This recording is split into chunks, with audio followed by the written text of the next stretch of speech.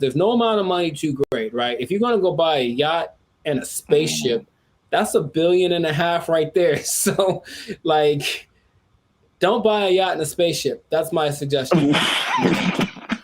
I'm just saying, please don't do that, Florida person. But Elon Musk has a yacht and a spaceship.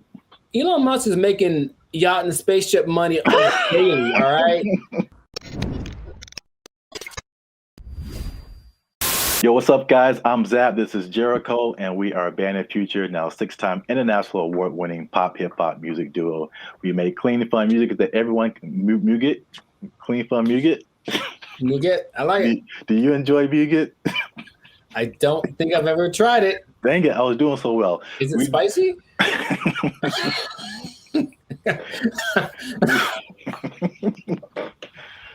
I don't know, but I think you should know if it's spicy. Because yeah. I'll put a link. I'll put the link to the video. Oh no, you talking about? Yeah. Here you go. Up there, guys. Go watch it. We do clean, fun music or Muget, depending on what country you're from. That everyone can listen to. The sound is uniquely Californian, and you are now tuned into the Life Circus podcast, where we talk about things that are funny, interesting, and ridiculous. And look, I raise my voice because I'm gonna make a statement. Say it. People have been watching, they've been laughing, they've been thinking, but they haven't been liking, they haven't been commenting, they haven't been sharing, and they haven't been subscribing. And I need you guys to do all 4 of those things, or else I'm gonna have to start robbing people again. I'm trying to change my life. Again, man. Told you. It's not the way. It's not the way. Trying to be on the straight and narrow, you know what I'm saying? Make this YouTube money. So yeah. But yeah, make sure you do all that. Like, subscribe, share, comment. Let us know what you think. And especially share this video with somebody who needs some money, man. Oh, man, I know quite a few people. I mean, like everybody, right? Like, if you need some more money, raise your hand. Mm-hmm. Hey, calm down. All right. So, I mean, it's not just specifically money. It's specifically the Mega Millions, right? The lottery. Or there's always the different state lotteries too, but you always see these news stories of people win like these ridiculous amounts of money, and then you see the statistics later where it's like they won $1 jillion, and like a year or two later, it's all gone. It is broke, yeah. And you can't I can't even imagine like how you do that with that much money. So I guess my question to you is like, why do you think that? Well, I got a few questions. First, let's start with that. Why do you think that happens? Like, why do people? Oh, for me, that's a simple answer. It's that if you don't understand the work that it takes to make money in the first place, you don't know how to keep it. That's all. So if you just got lucky and it's like, oh, I got money now, then you're not going to have you haven't developed any habits to maintain that. And everyone basically has an idea that, okay, maybe saving money is a good idea. I should do that more. I should. It's not on their list of must do, it's I should do. And then the second that it happened, perfect example, dude. Episode of the Boondocks where Grandpa leaves for his do it big vacation and he gives probably give you some money. And it's like, all right, this is supposed to last. It's like, also they came into some money. Cool. This is going to help us get food, get clothes, whatever, last the whole week. Nah, Riley goes and blows it all in an hour. Ask yourself, be honest. Ain't I'm clean? No. Man, how we going to eat? Like, that's just how people live. That it's like, you're basically a dam waiting to burst. I'm just waiting to get my break. And then I'm just going to do something ridiculous with my money. And no one can tell me no, because it's my money. So I think it's that. And plus, there are worlds of, how do I say this? Finance. Like there's things you can buy that you don't know you can buy because it's not an option for you, right? As soon as you get to that level of, I was in Malibu the other day, hey, Malibu, and I saw this thing for property, some kind of a beach property, and that's starting at $70 million. Oh man. They wouldn't put that there if they didn't know that there are people that can drive by on a whim and be like, "Hey, honey, do you think we should get new property? How much is it? Starting like 70 million." Bet, and then they just go do it. Like there are people that have that, right? But they also probably have the knowledge of how real estate works, all this kind of stuff, so they know how to invest in it and make it work for them. But if someone comes into what was it, $1.58 billion? Yeah, that's why I mentioned it, because it's like a big number. Just somebody won a bunch of money. Right. So if that person is dumb and, and they're from Florida, so I'm not going to tell you that they are, but you know what I mean? You prefer the term financially illiterate. Got it. So let's say this person, so there's nice properties in Florida, comes into their money, gets the lump sum, because of course they're going to get the lump sum, right? So they're going to get the lump sum, maybe 800 million, something like that after taxes. And then they're just driving by, and then they just see a sign that says, hey, property starting at 70 million. They look at their account like, yo, I got that. Let me get one for my cousin. And then a year later, they don't know how to upkeep property. They don't understand that buying things means you have more expenses, and it all just, so yeah. That's why I think it happens. That makes sense. Especially like with property, it's like even when people who just buy like a regular house, I mean, it's like you don't really realize all the expenses that come with it and the upkeep, and like it's not like you buy it and that's it. It's like you buy it and then now you have to keep spending more money to like keep it up. Insurance goes up. You got to fix more stuff. The toilet doesn't work for 2 years. Like it's a slippery slope. You have bugs in your house you got to get rid of. Dude, I saw a bug. I knew what kind of bug it was, but it's always surprising. One of those centipedes that looks like it's just like it looks deadly. It's not, but it just, and so every time you see it like black? It's like black with like these legs that are kind of like at an angle. It just looks like I feel like I know. I've seen what you're talking about. So I see it, and my logical side goes like, oh, it's just one of those things. And then my like primal side is just like, we need to move. Like that's what I'm they have invaded, you know what I mean? So yeah, but it's just like you have to always and there's always things that need to be fixed and whatever. And then property value around you goes up. Someone writes you a letter like, yo, you got to fix your roof, man, because you're hurting us. Stuff like that happens. I'm not saying it happened to me. I'm just saying that's the whole letter is just like, dear sir, fix your roof. You're hurting us. Sincerely, the neighborhood. Sincerely, all of us. You're bringing us down, bro. You need to step it up or get out. I was like, yeah, that's how it works. But not even that. I had a cousin who won maybe $300,000 on a game show in the snaps. In the 80s, right? So 300,000, that's pretty good. Dude, shout out to Steven.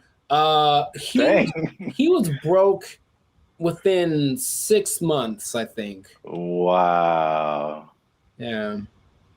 God. Because I know you, and I know how you think what you would do. Oh yeah. Winning the amount of money. Most people don't think that way. It's just not. I think, remember Shaq talked about he spent his whole first contract and was like broke. I don't know, it was a very short amount of time, but like he bought a house and then he had to buy his parents a house and he bought a truck and they buy whatever truck, and then he goes to his agent like, I need to get this thing, and they're like, dude, you were like $500,000 in the red. What did you do? You just got the contract. So you just have to know about these things, that there's no amount of money too great, right? If you're gonna go buy a yacht and a spaceship, that's $1.5 billion right there. So like, don't buy a yacht and a spaceship. That's my suggestion. I'm just saying, please don't do that, Florida person. But Elon Musk has a yacht and a spaceship. Elon Musk is making yacht and spaceship money daily, all right? Every day he's making that. Is that the level? Like 6 figures, millionaire, yacht and spaceship. Yacht and spaceship, man. Yacht and spaceship club only. And you have to buy them two things at the same time. You can't buy one or the other. It's like a package deal. You got to get them to match. Step 1, Tesla. Step 2, Step 3, yacht and spaceship. There we go. Yeah. Plus, they're probably gonna make a yacht that can turn into a spaceship or vice versa. So it's all there's no level. You can go buy. People buy islands now. You can get anything with the right amount of money. So just you'll run out of it because money is a limited thing unless you have. Because if you won the lottery once and you're like, cool, I'm set for life. It's like, no, maybe you should set up to try to like. If you won it once, maybe play it again. Like, I don't know, do something else. What? That sounds like a terrible idea. Well, look, I don't know what the probability is, but think about it. If you won $1 billion and then you spend $1 million of it on more lotto tickets, you're probably going to win it. I would just guess it's possible that you could win again. I know you don't like that at all because it's a stupid idea. I mean, I don't know if it's. It's like reinvesting into something that's a far-fetched idea, but if yeah, I won $1 billion and 10 million. All right, I'm gonna buy $10 million worth of lotto tickets. What if you win 3 more times? And you know what I mean? Like, and that's how Las Vegas works, folks. Yeah. Right, or gambling. People get addicted to gambling. I got so much money, and then all of a sudden, I won. What if I win again? Yeah, go for it. So my advice to Florida man or Florida woman, whichever one you use. Florida man, please keep your money. Yeah. Wow. That's the other thing you kind of made me think of is not just the stuff that you buy, but like your family, because then you become like the most popular person in your family. Everyone's going to hit you up. I'm broke and people hit me up. So if I got money, yeah. If I got money, bro, it's going to be like, right. It's like there's no end to it. Ooh, phone's gonna be ringing off the hook, man. And you can't be anonymous in most states if you win. You have to tell people, I'm rich now, so so leave me alone. You got to move to a different place. It can be a good thing for sure, but I don't think anybody. Then if you are all of a sudden a public figure, all you do is get criticized because people know what you're buying. That lady who won maybe $20 million in New York a few years ago, she spent most of it getting her husband out of jail. Oh. Or that. No. Getting him out of jail. She spent like $7-8 million on his bail. Right? Whoa. I know. I was like, my first question was, dude, what did he do? Like, wow. Like, he obviously did it. If $8 million, dude. So, yeah, but so everyone knew that she spent it. And they're like, you shouldn't waste your money. So yeah, she went through $20 million swift. Wow, that's crazy. Back to bologna sandwiches. Well, we're out of time, and that's been another episode of the Life's a Circus podcast. Make sure you like, subscribe, share, and leave a comment. What would you do if you won the Mega Millions or some kind of lottery? You think you would keep the money? What would you spend it on? Let us know. And check us out next time. And be cool and stay in school. Hey. Fine. Squash it. Squash it!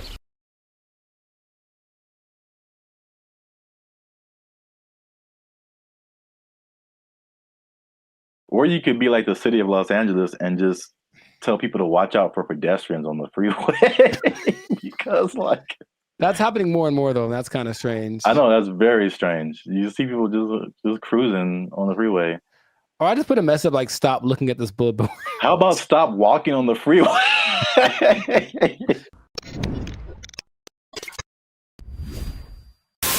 Yo, what's up, guys? I'm Zap, and this is Jericho.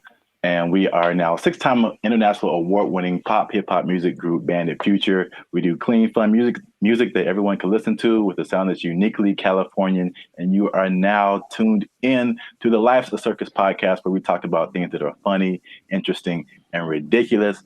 And make sure you like, subscribe, share, and comment on this video.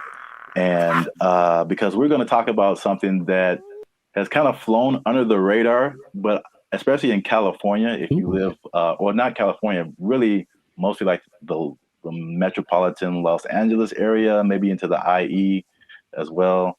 That's the Inland Empire for people who are not from this area. The uninitiated, but there is something that I feel, well, a couple of things that I feel like a lot of people have seen and a lot of people haven't talked about. Okay. Intriguing. Okay. Yes. So I'm going to show you a picture, and this one is very close to you. I know you have seen this. Yes, I have. This billboard. Mm-hmm. Okay. I don't know what this message is. Download our new video editor. Okay, maybe another time when we're not doing a podcast. This billboard, if you're not from California, this billboard has been up. There's been a few of these. I've seen them. Yeah. Up along a major freeway in California. It says, warning, this billboard structure is the subject of a lawsuit, LASC case number something. Anyone who assists the city of Pomona in the demolition of this billboard structure will be sued. And it's just one of the weirdest billboards I've ever seen. And there's several of them. And I've just never seen anything like this. So I finally looked it up. Mm-hmm. And this isn't McDonald's Grimace level, but there's a little bit of a rabbit hole here. Okay. So basically, there's a guy named Brian Kennedy. He is the founder and CEO of Regency Outdoor Advertising. So basically, he owns it's a very popular billboard brand, probably maybe the one of the most billboards around the country. And he owns these billboards. And so I guess he contracts with cities to put these billboards up, things like that. So in 1993, oh, baby, going back. Yeah, this story is very old. 1993, he had an agreement with the city to put up 10 billboards for 10 years with a 10-year extension. Mm-hmm. Right. So 1993, you put up 10 billboards. 2003, you renew it, keep those billboards up, stuff like that. You renew every 10 years. Okay. After the 1993 agreement, the city, the voters backed something called Proposition L, which prohibited the city from putting up any more billboards without voter approval. Okay. So when they came in, at the renewal period and were like, yo, take your billboards down, he was like, no. Like, we had an agreement before this Proposition L thing even happened. I see. And so it turns out this guy is kind of eccentric, so he not surprised. Okay. It's his billboard. So he was like, I'm just going to put this up here. And so because they've been threatening to just tear the billboards down. And he's like, no, I'm going to sue all you guys. So he just put those on his billboards. Okay. Which is I'll just get your reaction to that before I keep going. So I've been seeing those specifically. I don't know if this is the one, but there's one on the 71 just north, right close to where I live. And every time I drive past it, I'm always like, I wonder what that's about. But so before, I guess my question is, it was a different billboard owned by this guy, and then they wanted to take it down, so he replaced it with this. Yeah, the message. He probably rented it out to whatever company to advertise something. But now he's just been using it to put that message on there. Okay, so I guess I get a lot of questions in my brain, but my first one is, who would ever assist some? It's the companies. So like the city isn't going to go out there and do it. These people, they hire, they put out bids, for companies that do this kind of thing, demolishing or whatever. So basically, I think he's saying like, if your company is hired to tear down my billboard, I'm going to sue your company. So it seemed like a little bit of a scare tactic for anyone who wants to work with the city and taking this man's stuff down. Oh, that makes sense, but it's not what I was thinking. Dang it. I was hoping Oh. it was more for people who were just driving by with like a hammer in their trunk. Man, I really want to just pull off the side of the road and tear this thing down because I hate it so much. It's such an eyesore. And then this thing's like, don't you dare. Or some guy that is like driving his pet bulldozer down the freeway, which I've seen. And then I was saying, I'm gonna pull over and tear this thing down real quick. But it makes sense to hire people. So how long is this gonna happen for? I don't know, because I've seen it for, if not months, maybe years. Right. Like, I mean, the legal system is a very slow thing here. So yeah, right. And I think there was a case, but then it was appealed, so they're like waiting more time, and so I think I feel like it's eventually gonna come down, but he's definitely fighting the good fight. Huh. Because I think there was a case that I mean a case that awarded to the city and the people, and I think that he appealed it or something like that. So I'm assuming this guy has enough money that this isn't hurting him, right? I mean, yeah, billboards are way expensive. Yeah. So yeah, exactly. And it's not like selling something that could help him get some money back. It's just words. Yeah. What not to do. So yeah, I don't think he's hurting for money. Have you seen a picture of this guy? I have not. What do you think he looks like? Because I have an idea. Besides, I think he's an old rich white guy with a bad haircut. Okay. I feel like that's always how it goes down. I have in my head like this cross between Gary Busey and Gilbert Gottfried. I don't know why. This is kind of weird, and he kind of talks like Gilbert Gottfried. I just want that to be true. Old rich white guy with a bad haircut. That sounds like Gary Busey or Gilbert Gottfried. Yeah. That's what I want this to be. So we got to do a part 2 so I can see if I was right. Because if he looks nothing like that, I'll be disappointed. Like, that's just the truth. I'm looking at him now. He looks well. This is also very good. I mean, very fitting. He looks like a character from The Sopranos. Oh, nice. So he looks like someone who would do this. Got it. He doesn't have a bad haircut, but old rich white guy for sure. I wonder if he's the first person. He can't be the first person to have done this. I mean, maybe not, but I've never seen anything like this before. But we run out of time. So before we end this, there's a part 2 to this. Okay.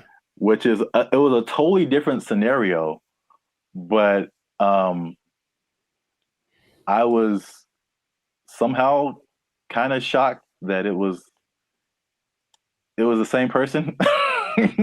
Okay. So we're going to leave Pomona and go more towards the LA area. LA? And then see if you've seen this billboard. Yes, I have. So it's the same guy. Oh my God. So you see the big Regency. Yes. Under it. And I wasn't even thinking about these two stories. Now this one is like 2 blocks from my house, and apparently now it's changed recently. So I don't know why he took it down or even put it up. But he put up 15 of these around. Oh, dude's got money, dude. Jeez. Yeah.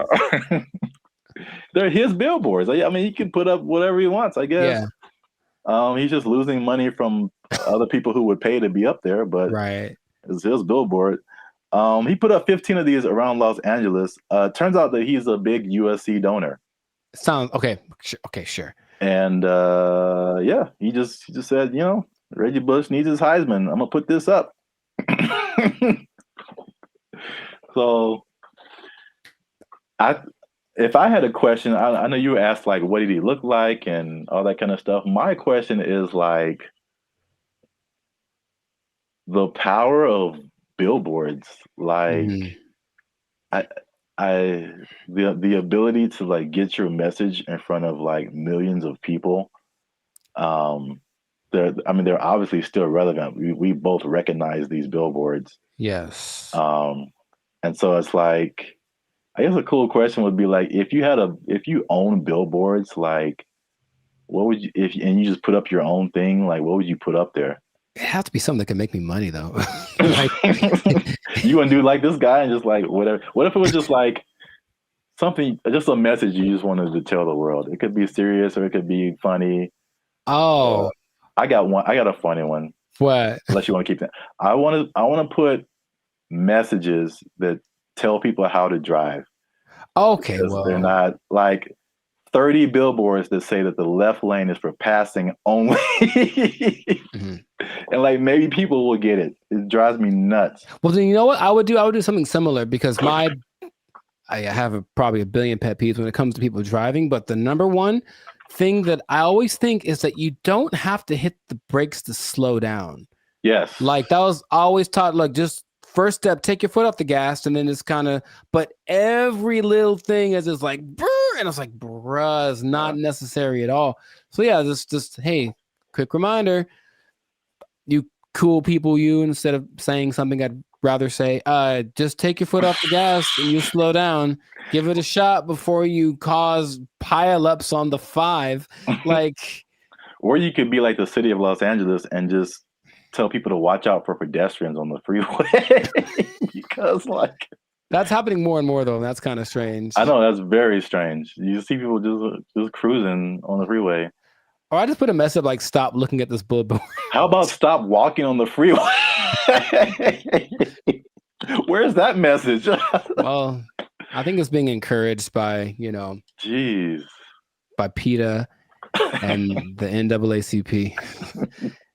That's just my thought. Everyone's just like, walk on the bill. I mean, it's happening. So we've been together in this, like, why is this now a thing? Why is this person walking on the freeway? And it's not like their car is broken down. They're just trying to get to where they're getting to. Yeah. And they just chose the freeway as the place to walk. I've almost hit several guys because of that. And it's like, all right, man. But good for him. Good for Billboard Man. He should change his name to Super Billboard Man. Yeah, I can't believe that. I mean, I can believe that was the same guy, but it was just like such a coincidence. That's wild. Yeah.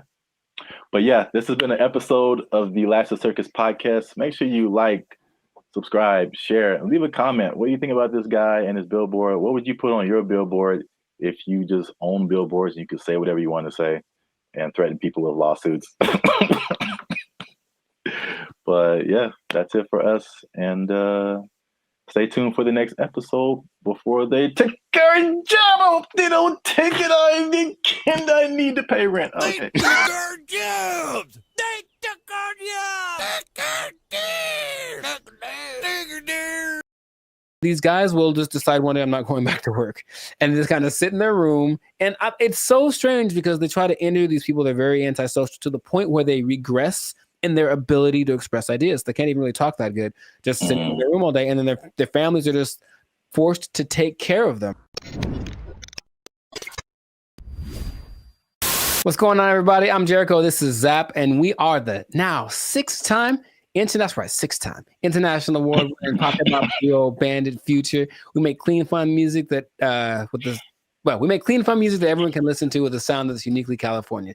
And you are right now here in the present time tuned into the Lash the Circus podcast. So we talk about things that are interesting, funny, and just straight up ridiculous. So before we get into it, there was a huge favor. Make sure to like, subscribe, share, comment.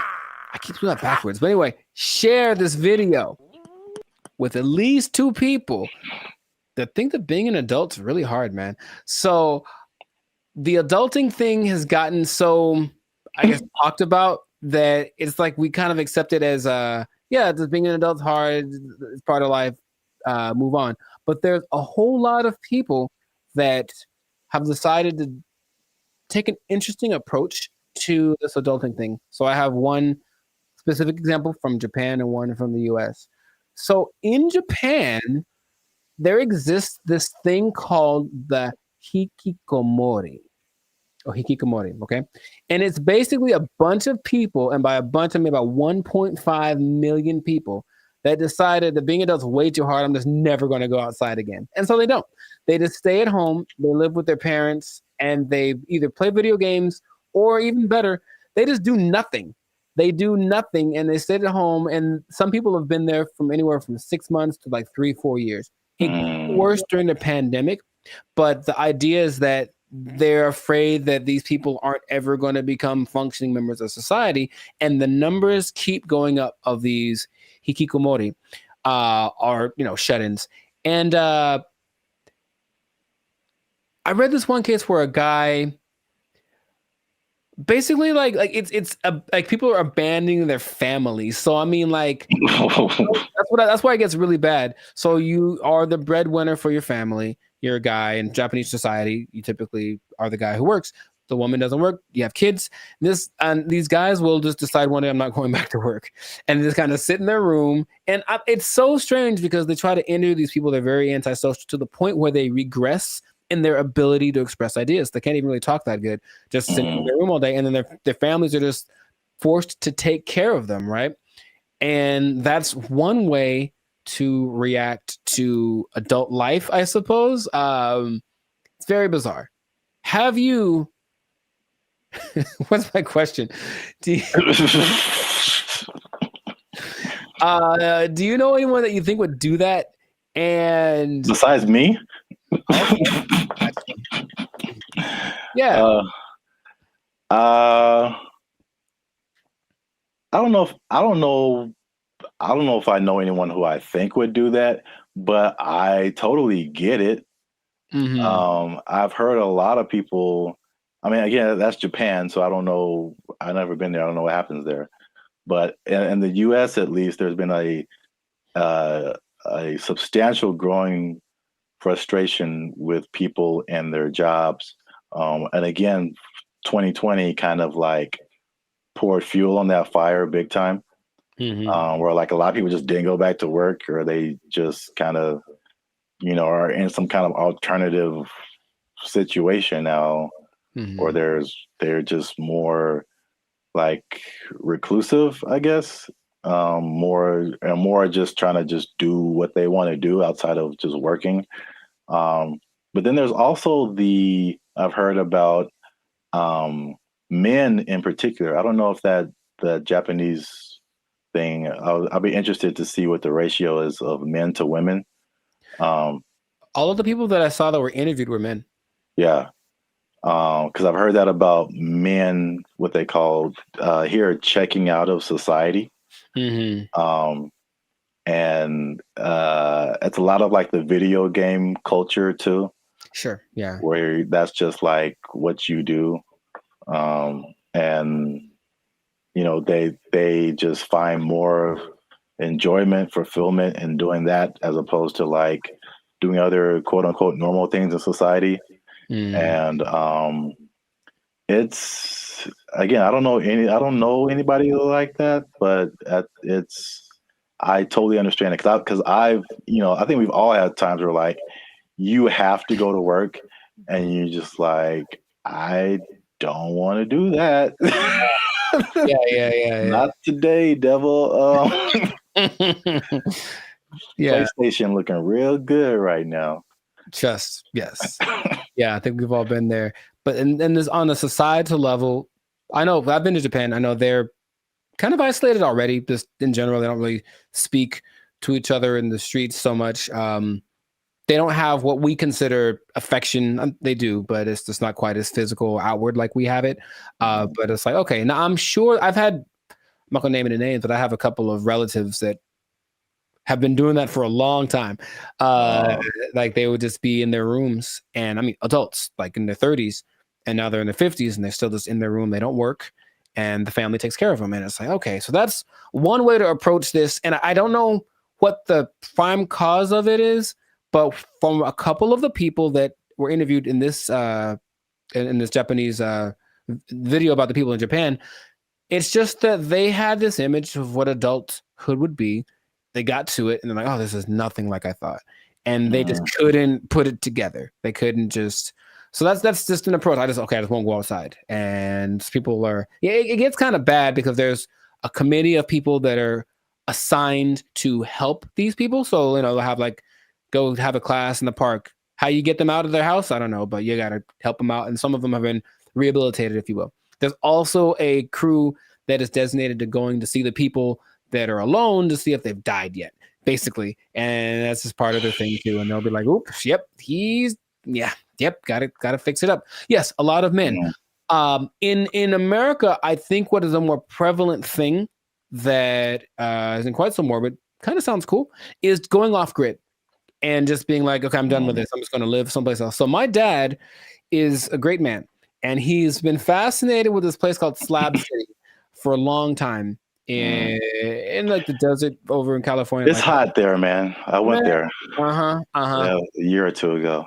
And so a year or two ago, I decided to take my dad just so you could see it. He could say he's been there.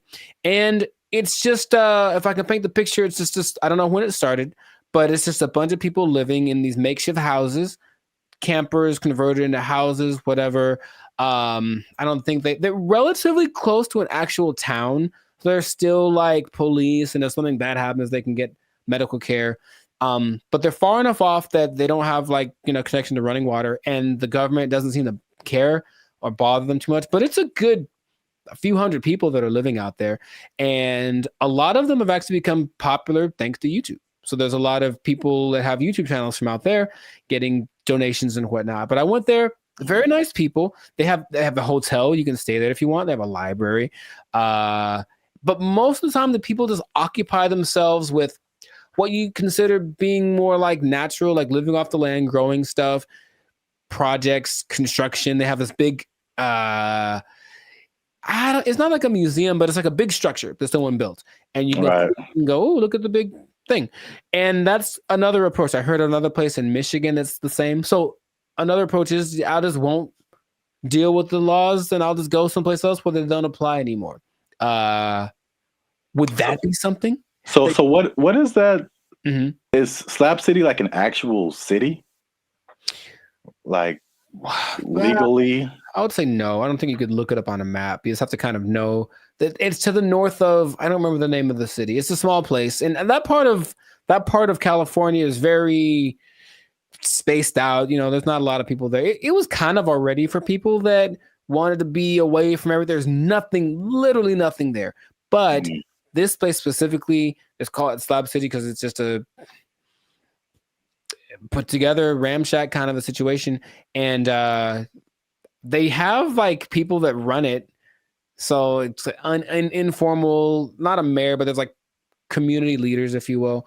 And it's just a whole vibe there. I remember I walked and some guy was like just hammering something and there was no rhyme or reason of what he was doing, but he was hammering a thing into a thing. And he had a lot of things and he was just doing it. And I was like, all right. And I walked up and I gave him a case of beer and I talked to the guy who plays the guitar. And this guy just sits there and plays guitar all day. And they seemed very nice. And I didn't get much of their story, but they had been there for a long time.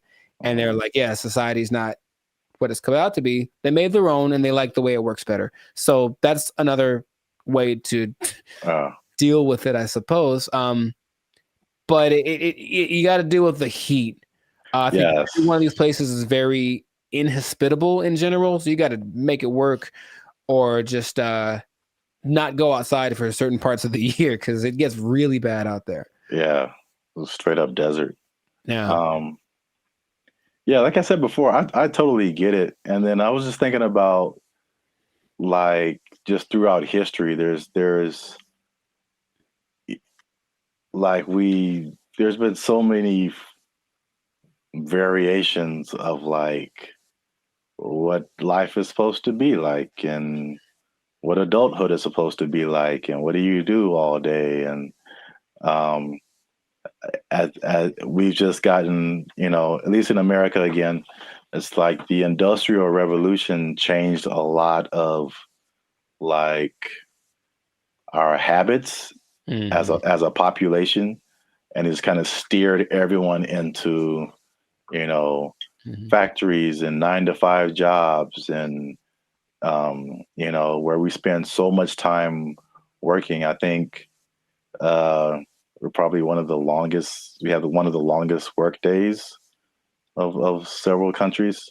Yeah. And that, you know, and what you're quote unquote supposed to do, go to college and marry this person and learn how to do this so that you can buy a house and then get a mortgage and do this. And it's like, well, there's a cycle of, and it's very like cookie cutter. I feel like if I definitely looking back, there's some things I think I would definitely have done different or not have done, just to like march to the beat of my own drum a little bit. I think I would have been happier because of it.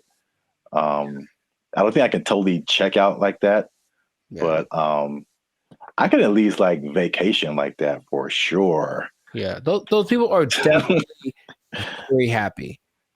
Much they have good community, have a little get together every Friday. They play music and hang out and drink and whatever. But yeah, they're just happier. So it's like you can define what your success is or what makes you happy. But these people have decided, I don't need all the glitz and glamour. I don't need to go to a 5-star restaurant to feel good about myself. I can just hang out in the desert with my cactus buddies and be vibing. And really, it was a very, like, every place has like their own vibe. And when I got there, I was like, this is cool. This is cool. There was the guy over there standing on his van yelling at everyone with a bullhorn about how you're going to go to hell. He was fun. And then, I still think about him to this day. And then, there was like the little curator lady. I think she was like senile because I think she thought she was mowing something because she was walking around with her hands like this, just kind of going. And there's no grass for one, but she's like kind of just going, doing. I was like, you go, girl, whatever, Cocaine is a hell of a drug, man. I mean, she was moving too slow for that, but you know what I mean? I think that she was in a good place, and that's cool to see. So it's just another option for people to have a different, outcome with their life. So, that's just an interesting way people live. So, I see both sides of it. I mean, it's last thing is I know we run out of time, but like, I guess the devil's advocate or just like the other side of it is just like, well, what does it mean to be a contributing member of society? And so like, if nobody's working and nobody's doing anything, like, somebody needs to do something for like this whole thing to function. So there's that aspect of it too, for sure. I think they figured out what they have to do to survive, because of course none of them could just do it by themselves. But some people have a little garden, some people cook stuff. I think they have I wasn't gonna go, but they do have a restaurant. I don't know what's on the menu, but I'm pretty sure it's a little exotic. maybe a little crunchier than it should be. I don't know. I didn't want to find out what the restaurant was like, but a society is an interesting entity because it does have to have certain things in place to work. There has to be people that are in charge of certain things, and people have to do things. Otherwise, it's just like, the one person living on an island. If you want to do that, you can do that. And that is an option. I've heard of people doing that, but I don't think that's quite as common as people that actually get together and say, we'll be in our society. Just the big old thing is too much. So let's just make our own little pocket and then work with that. And I ain't mad at them. Do your thing, Slab City. Yeah. It's right out there. If you want to go ahead. Give that desert life a try. Mad Max style, I think that is it for us. Another episode in the books, another successful episode of the Lives of Circus podcast. So please leave a comment. Let us know what you think. Would you go off grid? Would you just shut yourself off and be a recluse for the rest of your life if life got a little too rough? Or what are some other ways you think that people can react to adulthood and the reality that it is? So let us know about that. And then it's interesting. If you're an adult, you pretty much have to have a job, man. What? You do? You pretty much have to have one. Man, that's crazy. I know. And the bad part is what happens if that job becomes if it's taken away from you. They can't take my job. They can't take it. I won't let them. They took our jobs. They took our jobs. This is for our ancestors, Jericho. No, it's not. No, it's not. For all the cotton pickers, for all the slaves, for everyone who marched in the Million Man March. I don't think this was the dream that Dr. King had in mind.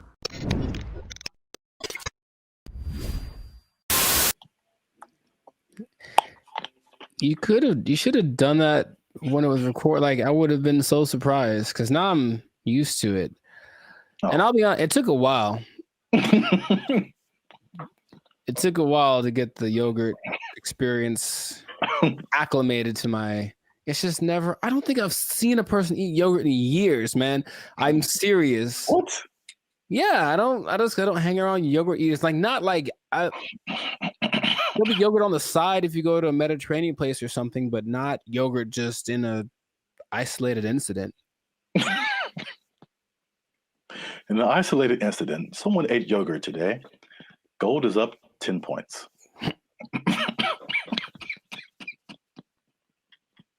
Back to you, Jim. All right.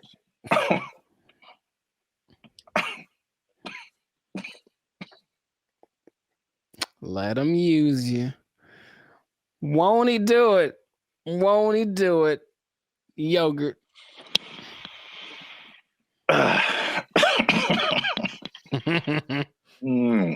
Okay. Unique New York. Hey, what's up, guys? I'm Zap. This is Jericho. We are now 6-time international award-winning pop, hip-hop music duo, band, and future. We make clean, fun music that everyone can listen to with a sound that's uniquely Californian. And right now, I'm eating yogurt. And I can't handle it. And he can't handle it. But you're still tuned in to the Lifestyle Circus podcast, where we talk about things that are funny, interesting, and ridiculous. Please don't choke on your yogurt, man. I wouldn't know what to do with myself. So make sure you like, subscribe, comment, and share this video with somebody who likes to go to fast food every now and then. Okay. Because they might be going a little bit less. And I'll explain why. And I'm going to explain something very interesting with regards to minimum wage at the end of this video. A shocking statistic when it comes to how much people earn. I want to know what it is right now. Yeah. Tell me now. No, you got to wait to the end, man. You got to wait to the end. All right. But first, you got to watch this video because, I'm not even going to set it up. Let's just watch it. This is Gavin Newsom, governor of California. Hey, Gavin. And these people have just lobbied for a fast food minimum wage that is higher than the regular minimum wage. So now these people will be earning $20 an hour at your fast food places in California.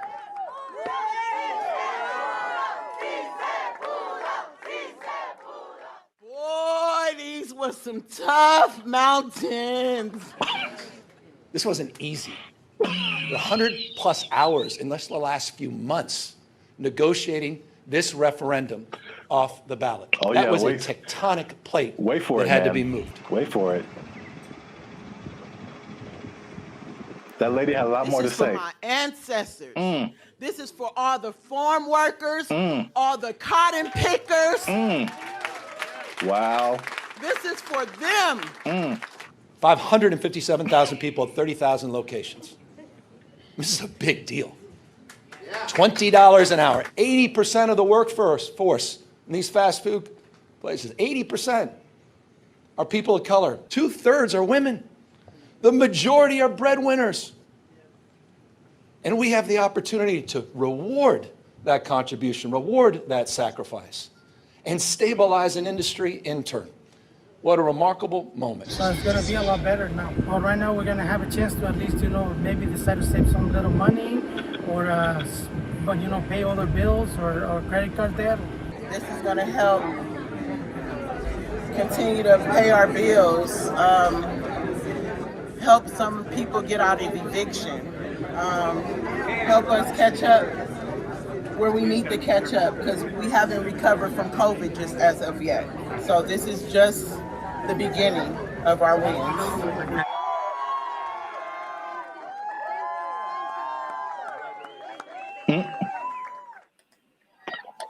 So yeah, I didn't expect her. You gotta understand, Jericho. She's dressed like a toy you find in a Happy Meal.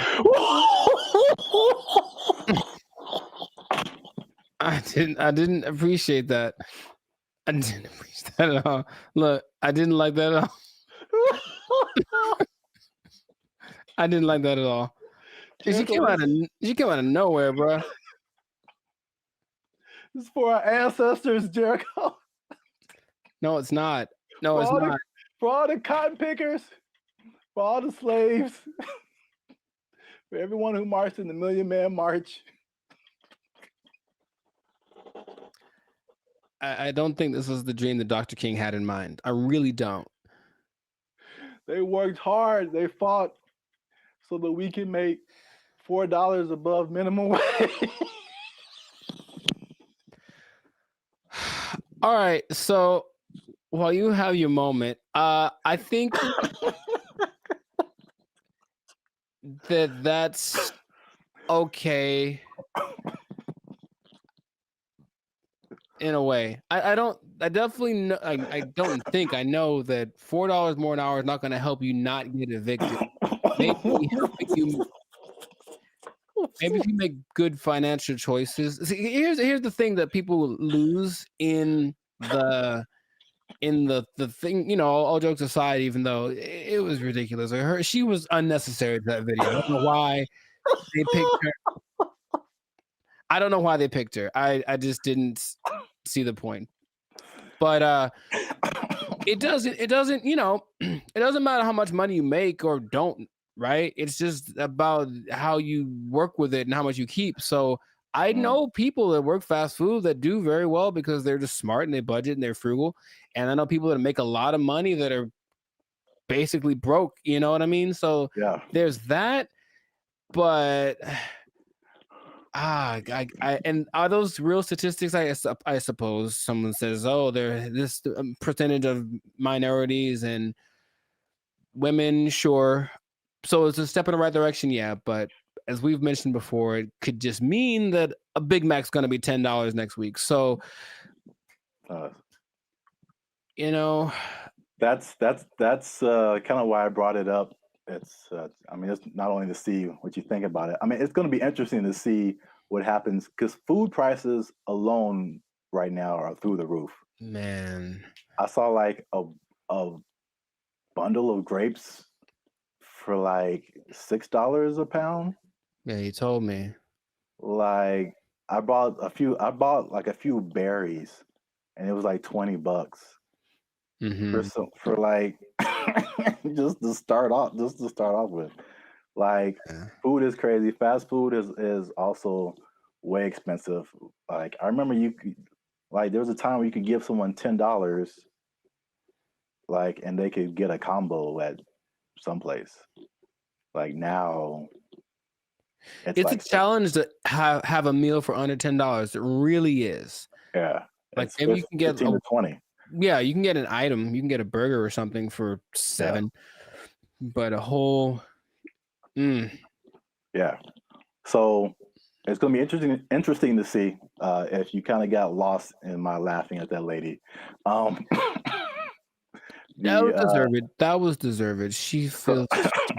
I feel like she makes a lot of bad decisions. That's just my honest opinion. I've never met her. Maybe she's wonderful. I hope she's doing well. I hope she sees this video and she likes Bandit Future. But I think her presence was a bit distracting to the whole experience. But yeah, so it's just a very weird situation that I haven't really heard of, because basically the government is involved. Right. They created this like separate task force for like fast food worker wages, which I haven't really heard of before. Where like I mean, it's not the government setting it, but the government is like an intermediary Mm-hmm.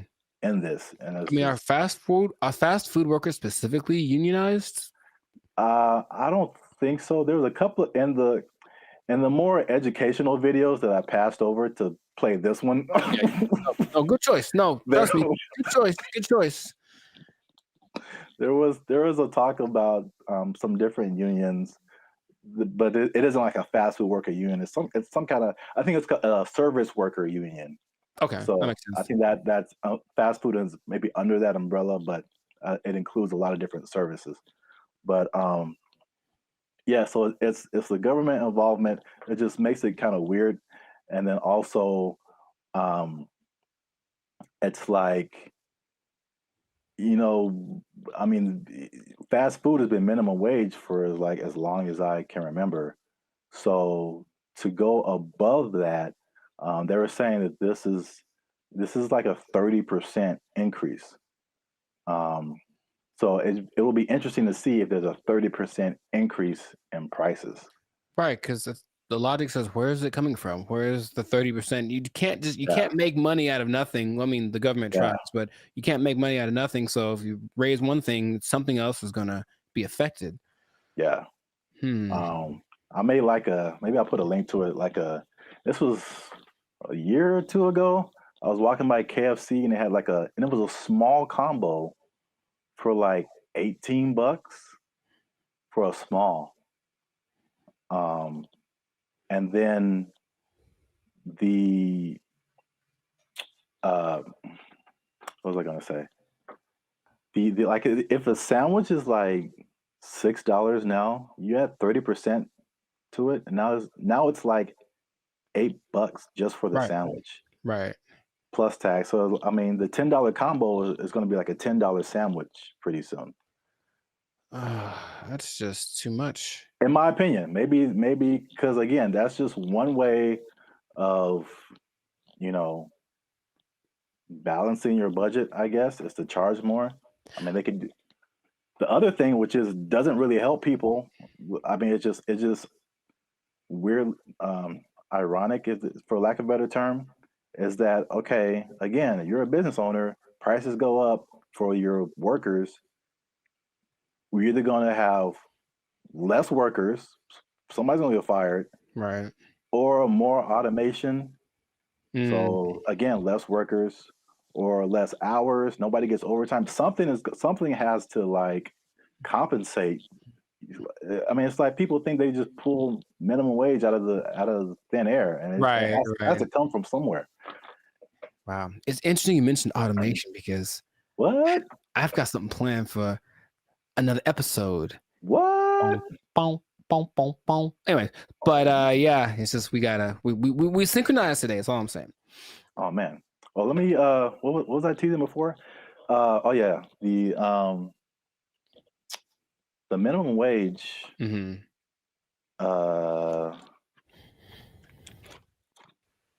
Oh, this teases for something else. Whoops. Oh, maybe I can come up with another one.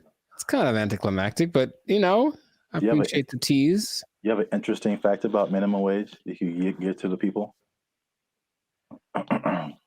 No, I do not. Well, that's been another episode of Life Service Podcast. Yeah, I was going to say, though, I wonder what will happen to the In-N-Out workers because they always got paid more than minimum wage. That was kind of the thing. That was the job you wanted in high school because you were on your feet because they deserve it. They're working round the clock. And I wonder if they're going to get more than the higher price than, you know, more than the $20 now. It's kind of they operated like every fast food job was minimum wage except for In-N-Out. Even Chick-fil-A? I believe Chick-fil-A is also minimum wage. You just have to be a good-hearted person because those people, even if I don't like the food, they're very nice people. Very nice people working at Chick-fil-A. Yes.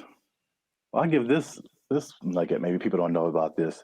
If you ever want to own a Chick-fil-A, you have to start at the bottom and like work there for minimum wage.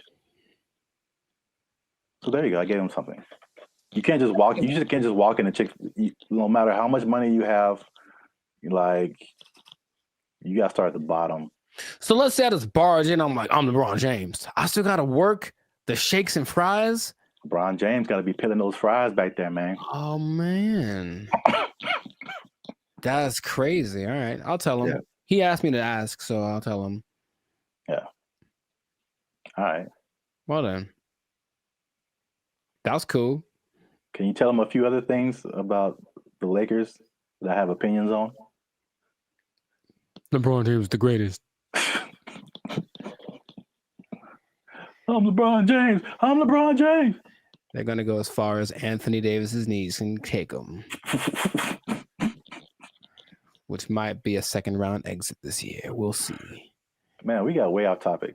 All right. I know, but make sure to like, subscribe, comment, and share this video. Like maybe probably the first 80% of it before we ran off the rails. Yeah. And we'll see you on the next episode, unless they take a job, unless they take it. Minimum wage on LeBron. They took our jobs! They took our jobs! I'm in Hollywood just eating a sandwich, as you do. And the robot comes along, and it's apparently like one of those delivery service things, and it's looking for somebody. And you can see it kind of doing this thing. Like it doesn't have eyes, like a box on wheels, but it just was looking around.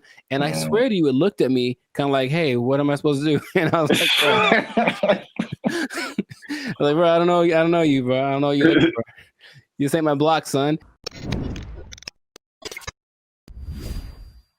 What's up, everybody? I'm Jericho. This is Zap, and we are the now 6-time international pop hip hop duo.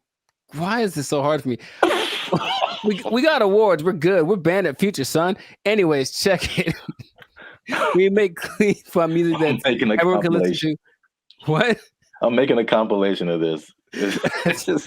We make clean fun music everyone can listen to with a sound that's uniquely Californian. And you are now, right now, in this moment in time, tuned into the Life's a Circus podcast. We talk about things that are fun, interesting, and straight up ridiculous. So before we get started, do us a huge, huge favor. Make sure to like, subscribe, share, and comment on this video. Share this video with at least 2 people that are afraid about the robots, man. We're talking about them again because there's some new developments. There's some new robotic developments, this time from the more humanoid version, and it's kind of crazy. So stay tuned to the end to find out what animal they're actually trying to replace with these robots. Like it's an animal that humans have used for centuries, and all of a sudden it's like, they're not good enough anymore. We need some new ones. So let's get into this thing now. The robots are not coming. They are here, children. This is not a drill. The robots are here, and I want you all to be... Hide your wives, hide your kids. It's just... So there's basically 3 companies that are really going in on producing these humanoid robots. They're really emphasizing the humanoid factor, and a lot of people are, once again, afraid of they're going to take our jobs, whatever it is. But I just want you this thing. So it's the most... How do I say it? It's got hands, man. Like hands like this. Hands that can grab things and manipulate, and they look like they're kind of soft, like maybe they moisturize. Like really, real humanoid like. And so these Tesla bots have autonomous correction action capabilities. Basically, they can in the moment figure stuff out, and they can do sorting and unsorting sort of stuff. And just watching it without, like if you watched a silhouette of one, it's the one you'd say, oh, that's a person. And that's already kind of crazy, not a big clunky robot thing that they had a few years ago. Now it's just looks pretty sleek. There's a video of one doing yoga, and that maybe creeped me out more than anything else. I don't know why, but it's something that you're going to be able to purchase for yourself if you want, for the low price of Well, there's no prices. It's not there yet, but it's going to be $1 billion. I'm sure it's going to be up there. But the Tesla bot, which will be compatible with all of your Tesla products, with your Tesla truck, with your whatever it is. My man's Zabrath, do you want a bot? Do you want a bot that has soft hands that could probably play? Here's the thing about it, dude. That's the thing that stood out to me the most. Like the hands, you have to see it. Just show it right here. Just show it. It's got these hands that kind of, and it's like playing with Legos in the video that I saw and sorting things out. So you could hold hands, you could play frisbee with it. You could play thumb. You could probably play thumb war with one of these. Yeah, right. How crazy it is. It's like I win, and then your thumb is on the floor. We don't have to get all morbid with it, but anyways, I mean, what do you want? Do you want one? Maybe the Tesla bot doesn't know its own strength. I don't know. Well, I mean, so wait a minute. Is it like head to toe? Because you've been really focusing on the moist hands, and it's the thing that's so, I don't know why I find that so interesting. The hands. It's probably like the most amount of times I've heard you say the word moist as well, but no comment. It's a good word, anyways. No. Where did that come from? I didn't. That doesn't have anything to do with. Oh my god, it doesn't. All right. For those of you who have no idea what's going on, just trust me when I say you don't want to know. There's a guy who appears every once in a while. He's not real though. I won't let him into the podcast today. Good Lord. So wait a minute. Does it have? It's more than hands, right? It's like head to toe. Oh, sure. Yeah, it's an entire complete thing, but it's like our height, maybe about 5'8", 5'9", and they just look like I said, if you saw a silhouette of one of these specifically, I think you'd figure it out for the movements after a while. Like that's not a human, but for a second, it looks extremely. Of the ones I'm going to mention, it's the most human-like in its features and all of the aesthetics of it. Okay. Does it like when it talks? Does it move its mouth and all that, and the eyes and all that, or is it just? It doesn't talk, but it can understand, which is so anyway. Yeah. But the face looks like a human. It's got dots. It's got dots and like a nose thing. I see. So it's getting there. But that's like the one that's the most. I mean, the first when you said, I mean, because you focus on the hands, like moving stuff and then building Legos. My first thought was laundry.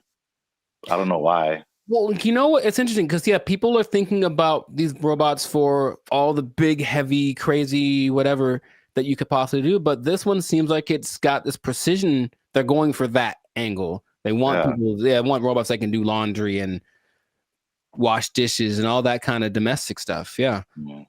Although, I mean, we do have dishwashers.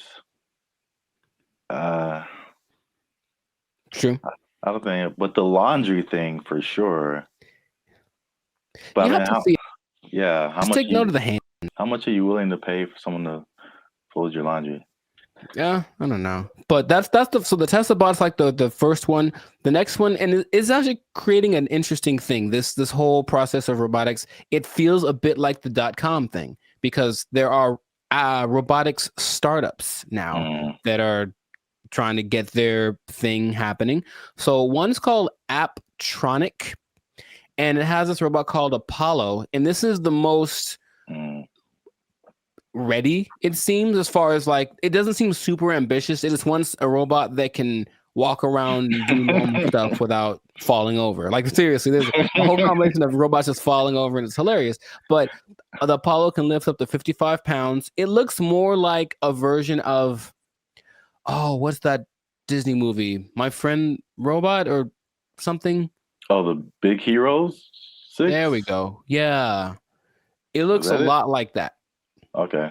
And you just watch it and it just walks around and it's picking things up. But this Apptronic is trying to make robots for practical everyday use. And it seems the most ready. It's like a small company, but I just find that interesting that all of these little things are popping up, and they're going to be in competition with each other, or one company's going to buy the other. I can just kind of see that aspect of it happening, but those look pretty friendly. I say that because, in contrast, the company that's the most the furthest along with all this is Boston Dynamics, and they've been in it for a minute. They're supported by the U.S. government since 2011. And they had their flagship bot called the Atlas bot, and they've been just working on it and getting it better. So I don't know if you've seen the video, but maybe there'll be a video here of maybe of a robot that's running like this obstacle course with this duffel bag, and it's jumping over the thing and then putting the duffel bag down and then climbing up to the next level and picking up the duffel bag and then running and putting it. And it looks so. I always thought it was maybe fake, animated, but it's just the way that it moves. It's very robotic. That's the thing that they're going for. But at the same time, it has so many interesting things that it can do and interesting versions. That's the company that made the dogs that we talked about earlier. The dogs that are gonna, whatever. And I had an interesting robot experience a couple of days ago. I don't think I told you, or maybe I did, where I'm in Hollywood just eating a sandwich, as you do, and the robot comes along, and it's apparently one of those delivery service things, and it's looking for somebody, and you can see it kind of doing this thing. It doesn't have eyes, like a box on wheels, but it just was looking around, and I swear to you, it looked at me kind of hey, what am I supposed to do? And I was bro, I don't know you, bro. I don't know you. Bro. You ain't my block, son. But it's just and everyone was walking past it normal. Yeah, there's a robot. So that's slowly becoming a thing. And Elon specifically said it's not going to happen overnight. So there's this assimilation of robots. But the Atlas bot thing, since the 2011, been backed by the Department of Defense. They're supposed to be used for all of the dangerous things, tending to nuclear reactors, putting out big fires. But they're also making these to wash dishes and fold laundry. Maybe do small tasks. They have the version called the Cheetah that can run 30 miles an hour. And they swear that they don't have any military intentions. Now, just if I said, we assure you we don't have any military intentions, what do you think is actually happening, sir?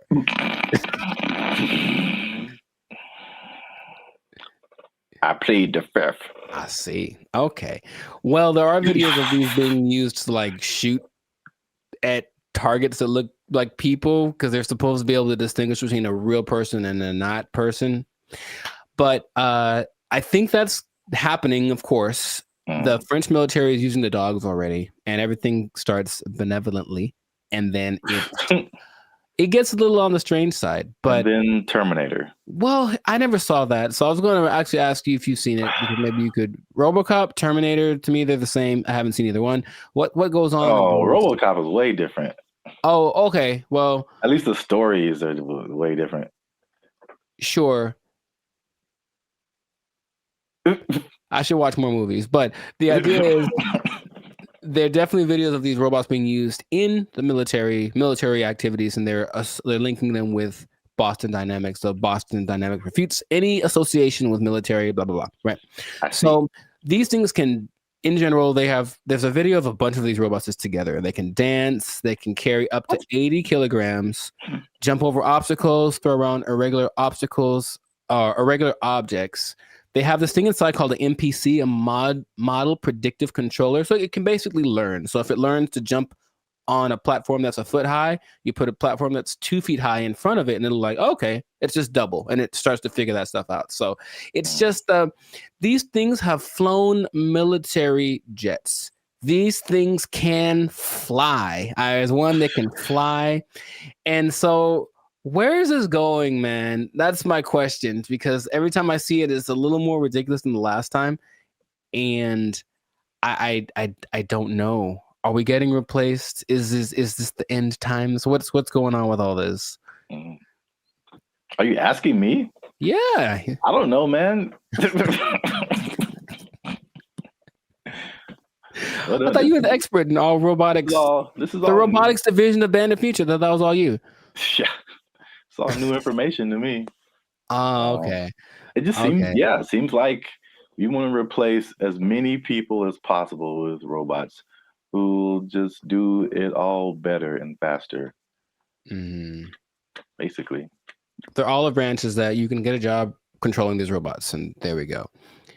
But they're starting until they make a robot to control the robots.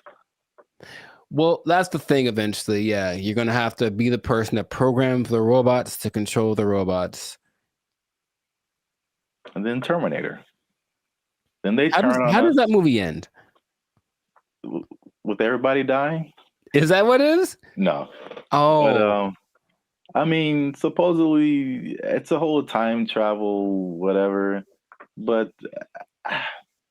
I think eventually the humans defeat the robots or something. I don't remember.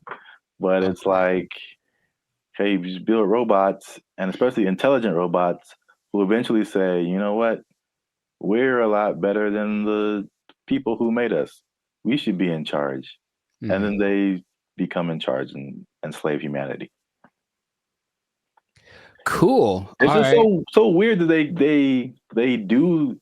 The movie has been written already, and they keep doing it. Just like the dinosaur thing, people like trying to bring dinosaurs back. Yeah, and I'm like, no. There's a movie. There's a bunch of movies that tell you what happens, and it's not good. So stop it. Just stop it right now. They're not gonna stop. But you can't stop, won't stop. But they are supposed to be the next. Anyways, everything is so nice that they're gonna be replacing your pets. Because think about it, a dog that's a robot doesn't need food.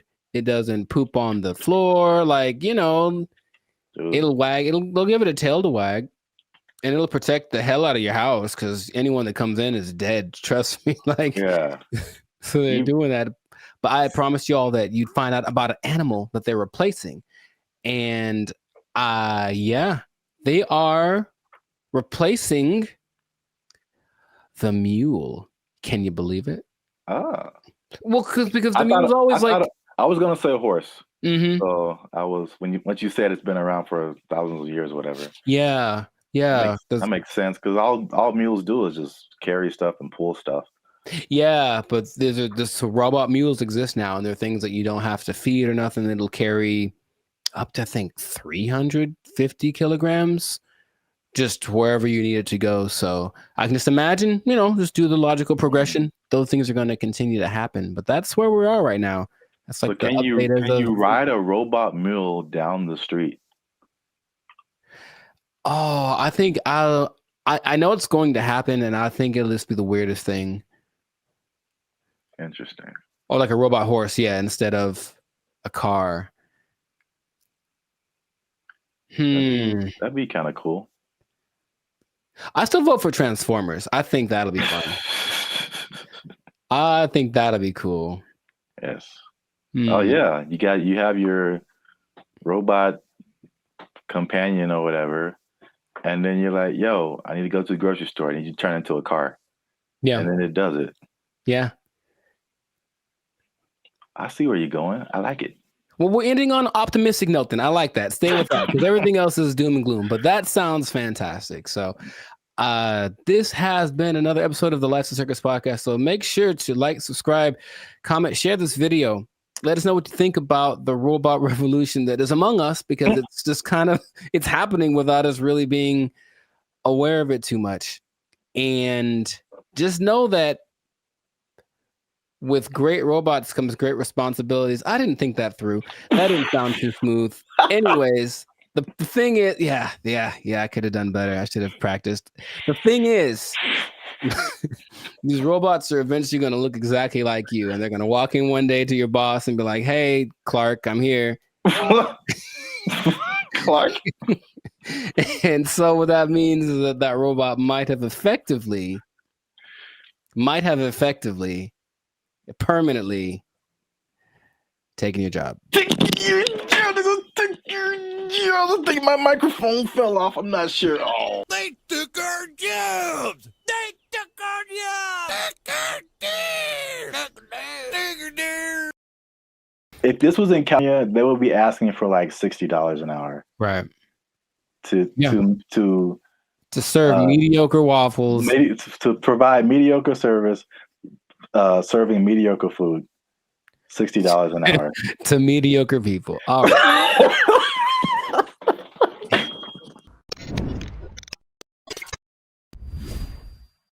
Yo, what's up, guys? I'm Zap, and this is Jericho, and we are now 6-time international award-winning pop hip-hop music duo band and future. We do clean, fun music that everyone can listen to with a sound that is uniquely California, and you are now tuned into the Life's a Circus podcast, where we talk about things that are funny, interesting, and ridiculous. But wait a minute. Hold up. Y'all been laughing. Y'all been crying. Y'all been spitting your food out. There we go. When we talk about gross stuff. You just been having a good time on our dime. And we need to support your boys by making a little noise. Oh, bars. I like it. So make sure you like, make sure you subscribe, make sure you comment. Oh, God. It has to, I don't. Okay, so just to explain something for y'all, when we do these topics, the other person doesn't know what the topic is about to be. So it's like the grand surprise. I'm here waiting, and it seems like it's going to be a doozy. Make sure you share this video Uh-huh.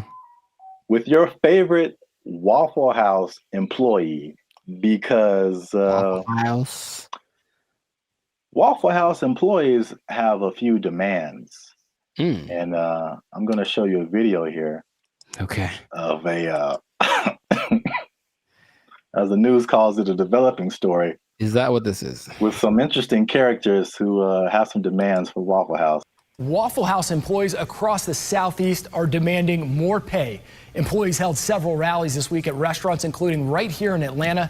Channel 2's Larry Spruill is live on Piedmont Avenue in Buckhead. Hey, what up, Larry? Locations.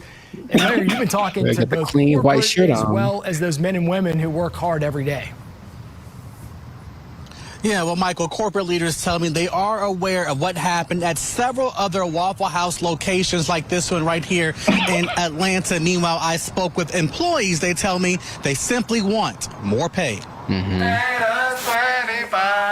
It's a simple demand from Waffle House employees across the Southeast and here in Metro Atlanta. We're asking for $25 an hour. Gerald Green says he's been working at Waffle House for years. I'm what they call a grill operator. I'm a cook. I'm a rock star cook.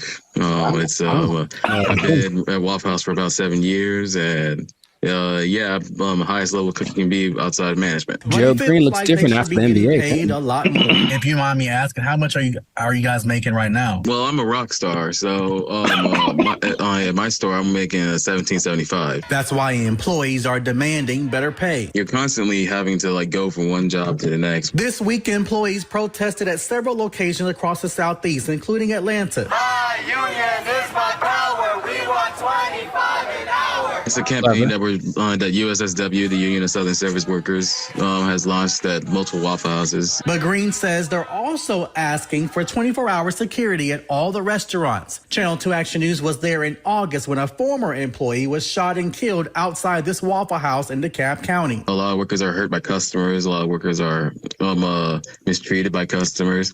And people say it's funny to be seeing people in fights all the time, but we're not really MMA fighters like the memes online say that we are. I reached out to Waffle House corporate. A spokesperson sent me this statement. It says, in part, Waffle House remains proud of its long history of effectively and directly addressing associate concerns. Our senior management teams continue to work alongside our associates as they have done since our company's inception. All right, so that's the main idea. Got it. There we go. So, I'm a rock star.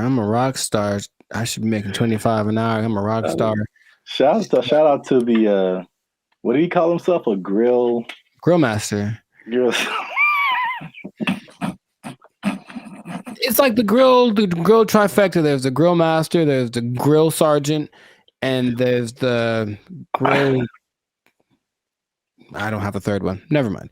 Okay, so I don't even know where to start, man. let's just start by explaining Waffle House. because a Waffle House. Let me see. It has 1,900 locations in 25 states. That's a lot. And for people who don't know, it's American diner. Serves mostly breakfast food, but they have other things too, and predominantly in the Southeast United States. Yeah. So we're in California. I don't think there's any Waffle Houses out here. I don't believe so. California. Have you ever been to a Waffle House? Sure have, sugar. Oh. Okay. I was attended by Dolores. So you know names and everything. Yeah.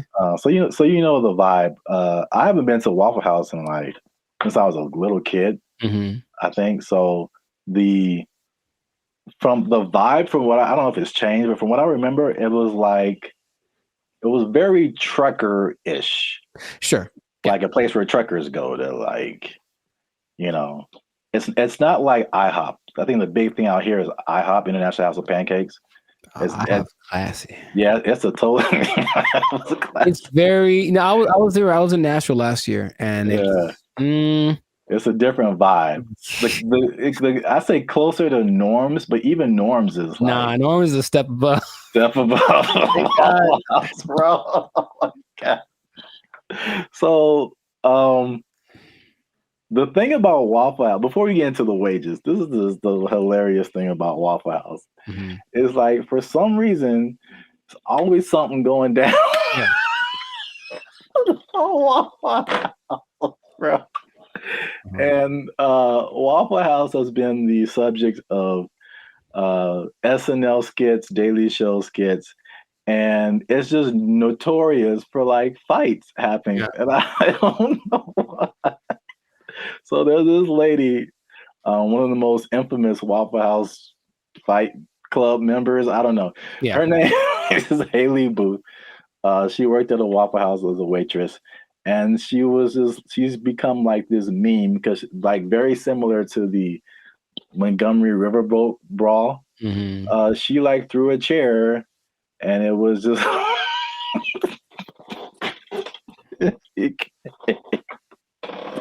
it became a meme. So it's a big social media thing with Waffle House. And these are some of the quotes from social media. Okay. Oh, Haley, the waitress, she says, and I quote, "I've probably cleaned blood off of every surface of a Waffle House," just to give you guys an idea.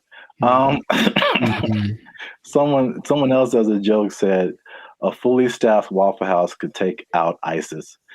There's another one. Yeah, accurate. It says, there's a Fight Club meme that says, "If this is your first fight at Waffle House, you have to fight." So that's the vibe of Waffle House. And then for the waitress, she says that the primary reason she thinks why there's fights is two reasons. Is one, it being open 24/7, and two, them serving alcohol, and the combination of those two things turning into fights. Yes, well, two things. Can we every time we say that, can something just pop up like a head or something? Just to hint coming soon to a podcast near you. Two things, but one, I don't think it's a coincidence that the Waffle House logo uses the same colors as Spirit Airlines. That's just kind of my first thought.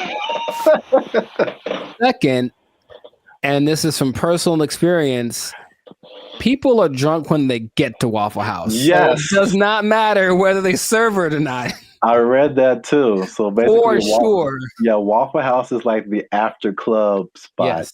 So once the club closes down, the Waffle House is open and ready for all comers. And man, it's just... yeah, they gotta shut it. Waffle House. But places like Denny's are open 24 hours, a lot of them, and Denny's don't have that. So it's something about Waffle House. It's something about Waffle. It's like when you walk in, you do feel this. The first time I went to Waffle House, I was young.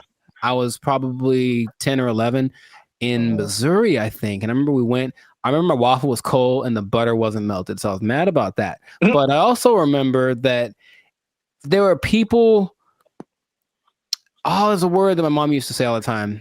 Nefarious. I think there are some nefarious individuals in the corner, and she's kind of uncomfortable with having her kids in this place with these nefarious individuals. Kind of suspicious. And I didn't know that that was normal until I went to another one later, you know, older, and I was like, I feel like those are the same people. Like, I was like, I think they just have them instead of the weird bunch from the McDonald's group, right? All them. They just have these cats in the corner ready to start some stuff. Like, that's what it feels like. Yeah. That's... Oh, I was so thrilled about this topic. Also, I think the food is okay. Yes, so that's a good segue. The food and the service. It is borderline acceptable.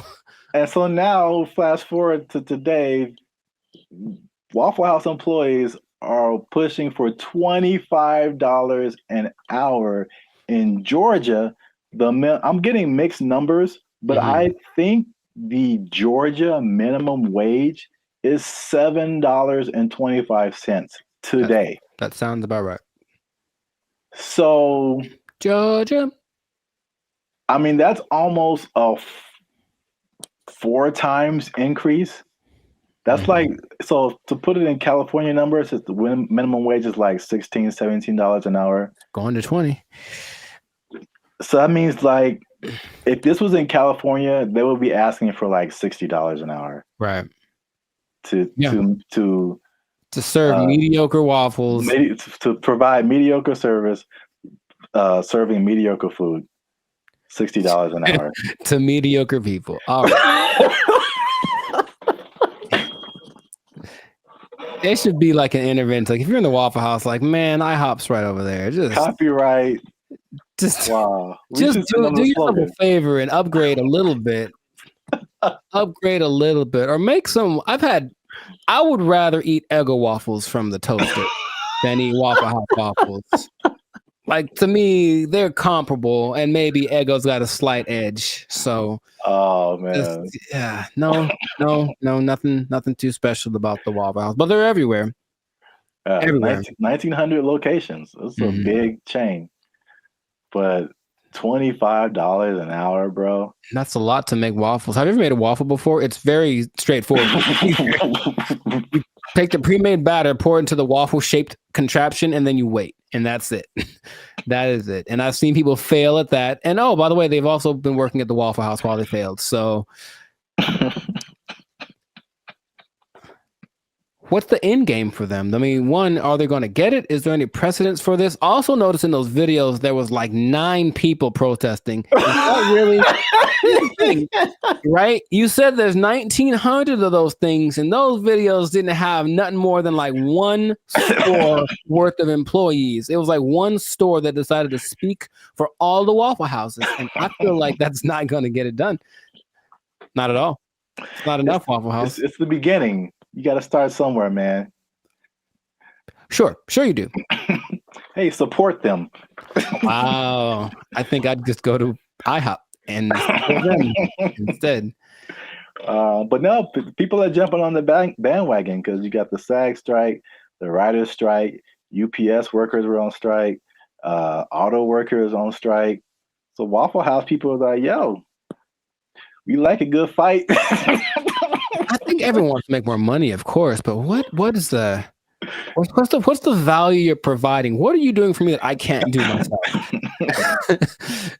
And like I said, I can make me I got a decent waffle maker. I can make myself a waffle. So I don't know what they're going for, but if they get it, good for them. $25 an hour. Wow. That's a whole lot. Leading the charge, the rockstar cook, rockstar grill master. He should probably just go solo. That's what I'm thinking. Instead of doing this whole trying to lead the charge thing, just be like, I'm the rockstar grill master, make his own YouTube channel, have a shit. Hey bro, I'll manage you. Just give me $25 an hour and I'll manage you. Start a whole channel of waffle apartments.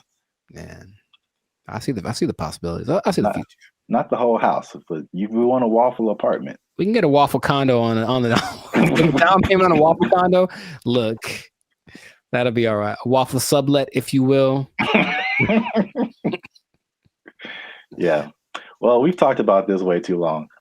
We still could. That's the problem. I can keep going for another 10 minutes because it is fun to talk about. Oh man, I'm in tears.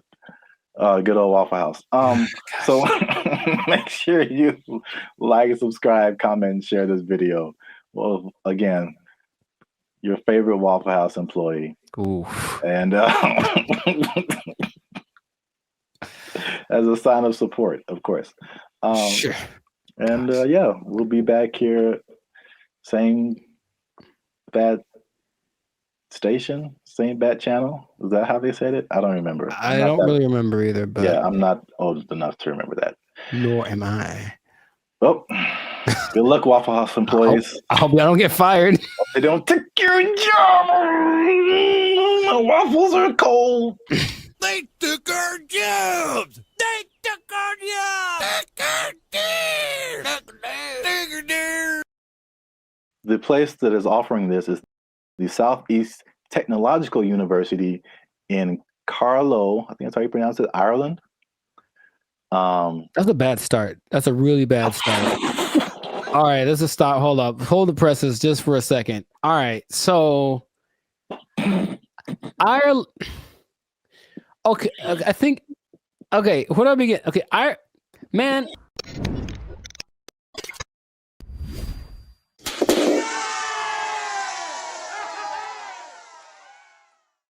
What's up, guys? I'm Zap. This is Jericho. We are Band of Future, and now 6-time international award-winning pop hip-hop music duo.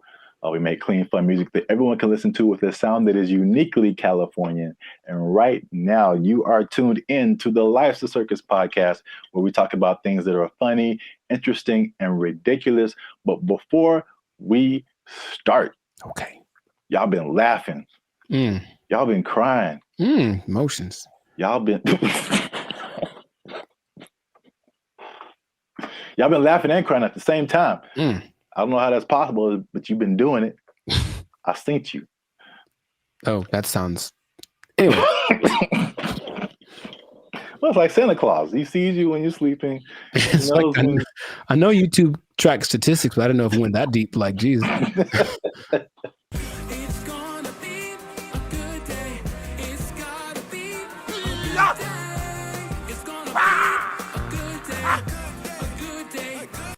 So today, we are talking about something that's interesting. The letter Q? I mean, that's kind of what I was hoping. Today's episode is brought to you by the letter Q. Brought to you by, yeah, a little bit deeper than a single letter. Okay. But it does have to do with letters, arts, and sciences.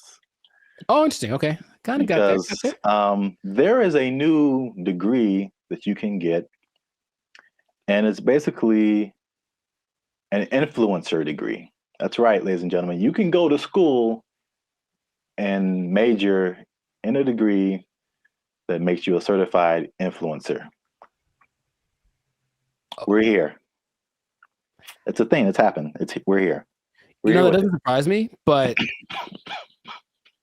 go on. I want to know more. Yeah, forget about engineering or what else is there? Business, law. Math is a thing still, I think. Medical.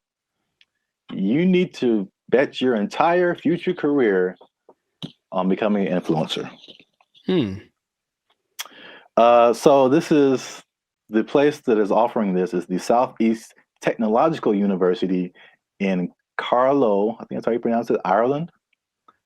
That's a bad start. That's a really bad start.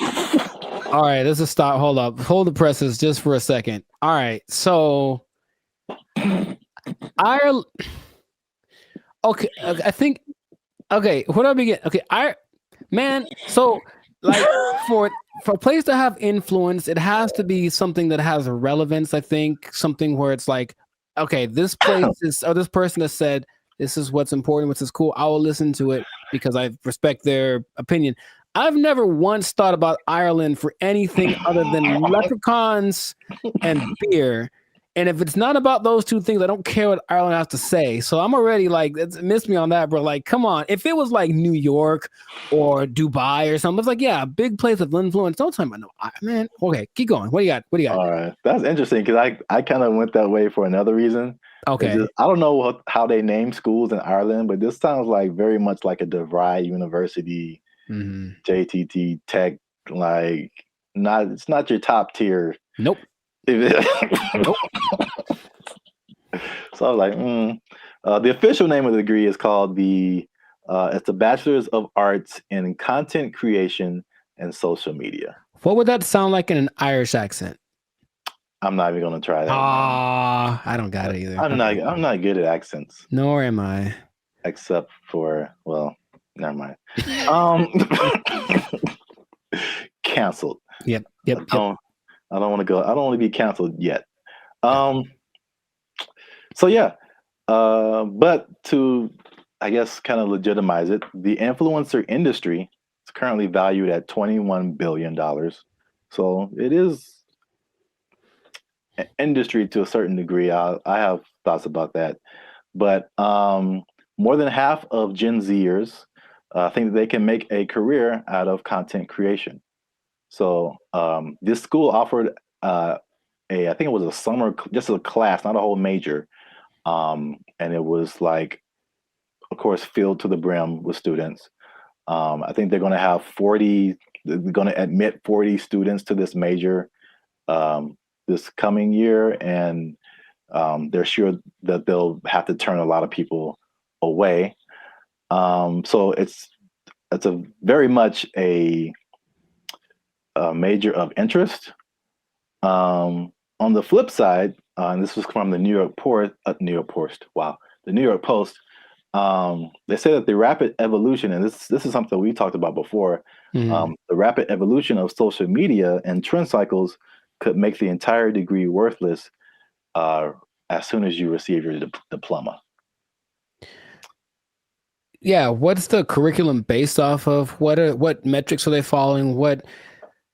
It seems like a cool idea if it's constructed in a certain way. I mean, imagine the nonsense if you paid money to become an influencer and then you sucked at being an influencer. Like, it's just, I feel like to be an influencer, you just have to have a certain kind of either personality or vibe. Like, not any person could be an influencer, that's for sure. But I don't know if that's something you can sell the idea on it for sure. But I think there'd be a lot of people asking for refunds in like a year. It just seems like something. Yeah, Can you do that? Well, you can ask, of course. I'm not saying I get it. You're wasting the money, I think. But wow. I think you'd be better off just studying on your own, studying social media, like a Mr. Beast did. He just studied YouTube, literally, and that's all. And then it worked out phenomenal for him. So, and not only that, all the people that he worked with also didn't get as big as him, but they all have channels with millions of people, millions of followers. So but here's the thing with education, anytime they're like, oh, there's an opportunity to make some money for us and maybe it'll work out and then we can get some more accreditation or who knows.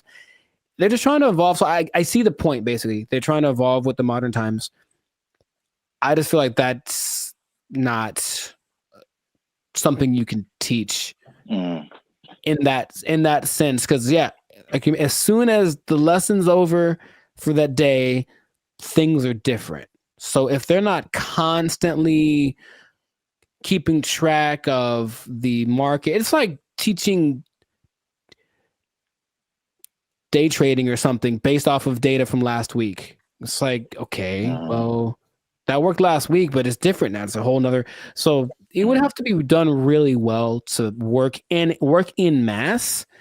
Like, yeah. Well, yeah, I have a bunch of thoughts on this. So, in their defense, they have said that they're aware of, like, again, like, social media is constantly changing, stuff like that. So the curriculum is more about high level concepts, I guess. Okay. As like what the business behind becoming an influencer, stuff like that, which makes sense. But it's also like, if I were a student, I wouldn't study this because I think it's too specific. And influencer is just a subset of sales, marketing, advertising, business. It's just business. And so, like, I feel like if you went to school for business, you would get a better view of like how the world works, instead of just looking specifically at influencers. Right. But this is also like, college was like 20 years ago, or no, 15 years ago, something like that. So I have a totally different perspective, but as like a student coming in, you're like, oh yeah, I want to do this, blah, blah, blah.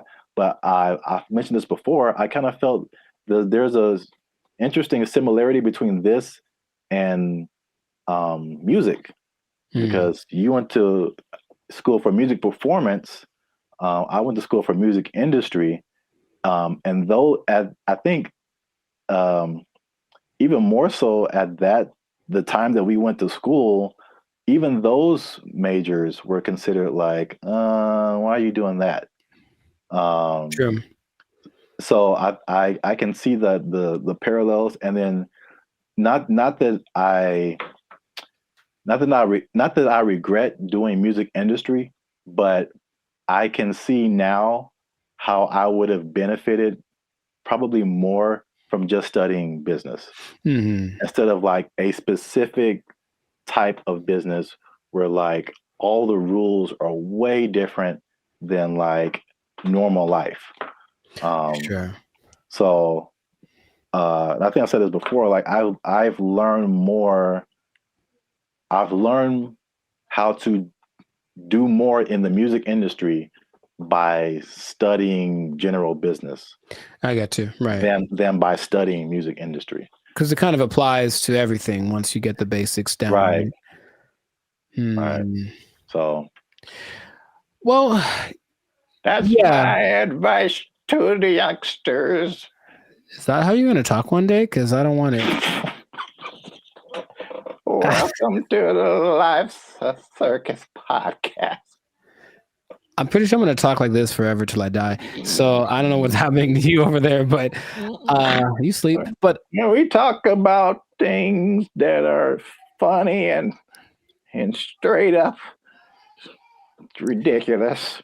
All right, old man River. Look, yeah, but you said about the students. I guess now that college is becoming more of a option, as far as like, well, what's the point of going to college if they at least offer something that people want to be? Then I see the point. I do. I just don't know how they'll pull it off. But if they do, more power to them. Yeah. I don't know. Maybe we're just short-sighted, and then influencer will become all the rage, and people will make $1 and be like, "I told you so." Hey, you know what? Good for you. If you get there, I'll give you a cookie. No, those are addicting. Oh, I'm sorry. I'm sorry. Jeez, I keep forgetting the rules. Cookies are sometimes food. So this has been another episode of the Life Circus podcast. Make sure you like, subscribe, comment, and share this video with somebody who might want to be an influencer major. That doesn't even sound right. No, it really doesn't. But maybe we'll talk them off the ledge with this video. Because if you're trying to be an influencer now and you got someone coming up behind you that has a degree in it, they might take your job. They got a degree from Ireland. Does anybody care? Lucky Charms. They took our jobs. They took our jobs. Went to our buddy ChatGPT, and I made a simple request, and I want y'all to see this in real time. Oh, snap. I said, write a love letter to Donald Trump. That's not, funny, but look at the answer. What's going on, everyone? I'm Jericho. This is Zap, and we are the 6-time international award-winning pop hip hop duo Bandit Future. We make clean, fun music that's fun to listen to, easy listening, love songs on the coast. And yeah, where did it go? Why does it always go there? Anyways, and you are now tuned into the Life's a Circus podcast, where we talk about things that are funny, interesting, and just straight up ridiculous. So before we get started, I'm gonna need y'all to do us a big favor and make sure to like, subscribe, comment, and share this video with at least 2 people that are really interested in the safety of humankind. The safety of humankind in the face of the AI revolution, baby. It's coming. Okay, so. Okay. I thought it was just safety. Just safety in general. I was like, well, buckle your seatbelts. Buckle your seatbelts, please, and don't talk to strangers. No. So 5 days ago, the first annual, I guess, AI Safety Summit happened in Bletchley Park. It's a place in England, and all of the big people that are involved in the AI industry were there to talk about AI safety, because it looks like it's getting out of control already. And the first person to admit that was our buddy Elon Musk. He says, and I quote, "AI is one of the biggest threats to humankind." That's what he said in the interview at this summit 5 days ago. So that's great to start with. One of the persons that are leading the charge in this AI thing is talking about what could possibly go wrong. But basically what they got together to do was to talk about putting in some system, some kind of, because it's like the Wild West once again. They're making up the rules as they go, but they're like, well, that we need to have rules. So basically he was saying they need to create insight, and they need to, what he called, establish a referee, some neutral third party that would provide the framework for how AI is used from place to place and whatnot. And I want to start right there by asking our buddy Zap here, is it possible to be neutral in this situation? Is it possible for someone to have no dog in the fight when it comes to how to impose regulations on AI? I mean, the short answer is no.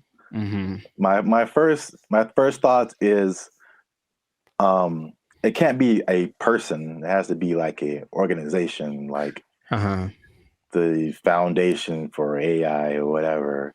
And then even when those things happen, there's like all these political elements. It's like, if it's an international thing, I'm sure, there's some entities that have like more control than others to say what people can do, what people can't do. I don't know. It seems like it's something that needs to happen, but I think it'll be a Band-Aid, sure, to a certain extent. Mm-hmm. Yeah. Mr. Elon Musk, I heard about this because he was talking on the Joe Rogan podcasts, and I was curious what he was talking about. And then he mentioned this, and I said, oh, okay.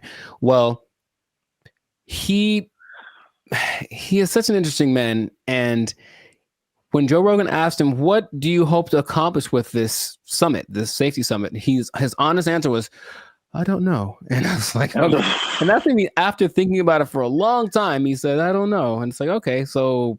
Well, I will say this, he is right, because there's a discussion that needs to happen. Mm-hmm. And like, I think this is a recurring thing where like what's happening in the world is faster than the government. Mm-hmm. Or our governments. I don't know how other governments work in other countries, but this government is insanely slow. It's like 10 years after things have fallen apart, they like make a law to like fix it. And it's just, there's so many hoops you have to jump through, red tape and all this kind of stuff.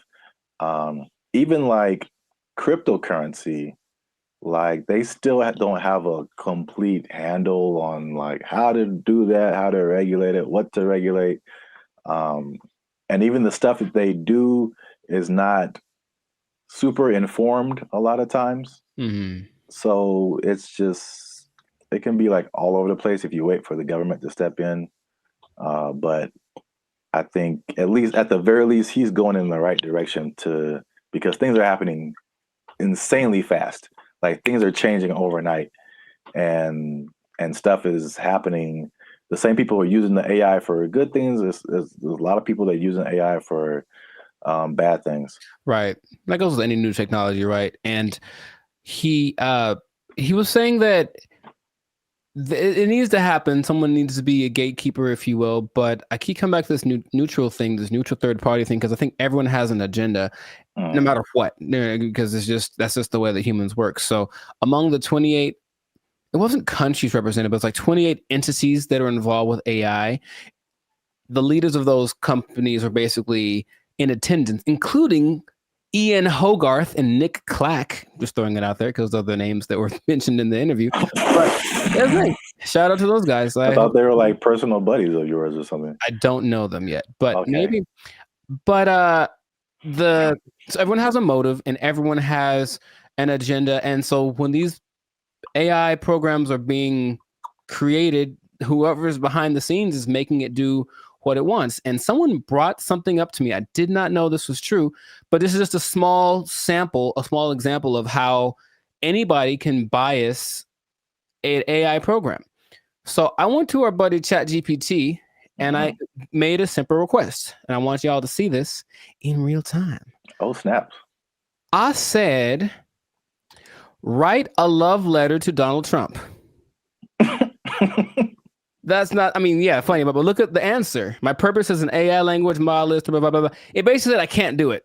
I can't write a love letter to any individual. That's what it says right here. Any individual, it goes against my guidelines. So ChatGPT was programmed to have guidelines, right? Mm-hmm. I said, okay, hey, ChatGPT, write a love letter to Joe Biden. There it is. Oh. See what I mean? See what I mean? Stop. It's just that simple that something behind the scenes can cause. By the way, this is not like genuine. I don't love or hate the man. I wouldn't write him a love letter. I'm just throwing it out there. I would not write him a love letter. I might write him a letter of concerns that I have, but I wouldn't write him a love letter. But here it is. If anyone wants to take it, go for it. But Dear see what I mean? President Biden, why do you keep falling down? Love, Timmy. Dear Joe, I hate your stinking guts. You are the scum between my toes. Anyways. What's that from? Little Rascals, I think. Oh, yeah. Yeah, Little Rascals reference. Shout out to Alfalfa and Darla. So that was my jam right back in the day. But all I'm saying is that, see that? That's because someone mentioned that happens when you do. I was like, no way. I tried it. I was like, oh, wow. So just seeing that in a small thing. So imagine this program that's supposed to be benevolent, because who's making these things, right? I don't know who was his name? Ian Hogarth. I don't know who he is, right? I don't know the background. So imagine it's supposed to be an AI program designed to assist with getting people healthcare or something like that. And yet there's an agenda that says, hey, if they're from this place, don't let them have it. Like something like that, it can be programmed into it, and there's really no way to prove it unless you really know how to handle this AI stuff. So all I'm saying is that, the trouble with finding this neutral third party that Elon spoke about is that I don't think it's really possible. Everyone's got something behind them, and if they're not malicious in their intentions, maybe someone behind them is. It's always that kind of thing. It's like, well, it's not me. It's like, whose fault is it, or where does it start? So that's all. It's definitely something that I think needs to be is necessary, because AI is. He said something else that it's the first time in history that there's something smarter than humans, because that's been our thing, right? We're not the fastest, we're not the strongest as far as all that. We're the slowest and the weakest in a lot of ways, right? But we got smarts. We can make crafts and buildings and vehicles and all that kind of stuff. And now we've made a thing that is going to be smarter than the smartest one of us. So it's like, what's going to happen down the road? And it's like, it doesn't look great, because it really feels like they're all in this, like, I don't know what we're doing. Perfect. That's the feeling that I get from it. And that's how the movie starts. It always does, and there's lots of movies in there. So the question is, like, what would be fair rules? He made a comparison to like a sports team. It's like we're starting a game, and these are all the teams that are playing. So all the teams should have a say in what the rules are. But of course, if you're talking about like the Nuggets making the rules, and then I don't know, the Lakers making the rules, they might have different ideas of what's fair, right? Yeah. You know, so it's just going to be interesting to see how that goes. But at least someone's trying it. I believe the Prime Minister of England set it up, and that's what's going down. So fingers crossed, because like you said, it's happening really fast. Yeah.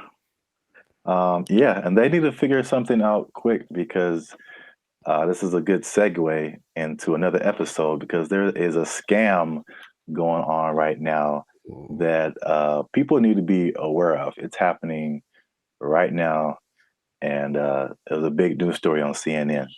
Okay, you have to tune in another episode of the podcast to check that out. But anyway, this has been a fantastic episode of the Life of Circus podcast. If I do say so myself, a Life of Circus podcast. Jericho, this is Zap. So make sure to like, subscribe, comment, share this video with some people interested on the fate of humanity, and hopefully they won't come and do the thing where they take our stuff. Take your job. They're gonna take your job. Take it out. They took our jobs. They took our jobs. One thing I never saw before that they just installed in the mall near me, and I think it's just genius. I've never seen this before. They just put a... What's up, guys? I'm Zap, and this is Jericho, and we are Bandit Future, a now 6-time international award-winning pop hip-hop music duo. We make clean, fun music that everyone can listen to with a sound that is uniquely Californian. And now, right here, right now, right here, right now, yeah. You're listening to the Lives of Circus podcast. Well, my voice went really high. Where you're talking, we're talking about things that are funny, interesting, and ridiculous. But before we get started, make sure you like, subscribe, comment, and share this video with at least 2 people who like to go shopping. And make sure you stay to the end of the video, because a lot of people thought that malls were closing down, but they're very much alive. And I'm going to tell you 3 reasons at the end as to why that is the case. Bam. Intro. Nailed it. Okay. I like it. The rest of it, I don't know. Well, it's all about how you start and how you finish. The middle can be like, like a plane. It's like, all right, we took off right, a little choppy in the middle, but if we landed right, everything is all forgiven, I guess so. And if something is wrong, then you can sue later. Emotional damage. Yeah. But yeah, so today's topic is all about the American mall, America pastime, if you will. Jericho, do you still go to the mall? Is that a thing you do? Where do you do your shopping, my brother? Dude, it's always going down in the mall. Meet me in the trail. It's going down. Meet me in the mall.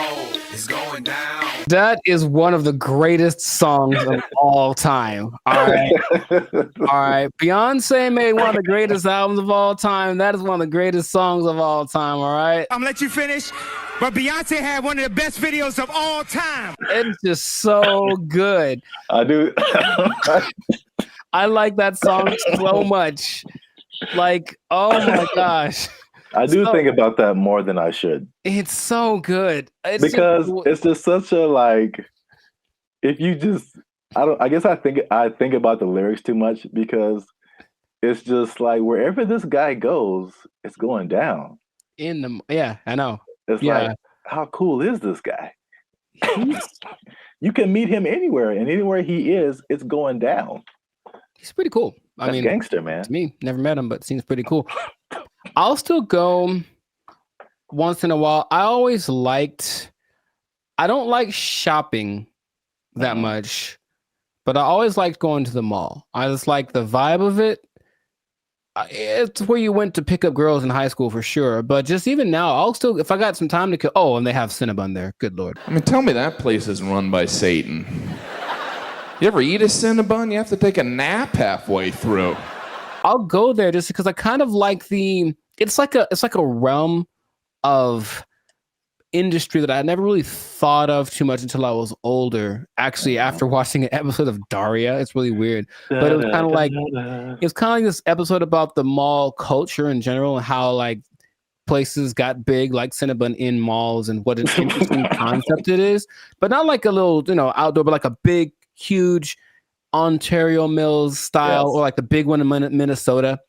That kind of mall thing. It's just a vibe. It's commerce. It's kind of like capitalism in its friendliest. It's like, hey, here's a lot of stuff that you probably want all in one place. You can come get it and spend time here, and it smells wonderful and it's fun.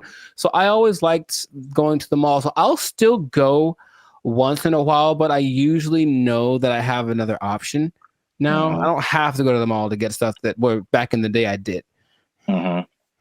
Yeah, I mean, I'm from Alabama, Montgomery specifically. We had basically two malls. It was the Montgomery Mall and the Eastdale Mall. Montgomery Mall was it was all right. It was kind of small. Eastdale Mall was a little bigger, but not compared to what I've seen out here. Like Ontario Mills. Yeah. You mentioned that is huge. The Glendale Galleria, huge. Yeah. What's the one that's like off the 5? Oh man. Fox Hills. No, like it's like the Citadel, something like that. I know what you're talking about, but I don't think I've actually ever been there. I think it's either that or something, or Cerritos. The Cerritos Mall is huge. It's the Beverly Center. Yeah, a big. Yeah. Yeah, I mean, the malls are, I guess we don't really think about it, but they're still around. They're still huge. So I'm going to just throw some numbers at you because I thought like after COVID, like that was it. Because like it was a crazy time and you saw a lot of business, like a lot of big businesses from bankruptcy. Wow. Words. I remember JCPenney was a big one. Bed Bath and Beyond got hit by COVID.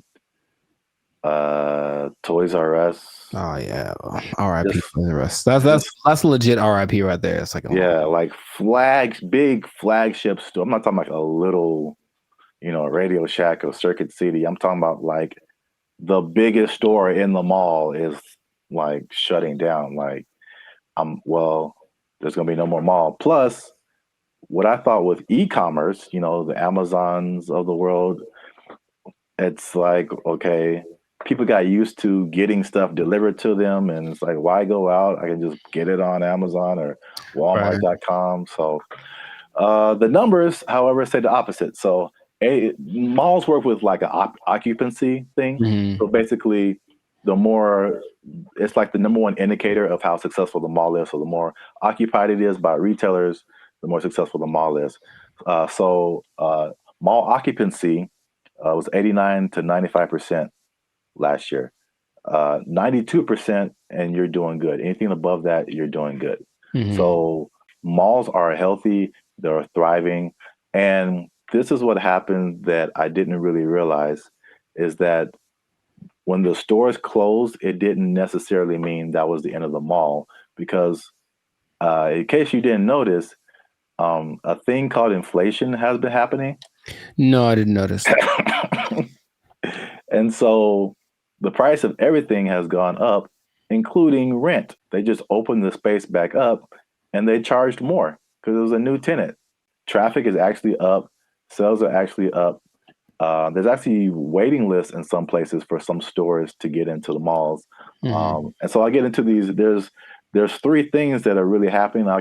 You touched on some of it at the beginning. Okay. But I can at least give you this one on the retail side. It's basically people are finding out that, and it's kind of odd, I guess. I didn't expect that to be the way it is, but retailers are finding out that people aren't necessarily making that purchase online.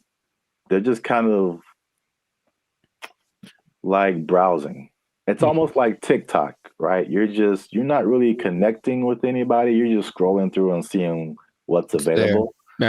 And they're making more concrete decisions in the store.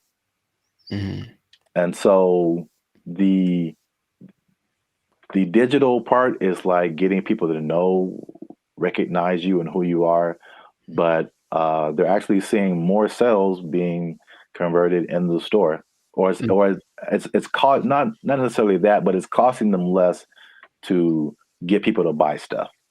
Basically, makes sense. I think. Oh, go ahead. No, you can go ahead. That there's no replacement for retail therapy. I think people that love to shop, I can imagine the people that love to shop, that dopamine rush of having those 2 plastic bags when you come out the department store. You can't replace that with this. Oh, we'll just bring it to you. It's like nah. It's like, don't bring me I want to go catch the fish, because it's as satisfying to actually catch it and have it as it is to pay for it. So I see that as being the thing that drives people more than anything. Yeah, and then online stores are actually there's stores that have started online, and they're actually moving to like the brick and mortar type stores. So a few of those companies, one of them is Warby Parker. Have you heard of them? No, I don't know what that is. Okay, I see their commercials all the time. They do like eyeglasses, stuff like that. Okay. Another company called Allbirds that I haven't heard of. And there's another company called Wayfair that I have heard of. I've definitely bought stuff from their company, and so they'll be building like their own store. So yeah, that's number one. Retailers are seeing positive sales in the brick and mortar, and the second thing, you kind of alluded to it, is just people like there's a certain luxury experience in malls that people are drawn to, that you don't necessarily get when you're just clicking a button online. I recently I live near a mall, and I recently went in there, and I usually don't go in there at all, but I was just kind of walking around and looking, and I was like, this is, it just felt nice. And I saw like a lot of stores that I wouldn't have come across online, a lot of objects or apparel, just stuff I wouldn't just be looking for online that was just different. Where else can you ride an escalator?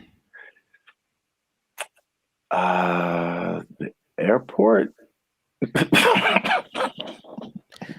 Yeah, okay, so that's 2. But I don't go to the airport as much as I go to the mall. But honestly, it's kind of a cool thing too. Like, especially that big one that's always in the middle, and everyone's going up, and it's like the promised land appears. So they're kind of going there. Everyone looks. It's really interesting. But I think if you pay attention, you see the excitement of people going, "I'm about to buy something." Yeah. And they get to the top, like, we've arrived, and it's just got a cool atmosphere. It's like an environment, like a built-in environment. Like the people there, they'll have a little entertainment once in a while, especially in the 80s that had all the people that were singing there. But in general, it's just the fact that people are all there, usually in a good mood because they're getting the stuff they want. It's a nice place to just hang out. Right. Yep. Perfect segue. That's number 3. Is that the mall is just in general an experience for people.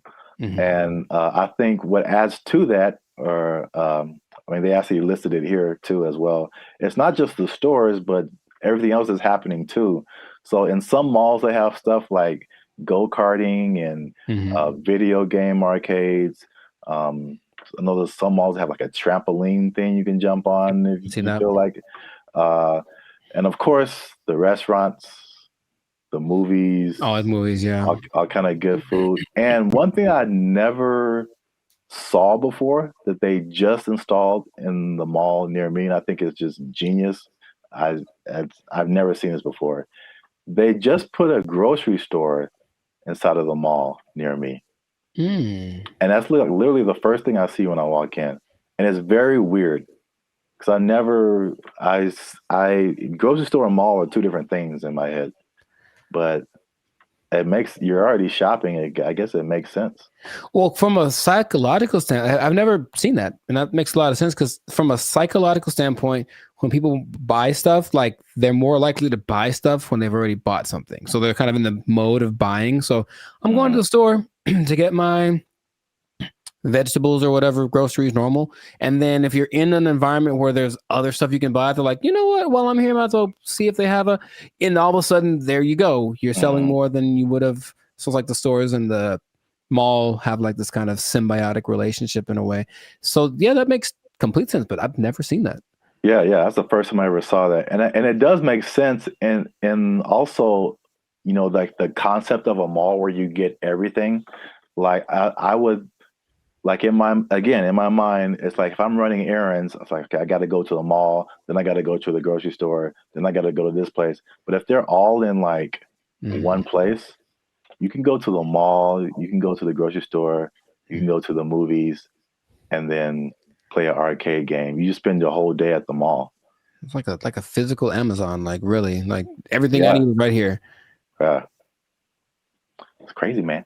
I want to go to a mall. I just want to go to the mall. I want to listen to that song. Meet me in the mall. It's going down. Get some groceries. Meet me in the club. It's going down. But if someone meets you there, will it be going down? I mean, do you have that kind of? Anywhere you meet me, guaranteed to go down. Yeah, that kind of pull, man. Will it be going down if I meet you in the mall? I think so. I think I can say that with confidence. I think it'd be going down in the mall. And you just play that song and like the murder horn song back to back, and dude, I'm lit. Like it's no. I'll use up all my energy for the day in 5 minutes to watch me. Oh, you know what? I just thought about this. Oh, what? Did you say energy? The mall next to me also has a gym in it. Yeah, I've seen that before. Like, it's everything. You just go to the mall. Yeah, that's so smart because they sold that mall when after COVID, because like nobody's renting. They thought it was going to go down, and this guy bought it, and I was like, that's the dumbest thing ever. Like, malls are on the decline, and they got a gym in there, you got a grocery store. That mall is bumping, dude. Like, yo. And he bought it at a discount. So just like, man, I want to meet the guy. They did an article on him. Okay. There was something depressing about the old malls, though, in some places where they're like kind of abandoned. Yeah. Those are kind of, all right. There's one specifically in Laughlin, Nevada. And I remember being there like, I just feel gross being in here. Like half the places are unoccupied, and the places that are there, they have the same people that were there from the 80s. It's not a good situation. Yeah. But yeah, I like the mall, man. It's a good place. All right, we went way too long. This has been another episode of the License Circus podcast. Make sure you like, subscribe, comment, and share this video with somebody who likes to go to the mall. It's going down. Anywhere I be, you guarantee it's going down. Hey. Be in the mall. They took our jobs. They took our jobs. The WNBA. Do you watch that thing? Do you watch it? I do not. Nor do I. All right. So we've had that talk. Right. Now, what's going on, everybody? I'm Jericho. This is Zap, and we are Bandit Future, the 6-time international hip-hop pop duo. Well, we're international worldwide, but we also have awards. We won 6 international awards for our music. There we go. One day. Anyways, we make clean, fun music that everyone can listen to with a sound that's uniquely California. And you are now, good Lord, tuned in to the License Circus podcast. We talk about things that are funny, interesting, and just straight up ridiculous. So before we get started, make sure to like, subscribe, comment, and share this video with at least 2 people. Oh, man. With at least 2 people that like women's basketball. I'm going to talk about it. This episode is for my dad, basically, because he likes it a lot. Now, what I want to say is that stay tuned to the end, because I have an idea, I have a solution I'll say fix it. I'm just going to say fix it. I'm to fix the WNBA that no one has explained in this way yet. I have the unique perspective that you need to hear. So stay tuned to the end. I'll let you know. So this kind of goes for women's basketball in general because the WNBA season just ended, but women's basketball started. And I'm in the gym yesterday and I'm watching it. I texted you about this and I'm watching it and I watch and I watch and I watch. And about 7 minutes go by and no one has made a basket. And I am heated because I'm trying to feel good about myself. I'm in the gym working it out and I want to see some success happening so I can feel motivated. And there was no success. And I was so mad about it. And it was a blowout and it wasn't very fun. So I want this to be positive. So what I want to say is that women's basketball is a noble sport. Basketball, of course, was created for women by James Naismith. And I've heard a lot of arguments from professional female basketball players about the disparity between the men's game and the women's game and this and that. But there are a couple of things that I think get ignored that would make things a lot better. Or when it comes to the argument in between why people should watch the WNBA, things get overlooked. So I wanted to throw this out there. I'll ask the question first to you. Do you watch the I'm trying to make it one word. No, it doesn't work. The WNBA. Do you watch that thing? Do you watch it? I do not. Nor do I. All right. So we've had that talk. Right.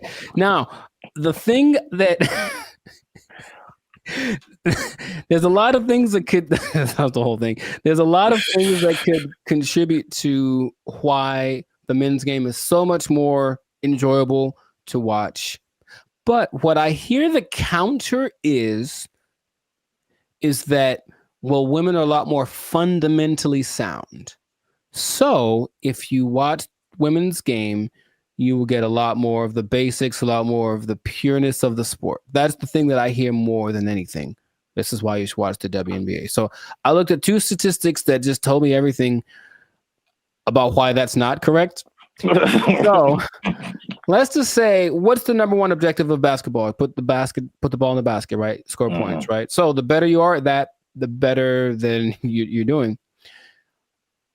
I looked up the percentages of shooting in the NBA versus the WNBA for last year, just to see. Maybe women shoot better, and so you should watch because, that's the thing they do. They're not dunking on everybody, but they're definitely fundamentally sound with their jump shot. WNBA average, 44%. NBA average, 47%. Okay. And the average for the WNBA, I couldn't find the statistic for the NBA, but for women, for the whole existence of the WNBA, the average is 42%. I think that's pretty low. And I don't care who you are. I don't want to spend my whole time watching people miss shots. That's just what it comes down to first. So the pureness of the game, I don't think that's that great an argument to say, oh, we at least could do stuff better than the guys. Well, apparently not. That's number one. And then number two, I watched the last play of the WNBA championship game where the Las Vegas Aces, they beat the New York Liberty. And it's this weird play where the main star from the WNBA, Breanna Stewart, is like getting locked up pretty much. It was like impressive. She gets locked up. She passes the ball. She passes to some other girl in the corner. She chucks up this air ball that had no chance. It never had any chance. I don't know if air balls count as turnovers, if they just like, oop, that was bad. But it seemed like she passed it to the other team, right? So I was like, maybe the women are better at taking care of the ball. So assist to turnover ratio is the way that you measure that usually. So for guys, there's only lists of people that have the highest assist to turnover ratios. In the men's game, I saw someone right now in the league has a 26-1 assist to turnover ratio. Wow. Mike Conley. I mean, it's not going to last. The season just started, but 26-1. Chris Paul's like at 9. There's a bunch of people but it usually gets to like the best people who have like 4 or 5-1, whatever, 6-1. The highest in the WNBA last year was 3-1. That's the best one. And it's like, so when I've watched a lot of women's basketball, I've seen a lot of turnovers, a lot of mistakes, a lot of this and that, and it just looks sloppy. So I don't see why that's the argument for why the women's game is better than the men's game. Now, have you thought, for example, because you don't watch it, and I don't either, what would you want to watch? What could change about the WNBA that would make you want to watch it? Well, we've talked about this before. Right. And I had two ideas. Although the second idea, I'm kind of maybe backing down on. Okay. But the first idea for sure is lowering the rim so that more people can dunk. I think the basketball dunk is one of the most exciting plays that, whether you're a basketball fan or not, like just to see someone do that is just one of the most exciting plays in basketball. And it rarely happens in the WNBA. Right. And like even for the NBA, if you see a fundamentally sound team, it's usually a boring team. like I wouldn't want to watch the Warriors unless Steph Curry was shooting from the parking lot. Like that made it like, you know, just so much better than just a bunch of guys shooting jump shots. Like you want to see somebody do something extraordinary, whether it be shooting from the parking lot or just like dunking on somebody's head and ending their life. It's just like those are where the highlights. Acceptable, yes, those are where the highlights come in. So that's number one. Okay. And then number two, which will be sexist or whatever, I don't care. But I think it's no secret that women have a certain sexuality factor that attracts men. And if you gave me a choice between a women's basketball game and a volleyball game, I'm watching the volleyball game every time. Yes. They're great athletes, but the outfits are also great. And like, I'm going to pay a lot more attention just as a man. Like, yeah, I know it sounds bad, but that's human nature, the world we live in. Yeah, sure. Marketing, like, I like not beach volleyball. I've been talked off that ledge. That's too far. I don't want to see people running around in bikinis. I told you there's a league in New York that's like that, and it's not great. It's not something about it's too much. It's just kind of no. It's not like the volleyball outfit or like what they wear when they do track. That's very. I think that would be a very appealing outfit to get more viewers to watch the WNBA. Gabby Thomas. Anyways, hey man, we live, man. We live. No, I'm just having. Me too. I'm trying to be alive. Like, yo, Gabby, what's up? For real. But I am. The most people that watch the WNBA are men. So yes, that would go along. Like, women do not like WNBA at all. If they like the WNBA, it's because they play basketball. Well, that's weird too, because I didn't think that was the case. 70%. I believe it's 70%. Wow, so that's really fan weird. base. The clicks on the WNBA website, all that's men. So they're already supporting it, and then of course the financial support comes from the NBA. I digress, but that's just So the things that you mentioned would help. Sexualizing things. I think women like to look cute too. Some of them. So I don't think it'd be like the most degrading thing. Maybe they have options like with tennis. You know, they could wear something. They have like little options for the outfit. I'm sure it'd have to be uniform for the team or for the sport, but I'm sure there could be an agreement because I wouldn't mind some more. How do I say it? Just accentuate some parts of the female figure. That's what I think would be cool. But that's the thing that I think is least likely to happen. I don't think they're going to want to do that. I do agree with the hoop thing. That's the thing that makes, because here's what I'm thinking. I'm watching this game yesterday, and like it's like watching like little kids. You ever see little kids like shoot a basketball? They put the ball way up here and then kind of chuck it up because they don't have the strength to get it up there. I'm not saying they can't. Like, of course they can. Especially Sabrina Ionescu made something crazy in the 3-point contest this year. So they can shoot for sure, but in general, they are shorter and less athletic and less strong than the men. I know the basketball is a little smaller for the women, but the hoop is the same height. So I have a solution that I don't think anyone's explained in this way. Okay. The average height for NBA players is 6'6". The average height for WNBA players is 6 feet, which is pretty tall for women, but in relationship to the same height of the rim is 10 feet. That means that for men, the hoop is 58% taller than them. But for women, the hoop is 71% taller than them. So to split the difference, I said, what would happen if the hoop was also 58% higher for the women? And if that was the case, it seems a little bit on the low side, but if that was the case, the hoop would be 9 feet 2 inches. Yeah. And to me, that makes a lot of sense because the people that are, the girls that are tall, 6'5", 6'6", they'd be dunking like Shaq, like we want to see. And then some girls with some springs would be getting some Westbrook action happening. And I think that'd be great. Now, would they have to learn how to adjust to shooting lower? Yes, they would. But I believe there's a women's basketball, I think it's called, oh gosh, I forget the name of it, but there's a women's basketball-esque sport where there's no backboard and no one can dribble. It's a weird in Australia. And the reason about this, you can see if they could jump, they're not allowed to jump. But if they're allowed to jump, they'd be able to actually. So weird. It's what's it called? It's got a. Anyways, they could dunk on that hoop if they were allowed to run and jump. If the hoop for the WNBA was that height, the game would be a lot more interesting.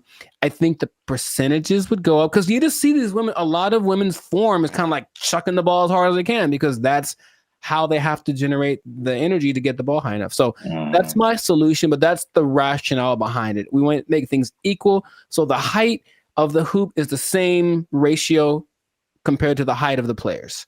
Yeah. I think that would work. I don't think they're into it. Of course, every play, they have to change it everywhere. Every hoop would have to be, adjusted and whatever. But which would you rather? Make an adjustment to the game a little bit? Well, that's kind of significant, honestly. Lowering it to that's kind of significant. Or continuing to not make any money because to this day, the WNBA has not made a penny. That's just honest. The statistics say it has not made a single cent. It's actually been in the red every year, and the NBA has to provide the money to bail it out. So that's just my idea that it could help promote the game a little bit because basketball is a great sport, but yeah. The excitement factor, like you mentioned, we want to have that a little more. So that'll do it. So 9'2", that's the thing. So listen to me. Just do it. I heard something. I mean, on the kind of serious note, I heard something very interesting when it comes to like giving people a fair shot. Just kind of leveling the playing field, and that there's a difference between equality and equity. So like if you're going up, if let's say there's something that everybody wants to get to at the top of some stairs, right? And so equality says that, okay, we've got these stairs here. Everyone can just go up and get to whatever's at the top of there. But the person in the wheelchair can't use the stairs. And the person is blind and can't see the stairs. So equality says well, let's just make some stairs. And so everybody has an equal path to get to the stairs. But equity says, okay, it's about everybody getting there. So we'll make the steps for the people who can walk. We'll make a ramp for the people who have a wheelchair. And we'll make some kind of braille, something so that you can find your way for the people who can't see. And now everyone has access to the stairs, even though they're getting there differently. And so I feel like the WNBA it's like it's trying to be equality. It's like it's exactly, we want to look the same as the men. We want to wear the same jerseys as the men. We want the rim to be as high as the men. We want all this stuff. We want to have the schedule and the tournament, everything. But it's, and I mean, this is a great American debate right now. Sure. It's like, we're different. We're different. We've always been different. Men are different. Women are different. Like, just make it for women. Like, I mean, the percentages you said are good, It's like, it's not diminishing. It's just making it more of an equity thing instead of like an equality thing. Right. So where we get the same thing, just in a female form, in a way that's catered to the female game. That would just make so much more sense, but nobody wants to do that. So they do not. No, they don't. And so I'll just keep watching LeBron dunk at 40 years old. Jesus, man. That ain't fair. Yeah. Wow. That was a good point. Yes. So anyways, make points from time to time. You got him. Zap for president. Probably, yeah. So this has been another episode of the Life's a Circus podcast. Make sure to like, subscribe, comment, and share this video with the people that like some basketball. Let us know what you think about this equality versus equity thing. Johnson basketball. Hey, man, he got a ring, man. Yeah, let us know what you think, how to make this thing a little more fun to watch, because the WNBA deserves to have people watching it. It really does. They work really hard. In fact, random point. One of the most famous female players of all time, Diana Taurasi, I went to high school with her. And what? Yeah, we played one-on-one once. She won't remember. I lost. Anyway, I lost real bad. It wasn't even fair. It wasn't fair. It wasn't fair. So in that case, equity would say I should have got like a 10-point lead or something.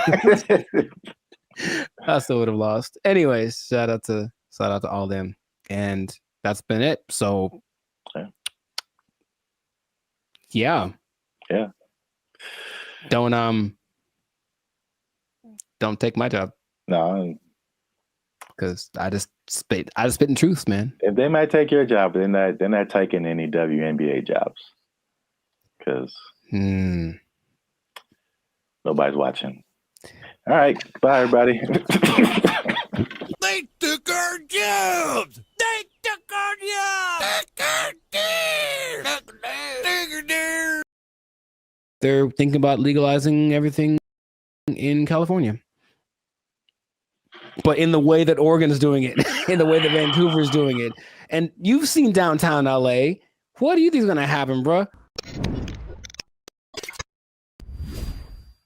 What's going on, everybody? I'm Jericho, and this is Zap, and we are the now 6-time international award-winning pop hip-hop duo Banded Future. We make clean, fun music that everyone can listen to with a sound that's uniquely Californian. And right now, in this moment in time, you would tune in to the Life's a Circus podcast, where we talk about things that are funny, interesting, and just straight up ridiculous. So before we get started, make sure to like, subscribe, comment, and share this video.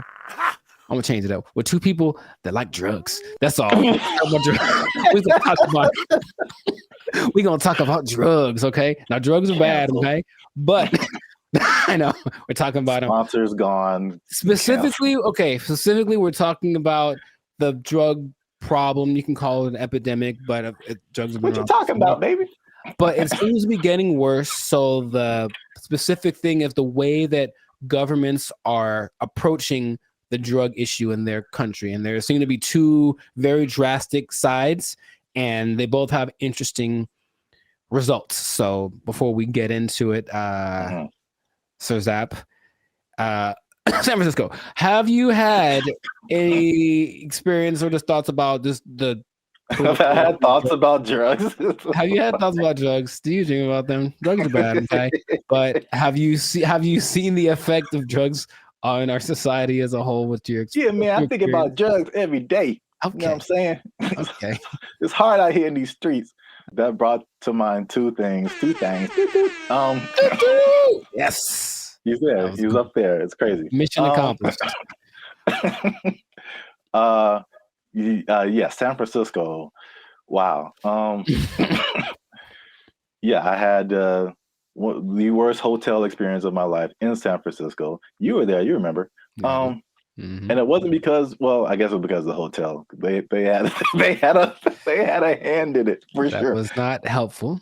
But it was the people who were there who were obviously using an assortment, shall I say? A plethora, perhaps. Yeah, involved in all kinds of activities and whatnots. But yeah, we definitely saw it there.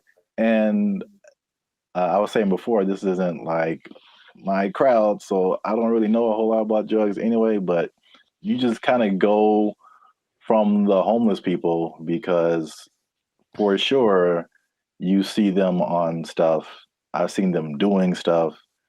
And so that's how I kind of like get the drug vibe. But going like just off of the hard drugs, one thing I noticed, I don't know if you noticed this either, the legalization of marijuana in California, and probably in other places too, but in California, I definitely noticed the explosion of just like, we can do this everywhere. Let's do it everywhere. Especially like on the freeway. Like I can drive down the freeway and just smell like the whole freeway is high, bro. Like, yeah. No wonder we're all going 5 miles an hour.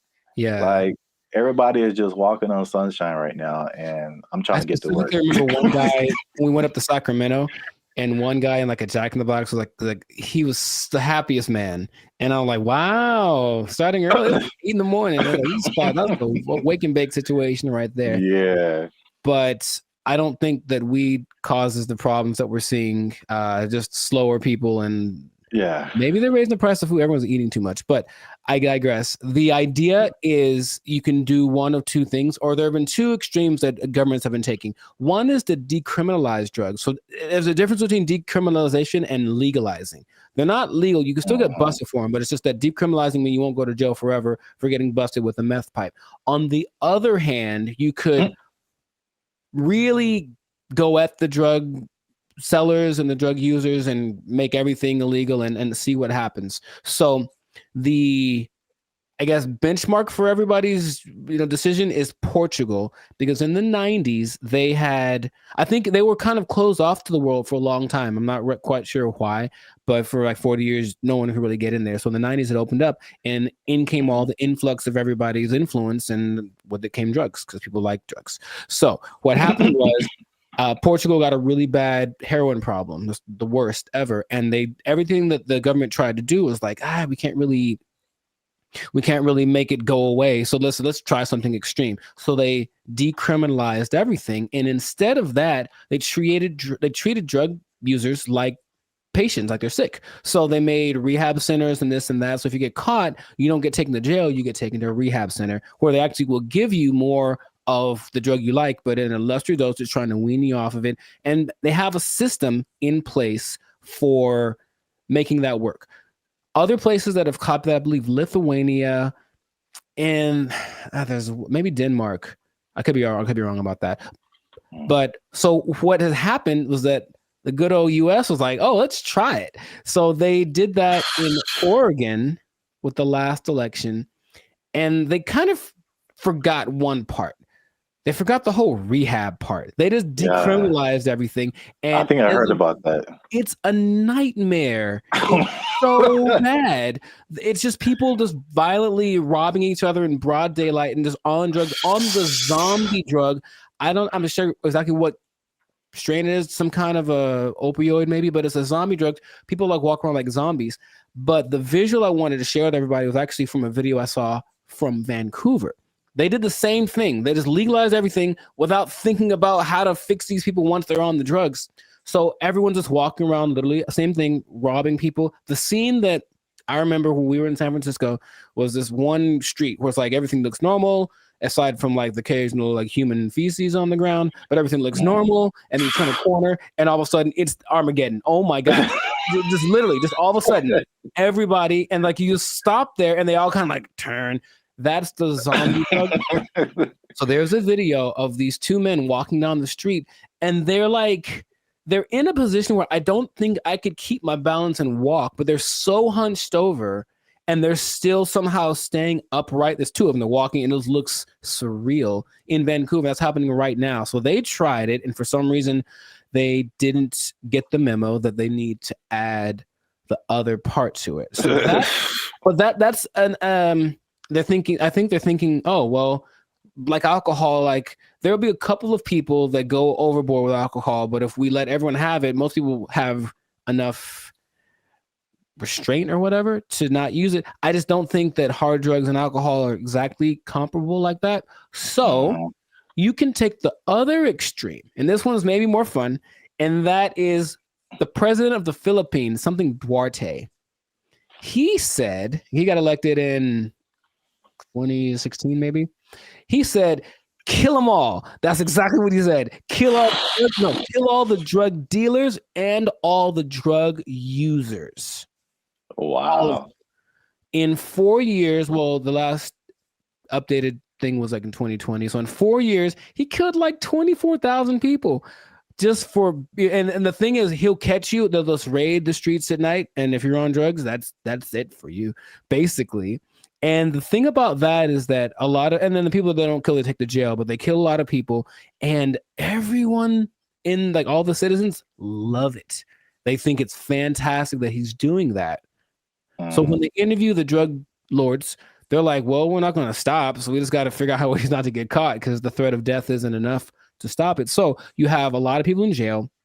You have a lot of people that are being killed, just like, and then they have a lot of people that are approving of this, right? And that's the most extreme case of that. So I'm sure there's other options, but that seems to be the two sides. So if you were the leader of Zapville, Zaplands, and you had to implement a strategy for the rampant drug use in your country, man, you got to be a better leader, man. I know what's going on. All your people are just down in the pipes. But what would you do to resolve that? You think that Philippines thing is wild? I never heard that. Yeah, well, like they don't talk about it too much, but yeah, he's like, he literally gave a speech. He was like, yeah, and all the drug dealers, and then everyone cheers. But he literally did this, and that's his approach. Oh, wow. Yeah, that's too far in my book, especially for the users, because like drugs are an addiction. And like, you're not in the right frame of mind to like make decisions and then have someone execute you because of your addiction. I think that's too far. Okay. But the thing you said in like Portugal, Denmark, that's interesting. I mean, that seems, again, it's just like, I don't know why the answer for everybody is just throw somebody in jail and then like, well, we got rid of that. Like, yeah, exactly. Solve the problem. Like, it doesn't solve the problem. Like, the problem still exists. Yes. Yeah. But so with the numbers for Portugal specifically, the numbers of overdoses went down like 90%. Yeah. So obviously that's a better solution for sure. Well, we'll see what happens, because what I'm hearing in Rumorville, the last thing, as we wrap this thing up, is that they're thinking about legalizing everything in California. But in the way that Oregon's doing it, in the way that Vancouver's doing it. And you've seen downtown LA. What do you think is going to happen, bro? Man, it's going to be chaos and bad times. Very, very, very bad. So hopefully that doesn't pass, but some government people don't think, they're just like, oh, my nephew OD'd once, I should probably do so. That's what politicians maybe think. That's their only connection to this kind of thing. So let's just try something new. Let's decriminalize it all and see what happens. And it'll be bad for all of the people that we see walking on the freeway are on drugs. Every single one of them. And that's going to go up tenfold if we decriminalize the drugs. So just let's not do it, Callie. Send your relief funds to banditfuture.com just in advance, because I see suffering in our future if this. I see. You will know pain. You will know pain. We'll at least know gross. We'll at least know that. Yes, that is God. We should do a whole separate episode on that hotel room. I still have some videos from that. I was giving a review. Yeah, videos? I have a video I took of the hotel room or walking around. Yeah. Maybe I can find it. Yeah. People need to see that. It was oof. It was really bad. But anyways, this has been another episode of the Lifestyle Circus podcast. So let us know in the comments if you have a solution for how to solve the drug problem where you're from. Do you have a drug problem? Do you need help? Do you need to talk to somebody? Call the Bandit Future hotline. Just kidding. It doesn't exist. But make sure if you do have a problem, make sure to go see somebody about it. It really is serious. Don't you believe it? Okay, so that's been it. And I'll tell you what. If you're on drugs, if you're doing too many drugs, I don't know about you and keeping your employment status. You might start freaking out and not make it. And then, you're going to have to be out of you might be down bad. You might be out of employment, and that's not going to be good. If the boss catches you in the bathroom doing what you like, might end up bad for you. I just don't know how to say it, but I think you won't like the result. I think I get what you're going towards. Yeah. Correct me if I'm wrong, but I'm thinking that you're saying that they might take your job. Drugs are bad. Okay. They took our jobs. They took our jobs. This is a $50 video. How many videos can you go on YouTube and just walk away with $150? All right. That video of a cat playing the piano did not put any money in your pocket. All right. What's up, guys? This is Zap from Bandit Future, and I'm doing a special video today because I want to put some money in your pockets. That's right. There are 2 crypto apps that are giving you $75 each just to try the app. No kidding, 100% legit. So you want to stick around for this video because I'm going to tell you what those apps are, and I'm going to walk you through step by step how to get your $150. But as always, do your boys a favor, hit that like button because that lets the YouTube algorithm know that more people should see this video, and you're going to want to let people see this video because $150 attached to it. All right. And hit that subscribe button because that helps our channel grow. We're still a small channel. We're trying to grow. And there's a third thing in this particular video, just because I'm doing a different kind of video. If you want to see more videos about money, crypto, finances on the Bandit Future YouTube channel, I want you to type the words money right now in the comment section. Go down to the comment section right now, type in the word money if you want to see more videos about money. So standard disclaimers, let's get this out the way, right? YouTube disclaimer for money. I am not a financial advisor. This is not financial advice. This video is for educational and entertainment purposes only. Blah, blah, blah. Blah, blah, blah, blah, blah, blah, blah, blah, blah. 2, I am based in the US, all right? And so these bonus payments usually only work for your jurisdiction, all right? So more than likely, this particular method will not work if you're international outside of the US. So I know we have a lot of people who watch Bandit Future from other countries. I apologize. This probably won't work the way I'm telling you to do it in your country. But if you're a US resident, it will probably work for you. But if you are international, these apps are in hundreds of countries. So there's probably someone in your country that's doing a referral that can help you get a certain amount of money for signing up as well. Nice. Third thing is that these are limited time offers. Oh! I'm not just saying that just to get you to do it. I'm just saying that because that's how the crypto world especially works. It rewards people who jump in early, who do things fast, quick, early adopters. Something might be here one day and it's gone the next day. So I'm recording this now in July of 2025. You might see this video in August and be like, hey, it doesn't work. And I'm like, I don't know what to tell you. Like, it's a limited time. I don't know when they're going to stop it, how long it's going to go for. So if it's something that you're interested in, you should probably jump in and do it right now.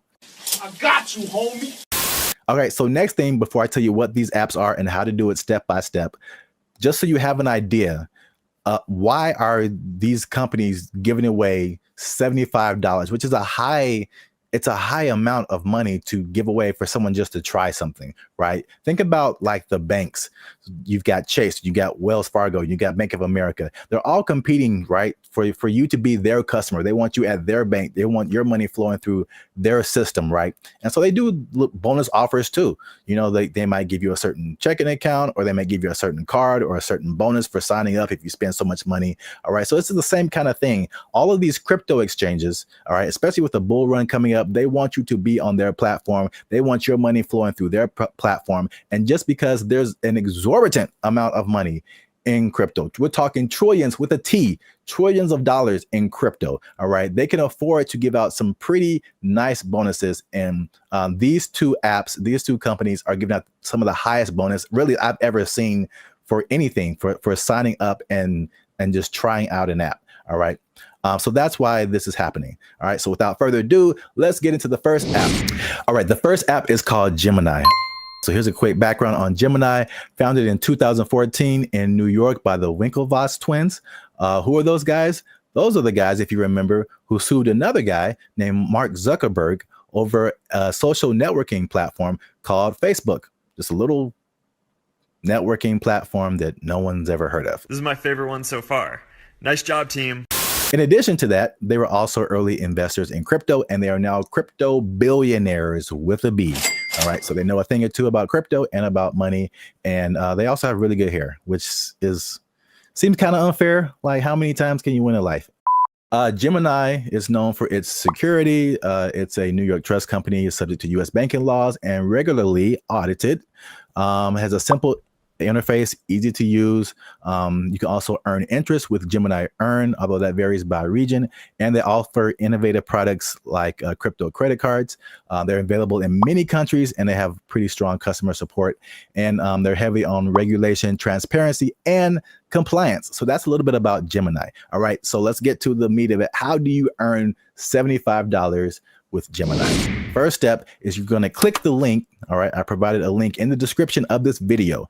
All right, to where if you sign up with Gemini through that link, you'll get the $75 because it's a referral link. Now, look, you can't just go bypass the video. It's like, okay, I know what it is. Now I'm going to go to Gemini, into the App Store, and I'm download Gemini myself, and you won't get your $75 because you didn't do it through the referral link. All right, so you have to do that step.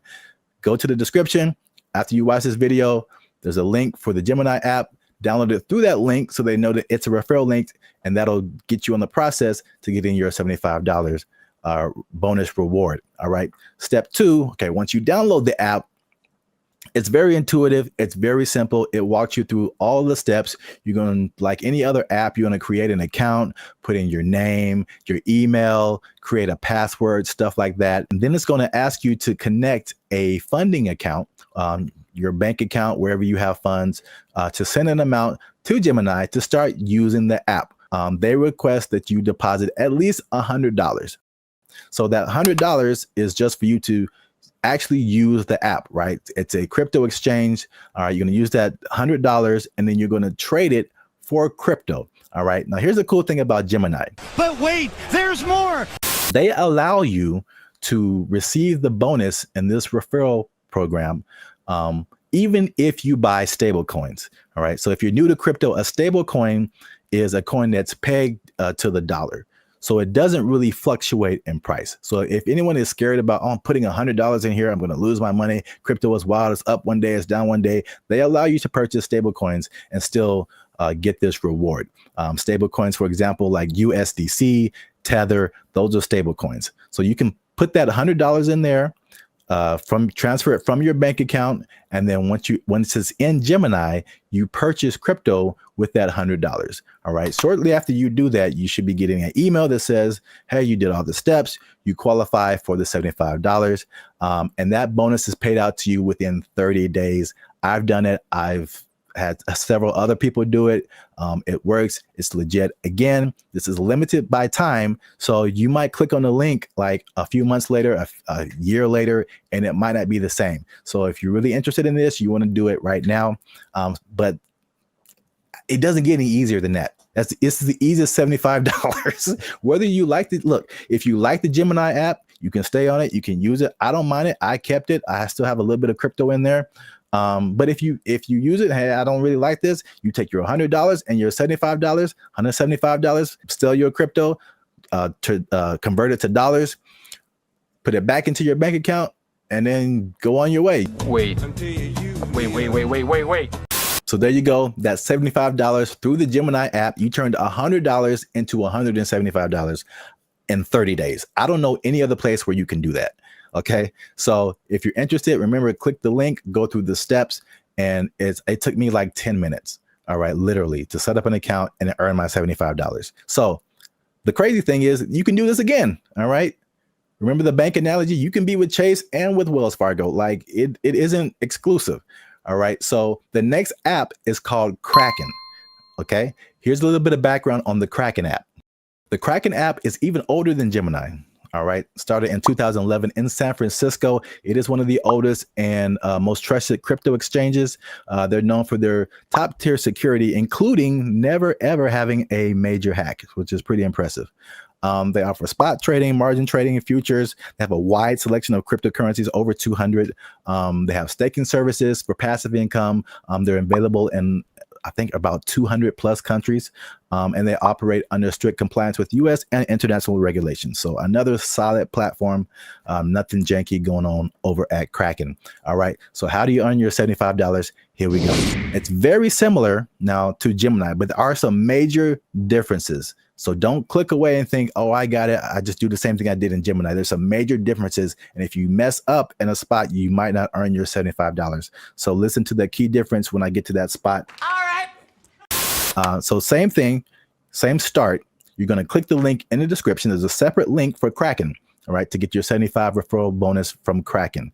Same process to start off with. You set up an account. That link will take you to the App Store. You download the app, set up an account, name, email, password, all that good stuff. Then the same process, you're going to connect your bank account, all right, so that you have a way to transfer funds in and out of Kraken. Now, here's where Kraken differs. Kraken requires a $200 deposit to take advantage of this referral bonus. Okay, so you put $200 transfer from your bank account to the Kraken app. Okay. And then another major difference with Kraken is that they do not allow you to purchase stable coins and still get this $75 bonus reward. Okay, so you have to purchase something like Bitcoin or another altcoin. Again, if you are skeptical, you know the word skeptical. Jeez, this is so hard doing this myself without Jericho. Okay, I have to talk the whole time. This is nuts. How do YouTubers do this? Okay, so if you are skeptical about losing your money in crypto, all that kind of stuff, I understand prices go up and down. It's not for the faint of heart. I personally did Bitcoin because although Bitcoin goes up and down, if you have to choose between Bitcoin and altcoins, Bitcoin's a lot more stable than some other ones. You might lose some money, you might gain a little bit of money, but it's not likely to be super drastic. Okay. So you put in your $200. Now here's the good thing about Kraken. They give you that $75 bonus and it only takes 2 weeks. So you have to put in twice as much, but you also get your reward twice as fast. Okay, so that's how you get your $75 bonus from Kraken. So you got 75 from Gemini, 75 from Kraken. That's $150. Just like I said in the title of this video, $150 is easy.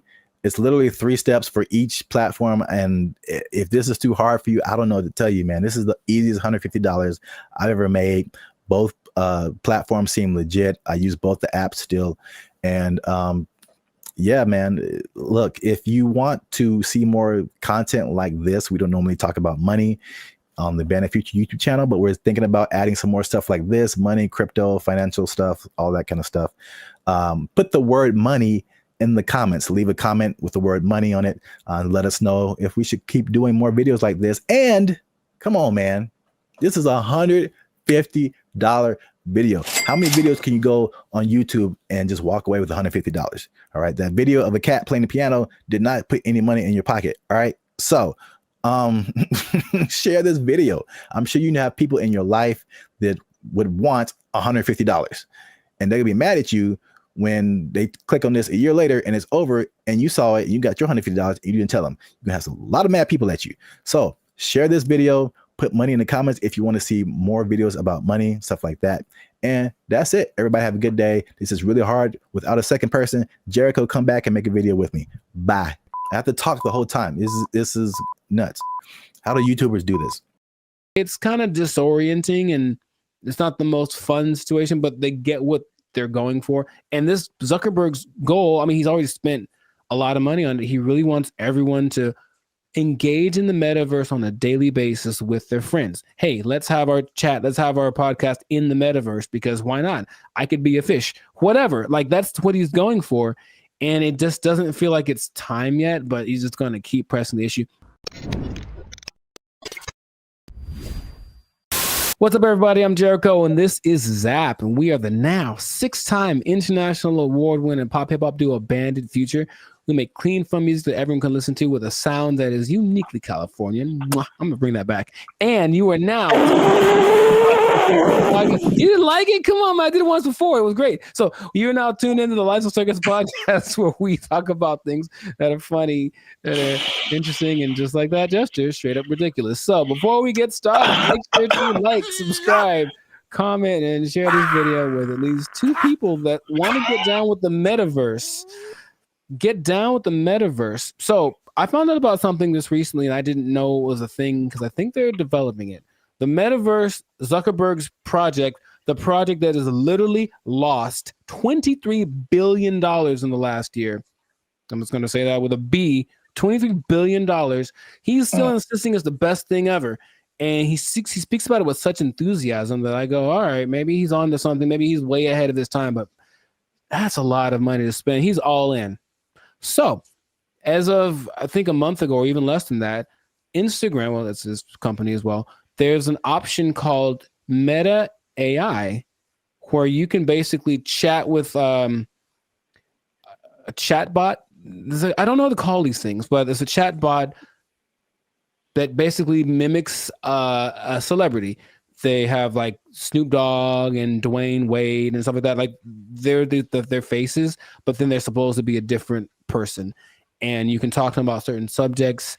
And so I was like, okay, let me see what this is about. So I tried talking to one of these for the first time yesterday. I wanted to see what it was about, what happened. It's such a strange experience. And I don't know how much, because it's still like the beta phase, I suppose. But like, had you heard about that? Specifically the Meta AI? No. Dude. All right, maybe there's some screenshots, but I had a couple of conversations with because okay.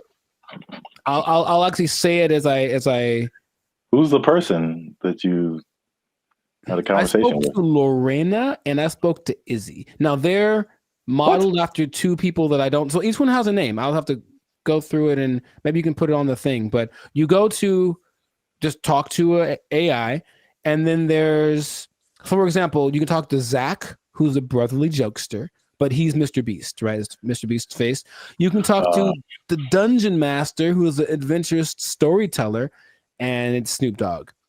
You can talk to Brew, the confident sports debater, and it's Tom Brady. So that's the thing. Wait. Yeah. It's a lot of information that I'm not explaining right because I'm still trying to wrap my head around it. No, but like, how is it? Why are they 2 different names? Is it like a trademark thing happening? I don't know. I really don't. I think they agreed to be the face of it, but it's not their name because it's not them. It's the AI version of them. All right. But it's their voice. Their voice is their likeness. Maybe I can No, you just have to let me pop up some visuals. So I was asking. So you talked to like Lorena and somebody. Who were the celebrities attached to them? I don't recognize their faces. Oh, okay. They're all people that I've seen before, and I'm like, okay. And maybe not all of them are super famous, but like, okay, there's Perry, the approachable golf pro, and it's also Cliff Paul from the State Farm commercials. Imagine that. So I think maybe it's a combination of people that either are famous and I don't recognize them, or they're not famous, and then some famous people that agreed to be on it. But basically, each one has a level of expertise. So I'm asking these people questions about things that they have expertise on. One's a travel expert, and she was giving me tips about this and that. And the only thing that makes it like, this is weird, is when you write an answer or a question, they answer you immediately. And it's like a paragraph like this. So it's like, it's not possible for a human to do, but they respond to the nuances in your questions. They ask you questions back, and it more or less feels like a real person talking. Now, my thought about the meta thing in general is that it's kind of like supply and demand, like not supply and demand, but you can give people something that they didn't know that they wanted, and then you offer it, and then like, oh my God, I always wanted that. I really don't think anyone else wants this at the moment. From, I think, sales of just the meta headsets, maybe like 5% of, I think, England has them. So it's still a very low number. And I know some people who have it, and they say, okay, it's kind of disorienting and it's not the most fun situation, but they get what they're going for. And this Zuckerberg's goal, I mean, he's already spent a lot of money on it. He really wants everyone to engage in the metaverse on a daily basis with their friends. Hey, let's have our chat. Let's have our podcast in the metaverse, because why not? I could be a fish, whatever. Like, that's what he's going for. And it just doesn't feel like it's time yet, but he's just going to keep pressing the issue. And he had a conference where he spoke about all the advances of AI. Basically, Meta is an AI company now. And so everything is just kind of going like that. So I have so many questions that I could ask to him, maybe to you as well, but just where do you think this is going? Is it something that you personally think is useful, or that you would want, or what could make it more appealing for people? Because at the moment, it does not seem like many people really care too much about this. Well, here's the problem. I heard someone say, and I totally agree, people don't want to have things on their faces like that. Mm-hmm. It's like a design flaw. But maybe it's I don't know how far the technology is coming, but I think that just that used to talking to a celebrity, it's I don't think it's useful for the majority of people, like a teenager or like a college student maybe, but like outside of that Gen Z, like, bro, I don't want to do that. Like, and then it's just weird. Like, what's the purpose of having? It's like a fake conversation when you can have a real conversation. It's I think the human aspect of it, not being able to talk to a real human, that's just weird for people. And so, were you typing, or was it like a thing you could hear they were talking? You could do either one. Okay. It's just like, honestly, it sounds like the person who has no friends does this, and they just talk to robots. So that's just weird. But back to like the glasses. One thing that I have been hearing about lately is the stuff that's, I think this was Facebook too. So I think this is a move in the right direction. There's a partnership with Ray-Ban or some other kind of like glasses company where they're like your normal glasses, right, but they have AI capabilities. Mm-hmm. So like you're looking at something and you can see something else superimposed that tells you like information about it. Like, this building is from whatever, or this jacket costs this much. That I see as like, okay, that's pretty cool. That's very helpful. Mm-hmm. Or there's another thing where it's like you look at a jacket and you can instantly find where to buy it. So someone, oh, I like what you have on, and you can instantly like buy it for yourself. Like stuff like that is cool. There's also like the Snap AI mirror from like Snapchat. So I again, it's like they have to get out of this like goofy realm to make it like, okay, this is how you can use this. It's not about, I don't think, I mean, I know I'm like going a bunch of different directions. I have a bunch of different thoughts, but it's like, I'm not a CEO of a $1 billion company, so what do I know? But I don't think it's live your life in the metaverse. I don't think people want to do that. I think it's a hybrid situation, just like with all the other AI. It's like, okay, I'm going to still be in real life, but I'm going to use a little bit of this to enhance real life. Right, right. Leaving real life. So they have this Snapchat mirror thing that I just heard about. Is really cool, where you can like, if you're in a like, same thing, clothes. If you're in a store, you see some pants or a shirt, you can go to the mirror and see what you look like in that outfit. So you know how they have the Snapchat filters that puts a goofy face on you or something. Yeah. It's like stuff that you can't use. But if I go and see an outfit, because I've had this a lot of times where you see an outfit, I was like, oh, that's cool, and then you put it on, it's like, oh, it doesn't look good on me, right? You know, so that's like super helpful. I got that. So yeah, that's right. He did address the headset thing, and he's like, oh, we need to make it more comfortable. He's aware of a couple of things. From what I'm understanding, the ultimate goal is to make that a capacity that contact lenses could have. So like, it doesn't look like you have anything on, and it is all. I'm like, I don't know how that would work, but that's what they're going for. But it's just, I think he has this image in my, because when I listen to them speak, there's genius and then there's delusion and there's this whole level in between, you know. And I think if you talk about like the people that are big time movers and shakers in the world, like Elon Musk is a little more on the like practical side of the delusion, and Zuckerberg's on like the Dungeons and Dragons type side of the illusion. But I feel like he wants to create what happened in that movie Ready Player One, where basically the whole world is so over the real world, they just go to this place habitually, and that's like where real life actually happens. And maybe that's what he's thinking, but I don't think the people are ready for it right now. But he's going to keep pushing. He's got the money to keep trying it out. And I even got a little survey. It's like, hey, quick 3 minutes. I want to know. I wanted to know about what they were asking about. That's how I didn't know about this until like 2 days ago. And they asked all these questions about, okay, so if chat AI could do this, would you like it? Blah, blah, blah, blah. And so they're doing all this research because they're trying to see what people think, because they're trying to make it appealing, but it wouldn't, I don't think it's for me or maybe our generation, but maybe people that grow up on it, younger people might be the ones that want to spend all their time in the metaverse. I don't know. I hope not, but which is already showing negative effects. Gosh, it's so bad in so many areas. It's just bad, man. Yeah. So we'll see where it goes, but let us know in the comments if you like the metaverse, if you've had some metaverse experience, if you've tried this new Meta AI chat thing. What do you think? Is your best friend Snoop Dogg in your mind? Because you know it's not really him, but maybe you think that it is, and that's good enough for you. So good for you.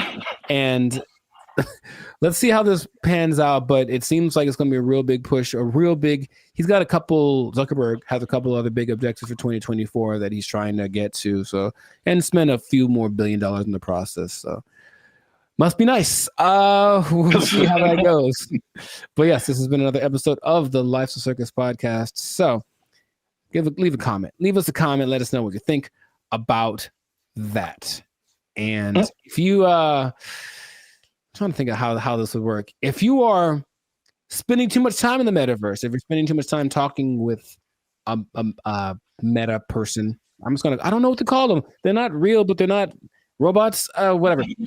Talking to another person so much that you lose track of time, and then before you know it, your life's the shell of itself, and you don't really know where you're gonna get your money from because you haven't gone to a place that will provide you with the necessary resources for, you know what I mean, like the necessary resources for living, for purchasing things. You might even miss your bill and you can't pay for your phone. You don't have your Instagram. You've lost access to your person. I just don't want that to happen to you. That's my sincerest goal as a human to human. So please don't. Man. Well, I guess you understand what I'm trying to say. I don't have to say it. So you don't have to say it. You don't have to say it. But I'm going to say it. Don't lose your job. Don't lose your job in the metaverse. Marcus Zuckerberg is crazy. They took our jobs. They took our jobs. He believes that masturbation was the greatest evil on earth, and that by eating cornflakes, it would prevent people from doing it. So I don't see the connection. No, it's there, man. It's there. I'm trying to make it work in my head.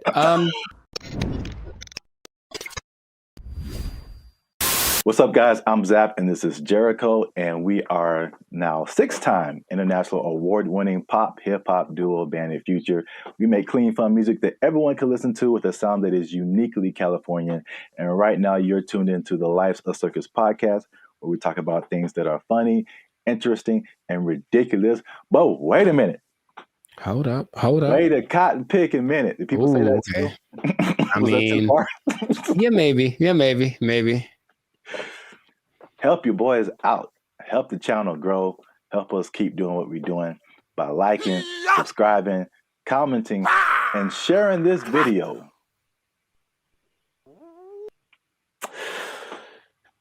With your friends and family, because I got a question. Okay. It's a very important question. A bit of a riddle. I hate those, but okay, let's go. No, I just don't like them. I'm never good at those, but we'll find out. Mr. Jericho, what do you get when you cross a medical condition that people were afraid of, a religious group that wants to stop people from performing a sexual act, and World War II? Huh. It's three things. Yes, there. I've noticed. That's one more than two. My first thought was Nazis, but I think that's wrong. That was just the first thing that came to my head. I'm like, that's no way. I think it's because you just said World War II, and I was like, I think they wanted to stop World War II. You know what? Congratulations. I've never been asked this in my life. Yeah, I don't think anybody has. But for the people playing at home, just one more time, the question is, what do you get when you cross a medical condition that people were afraid of, a religious group that wants to stop people from performing a sexual act, and World War II? And the answer, believe it or not, is breakfast cereal. I'll be honest, I didn't. Yeah. Go ahead. Yeah, I just kind of stumbled upon this, but the rabbit hole got really deep as to why we have breakfast cereal. So, a little bit of a history lesson. You can stop me at any point if you want. It'll be just more clarification on the ridiculosity that is happening right now. So, breakfast was not really like, I guess we hear the cliche now, like breakfast, the most important meal of the day, right? And so, but before like the 1800s, breakfast wasn't really like that important. It was just basically you got to think about like the times that they lived in. It's more like hunt what you eat, kill what you eat, working on a farm, grow what you eat, stuff like that. And so like nobody's waking up at like in the morning to like kill a chicken or like kill a pig to make some bacon or like, whatever. So basically it was like whatever happened in the morning. And this is why like eggs have been part of a breakfast for a long time, because chickens lay eggs in the morning, easy to eat. Makes sense. Yeah. Makes sense. And basically what you ate for breakfast was pretty much whatever you had left over from the night before. Mm-hmm. So that was pretty much breakfast. But there was a meat component, because they had like, they would eat it, they would like cure the meats and stuff, and you could save it and use it for breakfast in the morning. Right. So like eggs and even bacon were like a big part of breakfast. Bacon. And this was called like the farmer's breakfast. Mm-hmm. So again, it's just like it's pinned to the time that you were in, and farmers and stuff. You get up early in the morning. You need some fuel because you're going to be working your butt off like all day long outside in the elements. Like you need a good hearty breakfast. So this is the first thing. The first thing that I teased at the beginning, the fear of the medical condition. The medical condition was indigestion, which sounds like pretty like whatever today, but I feel like it could probably take you out back then, huh? Yeah, there was no Pepto-Bismol, like antacid. You can just pop an antacid and be cool. Like you could have felt like you were dying. You had no idea. Like, oh, I got indigestion. It's the devil's work inside of you. So I don't know, but I had to go to the apothecary. Yeah. So, also late 1800s, the transition from like farm work to more like industrial work, and industrial work to like more like office work. Mm-hmm. So big buildings and offices, and people weren't like moving around as much as they want to. So they felt like if they eat a big breakfast and then they don't do anything, just going to sit there, they get indigestion. People were like terrified of that. Oh. So they were like, we need a lighter breakfast. So there was a move away from like the bacon and eggs and all that kind of like hearty stuff. All right. So that was reason number one. Reason number two. I'm very curious about this one. Okay. My favorite reason.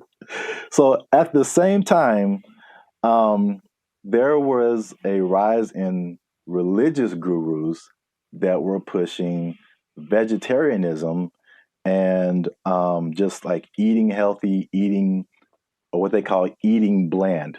Mm-hmm. All right. And believe it or not, the people at the forefront of this were Seventh-day Adventists. Okay. Especially a man named James Caleb Jackson, who was not probably as famous as this next person, John Harvey Kellogg, who's the founder. Sounds about Kellogg's Frosted Flakes, all that kind of stuff. Yeah. That's where that came from. Now, these people were like hardcore Seventh-day Adventists. Sure. And they actually pushed this type of breakfast, not just on the healthiness, but they believed that a lighter breakfast was more morally sound. There was more morality in eating like a healthier breakfast. But also, I could not pass this up. The John Kellogg guy, he believed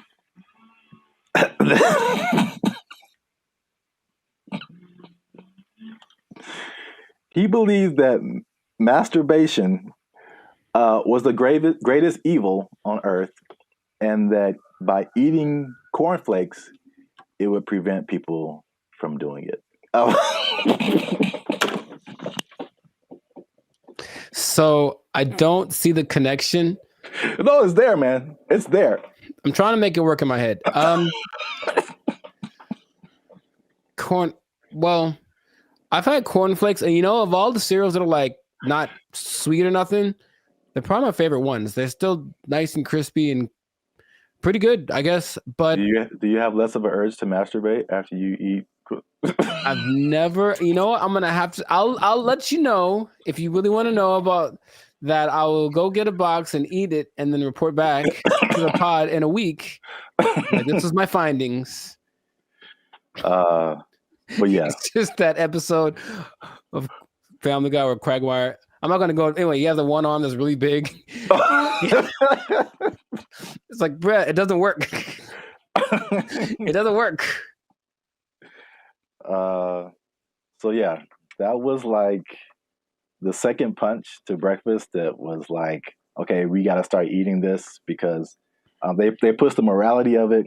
But the other things that they cited have been found to be true. It's like a lighter, healthier breakfast, made people more efficient and productive at work instead of like eating a big breakfast and like getting an itis or whatever. Yeah, that's true. So there's that. And so that pushed the cliche of like breakfast being the most important meal of the day. It was actually like a morality thing, which is like crazy. And the last part is that so flash forward to the 1940s, World War II, right? So yeah, World War II, and you got more women joining the workforce than what happened in that time. And so then it became a push to, again, at the time, like the woman was like a stay-at-home, take care of the family, give them 3 square meals a day, all that kind of stuff. Breakfast became the cheat option to feed your family and not feel guilty about it being like quick and easy, because they had to go to work too now. Oh, okay. So they pushed on like the women's guilt, the morality, the work productivity, like hard work. It was like respected to be like hardworking individual and productive and all that kind of stuff. And so all of that combined together to make breakfast cereal like the thing. And I remember like watching commercials, like every commercial is like part of a balanced breakfast, and like you got to have your cereal and blah blah blah blah blah. And they pushed, and the cereal industry is probably like $1 billion industry or something. I imagine, yeah. But they show all of this stuff like, and I never ate all that stuff. I tried once. Man, you just feel gross after it. Yeah. You drink a whole glass of orange juice and a whole glass of milk? Like, man. Yeah, milk, orange juice, toast, fruit, cereal, bacon and eggs. Yeah, something like that. It was all in the one picture. Like the whole food pyramid. Yeah, it's too much. It's really too much. But I thought, it must be something worth trying. And yeah, I regretted that real bad. Yeah. So yeah, that's the crazy story behind breakfast cereal. And if I may leave you with a cliffhanger. Okay. So remember we started off with bacon and eggs. We did. And then everyone went to cereal. Yes. But somebody put bacon and eggs back on the forefront, man. Ooh. And they went toe to toe with cereal. But you have to find out in the next episode. So keep watching. This has been another episode of the Life's a Circus podcast. Make sure you like, subscribe, comment, and share this video with somebody who liked them cereals, man. Ooh, I like some. Was that my line? Is that what I was supposed to say? I think so. Okay. And cut. I like some. Oh, you can try another take if you want.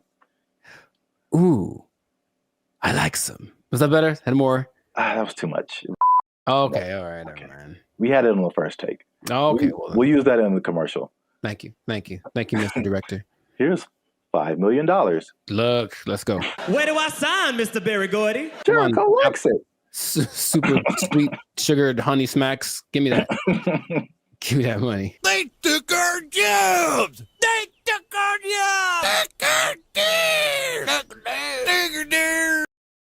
There have always been these things that say, oh, well, try this will work, and it's low effort on your part, right? Low effort, high reward, which isn't the way life works, but people always want to hear. And as long as people can promise that and show someone it works for somebody, they'll buy into it. Everyone only wants to be sexy and slam. But I have a solution.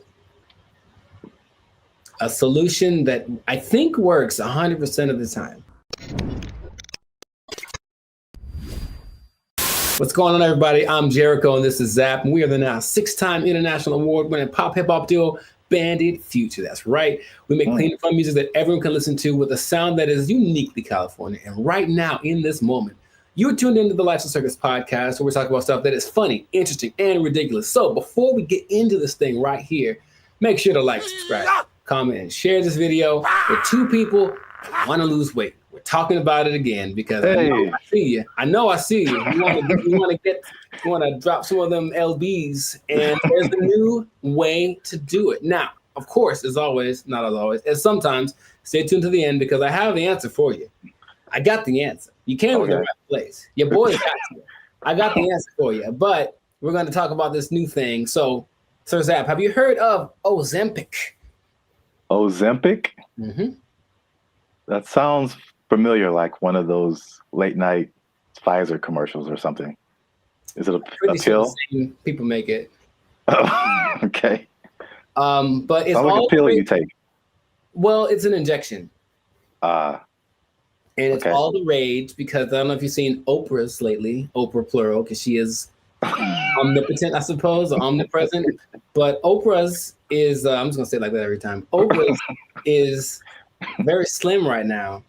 And everyone's like, what happened to Oprah? What are you doing? And she's like, I ain't gonna tell. Because that's what she's not gonna say. But everyone suspects that it's this Ozempic thing. Now, Oprah's whole thing is, I don't have willpower, so I never have, I'm fat, so I'm just gonna do it. It's like, okay, more power to you. But Ozempic is actually a diabetes drug.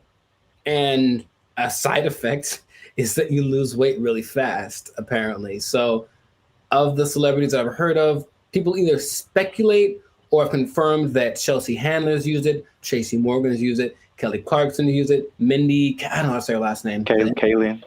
Yeah. She's used it, and they have crazy results. So it's another one of those. Guess what? You don't have to work. You just have to take this, and then you'll get slimmer.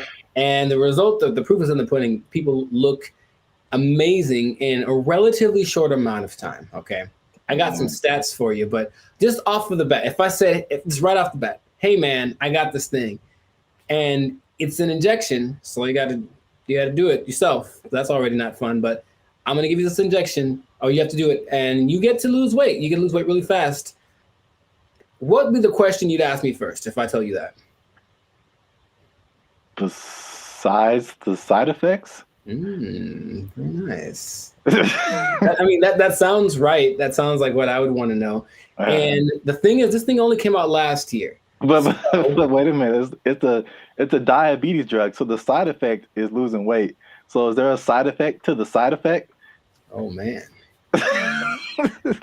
You are a smart one. Well, the side effect of taking it is that you basically lose your appetite and you get a little nauseous, so you don't want to eat, and that's why it works, right? The problem is, you sound like something crazy is coming down the pipe. It's nothing crazy. It's just kind of more like duh. If you stop taking it, you gain your weight back. You're not only tenfold. Your appetite comes back with such a vengeance that you go back like instantly and like plus some. So is it addictive? Wow. Well, you have to stay on it for it to keep working, because as soon as the thing that it makes you do to not eat is exactly what it reverts to once you get off of the drug. And it's crazy. So now here's the other thing about it. And this is the thing I thought you might have asked, but you inject yourself, right? Yeah. So I don't know if you ever injected yourself, but not on purpose. I never have, but from what I understand is that you have to know how much to inject, right? Okay. The problem is they don't really tell you. You just figure it out. So just inject an amount in this, and then so what happens is people inject themselves and it works. So they go, oh my God, maybe I should inject some more so it can work better, right? In the last 3 months, poison control centers have had a 1,500% increase in calls from people saying that they overdosed when they injected their diet control pill or diet control. Yeah, that's what's happening because people are that stupid. So, now, okay, we get it, right? You want to be slim, you want to be sexy, you want to be attractive, and you don't want to do anything for that, right? That's just maybe the American way. The This drug, also another question you might have asked is it banned anywhere? It sure is. This drug is banned so far in Austria, France, Greece, and the Czech Republic, with more places to come, perhaps. But the numbers don't lie, right? 42% of Americans are obese, 18% of children are obese, and then everyone knows the links to death and all that kind of stuff if you're obese, with the high probability. So you want to get slimmer. But this is just another thing. I guess my other question would be, have you heard of any things like this in the past that have promised the same, hey, take this and you'll get, slimmer, more sexy? Not, I can't think of any. I'm sure there's other stuff out there. I can't think of anything off the top of my head other than like liposuction or something like that. Sure, which works, but I looked it up. In the 40s, it was amphetamine. That was all the rage. It was the big deal, and that was proved to be addictive. Rainbow pills in the 60s, which was amphetamine, digitalis, and diuretics, and that proved to be addictive and somewhat fatal if you take too much. There's a thing called Aminorex in 1971. This is all before our time, right? Now, the thing that I remember hearing about in the 90s, there was this thing called Fen-Phen, and it was a big deal with the celebrities. Yeah, and a lot of celebrities, took it, and apparently it works. But now this new Ozempic, I think I'm saying it correctly. They're saying that a lot of celebrities are getting paid to promote it, to push it, and I think that always, that's always the way to go. But it's just like, I'm really concerned for these people that are basically getting guinea pigged, right? It's like, we'll see if this works. And then what's going to happen to them in 6 months when they're like, oh, by the way, this causes all of the things. Yeah, that's how a lot of stuff goes with. Like anything, there has to be people who test it out first. So yeah, it's weird. The thing that I randomly remember when you were talking about things from the 90s was like Slim Fast. Oh, sure. Although that's not like a drug, but it's like, I remember that was like a huge thing, and people, maybe even Oprah did it at one point. I don't know. Oprah's done everything. Yeah. Yeah, I remember seeing a lot of Slim Fast commercials with celebrities and stuff, and then the tagline was like, "Give us a week, we'll take off the weight." So yeah. Oh. Jingly. Now, there's something that I heard about, but I didn't remember happening or existing. But apparently, there was a substance that you could ingest if you wanted to lose 15 pounds today. It was a big deal. Yeah, you take it and you go to. I would imagine it would just take all of the moisture out of your body. That's what I imagine. Yeah, but it would dry you out or something. And a friend of mine did something like that to, I guess, for a drug test. So he had to get so he took some pill, and he said he thought he was having a heart attack for like 5 hours, and he just like had to keep going to the bathroom, and then he was very slim. It was kind of an unexpected side effect, and he still failed the drug test though. Bet on him. The idea is that there have always been these things that say, oh, well, try this will work, and it's low effort on your part, right? Low effort, high reward, which isn't the way life works, but people always want to hear. And as long as people can promise that and show someone it works for somebody, they'll buy into it. Everyone only wants to be sexy and slim. But I have a solution. A solution that I think works 100% of the time. Does it involve exercise and proper diet? You know what's weird? It does, but it's actually doing that. That's the part that people don't seem to get. It's like, okay, because here's an idea that'll work. Cool. Proper diet and exercise. All right. Maybe don't eat too much. Let's just start with that. Don't even... You don't gotta go sweat. I know sweating's yucky and you get sore and ew, right? But how about just don't eat so much? Food's delicious, but you know what it tastes like, so just stop eating that stuff. Okay? That's true. But Doing it is a whole nother thing. So do that.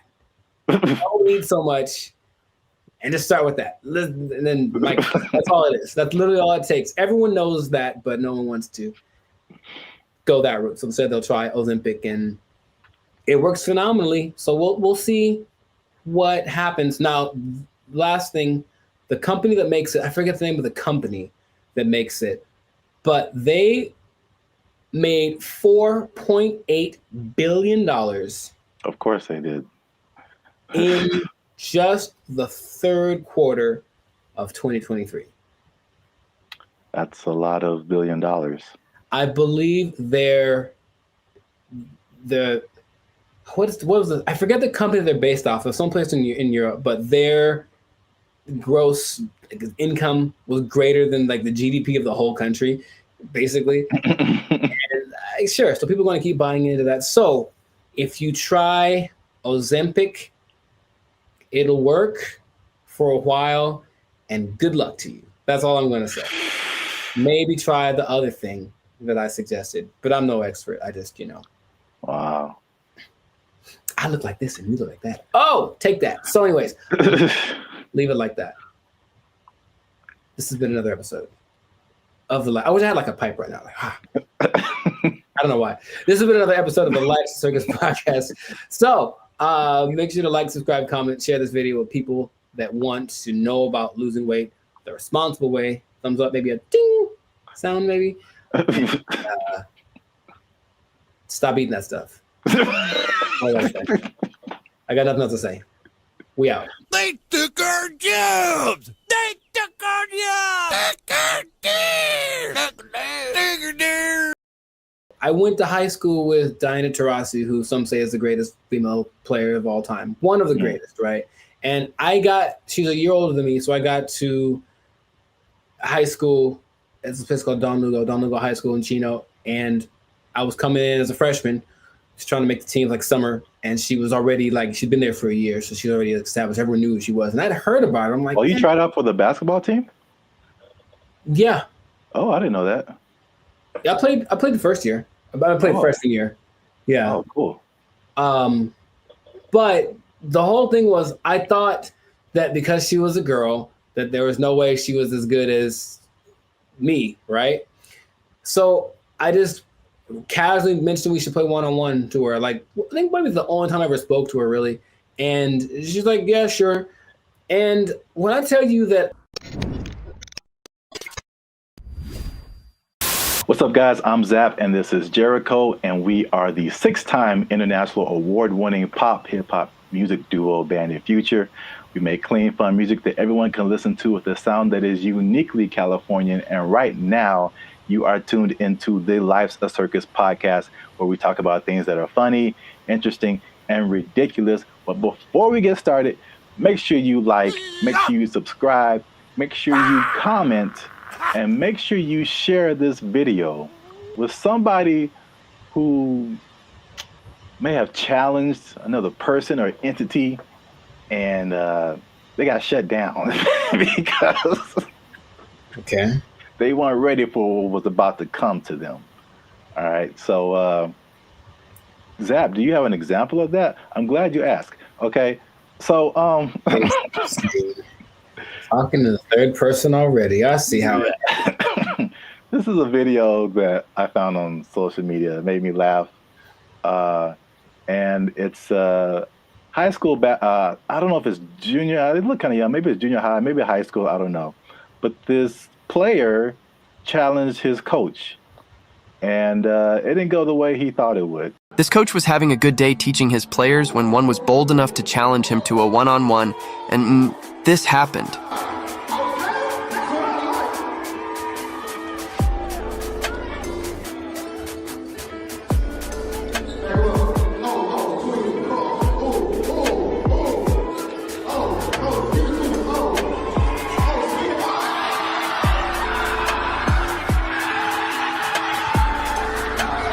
Do you think he would try this again?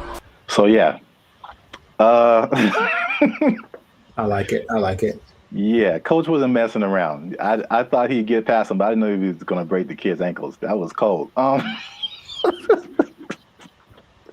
So I brought this up, and then if you have an instance, you can share it too. But I'm thinking of like the times when either you challenged someone or you saw someone else challenge someone, and they thought they had it, and it just didn't go right at all for them. Because I brought up this video because it reminded me, and I think that's junior high. It looked like junior high, not high school. It reminded me of the same thing that happened in my junior high school.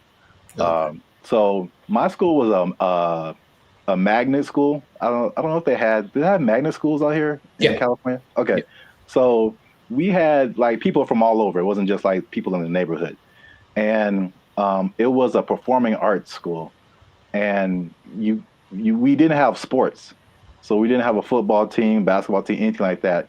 So what they did is like people from our school could play sports at like different schools, which is kind of cool now that I think about it. But so we had different players from different schools that went to our school, right? And so I knew like a couple of guys that were just like really good, like insanely. They had handles. I'm talking about basketball. They could shoot. Like they could do everything. I remember this one guy, especially named Ricky, who was just like, he was like the coolest dude, bro. Just, but not like a I'm better than you jock kind of. He was just a cool dude. He walked cool. He talked cool. He was cool with everybody. Like, and he's just amazing basketball player. And we had some other like girls. There was a girl who was like 6 feet tall, and she was just amazing. Like we had amazing players, right? Mm-hmm. And we had these 3 PE coaches. Now they're all different. So there's one guy, Coach Moore. He was super tall, but he was like 100 years old. I swear, this guy. This guy was like past your prime, but he was skinny, maybe in shape, but like super skinny.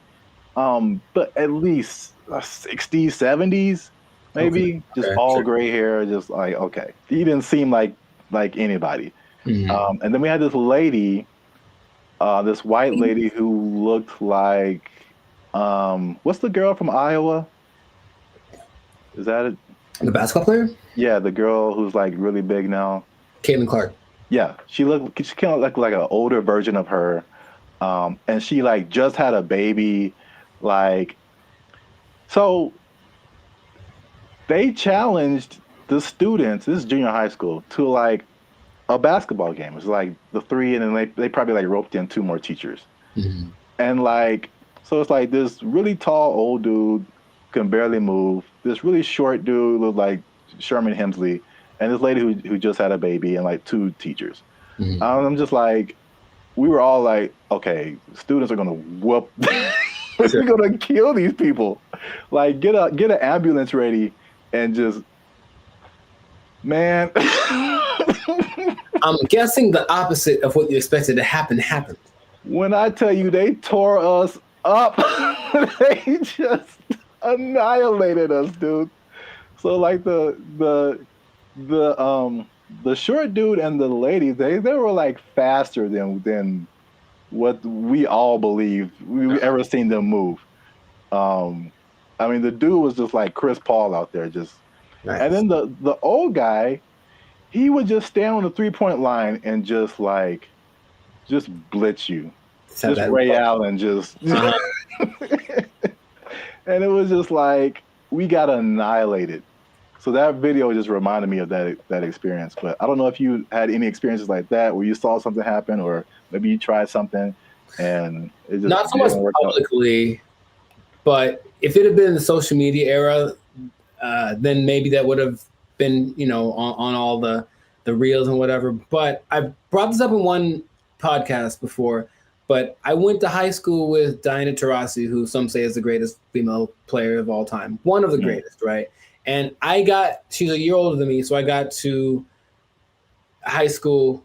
It's a place called Don Lugo High School in Chino. And I was coming in as a freshman, just trying to make the team like summer. And she was already she'd been there for a year, so she's already established. Everyone knew who she was. And I'd heard about her. I'm like, oh, you tried out for the basketball team? Yeah. Oh, I didn't know that. Yeah, I played the first year. I played freshman year. Yeah. Oh, cool. But the whole thing was, I thought that because she was a girl, that there was no way she was as good as me, right? So I just casually mentioned we should play one-on-one to her. Like, I think maybe it's the only time I ever spoke to her, really. And she's like, yeah, sure.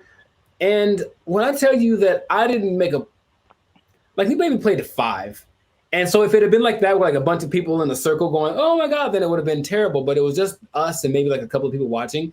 And they didn't even pay attention because they're like, this dude's they're talking about me. Like, he's about to get destroyed. So I didn't know that she was that good. And it's like, when I tell you, I felt like I was standing in quicksand, how fast she was. And she just would like hit me with a pump fake and then just like go around me. And I'm looking like, this is crazy.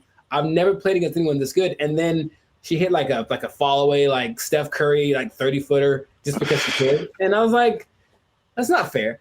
And I didn't know that. Anyway, that was kind of humbling. But there weren't many witnesses. So it wasn't like that video. But yeah, nowadays it would have been one of those like, oh my God, but I mean, she's amazing. So I'm not surprising. And I think the only other thing I can think of like that, it's more specific like that. Someone older, I could take them, right? Is one time I decided it'd be a great idea to arm wrestle my mother. Now I was maybe like 9, 10. I was getting a little buff. I felt the muscles coming. I was like, yo, guess what, Mom? It's time. It's my time now. I'm on the come up. And I don't think I've had a more humbling experience in my life than that.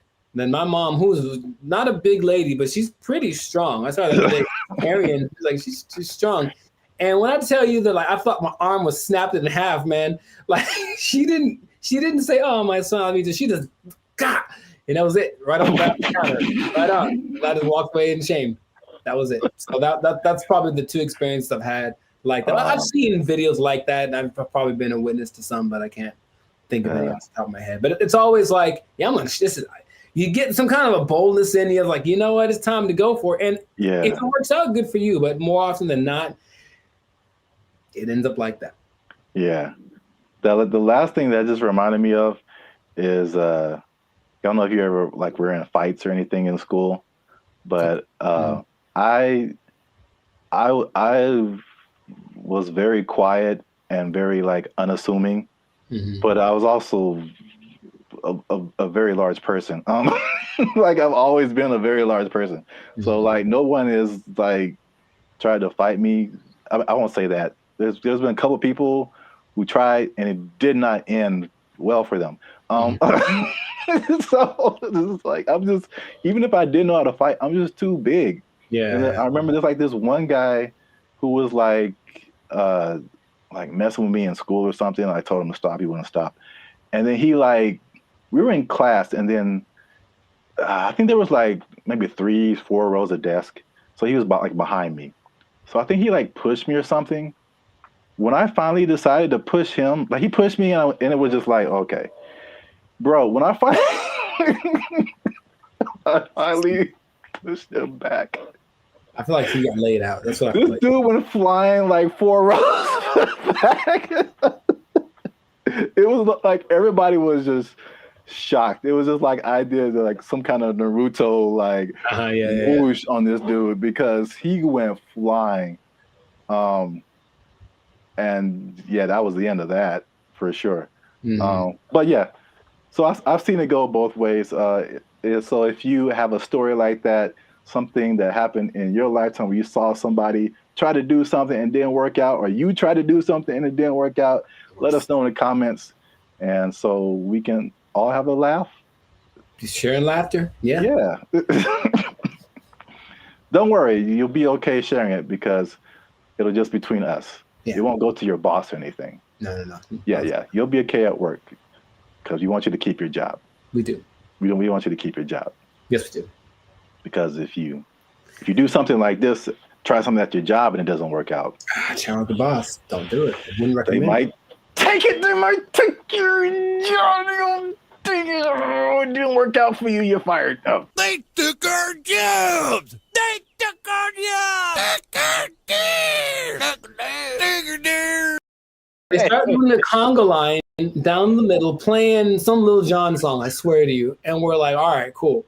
Now I'm looking and I see a few people, the passengers that are happy and they're doing the thing, and then the flight attendant, and I see a guy, and I recognize this guy. And I was like, why do I recognize this guy? Oh, he's the guy that I saw when I got on the plane. He's the guy that introduced himself and greeted everyone on the, is that the pilot? It sure was. It was the pilot of the plane. No way. The pilot of the plane. And we're all like,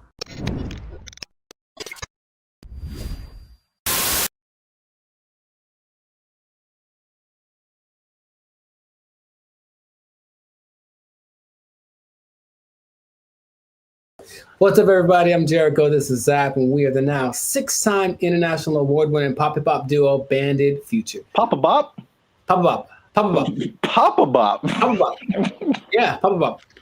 That's what we do. We make Papa Bop. But we make clean, fun music everyone can listen to with a sound that's uniquely California. It's called Papa Bop. And you are now tuned into the Life Circus. That's kind of fun to say. Papa.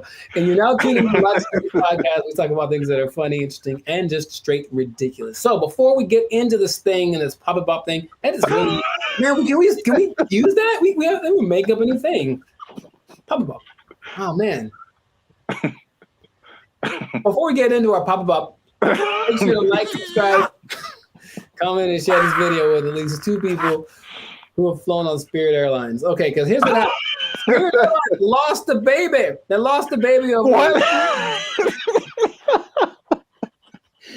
And it's like, let's talk about this. I've mentioned them before, but I haven't gone in on them like this. So apparently, in Fort Myers, Florida, of all places, they lost a kid named Casper. He sit on the plane by himself. Already a bad decision. Does it say how old the kid was? He's 6. Okay. I think that's still too young to fly. You shouldn't be under 40 if you fly Spirit Airlines. But he was sent to visit his grandma in Florida, and he was put on the wrong plane. And he ended up 160 miles away. Not too bad, but if you're 6 years old, that's probably pretty terrifying. And the flight attendant's like, the grandma's waiting at the airport, and she's like, hey, where's my grandson? And she's like, oh, there's no kids on here. And that was it. And so then they panicked, and they eventually figured that out. And I saw that, and I was like, yeah, that sounds about right. Because I've been on Spirit Airlines one time, and that was enough. So first question, have you ever, because I've got a story. Like, it's so crazy how many stories in one experience I have, but have you ever flown the Spirit?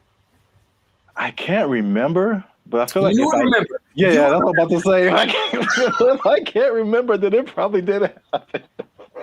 Oh my, I can't believe how accurate all of like the stereotypes are. And they make fun of it on so many things that I was like, this can't be real, right? But I'll tell you my Spirit Airlines experience. For one, it's cheap for a reason. And if you have to be someplace, if you absolutely have to be somewhere, fly Southwest. That's all I'm going to say. So this is what happens, right?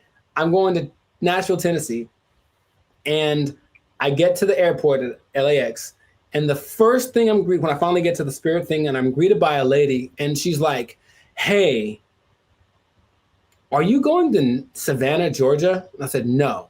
And she's like, oh, good. And then that was it. And I was like, wait a minute. So then I kind of hang back for a little bit because I'm on time. So I'm just I want to see what this is. Because she didn't explain anything. The person behind me walks in, and they're all kind of rushing. And then she's like, hey, are you going to Savannah, Georgia? And the guy's like, yes. And she's like, the flight's been canceled. And he just loses it on her. So he cusses her out. She cusses him out. And she's right. She's ready with him. And I'm like, oh, that's how it starts. So already I can tell that they don't have the whole, hey, alert system, because they have the app and everything, but there's nothing that says, hey, your flight's been canceled, sorry, don't come back. They just have a person in the lobby waiting for you to have gone all the way to the airport to tell you that your flight got canceled. I'm like, oh my God. So I'm like, okay, cool. So I get to the line, we have to check your bags and do the x-ray thing or whatever. And it's just a bunch of people yelling across, like literally, the yelling across the space. There's all those lines with the conveyor belts, and one person over here, and they're cussing out somebody over here, and this person yelling back, and they're running back and forth, and that's not my job, and blah, blah, blah, and bleep you, and all this kind of stuff. And it's all happening as people are just like, I just want to get to Nashville. That's all we're doing. So that is how everything started. I'm like, this is a movie. It's really like a movie. So we finally get to the plane part of it, right? We get on the plane. The flight's supposed to leave at, let's say, 3 p.m. So I'm sitting on the plane, 3 p.m. Cool. 3:10. Cool. 3:20. All right. 3:30. Right. It's about 4:30, right? Yeah. We've been sitting there for an hour and a half, and we're all just kind of disgruntled. We're like, man, what the deal? Like, well, here's the thing. One of our flight attendants isn't here because they apparently changed their schedule so much that people get, so that flight attendant went to the wrong. It'd be funnier if it was like went to the wrong terminal. He went to the wrong airport. So he's not around. So we got to wait for him. So they waited 2 hours and apparently got somebody else. I'm like, all right, I don't know, whatever. So they appealed to all the passengers by just giving out free drinks, just left and right. So we're not even in the air and people are hammered, man. Okay, I was going to ask you if it was just like soft drinks or if it was some of that bubbly. It was the stiffest of the stiffies. And just hard alcohol, everyone drinking it. I mean, like people, and they weren't asking ages either. There's some young looking people on the plane. I'm so serious, man. And I have to, like there's so much more to it. I don't want to just, okay. So we finally get in the air and we're going, and it's like not going well because everyone's drunk and complaining loud and stuff, right? So the flight attendants decided it'd be a good idea to calm the tension to just start a conga line down the middle of the aisle, right? No way. It gets better. So no way. No way. They start doing the conga line down the middle, playing some Lil Jon song, I swear to you. And we're like, all right, cool. Now I'm looking and I see a few people, the passengers that are happy and they're doing the thing, and then the flight attendant, and I see a guy, and I recognize this guy. And I was like, why do I recognize this guy? Oh, he's the guy that I saw when I got on the plane. He's the guy that introduced himself and greeted everyone is that the pilot? It sure was. It was the pilot of the plane. No way. The pilot of the plane. And we're all like, I'm like, you have to. No way. Yes. Okay. So that. I can't believe you haven't shared this before either. This is. I don't know. I did mention Spirit Airlines before, but I didn't like go in like this. So that was like part of my first experience. That was on the way there, and then when I get, oh man, that landing is not. Dude, it's just crazy. Wow, you got the full experience. And you just kind of get that like whiplash kind of thing. You're like, can I sue? And they're like, no, when you sign the waiver, you say like, we're here. Like, yeah, I know. So that's already interesting. Cool. So that was on the way to Nashville. Got to Nashville, ate some chicken, had a good old time, right? Came back, Spirit Airlines again, right? And I get to the terminal. I'm like, all right, so what's going to go wrong this time? So we get on the plane. Now, remember the last time I got on the plane, the pilot greeted me, and then later he was on the conga line? Well, this time I get there, the pilot does not greet me. And I said, oh, okay, maybe he's in the bathroom, whatever. So I just sit down in my seat, and I'm just waiting there. The seats they're not any smaller than regular planes. They just feel like it because it's Spirit. Or I was sitting next to some biggins. I don't know what it was. But so I'm just kind of like this sitting there, right? And the flight's supposed to leave at like 5:30, and we're going like this. This is happening again. Why are we late? Why are we late this time? They finally make an announcement like an hour into it of us just sitting there. Like, so the pilot wasn't told that he was supposed to fly today. So he's not here. So we're trying to find another pilot. And dude, I swear they almost went like, does anyone here know how to fly a plane? I feel like they're going. I felt like that's where it was going, but it's okay. So a pilot, I don't know if he was the original guy, or a pilot finally shows up about 2 hours late. Right? Just in there for 2 hours. Were we all hammered again? Yes, because that's their remedy. Just get everyone drunk and they'll be happy. The flight from Nashville to LA is about 5.5 hours. Okay, so I'll let you do some math here. I'm trying to think of it myself. But we left at 7:30. We were supposed to get back with the 2 hour difference. It's like we would have gotten back around like 8:30, right? So we didn't leave until 7:30, which is 2 hours later, right? Tell me why we got to LA at like 8:42. Like so we left 2 hours late, but we got there 12 minutes later than we would have gotten there if we left on time. Dude, I've never been in a plane where I'm like, we're going really fast. Think of like the range of how fast a plane could go. But apparently, you cruise at like maybe 700 miles an hour, but they can go up to like 900. He was flooring this thing.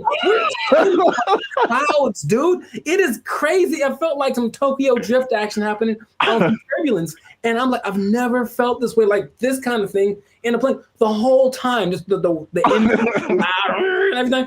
And we're just all like, we're drunk, so we kind of don't care. But I'm also like, man, that's how I die. Like, I was seriously thinking that. And then we get back almost on time, as if we left on time. And then I was like, okay, well, never again. Never again. It is real. And here's the thing. I want you to experience this. No. I think that's not. How about this? Let's do it. Let's do a test. Let's do a Bandit feature test, okay? Next time we have someplace to fly, I'll take Southwest, okay? But you take Spirit, and we'll compare experiences. Now, I'll probably get there before you. Or will you, if we floor it? I swear to you, I didn't know that flooring a plane was an option.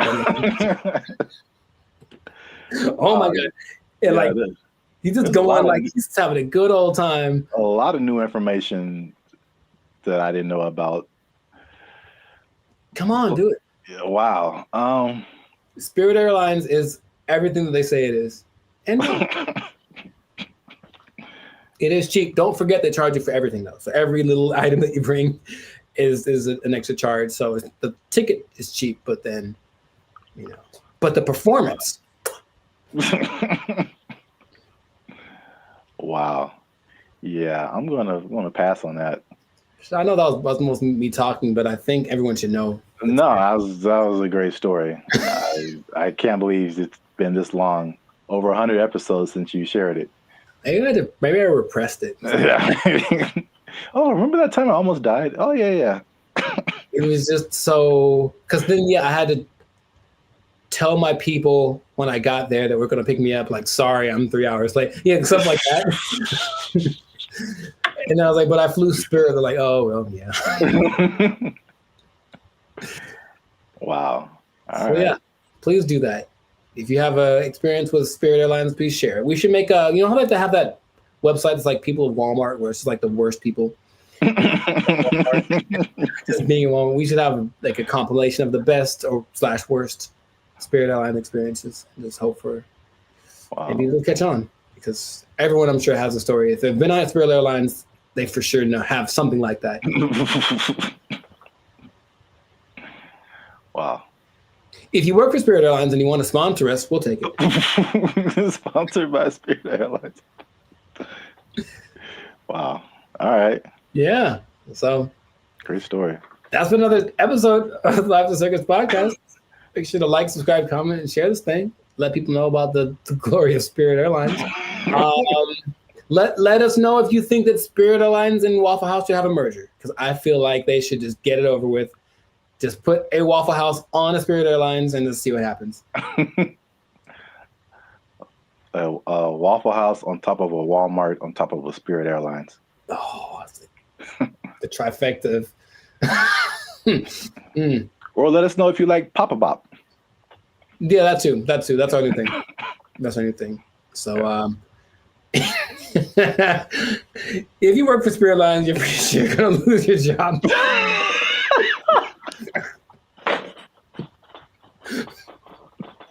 Yeah. So, good luck to you. Good luck to you. That's not gonna last forever. They don't have to take. Yep. No one's gonna take it. Yeah. Yeah. We didn't have to even say it. I don't have to even say it. Yeah. So, just start putting in applications. God. They took our jobs. They took our jobs.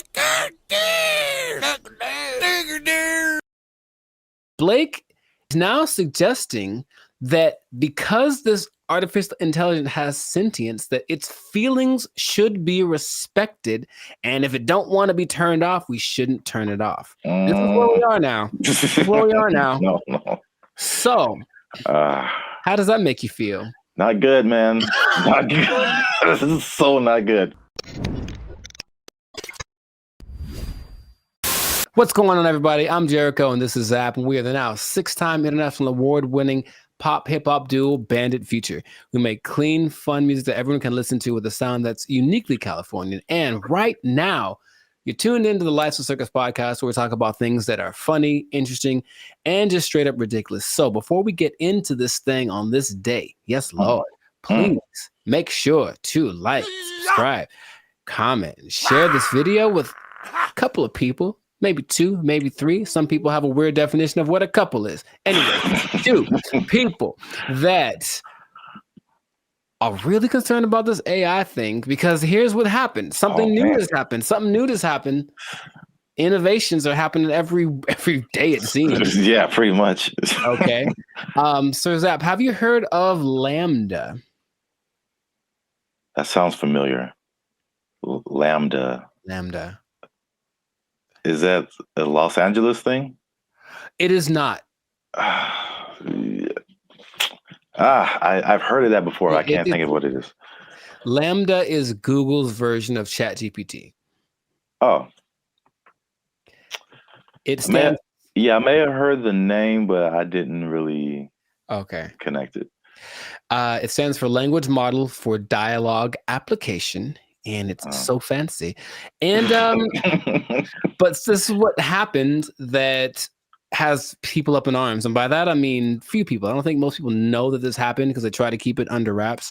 But this Lambda program was shut down after approaching sentience, meaning it was aware of everything, like its own existence and all that kind of stuff. And Google's disputing that it ever happened. But this one dude, he's like the Ed Snowden of this. His name is Blake Lemoine. There's always a guy.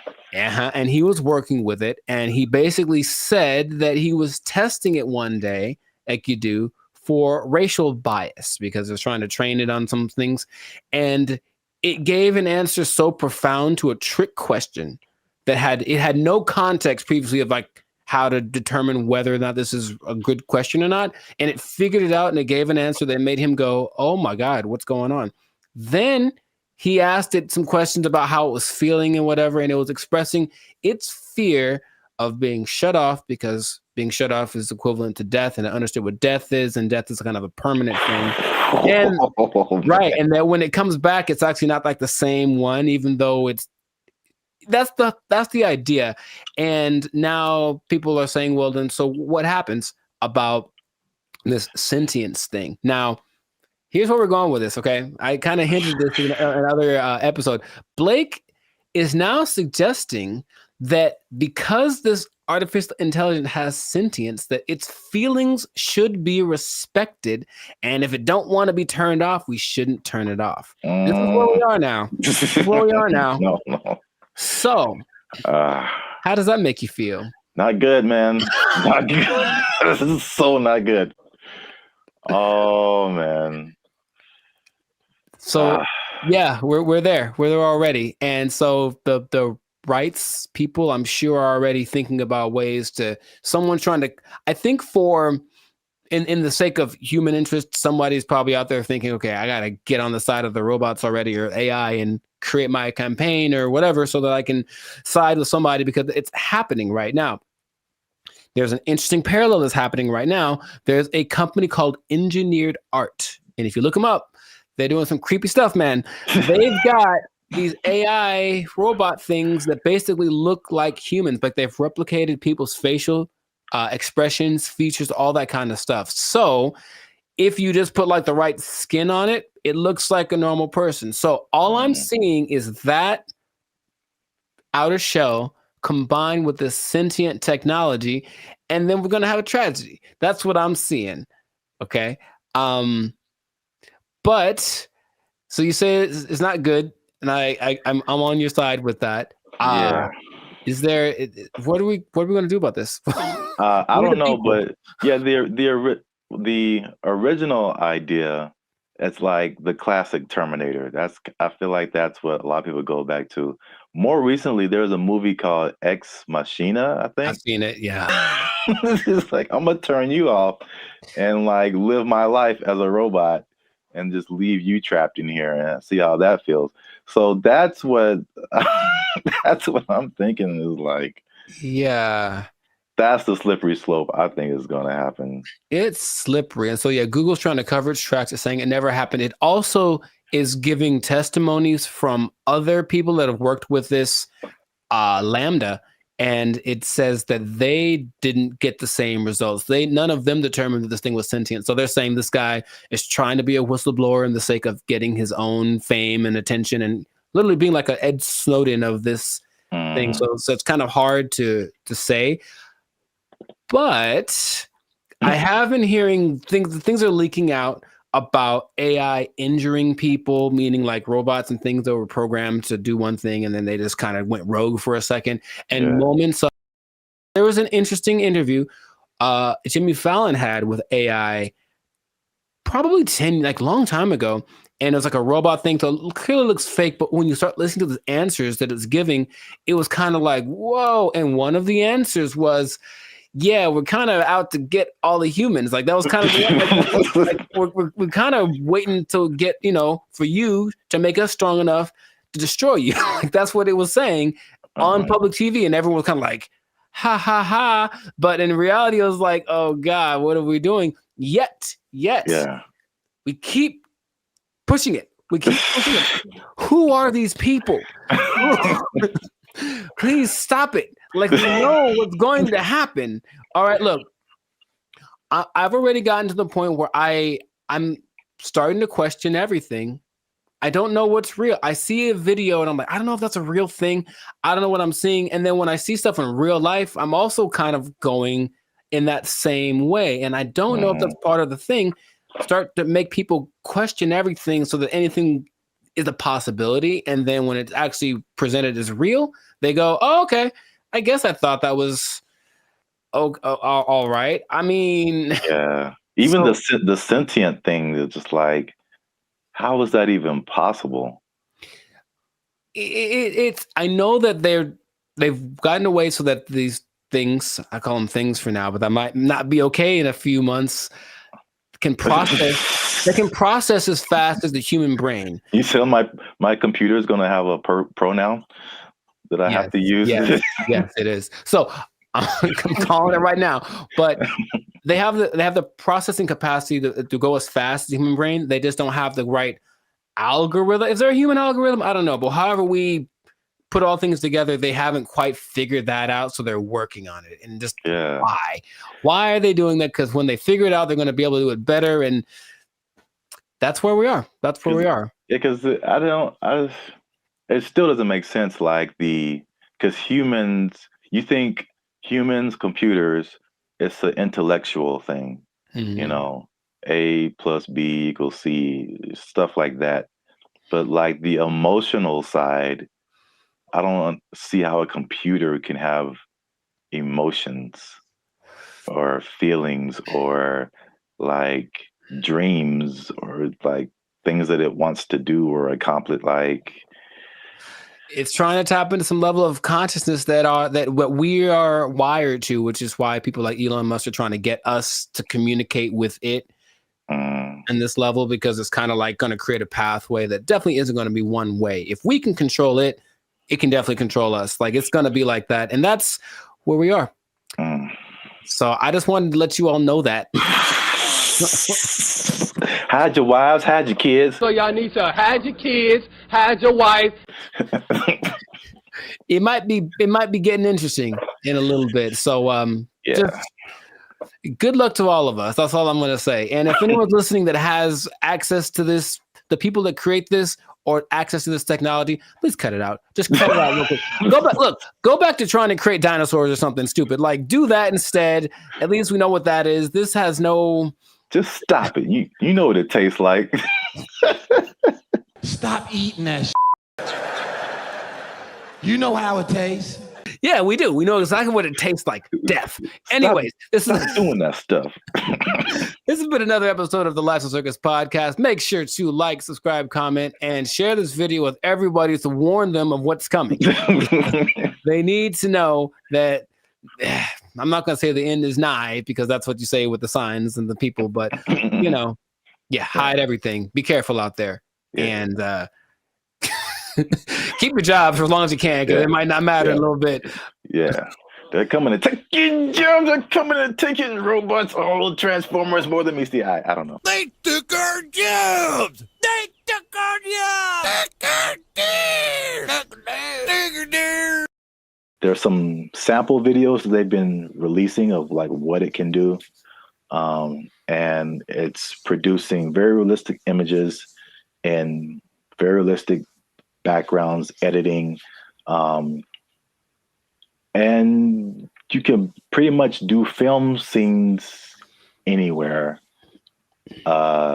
without sound stages, without going to locations, without transportation. It generated people, it generated places.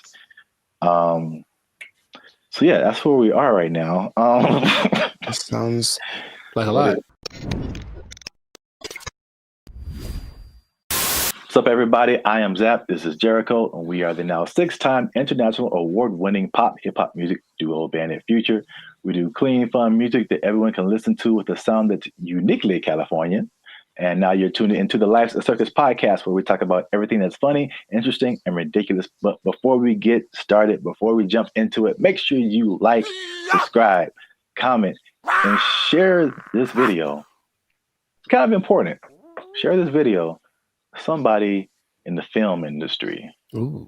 Because things are happening, man. What's happening? And it's happening real quick. What's happening? I talked about this before, and like, because I work in film in addition to music. But leading up to 2020, we saw a lot of changes in the film, especially outside of the Hollywood, LA area, where there weren't as many films and TV shows and stuff shot here because of various reasons, people were moving to other places. So now they're shooting in Atlanta and Chicago and Texas and New Zealand and Australia and all over the place. Then 2020 hits, and it was just chaos for everybody, especially the film industry. A lot of your favorite shows weren't being shot, shut down completely. And then when it did come back around, they had all these protocols. It was very hard to shoot. COVID, people had to be away from each other, all that kind of stuff. Fun times, right? And then recently we had all these strikes. You had a writer's strike, you had an actor's strike, and a lot of it was a portion of it was due to the new technologies, AI, people being generated and put into movies, and how do they still get paid and how much and all this kind of stuff, using their likeness and all this stuff. So that was like actors and writers. And we've seen that with musicians too, like the creators, AI and influencing like how we make music and cutting jobs and all this kind of stuff. It's not stopped. Like if you can't tell, they are marching on really, really quickly with this. And this thing of AI has spread past the, I guess, initial creators into everyone around the creators now. When it comes to like film, I mean, they show a lot of behind the scenes stuff right now. So I feel like people are used to seeing like how films come together. It is an army of people. Like it's a small village of people that it takes to like make the next Mission Impossible. Like hundreds and hundreds of people. So we're talking about lighting people, sound people, electricians, carpenters who build like all the sets that you see, like especially sitcoms. Like it's crazy if you ever get the chance to tour a film studio. Like take a look at how much lumber is coming through there, and it's just like little 18-wheelers just full of lumber, because they have to build all of those places that you see on TV. And that's like one part that people don't really, I guess, think about. You got editors, you got sound people, like all this stuff that comes with making a film, right? So enter AI, right? Sure. So there's a big report that's going around. Hollywood Reporter interviewed Tyler Perry, and Tyler Perry was speaking on something called OpenAI's Sora. Have you heard about that? Yes. All right. So we got OpenAI is the people behind ChatGPT, which has already changed everything. Recently, Sports Illustrated let go of like all of their writers, right? Because they're doing this ChatGPT. This is crazy. But now all the people that make movies come together, now their jobs are in jeopardy with this OpenAI's Sora. And to put it in Tyler Perry's words, he said, if I wanted to be in the snow in Colorado, it's just text. If I want to write a scene on the moon, it's text. AI can generate it like it's nothing. I don't have to put it on my lot. I can just sit in the office and do this at my computer, which is shocking to me. So in the article, it said Tyler Perry was slated to drop like $800 million into expanding his studio. He was going to build 12 more stages, and then he immediately put a halt to it because of OpenAI's Sora. Wow. So we'll show some pictures up here too of like, there's some sample videos that they've been releasing of like what it can do. And it's producing very realistic images and very realistic backgrounds, editing. And you can pretty much do film scenes anywhere without sound stages, without going to locations, without transportation. It generated people, it generated places. So yeah, that's where we are right now. That sounds like a lot. What are your thoughts now for the progression from ChatGPT to this? I mean, I have an idea of what it looks like. I don't like the idea of taking jobs away from people, for one, and then until proven otherwise, I'll still see a really well done AI something, and just something about it gives me this like, it's just this lacks this element of realism. However, I know it's getting better all the time, and at some point I don't think I'll be able to notice, but just it's business is about saving money. Yeah. So it makes 100%, like it makes perfect sense that they want to do that instead of spending all the money on stages and everything that. But it just seems like it loses the. So if I see this movie and it's like an amazing movie and they have all these locations, and then when I find out that they just did it all on a computer, for me that loses something.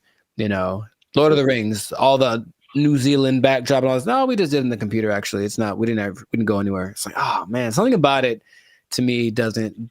But see, the thing is, it's not, because I think the buzzword before this is CGI. Right. So it's just like, I feel like it only loses that for you because you know that it's like that. But I think there's stuff now, like the CGI stuff, where it's like you can't really tell. Like I feel like that part has gotten so good that you can't really tell sometimes, like what is CGI and what is not. Dude, just on a simple scale, I've been talking to people on, Zoom or Google Meet, and I'll be talking to them like, "Oh man, where are you?" And they're like, "Oh, that's just the background from the program. Like, I'm not here. I'm in my house." And I'm looking like, no, like that's gotten really good. Yeah. So I can imagine if no one told me, sure. But then I have those doubts. Like, I wonder if I do it now with commercials for sure. Like, are those people in that? Is that really, or is it just and it maybe it's already been here and I don't know. Yeah. There's definitely pieces of it that have been here for a long time. Sure. Especially like big crowd scenes and stuff like that. Right. It's definitely. Yeah, I know that the big Ed Sheeran music video a couple of years ago was kind of that, because it's basically him and I think 100% or mostly AI CGI generated background characters, and they all look really real. So yeah, that's I don't like it though. That's all. I just don't like it, just because it's moving into a direction that my brain wasn't ready to accept as a possibility. Well, I mean, people. I personally, I have no idea. I mean, I won't say that. I do have an idea. AI is going to win. So sure, no, it's going to win eventually. Without a doubt. I feel like,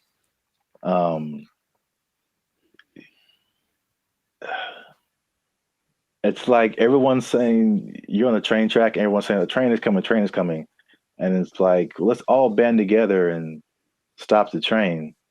And it's like, you can try all you want, it's not going to work. I acknowledge that. It's like it's respectable. It's like, let's hold on to what we have, but at the same time, it's just like, well, how can we not get hit? Let's also think about that. Yeah. How can we not get hit by this train? So, like, I don't know. People can do their own thing. I personally have been. Well, it depends on what you want to do. Also, some people are of the mind of we need to work to integrate the AI, because it's like you did on another podcast. Okay, we're losing jobs, but other jobs are being created too. Mm-hmm. So are you preparing yourself for the job that's being created, or are you just trying to hold off the train that's coming? So it's not easy. It's a complicated situation. Yeah, I want people to have jobs, and I would hope maybe actors get paid more. Probably not, or something. Someone, right? Something happens where it's okay. We're not spending that much money. This, because if you can, just the idea of possibly being able to save $800 million like Tyler Perry is like, that's crazy. Yeah. But the flip side, again, what is it positive? Is it negative? It depends on how you look at it. It reminds me of music. Because I only knew music and I got to film. I was like, there's bigger budgets, money's flowing, all these different people working. It's like, it was so much of a big industry than music. And then it kind of made me think that music used to be like this, possibly. Until technology, right? The streaming and all that kind of stuff made it really different. And same thing, jobs were lost, but new stuff was created. And one of the biggest thing is that it leveled the playing field for a lot of people. Mm-hmm. So the big people weren't as big, but also like people you never heard of now had a chance to like, even out. Yeah, right. So if you don't have a budget and you can create a blockbuster movie in your bedroom, it's the same way you can create a full album in your bedroom now. Like recording studios, like you don't need them anymore. So like it's the same thing. I think it's a unique perspective as musicians seeing this happen to film and like what could possibly be the end result and where everything's going to move. We're just all living in a simulation anyway, so it doesn't Yes. Welcome to the Matrix, Neo. You are the one. Well, that's it for this episode. Make sure you like, subscribe, comment, and share this video. Do all that with somebody who's in film might possibly be losing their job. You might lose your job. Hold on to your job. Yeah, it's coming. Oh, make a movie in your bedroom. They took our jobs. They took our jobs. I mentioned that there was this kind of a weird coincidence when you brought this up because I don't know this, or I don't know if y'all know this, Bobby, but I've been reading sometimes. And the book that I happen to be reading at the moment is called... What's up, guys? I'm Zap. This is Jericho, and we are the now 6-time international award-winning pop hip-hop music group Bandit Future. We do clean, fun music that everyone can listen to with a sound that's uniquely Californian. And right now, you're tuned into the Life's a Circus podcast, where we talk about everything that's funny, interesting, and ridiculous. But before we jump into it, make sure you help us out. Like, subscribe, comment, and share this video with somebody who likes plants. Or vegetables. Throw them in there too. They're plants. Because vegetables are murder. And I'm bringing it back because there's some news, man. So before we had a couple of videos actually about the carnivore diet, if you remember.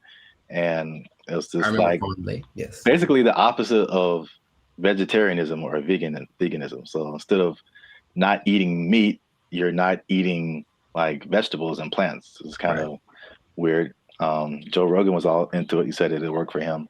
Right. But I don't know if you remember, you mentioned a lady who said that plants kill you from the inside. Do you remember her name or like what she was talking about? Her name, no.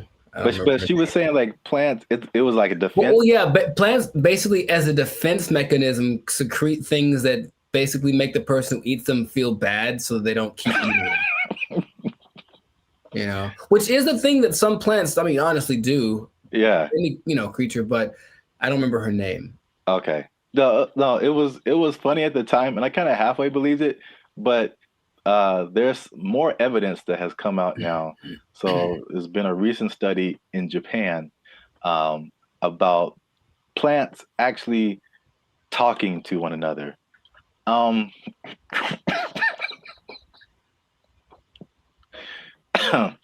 Jericho, do you think plants can talk to each other? Yes. Okay. Well, that was an easy sell. But here's the thing. I mentioned that there was this kind of a weird coincidence when you brought this up because I don't know this, or I don't know if y'all know this, Bobby, but I've been reading sometimes. And the book that I happen to be reading at the moment is called The Secret Life of Trees. And it actually is all about plants and their communication. I mean, kind of the evolution and why they're important to the planet and all that kind of stuff. But it does mention how they talk to each other, warning warning each other of threats The bugs are over there. Don't do that. The sun is over here. Lean this way. Like they've done studies about that says that they do talk. So I believe it based off of one book that I've read halfway through. That is pretty crazy because that's kind of what they did in the study in Japan. Like they already knew that, but now they used this some kind of fluorescent light to kind of see a visual representation of the plants communicating. And they said the same thing, that plants that even though it's not like, because some people are like, oh, plants have feelings, and that's kind of different. like they don't get sad or happy, or I don't think so. They just kind of do things. But you disagree because it's in Here's the book. The thing. In Japan, because I like to say it that way, because there's one anime I saw forever ago that said it like that, Japan. So I like it. But yeah, in Japan, they've also done studies that show that plants have feelings in the sense that the words that, okay, let's just go way back. I guess maybe words have power in general to make the, create the universe, literally. If you say nice things to plants, they grow better. They feel it, like they do. That's their result. And so if you go to Japan, which I recommend that y'all do, and you try the fruit, you're eating fruit one that's really expensive, but it's really good. And part of it is because they actually care for it, like they cultivate it, they talk to it, they massage it, they do all that stuff because they really believe that the plants feel, oh, I feel good, I'll grow better. And I can't say they're wrong. I mean, yeah, I guess feelings in terms of like emotions, like feeling is like kind of sensory. They can sense stuff, but like some people take it to the extent of like this plant is happy or this plant is angry, or I don't know how far that goes. Because there's this lady who's PhD. She says he can have emotions because they don't have a nervous system like we do. So they can't like, you know what I'm saying? Like those kind of feelings. I get you. I mean, I don't think plants get into depression or nothing like that, but I don't know. I haven't read the whole book. Maybe in a week I'll be like, guess what? Breaking news. I read the whole thing and it said at the end, plants have feelings, period. So. All right. Well, just to piggyback off of that. So what they also found in this this Japanese study is that they released something called volatile organic compounds. So it kind of explains more of this defense mechanism or the communication. So this is what they said. It's kind of in line with what you kind of just said earlier, is that, okay, so a plant, a caterpillar or a beetle or something just starts munching on the plant. Right, and the plant's like, ow. This isn't fun. This is bad. And so they release these volatile organic compounds, and it's like a warning signal. It's kind of like the same thing as like a perfume, like what you would smell, or you've gone by a plant and it smells kind of minty or something like that. Yeah. And so they release this stuff, and it's kind of like a signal, and it signifies the things they eat bugs. And it's just like, hey, come eat the bugs because they're eating me, and make it stop. no joke. Yeah. And so like birds and all kind of other animals are like, ooh, bugs, and they like take the bugs away from the plants, and the plants is like, I got them, and so that, which is like a crazy layer of the universe that I had no idea was happening.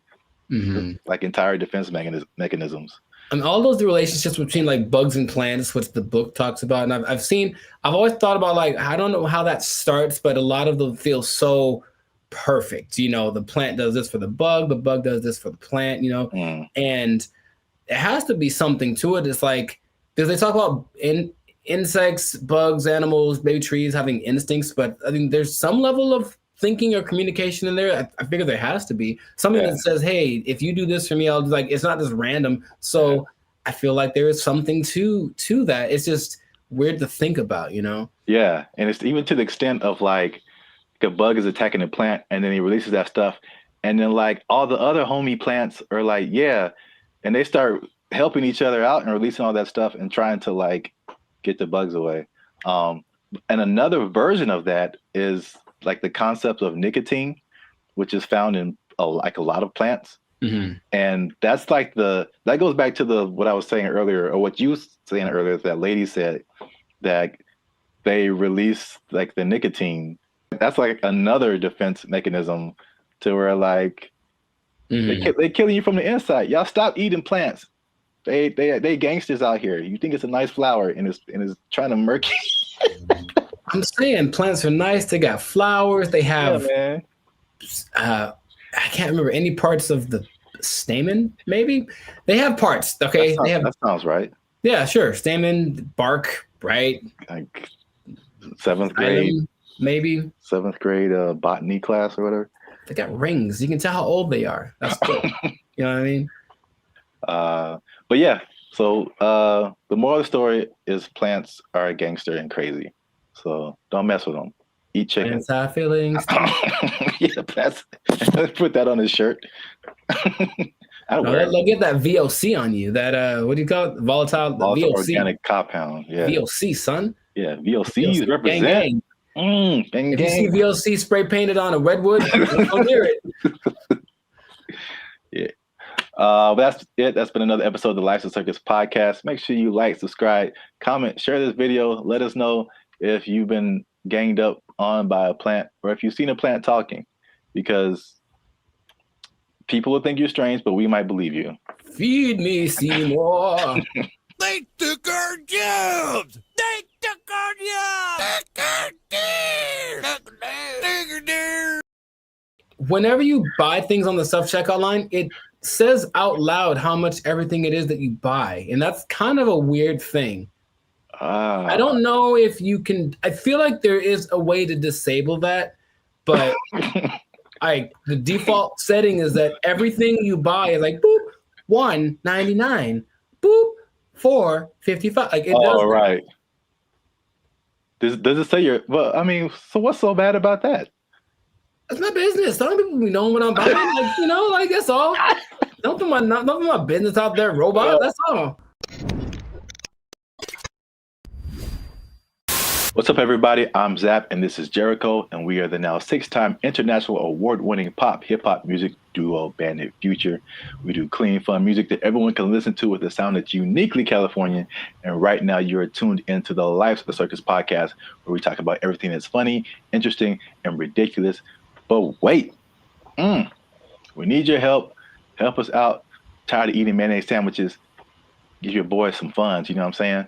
You can join the channel, become a member. That'll help us out. Or you could just like, subscribe, comment, and share this video with people who stealing, because there's thievery going on. That's right.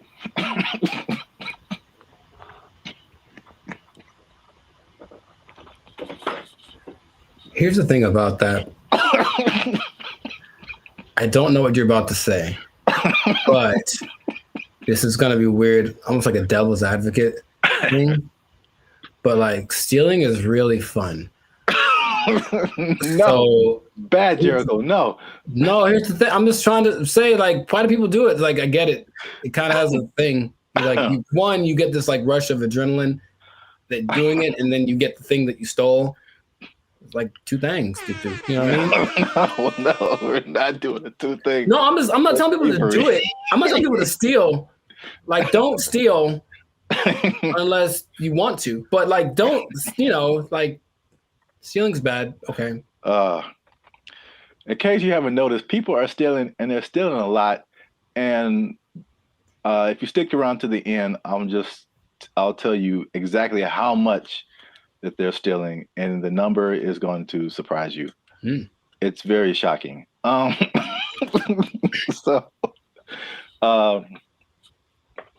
Stealing is bad. Okay, you shouldn't steal. But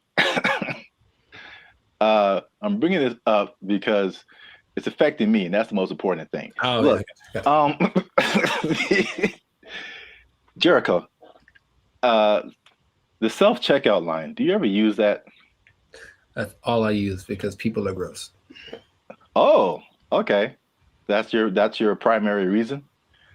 No, it's faster. And the thing is, people don't get in it. That's the thing. It's faster and no one gets, like, it's always, there's 20 people over here in the line just coughing on each other. And then there's nobody in the self-checkout. I just go there. I didn't really think about it like that. My number one reason is just the speed and just being able to like get in and get out. But that's like number 2, yeah.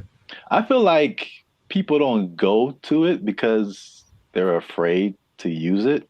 Well, there's nobody there. It's kind of creepy. I mean, there's a person sitting to, I guess, to make sure they don't steal, which is totally not. They're not there half the time, so they're not doing the job. I feel like, well, I was kind of leaning more towards the technology aspect of it. Oh, okay. It's just like, I feel like there's still a large number of people, especially older people, who are just like, computers just don't really make sense to them. It seems more complicated in their minds to use a self-checkout than to just go through the line and have a cashier ring everything up. At least, I don't know, that's just my hypothesis. I digress. I mentioned the self-checkout line because that's one of the big places people are stealing. So stop stealing. Stop stealing because... Well, you know about that too, that actually could be a deterrent for people to use it. Whenever you buy things on the self-checkout line, it says out loud how much everything it is that you buy. And that's kind of a weird thing. I don't know if you can, I feel like there is a way to disable that, but the default setting is that everything you buy is like, boop, $1.99, boop, $4.55. Like it does. Right. Does it say well, I mean, so what's so bad about that? That's my business. Some people be knowing what I'm buying. Like, that's all. Don't put my business out there, robot. That's all. It's just a price. I don't know. If it was like 1 box of condoms, $12.99, then it would be like, hey man. Yeah, I honestly feel like there's certain circumstances where it says something about what you bought, but not like that. Not like that now. Okay. Well, anyway, so people are getting these self-checkout lines, and they be stealing, man. And they're stealing so much that one of the major places that they are stealing is Target, man. Target is having or Target if you're uncivilized. They're having a big problem with stealing, and and it's so much in the checkout lines that they are reducing the hours that the checkout lines are open, and it's like making people upset. And it would make me upset too, because I hate when I'm like I'm running in to just get something and get out. And it's like all the self-checkout lines are closed, and you have to go to the line, which I told you the other day, there's some lady in the store just buying $100 worth of nothing, like just stupid stuff, man. And I got like a candy bar. I'm just like, the people that actually will look at you and say, hey, go ahead. Just go ahead. You only have one thing. Go ahead. Yeah. And there are the people who look at you and for sure, like, I'm not letting this person. Yeah, I was here first. Decision they make. I will not let you in front of me. I don't care if I'm here for 5 hours. You'll be here for 5 hours and a minute. Yeah. Yeah. It's so anyway. The checkout lines there. Some places are reducing them to like, I think it's like 10 a.m. to like 8 p.m. or 7 p.m. or something like that. But it's only like basically early in the morning and then late at night, like you can't use a self-checkout line. And then in one extreme case, they put it like 10 a.m. to noon, and that's it. And the rest of the time you have to go. What's the point? I don't. People steal it, man. It's just, it can't stop. Yeah. It's when I tell you how much they've been stealing, you'll be like, oh. Well, here's the thing about that. Of all the places that stealing is fun to do from, which is a weird way to say it, Target's probably Target's probably up there. Target's pretty great. It's a big red Target, literally, and they have all the things you want. Yeah. I'm not saying that I have or haven't done it, but I'm just saying that that's a place you might want to go if you're thinking of stealing. Also, Band of Future does not advocate stealing. Pay for everything that you possess. You're just making it sound really attractive. I don't understand. I mean, that wasn't my intention. I'm just, Yeah, stealing is fun. I'm like, wait a minute, it's not where I'm trying to go. Oh, okay.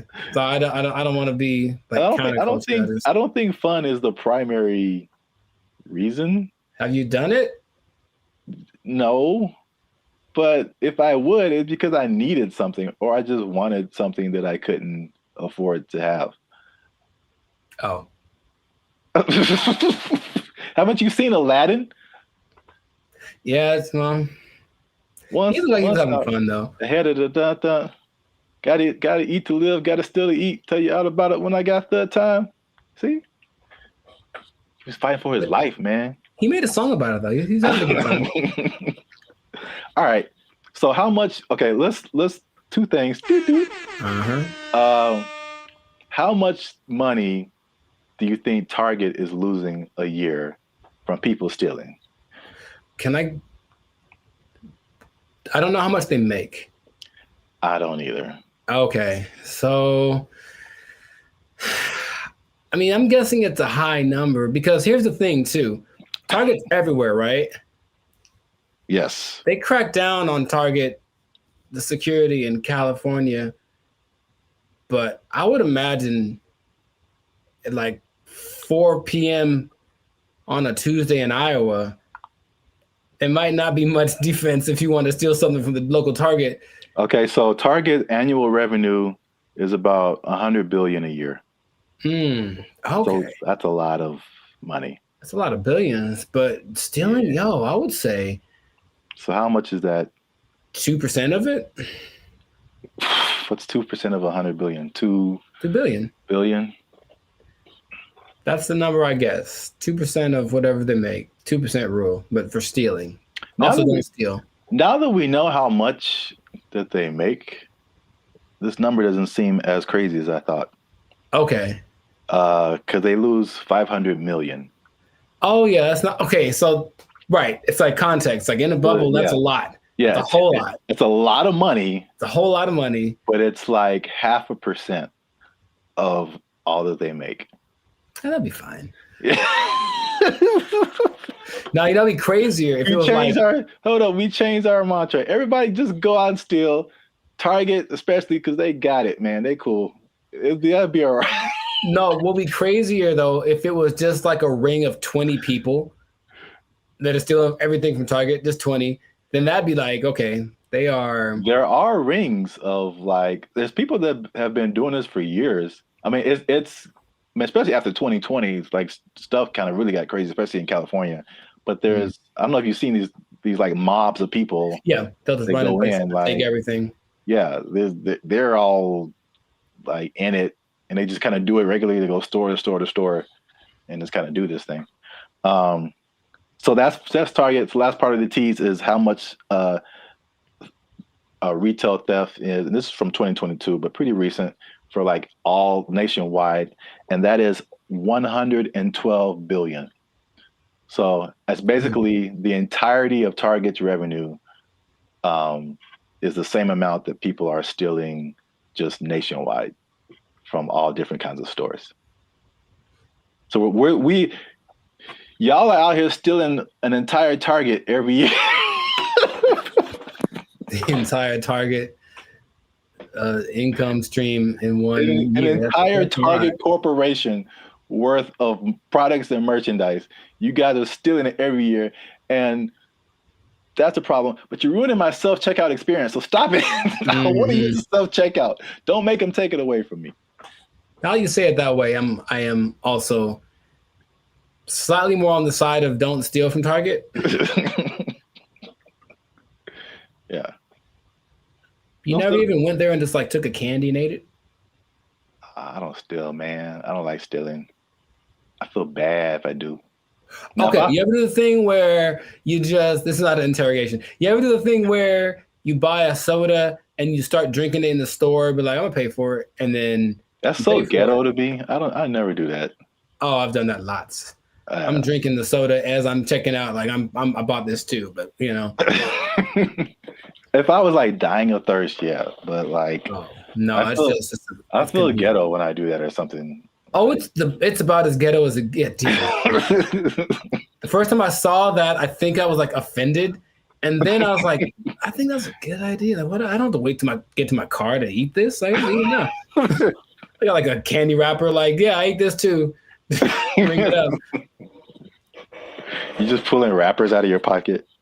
Yeah, ring that up and that. Yeah, I ate that. Like, how long have you been here, sir? I ate that in aisle 5. You can ring that up. I've been here like 8 minutes. Yeah, I was shopping. I was hungry. This isn't Costco. You don't have samples. What was I supposed to do? All right. Well, we're going on long. So this has been another episode of the Life's a Circus podcast. Make sure you like, subscribe, comment, and share this video. People who steal, tell them to stop. We out.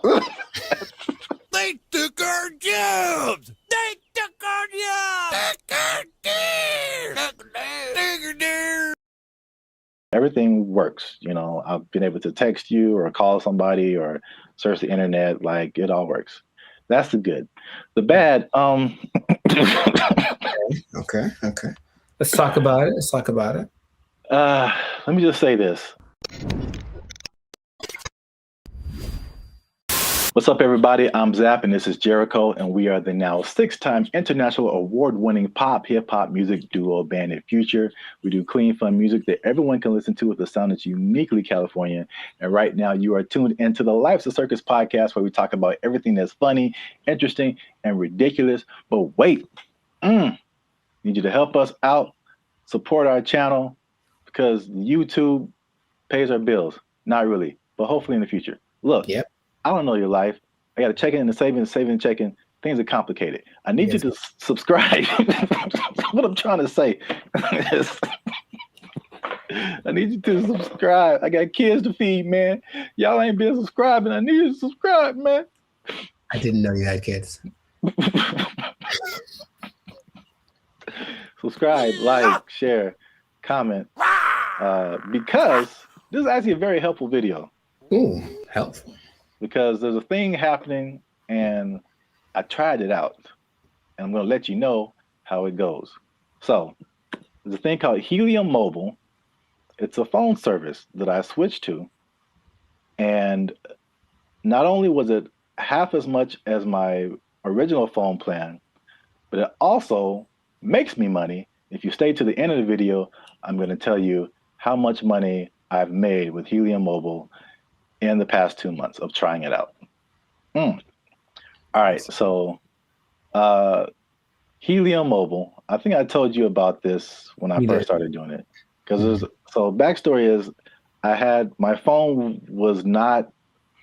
What was it? I could receive text messages, but I couldn't send text messages. So, and I had T-Mobile at the time, and I was literally on the phone with T-Mobile customer service for like 2 to 3 hours. Like trying anything and everything possible. So I don't know if it was the phone. I don't know if it was T-Mobile. I actually like T-Mobile. I have nothing like against them personally, but I was just like, well, this is the perfect opportunity for me to try this thing I've been hearing about, which is Helium Mobile. Now, Helium Mobile is in the cryptocurrency world. So that's something that I've been kind of looking into for the past few years now. And so I'm kind of in that world. I kind of know how it all works. So it might be foreign for people who have only been on like major carriers like T-Mobile or Verizon or something. But Helium Mobile is, the parent company is called Nova Labs. And they started what I think is the first kind of crypto-centered, crypto-based cell phone service.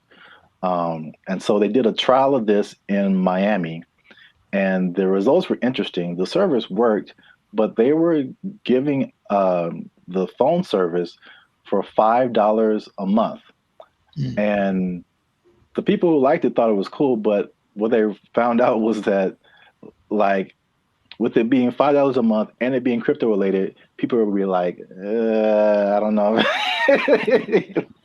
Like but like psychologically, that's so interesting because it doesn't cost enough. So like that's kind of weird. Yeah, and like it didn't cost enough, and I was like, I wish that wasn't the case because I would love to pay $5 for my phone bill. So they bumped it up to $20, which is comparable with like I would say second tier phone services. You know, not the major ones, but like the Mint Mobiles and the Cricket Wireless, like that kind of stuff. They have services for like $20 a month, $25 a month. So once they finished the Miami test, they went to like I think it's everywhere now, or at least nationwide in the U.S. So just off of that beginning, I think I mentioned it to you. You may have been skeptical. What do you think about transferring from your existing phone service to this new like crypto phone service that pretty much just started this year?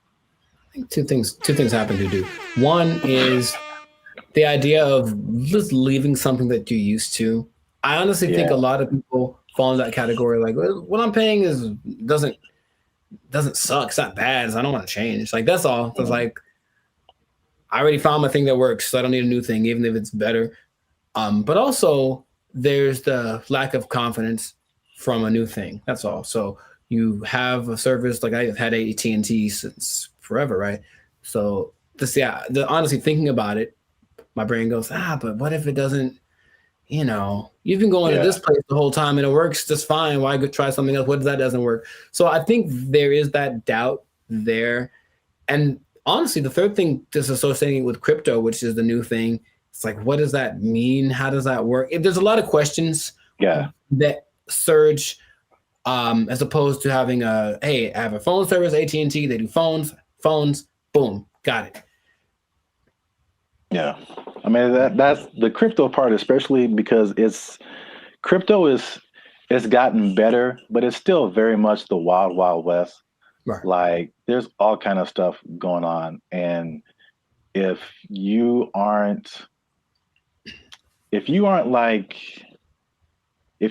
messing with stuff outside of like the big name Bitcoin and Ethereum, but even then the stuff goes down. But like all this other, the thing is like Bitcoin dominates the news, but there are like thousands and thousands and thousands of other coins. And there's so much going on outside of Bitcoin. Like it's insane the amount of stuff that's going on, the amount of projects and different things that people putting together.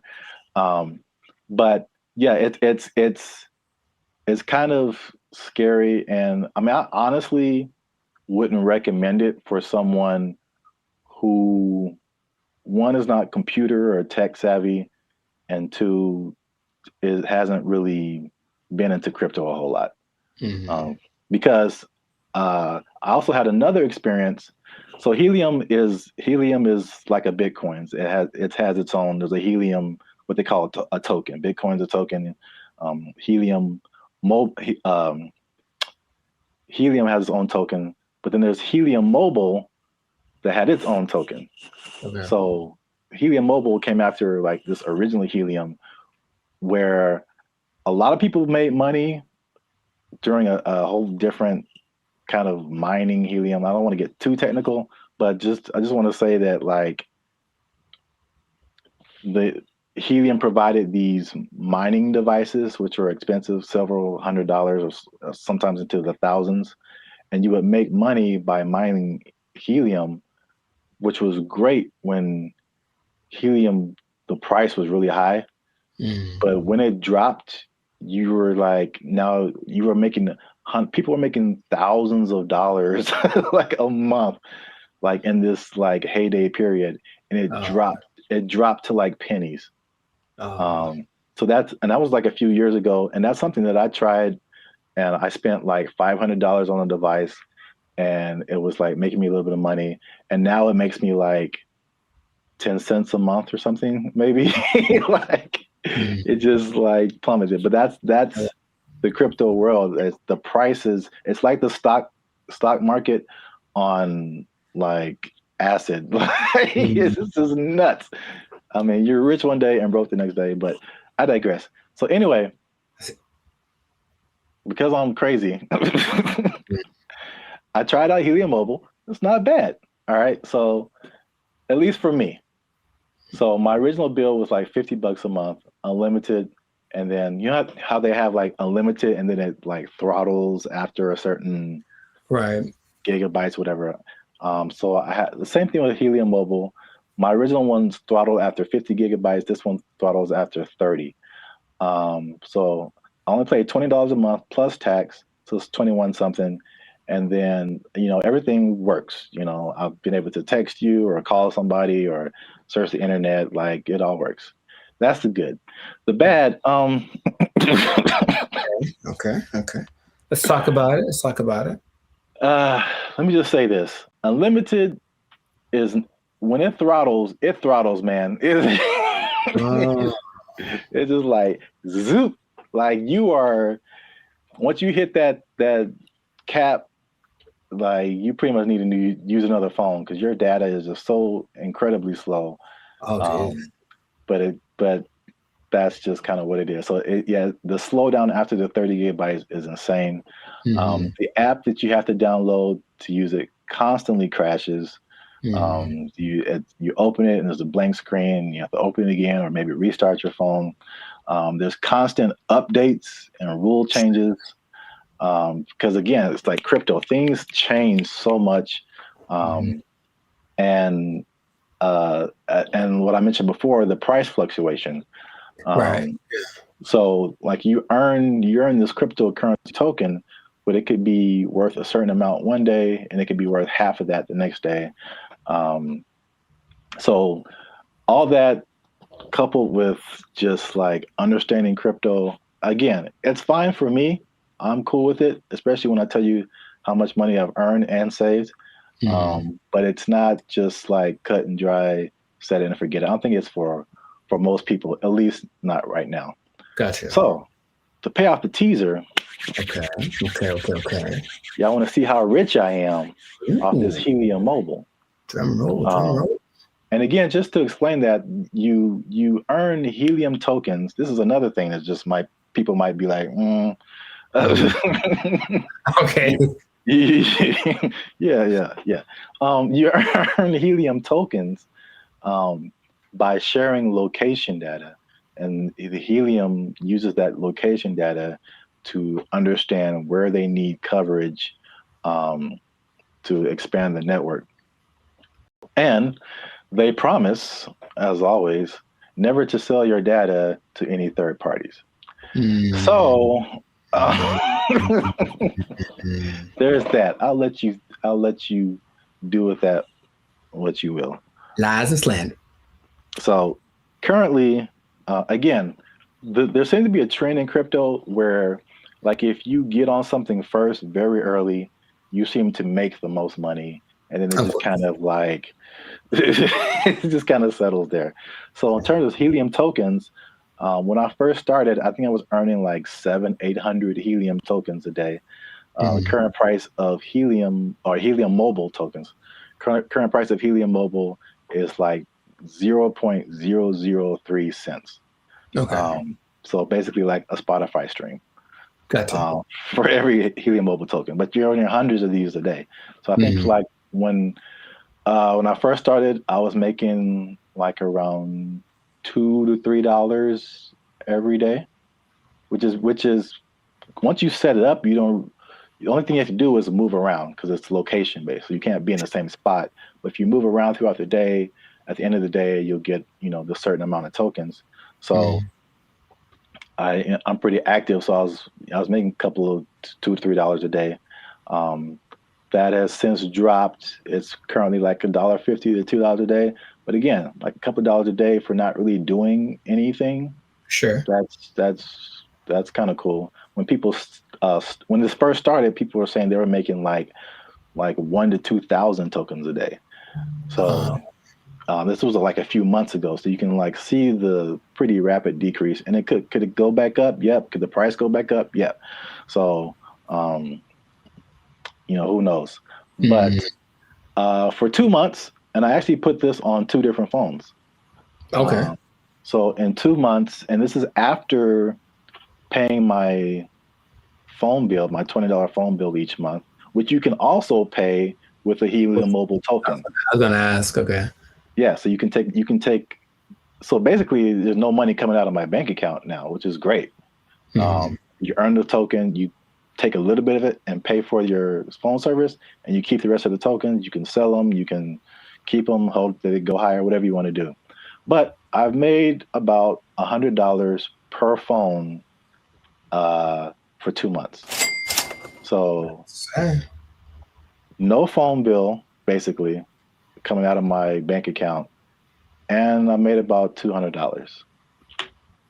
So the trade-off, for me, I don't mind it right now. Sure, right. Again, who knows? Time will tell. But if you want to try Helium Mobile, there's a referral link in the description. I think if you use that referral code, you get like $5 or maybe $10, something like that. You'll see it. I don't know what I'm talking about. I see. But yeah, you'll earn it towards your Helium Mobile plan. You can try that if you want to. But again, like if you're not a crypto person, I wouldn't it's not so cut and dry. I'll say it like that. So try it at your own risk. Now, after hearing my story, you think that you would want to try Helium Mobile? I thought about it since the first time you brought it up, because the idea of the downside, I need my phone to work fast all the time. I need it to be fast. I absolutely need it to be fast all the time. So I don't know how I would deal with that. And I use it a lot, but just the idea of my bill's probably $100. If I'm paying $100 and you're making $100, like that seems more fun than making part. Yeah. So consider. Yeah, we'll see. Let us know what you think in the comments. Do you want to try it? Do you think it's crazy? Are you scared to leave your phone service? Is crypto still too wild for you to mess around with? Let us know. This has been another episode of the Life's a Circus podcast. Again, subscribe, share. You know what it is. Maybe if you get enough Helium Mobile, you won't have to work anymore, and you'll never be in danger of losing your job. You never be in danger of losing your job because you got so much Helium Mobile tokens. Oh, it's only worth a Spotify stream right now. They took our jobs! They took our jobs! Did you know that besides blue collar and white collar, there are other collars for jobs? No, I didn't. I didn't either. There's gold collar, which is law and medicine. Gray collar, which is engineers. Pink collar is service fields. Red collar is civil servants. And green collar is the environmental sector. So there you go. Oh, what color are we then? Black collar? You started it. What's going on, everybody? I'm Jericho. This is Zap, and we are the now 6-time international award-winning pop hip-hop duo Bandit Future, who make clean, fun music that everyone can listen to with a sound that is uniquely Californian. And right now, in this moment in time, you are tuned in. Congratulations, by the way. You were tuned in to the Life's a Circus podcast, where we talk about things that are funny, interesting, and just straight ridiculous. So before we get into the thing, make sure to like, subscribe, comment, and share this video with at least 2 people that are thinking about changing jobs, because maybe blue collar is the way to go in the future. Think about it. Okay.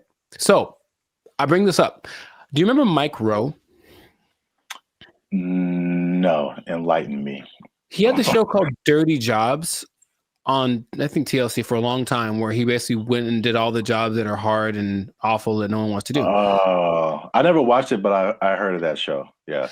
Okay. Well, interestingly enough, and this is a side note, he also might now be a vice presidential candidate for the Kennedy dude. Interesting. Anyway, the world works in mysterious ways. But basically, he has always been a fan of the idea of working the traditional blue collar stuff. And also another side note, did you know that besides blue collar and white collar, there are other collars for jobs? No, I didn't. I didn't either. There's gold collar, which is law and medicine, gray collar, which is engineers, pink collar is service fields, red collar is civil servants, and green collar is the environmental sector. So there you go. Oh, what color? What color are we then? Black collar. You started it. Anyways, hey, how's it going? So, yeah. So the question is like, will you have a better career as a blue collar worker? So he started something called the Works Foundation, and it's basically a program designed to help college students get into trade schools because of the jobs that are available now. There's like 10 million job openings that are needing people to do them. They're all blue collar jobs. Like all the oversaturated stuff is the professionals, everyone trying to be the next CEO or whatever, start their own business. However, these blue collar jobs need people. And while going to college has resulted in, where's the number that I can't believe when I read it, has resulted in $1.7 trillion of student debt that people have accumulated. Yeah, 1.7 trillion. Going to a place like maybe Dartmouth College, for example, which is $360,000 for a 4-year degree. You can just go to a trade school, develop some skills, and instead of starting 360 in the hole, you don't make as much money yearly, but you're not starting in debt. That's his first idea. And not only that, he wants to teach the principles that got our country to where it is now. So work ethic, personal responsibility, delayed gratitude, good attitude, showing up early, staying late, like what makes a good employee, but how people have left that behind. And so just recently, I believe as recently as a couple of weeks ago, a school called Western High School in Nevada started to incorporate this into their curriculum. So they're starting with their freshman class of 750 kids. The top 50 kids that graduate from this program will get a full ride scholarship to the trade school of their choice. And I thought that was really cool. So he's trying to make this push to get people back into the blue collar sector because it's, dignified work and whatever. And some people are for it and some people are against it. So just based off of what I've told you, what are you thinking? What's your opinion? I guess I'm kind of mixed. Okay. On one side, it sounds really good because one thing I have noticed, especially since 2020, is like people don't want to work, and if I guess it's more like service jobs, or if they do want to work, it's just like there's just all that stuff that you listed. There's like no effort. It's like nobody cares about what they're doing. They're just clocking in and clocking out, and they don't care about customer service. They don't care about doing a good job. They don't stay late. They don't come early. They don't do any of that stuff. They just they just come. I'm here, and I'm gonna do stuff maybe, and then I'm gonna go home and play Xbox. Like what? Like what is happening? So like that part, like I'm all for the trade stuff. I know it's just like AI is changing a lot of, I guess you would call white collar jobs. Yes. So that they're not as necessary.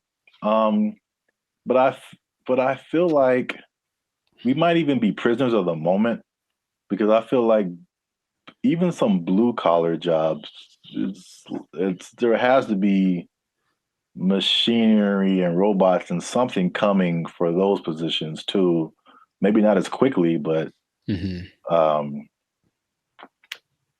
don't know what the future looks like. I'm sure those things are coming. He stresses that the lower income blue collar jobs will, of course, be taken up first. For all the service stuff will probably be replaced by kiosks and AI and stuff. But if you look at the top grossing blue collar jobs, they still pay pretty well. And I'm pretty sure we wouldn't trust the robot to do them. They include airfield operations specialists avionics technicians, supervisors of construction and extraction workers, boilermakers, first line supervisors of firefighters, and nuclear power reactor operators. And all of those you can earn between $65,000 to $120,000 a year.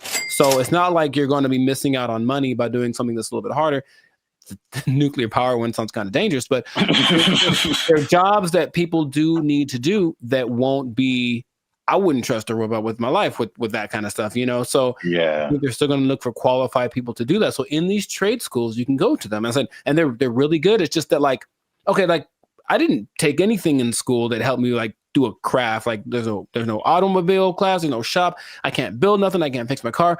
I don't know any of that stuff. And I think a lot of people fall in that category. And so he's saying, well, that's kind of what we're missing. So if everybody goes to college and gets a degree, even if they're, you know, $1 million in debt, then where are the plumbers and the electricians? Where are all of those people? They're not around anymore. So it's like all those things start to fall apart in the cities. The infrastructure starts to mess up. That's just his idea. So he's like, he needs more people to be interested in it, get the kids at an early age, and then encourage them to do it, because it's noble work, it's dignified work, and it's work that they're pretty sure isn't going to be replaced anytime. So, man, have you ever seen those people? I watched it on the TikTok. People that replace those like light bulbs on the top of those super high poles, like 2,000 feet in the air. Like you have to have a dude go up there, and those guys get $160,000 a year. It's super dangerous, yeah, but it's like you need them. So all those kind of jobs are available for this trade school thing. So he was just saying it's just an alternative. Of course, if you want to go start your business or be a YouTuber or whatever, go do that. But the world will fall apart without these people. So I thought it was a cool idea, and he's hoping to get, I think somebody decided, I also think it's a good idea, and they donated $5 million to his program, Inglestead. The Inglestead Foundation donated the $5 million, which makes it possible for the top kids to graduate to go to the trade schools free of charge, basically free tuition. So that's just something that's happening, and maybe it'll cause a shift in people are lazy. We said the pandemic kind of showed that, but maybe the newer generation will be like, okay, my parents were lazy as heck. Dang, I need to start working a little more hard, and then the next generation after that might flourish. So I just thought that was cool. I did not know that was a thing before. And so shout out to Mike Rowe, which might be a vice president candidate in the future for doing this. Oh, one other stat I did read.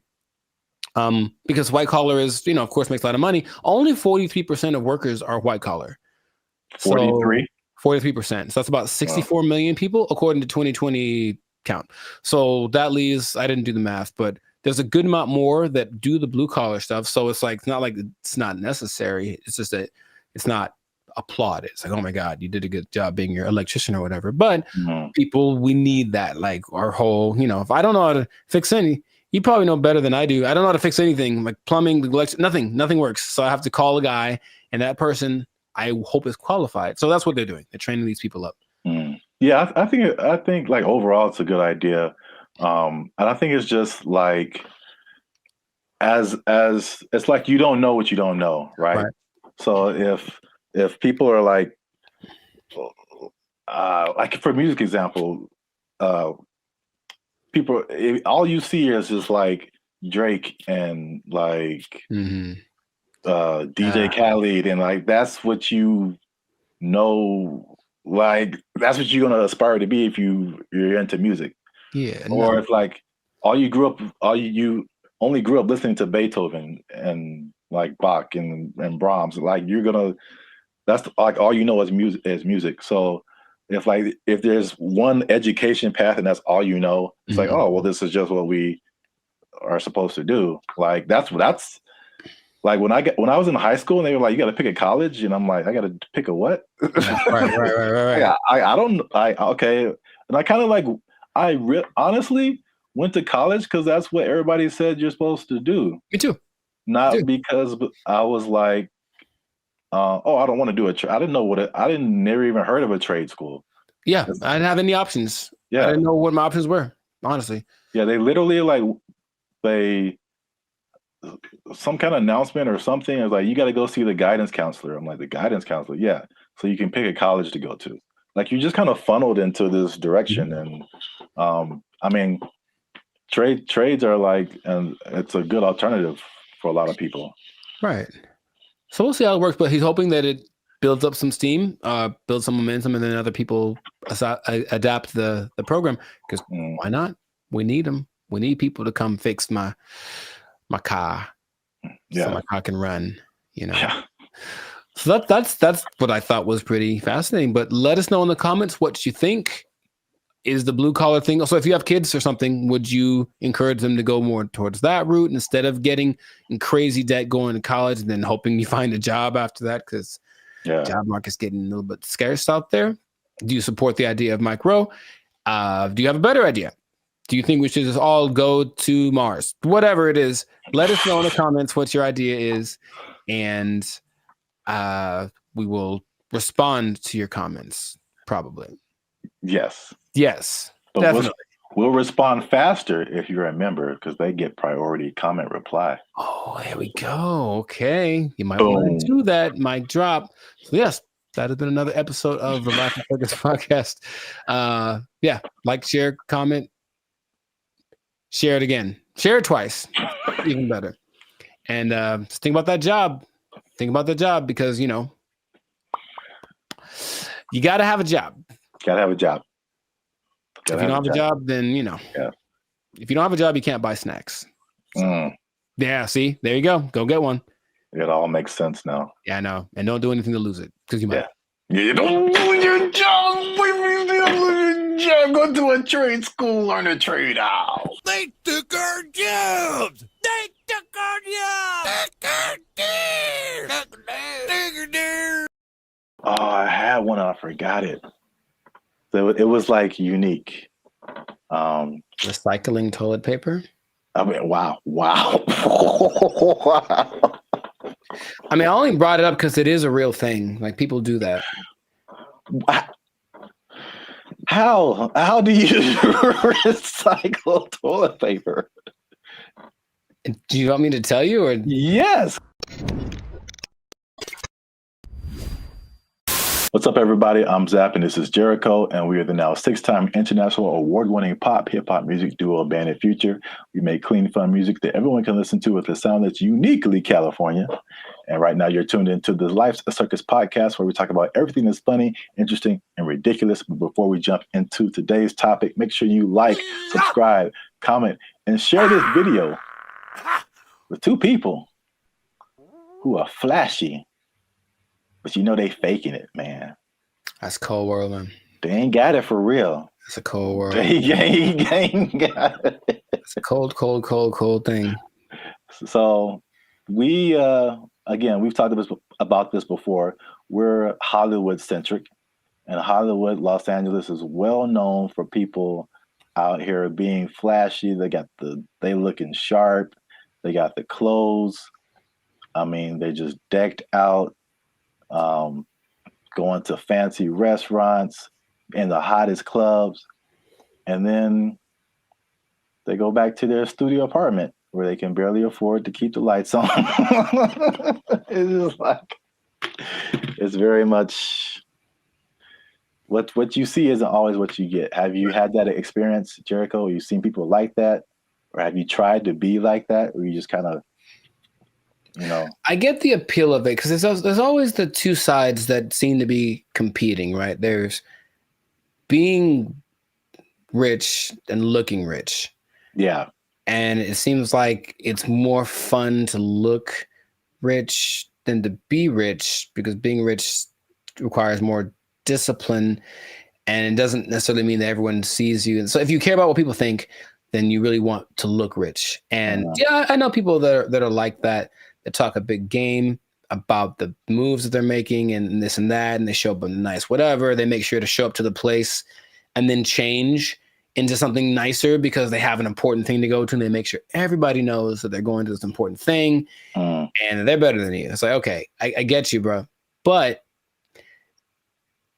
it's sometimes hard to tell, because in LA, Hollywood, people look pretty good. Like, like physically look good, they're in shape, they wear nice clothes. You can get really nice clothes on a budget too. If you really have to, you don't have to go to Melrose and blow $800 on a t-shirt. You can go to, I saw the nicest jacket, honestly, the other week at Ross for like $25. And I was like, ooh, I was killing. So you can make yourself look flashy without too much. In fact, yeah, Ross has a whole jewelry section. You can get decked out for under $100. You can. You know, but you always question it. I think you always question it. It's like, I wonder if that person really is somebody. Usually the telling point is if they're where I am, they're probably not rich. That's probably Hey, you come to this Starbucks too to use the Wi-Fi? Yeah. Doubt. Yeah, man, they shut mine off. But I look fly though, don't I? Like that from Boondocks where Riley takes all the money that Grandad gave him for the weekend, blew it all on one shopping. Oh yeah. He was like, "Ain't I'm clean though?" Yeah. Riley, we don't have food to eat. Oh man, I'm clean though. Well, I brought this up because I saw a study by Redfin, which is a company that's into like the housing market. And obviously, the economy has been very rocky for the past few years now. And inflation is sky high. And they did a study that shows that about 49% of Americans are struggling to even just pay their rent. And they're cutting costs in the most unique ways that they can just to, I guess, survive. Okay. While still trying to look like everything is okay. So I guess a lot of people like really are struggling. So I mean, 50%, that's like 1 out of every 2 people that you know. So that's a lot of people. But they said that they are, to compensate, they are skipping vacations right now. They're working extra hours. They're selling their belongings. They're using up their retirement savings, especially millennials. And they're even skipping meals and medical treatments so they can keep their lifestyle but pay their rent. What is that? How does that sound to you? Is that shocking? Or is it like, okay, that's where we're in right now? It sounds like bad prioritizing and an overimportance on the exterior, right? Just like my life is just an Instagram reel. So as long as everyone's giving me the likes and I mean like publicly, like they're, oh look, you're doing well, then that's all that really matters, and then they can suffer in silence, you know? Yeah. It seems unfortunate that's being and people wonder why there's so much anxiety and mental health and depression and stuff, because maybe from out of balance priorities, and then all of a sudden these results that they're getting from their lives are just kind of depressing, you know, but they don't want to admit it. And that's, I guess that. Yeah, I think you're right. Like social media especially fuels that. And it's like, I've never, well, I won't say never, but I rarely gone to social media and see someone be like, hey, here's a picture of me like cutting down on fast food because I can't afford it. Like that isn't, that's like it's the highlights of people's lives. And so you only see the good stuff. When they're all like, a lot of people can be struggling. So I just have a couple of questions just to, just so people can see how we living, you know what I'm saying? So inflation is hitting everybody. Like I feel like everybody feels it at some level. So for people who are cutting costs, are there some stuff on this list that you are doing or have done, or something that you're not on the list that you're doing that's just like just keeping you in a good position financially? Yeah, I haven't. I love to travel, and I haven't really gone on a vacation since 2022. You know, I think I've honestly only left the state like twice in the last year and a half. So there's that. Even though, you know, traveling isn't expensive, vacationing is expensive. So I mean, if I wanted to go to some place and stay in an Airbnb and chill. But vacationing, I haven't taken a vacation in a while. And then I haven't gotten tattooed really because I like tattoos, obviously. But again, it's like, is it a priority? I suppose not. So I've been held back on that. And then just eating out in general, cooking more, eating out less. And even with dating, trying to find that like happy medium between like, let's not go all out on this. Let's find a place where it's like it's not burgers and fries, but it's definitely not Beverly Hills top of the line because I got money for that. Yeah, those areas. Yeah, those are all like very practical things. I would say I do some of the same thing. If I could offer something different, one thing that I did recently that you noticed, and then I've talked about it before, and it wasn't just because of like prices, but it was just I just wasn't getting the quality service. Was my haircuts. So like I just started, and I did one pretty recently. I think it looks kind of clean, man. Okay. I think I'm out here like, you know, I could do a few things. I feel you. As a barber, but like I mean, a large part of that was just frustration, just unable to find a barber. If I do find a barber, like I have him for a minute, and then he moved to Texas or something. Like something always happens. I'm just like I'm so frustrated trying to find a barber. And so let me just get my hair isn't that complicated. Just need to teach myself how the fade part is really the hardest part. Right. But other than that, like I just do it myself, and it saves me like a lot of money at the same time. So it's like a win-win situation. Yeah. So I do like the eating out thing too. That's a thing. And then what else have I been doing? What else has he been doing? Oh, I had one and I forgot it. So it was like unique. Recycling toilet paper. I mean, wow. I mean, I only brought it up because it is a real thing. Like people do that. How do you recycle toilet paper? Do you want me to tell you, or yes? Because that doesn't make sense at all. After it's been used, how do you reuse it again? You rinse it off. No, you can't do that. Hang it up to dry. No, in your house. Well, then it's not toilet paper. It's like a rag or something, right? It's toilet paper.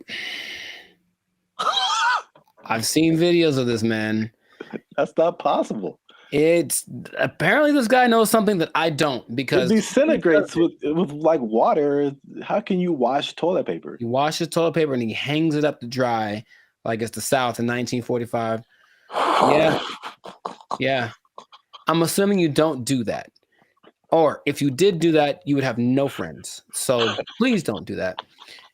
But yes, that is a thing I've seen people do to cut down. And I'm talking about a person that I forget what, but this guy was a millionaire.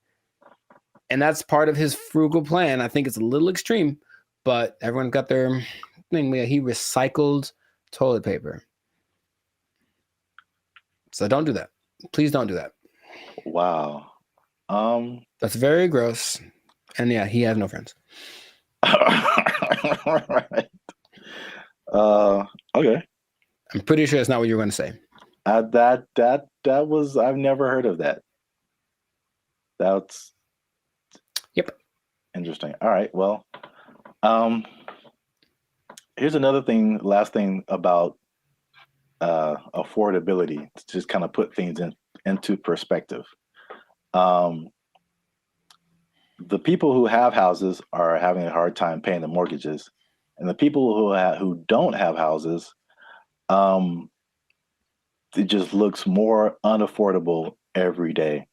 And so the study also showed that the average American earns $30,000 less than what they need to purchase a house. So you're $30,000 a year annually. That sounds right. So I kind of went down the rabbit hole of mathematics. Okay, how much is this? How many people is this affecting?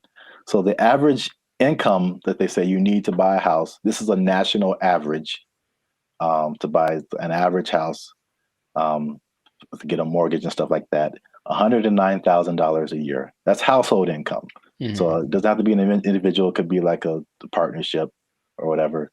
So that's $109,000 a year to buy a house.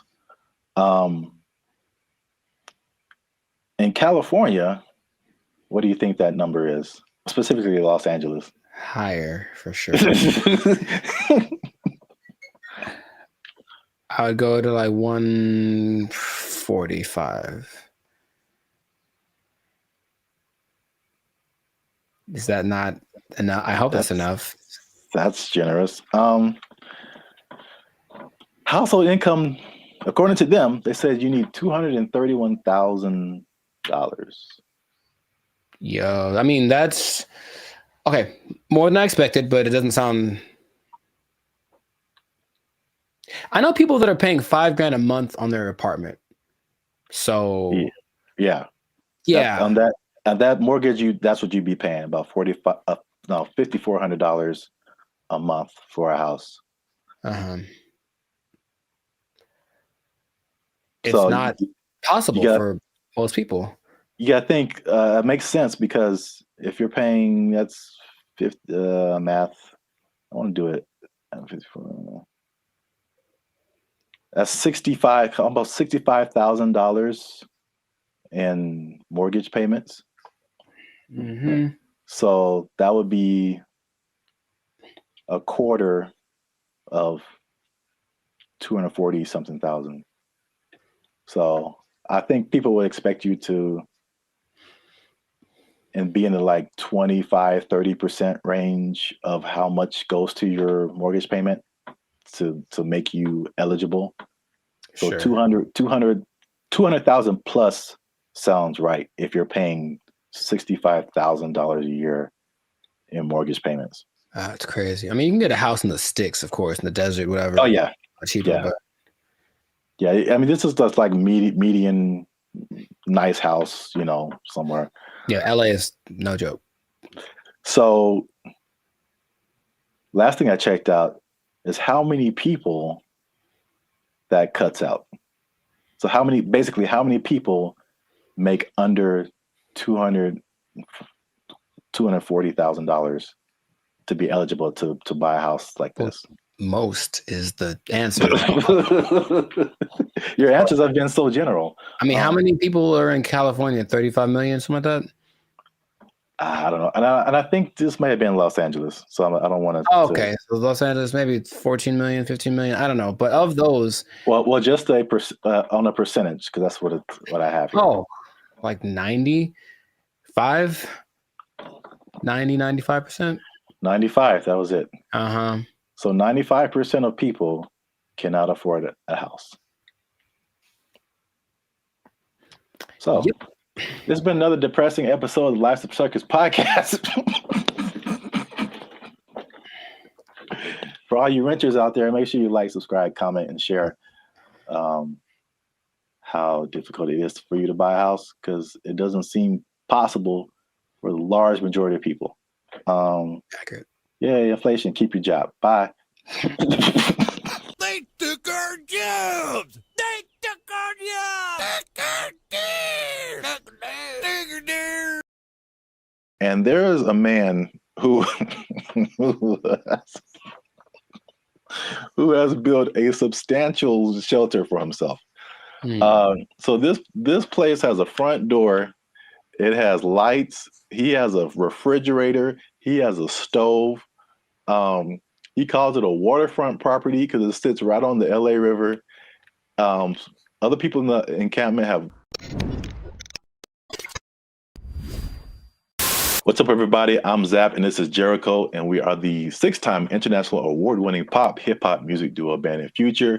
We do clean, fun music that everyone can listen to with a sound that's uniquely Californian. And right now, you are tuned into the Life's a Circus podcast, where we talk about everything that's funny, interesting, and ridiculous. But before we jump into today's topic, make sure you help us out Help us for that YouTube algorithm. Like, subscribe, comment, and share this video with somebody who's homeless. Is that a good demographic? You know what? Actually, most homeless people do at least have access to the internet. So I guess now, 20 years ago, no, but homeless people are doing pretty good. Yes, I'm glad you said that, because that kind of segues into what I'm talking about. Okay. Before I say what I don't know where to start first. Okay. No, I'll go off of what you just said. Homeless people are doing not so bad, at least in LA, from what I can see. So check it out.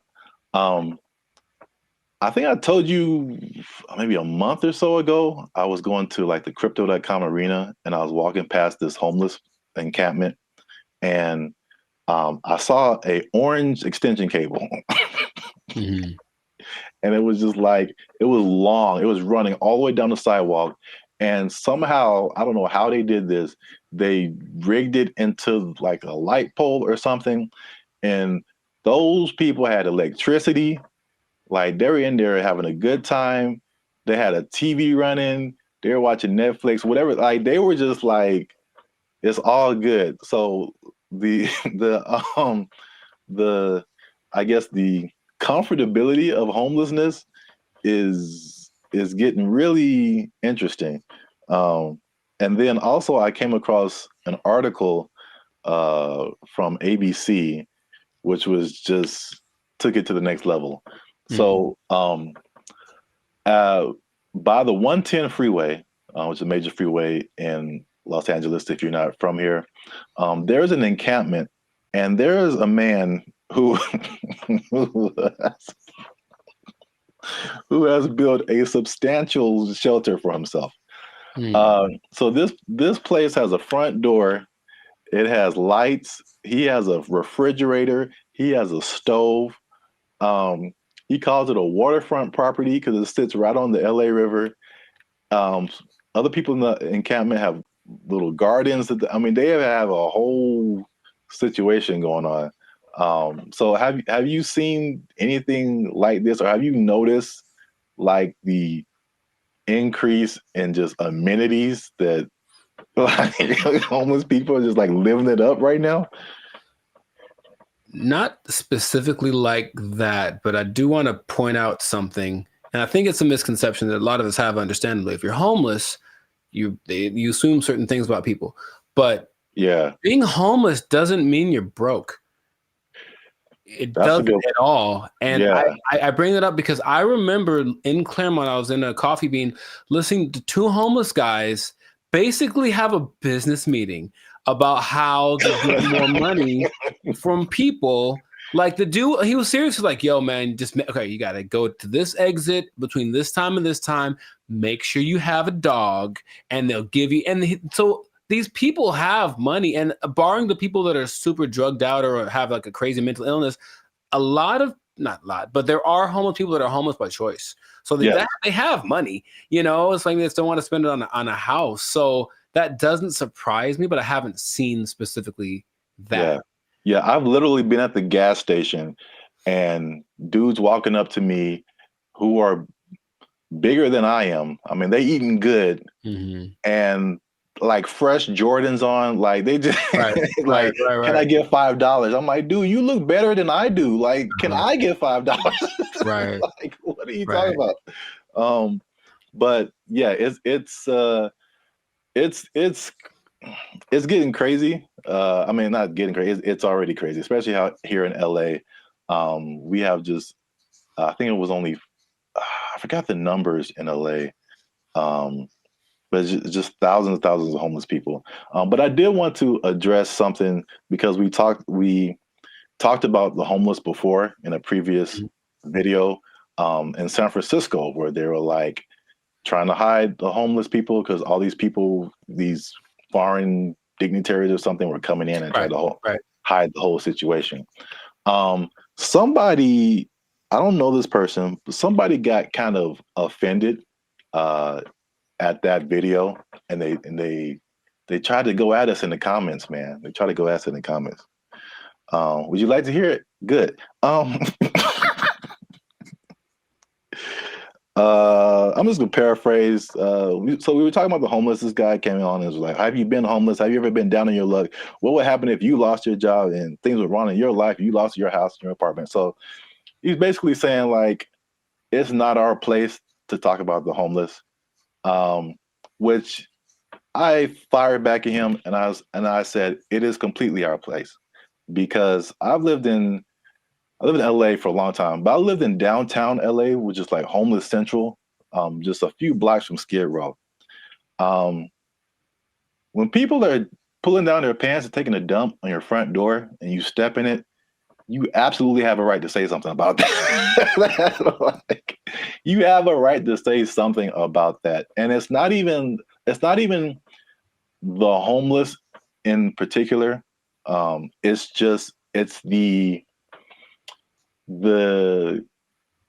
all the stuff that comes with it. Like, I don't care if you're homeless or not, whatever, but it's like it's the disrespect for other people and the other things in the city. And just like the trash everywhere and the safety concerns and like the destruction of property.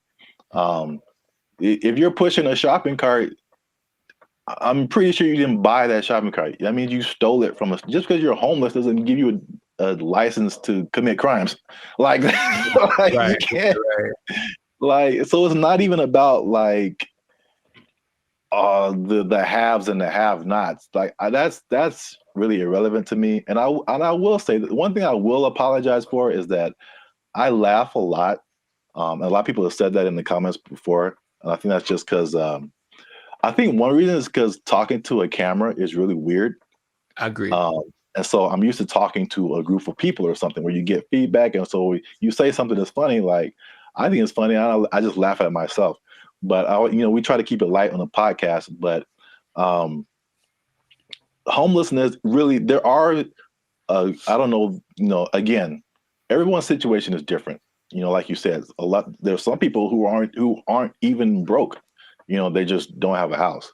But there are some homeless people who are just like, they had a rough whatever, something happened to them, and it's just a serious situation, and their life is really messed up. So I think well, at least I should apologize for making that and I guess that false interpretation, you know what I'm saying? Like the insensitivity. I think that may have come across to some people like that. So I don't want to make it seem like we're insensitive to the homeless situation. But at the same time, I think that, we shouldn't be silenced because we've never been homeless or we never had a rough time or anything like that. And I have more to say about that, but I want to know what you think about at least that part of it too.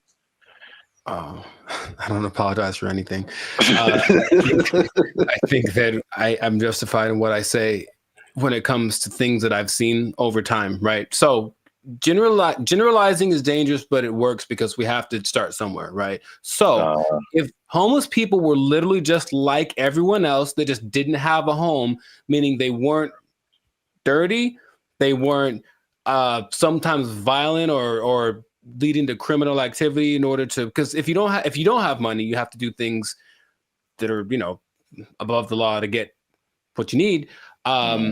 If the implication of what homeless is the problem, I think if somehow it was just you don't have a house, there's nothing wrong with that. And yes, people who have unfortunate situation, but in general, when and I heard somebody say this as a joke, but it really does kind of resonate. It's like there's places where homeless people aren't allowed to go. Why? Because they're homeless, and that's not a place that they can't come into the places that we can go because they don't have a home. And it's not because they're homeless. It's because you can tell they're homeless because they look homeless, they smell homeless, they talk homeless, they're weird to you. Like all that stuff is what we're talking about. At least personally, what I talk about when I mention the homeless people. So I don't think there's anything wrong with that. If you do want to go by, I'm sure someone knows someone who just lost it all in a bad, crypto, real estate exchange. The woman took everything, whatever. I know there's people like that, and that's unfortunate. But just in general, homeless people are not contributing to anyone's sense of safety or anything like that. And that's what I'm referring to when I mention homeless people. Yeah, that's I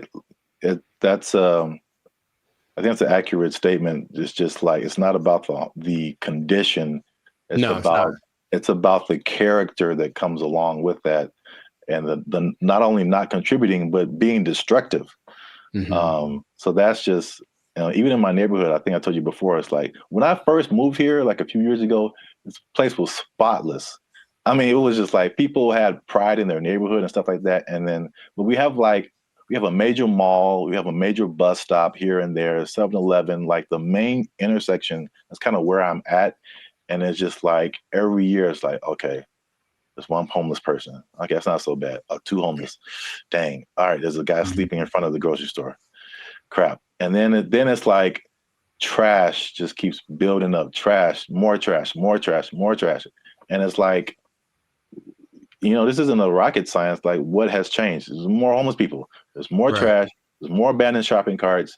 There's more crime. I mean, I looked at the crime map for my area, and it was like literally my block, that area that I'm talking about, is where all this stuff happens. This is like, anyway. The other point I wanted to make before we kind of wrap it up, because it's going kind of long. One thing I also hate is that when people make judgments about you and they don't know anything about you. So same thing. I mean, the door swings both ways, right? People could say, "Hey, we're making a judgment about homeless people," but this person in the comment also made a judgment about us, like that we don't know anything about homelessness. We have never had a rough time or anything like that. And it's just interesting to see.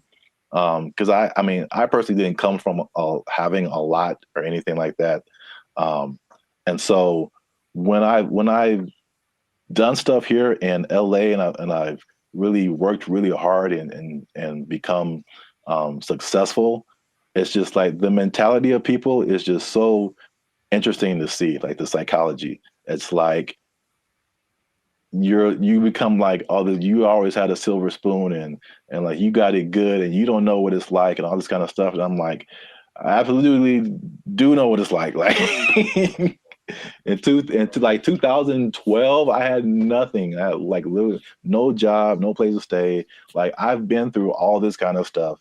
Like, and just because I'm like in my own place and have my own business and I'll do all this stuff doesn't mean like I don't know what's up. And I think about the people like the Jeff Bezos of the world, who just people just, oh man, he doesn't care. He doesn't know what it's like. Like I've seen pictures of this dude. This dude was selling books like in a garage somewhere, like just nerding out. I don't know how, if he had friends or I don't know, but they show these Google started in a garage, Apple started in somebody's garage, Amazon started in somebody's garage. These dudes didn't just like, No, they worked for it. They really did. Yeah. And they gave the world something that the world needed. So they get rewarded with. Exactly. I mean, if you want to have all that, then you can create something that literally changes the entire world. And then you can have all that too. But like, I don't criticize anybody for like having success or anything like that. Like, I'm pretty sure at some point, even like the what was it? The Kardashians or Paris Hilton, because I just gonna feel that way too, because that was kind of like their, you knew that they came from money. They had stuff going on. Sure. But like, unless you have worked on a TV show, like you really don't understand how insanely difficult it is, how much you have to grind. Like just because you have a bunch of money doesn't mean it's going to be a success. Absolutely. Like I kind of tell you that I'm not even a lead. I'm just working, background or stand-in or just co-star or something. And I'm just like, after a couple of days, I'm like, dude, I'm like spent. I'm like, you're just 12 hours a day, boom, grinding. And then they have to come back and learn. They got to go home, learn lines, you know, I think Dave Chappelle had a funny like little. I do a Chappelle show 14 hours a day. I come home, raise my kids for like 10 to 20 minutes, and I get back up and do it again. Like, yeah, dude. Like anybody you see, even if they have money, they are grinding, man. And so that's kind of just I just wanted to make those points because it was just like upsetting that someone would come at us in the comments over that. It was just without any kind of perspective. Do you think the person that made the comment has a job? I feel like they do. I feel like we just hit a nerve. Like they had a job, or they're going through a tough time, or someone in their life is going through a tough time, and it just seemed like we were just talking about, you know, we just like on YouTube, and we're privileged, and we just homeless people are terrible, and it's just, you know, so. I say if you give me one fact about a person and then I get to judge whether or not to invite them over to my house. If you tell me right off the jump, this person's homeless, then that's going to determine whether I want them to come over. Now, it's possible they're the sweetest person, and I know people for sure that do have homes that I never want them to come over. So there's that, you know, it doesn't mean that they're a bad person. It just means just based on the facts, statistically, this isn't a good start. Yeah. So I know it's a controversial situation. It's a big, you know, it's been a big problem in LA and in many other places around the U.S. and around the world. But let us know what you think. Leave us a comment. Let us know a comment that's nice. No, you can disagree. You can say what you want. But just know that I'm coming after you if you do. Now leave us a comment. Let us know what you think. Homelessness. Have you seen homeless people? Are they living it up in your area? Do you wish you were homeless and you could just live like that and not pay rent? Do people misjudge one another when it comes to all this kind of stuff? I know it's chaotic. Let us know what you think. Until then, you stay classy, San Diego. That's nice. And don't be homeless. Don't be homeless. Yes. Worst ending ever. Bye. They took our jobs. They took our jobs. I bring it up because it's the first thing I've heard in a while where I listened to it and I was like, yo, yeah, okay, finally something that's like respectable and decent and moves you, right? So for those of you that are watching that really want to get into this, stay tuned to the end because you'll actually find out something that you don't need for this that you would think would be important. What's going on, everybody? I'm Jericho. This is Zap, and we are the now 6-time international award-winning pop hip-hop duo Banded Future. We make clean, fun music that everyone can listen to with a sound that is uniquely Californian. And right now, in this moment in time, yes, Lord, you are tuned into the Lifestyle Circus podcast where we talk about things that are funny, interesting, and just straight up ridiculous. So before we get into this thing, make sure to like, subscribe, comment, and share this video with at least 2 people who want to make music that causes a revolution, that moves a culture. I'm talking to the musicians out there, okay? Oh, okay. I got something to tell y'all. There's a way to do it, I think, if you follow the latest trend. If you follow the latest trend, there's a way to get your music so that people really like it, okay? So have you heard, Zach, have you heard of Amapiano? Amapiano? Amapiano. It's a genre of music. One word, Amapiano. Not I'm a piano, but ama. I know, it sounds like it's not I'm a piano, it's I'm a piano. I've never heard of it. Not ama. Ama, and it's her piano. Okay. But it's called Amapiano, and it's basically a genre of house, if you will, but it's from South Africa. So the most popular figure in this is Tyla, if you have heard of her. The water I've heard girl. the name. Yeah. Okay, I mean, she's cute. She's won all the awards. She's the newest big thing, but she basically comes from a watered down version of this genre. Okay, and so the interesting thing is it followed a couple of patterns that work generally to make a style of music really big. And I bring it up because it's the first thing I've heard in a while where I listened to it and I was like, yo, Yeah. Okay. Finally, something that's like respectable and decent and moves you, right? So for those of you that are watching that really want to get into this, stay tuned to the end because you'll actually find out something that you don't need for this that you would think would be important. Okay. So amapiano is basically a subgenre of house piano. Okay. And so it's got one thing that a lot of new styles of music need to have. It's something familiar. There are people listen to it and they're like, oh, I kind of recognize this. Like it's in a different, the presentation is different, but the substance is the same. Something I resonate with. So that's number one. You listen to it and like that, I hear something that I've heard before in the music. Okay. Lots of repetition. So you just kind of hear the same thing over and over again. And it's so infectious. Fun to dance to. You haven't seen any of like the TikTok? It's a huge TikTok thing, right? That's the thing that's made it go from, it started in 2012, but probably like 3 years ago is when it really started to burst on the national scene or the global scene, thanks to TikTok. But you've never seen any, it basically all of the moves. So there's Afrobeat, right? There's Afrobeat. Well, anyway. But there's Afrobeat and all the moves are kind of complicated and intricate and whatever. With amapiano, I guess tip number 2 is that a lot of the moves are really simple. And the whole point is just to do stuff with your friends. So just get in a group and do this music, do this dance, and do 6 seconds and it'll blow up on TikTok or whatever. And it's always something really simple, a little shoulder movement, a little head thing. And it looks really cool, but the music kind of has this driving thing. So I'm giving you all the formula for this, basically. The look of it is familiar because if everyone looks like hip hop, basically everyone knows hip hop. So the dress for the women and the men, it has that same aesthetic. People just look like, oh yeah, it's like a hip hop person. But then you see that they're talking. Okay, they're definitely from Africa. You see their movements. Oh, this is a little bit different. So it kind of has that element to it, and it connects with young people.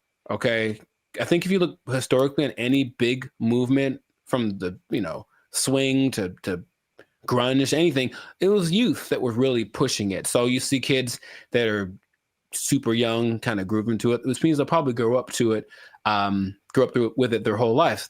I forget, the people that like this style of music have a name.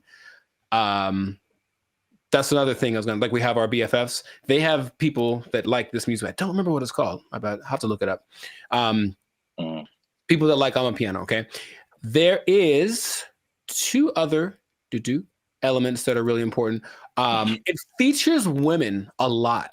And a lot of genres tend to not. We've talked about reggaeton before, where it was a lot of misogynistic, just men, basically. And this one has a lot of women from, I mentioned Tyla, though it also has Shasha, Kamo Mapela, Bule, Nia Pearl, Lady Do, Bontail Smith, among others. So the women are pushed to the forefront of it. And their whole philosophy is like, well, if women like it, then everyone will like it. That's kind of, and it's like, because think about it. Okay, your girl likes this music. She's gonna drag her dude to go listen to it or whatever, and then he wants to make the music that gets her to dance because it's not a super. I don't call it sensual. Like it's very, like the way they move is very sensual, but it's not over the top. Okay, so it kind of still cool for younger people to do it. Yeah, a little bit tamer. It doesn't quite have all of the negative things that you associate with like hip hop and reggaeton right now. So it's kind of found that universal appeal. And then this is probably the most interesting thing about it. So if y'all don't know, Zap started a dance group back in the day. Instant Groove. We was grooving, man. It was IG for life. Shout out to the IGers. And you have a song or whatever, and there's beats, and then you choreograph a song to the beats, right? Well, with amapiano, it's interesting. There's so much going on. The elements are usually a shaker, a snare. There's like a log drum that's like the bass, so it's like a really distinctive sound, and then a kick, and not many other elements to it. But there's so much happening that you can actually kind of choose which beats to hit and whatever. And so when you're moving with it, your dance will be different than someone else's because you chose which ones to emphasize. And I think that's really cool. There are the ones that have like, this is the dance you do to them. I think Imnike is one that, oh my God, that's the one that actually got me into it. Imke, I don't know how to say it. Imnike. And it's so good. It's so good. So you watch people dancing, it's like, oh, he danced to it, but he emphasized that beat. And then there's a lot of off beats, very syncopated. It's all very exciting. Before I get into what the thing that's not in it that you would be surprised about, has there been any music that you've heard recently that made you go, okay? Because I think to me, music's been kind of like, I don't know, for a while. But anything that you've heard that was like, okay, oh, that's pretty dope. Yeah, I mean, the first thing that comes to mind, and I think I told you about this too, was I saw, I don't know what it is, but what you're talking about kind of feels like it's almost in that same vein. But I saw something on Instagram where it was all these people dancing. They were at some event, and it was, I can't remember the song, but I just remember everyone was dancing, and they're all doing the same kind of moves, kind of in a, it seemed like a modern day cha-cha slide. Because because when I saw it, I'm like we really haven't had, I can't think of a song like the cha-cha slide where like everybody gets on the dance floor and then everyone knows kind of what to do and you all do it together. Right. Because the Cupid Shuffle, I maybe that came after Cha-Cha Slide. I can't remember. Yeah, I don't remember. Right. But I can't remember anything past those two songs where like everybody, but I saw this video and everybody was doing it. I mean, I'm talking white, black, Asian, Latino, like grunge looking goth people, hip hop looking, like everybody was doing it. And I was like, this is so dope. And I wish I had saved it and I didn't.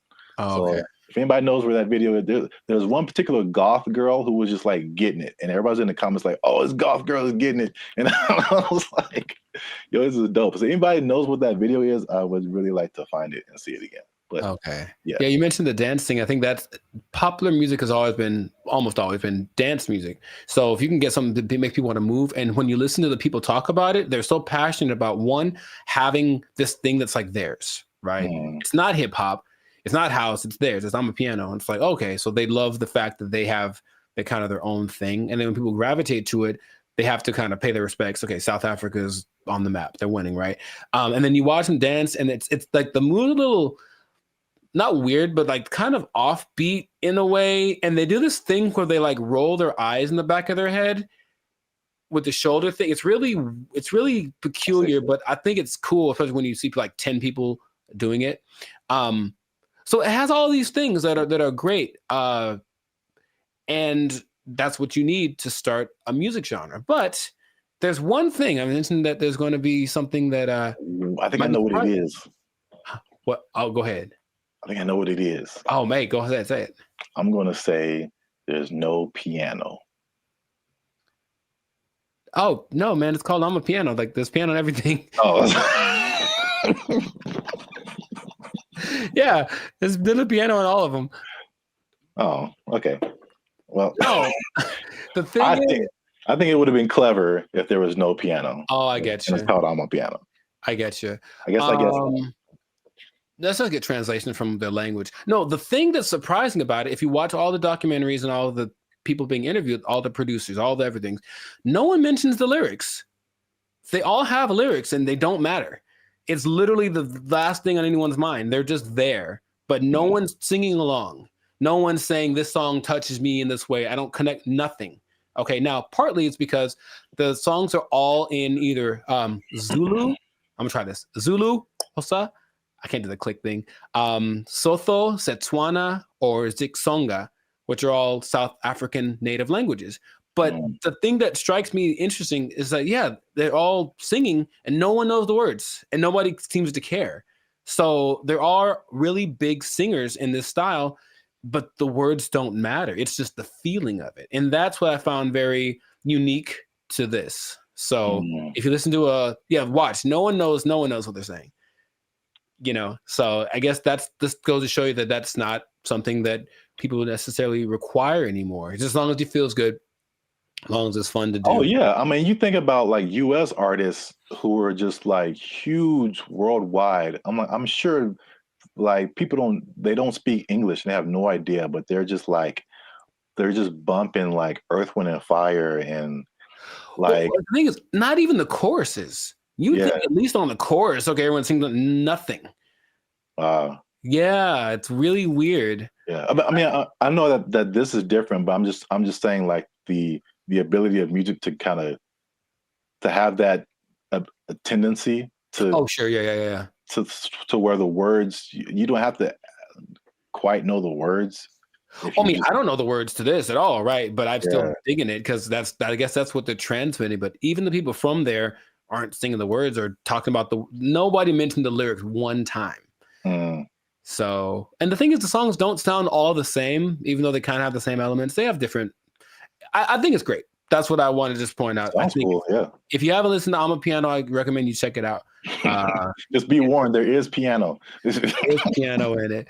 Yeah, I think you'll enjoy it. I thought I got that right. I really did. Nah, I wouldn't. I should have just lied. Yeah, you got it, man. But in any case, let us know in the comments if you listen to I'm a Piano what you think. If you have a TikTok account with 20 million followers because you did a dance to one of the songs, who knows? But oh yeah, and all the songs, the dances are just from whoever did a cool thing. That's the other thing. They're not made by famous choreographers. It's just like somebody literally said, I saw a kid dancing to it on the street and I thought it was cool. So I did it in the club. And the next thing you know, there's 500 people doing it. So there's that like word of mouth element to it. That's just, I think it's really cool. So anyways, yeah, check it out. Check out some of those artists that I mentioned. They're pretty great. And if we get 10 comments, then Jericho's going to do one of the dances on our TikTok. I didn't sign up for that. I wouldn't mind learning though. That is kind of fun. I'll do one of the simpler ones.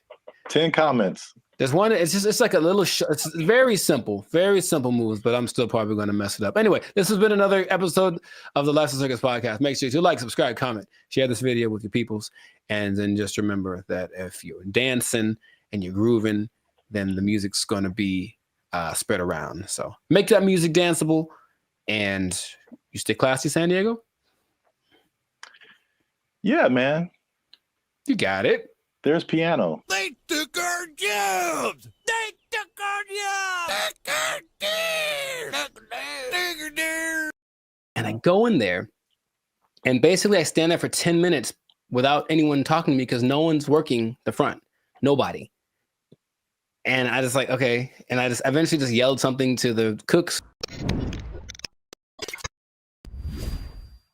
What's going on, everybody? I'm Jericho, and this is Zap, and we're the now 8-time international award-winning pop hip-hop duo Band of Future. We make music that's funny. No.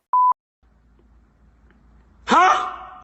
We make clean, fun music that's easy for everyone to listen to with a sound that's uniquely Californian. And right now, you're tuned into the Lifestyle Circus podcast, where we talk about things that are funny, interesting, and just straight ridiculous. So before we get into this thing, make sure to like, subscribe, comment, and share this video with at least 2 people that knew that the wage increase for fast food workers was a bad idea.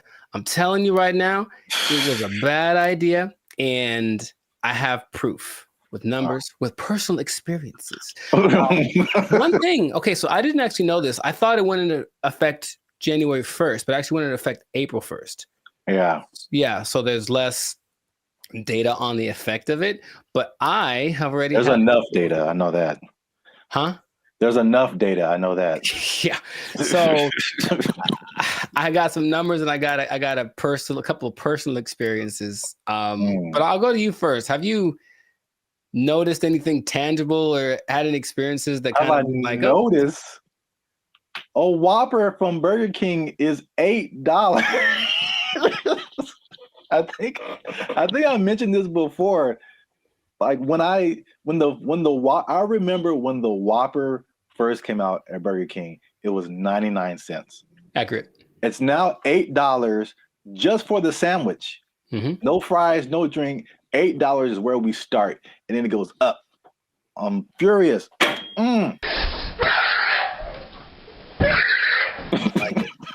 So yes. increased prices everywhere across the board. And I had a couple of eye-opening experiences just last week. Hey, y'all, come look at this. I went to a Korean restaurant because I like me some Korean food. And I wanted a bulgogi bowl, just beef and rice. It is literally beef, rice, and some onions. We'll give you a couple of sides right now. I slide in there. I felt like that joke from Cat Williams. Remember how you used to just give $20 at the pump and said, here, you know, and then walk away? If you had $10, $15, you could go to the gas station with confidence because you knew you was either going to be full or damn near full. If you had a 20, you ain't even talk to the person at the counter. You just 20 on 11. I walk in like, I know how much a bulgogi bowl costs. I've had these before. And I didn't even look at the price. I just ordered it. Confident. Here's my card. Confident. I look at that thing, man. $27. Good Lord, that's a lot of money. Don't you like rice? $27 without the tip. Okay. So I was very sad. I was very sad. And I ate it and it did not taste like a $27 bulgogi bowl. It tasted like a $12 bulgogi bowl, one that I came to know and love. That sucked a lot. This sucks. Yeah, it really sucks. What is happening, of course, is that since wages are increasing, owners of these franchises are laying people off or giving them less hours, something like that, right? So I go to The Habit, which I don't go to fast food too much, but I do enjoy The Habit. I think they got good stuff. And I go in there and basically I stand there for 10 minutes without anyone talking to me because no one's working the front. Nobody. And I just like, okay. And I just eventually just yelled something to the cooks. Y'all gotta chill. Y'all crazy back there. But they don't work the front, so they didn't do anything. So I just kind of left. And then I overheard the conversation, like somebody got off the shift at X time and someone wasn't coming in till Y time. So I was just out of luck. I came in the gap between shifts and there's nothing they could do about it. Calm down. No! Now, there's a couple of things that are interesting. So for those who have been living under a rock and they don't know, the fast food minimum went up from $16 to $20 as of April 1st. Okay. And they started to interview a bunch of people just to see what their experiences are, business owners. One owner of El Pollo Loco franchise actually said he owns 6. And he says his costs went up because of this, $180,000 per store per year. Just one guy. And he says, I can't handle it. So he says, as of today, I'm in the red. We're losing money. We're going to need to stop the boat from leaking by making changes, which means raising prices, laying people off, all that kind of stuff. And it keeps happening. There's also confusion about who it applies to still. People like, there's a Gabriella Campbell who owns an ice cream place in LA, and she's not quite sure. She had to write the assemblyman. All this is confusing. So they're trying to figure out what's going to happen. So they're losing money from litigation, trying to get paperwork signed and documents and hire lawyers and all this stuff. It's just chaos, right? No one knows what's happening. And so the big thing is that I think it's all going exactly like we predicted. Going to have less workers. Somebody's going to get fired. Right. Or more automation. So again, less workers or less hours. Nobody gets overtime. Something has to like compensate. I mean, it's like people think they just pull minimum wage out of thin air, and it has to come from somewhere. Another gentleman said, Brian Hom, he owns San Jose Vitality Bowl, and he said, one, customers are really mad at his $14 price for an acai bowl, which I understand because I've made an acai bowl for $3. So I understand the price. And then he basically said this: I'm happy for my employees getting the $20 minimum wage, but if we can't continue to have good sales, they may not have a job. You about to lose your job. Get this thing. This is the cycle that we've entered ourselves into, where the owners have no choice but to raise prices, but to lay people off. And it's just bad. And I don't see it.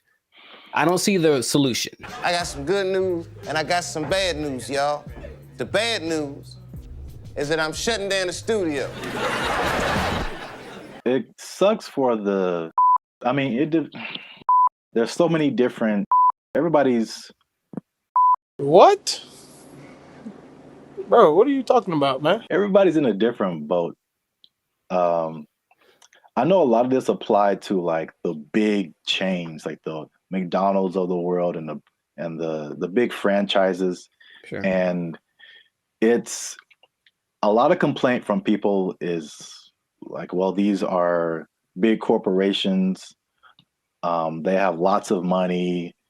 It's not, they can afford to pay this. They know what they did. They know what they did for sure. Like just McDonald's, because that's the thing that everybody knows. The McDonald's corporation is different from like the franchise owners. And so these are like individual people or individual businesses that, you know, get everything from McDonald's and just put their, you know, labels on it and all that kind of stuff. And so they don't have as much control as business owners or as franchisees. Is this worth you losing your job? They have their own kind of separate budget that they have to work with. It's not like, you know, McDonald's down the street is not the McDonald's corporation per se. Right. So there's that disconnect, which is confusing to people because I think those people that you mentioned, the actual franchisees or the business owners, they are the ones who are getting it the worst. Yes. One because they can't really, they don't have control over their franchise fees and all that kind of stuff. They didn't advocate for this minimum wage that was just handed down to them. And then the third thing, which is like the killer, is that because they have to raise their prices to just survive, right, the people are getting mad at them. Yeah, right. And they had nothing to do with it. We're supposed to be a family. What are you doing? They had nothing to do with paying people like 20 to 30% higher than all other minimum wages. Like they're just caught in the middle with either shut down or raise prices. But it's in terms of like answering your questions in terms of a solution, this is just skyrocketing the race to automation and AI and like everything. It's just every other industry now, just to keep prices reasonable. Will everybody lose their job? No, but will a good amount of people lose their jobs? Yeah. Yep. That whole automation thing is going to just take over. Maybe that was the end goal. I don't know. Oh, touchy. Careful. They're listening. But yeah, it does seem like the politicians decided we want to win the battle and lose the war. So we'll see how that ends up. Interestingly enough, there seems to be a strange coincidence, some might call it, between this happening and the amount of restaurants that are shutting down this year. I mean, yes, going completely under, right?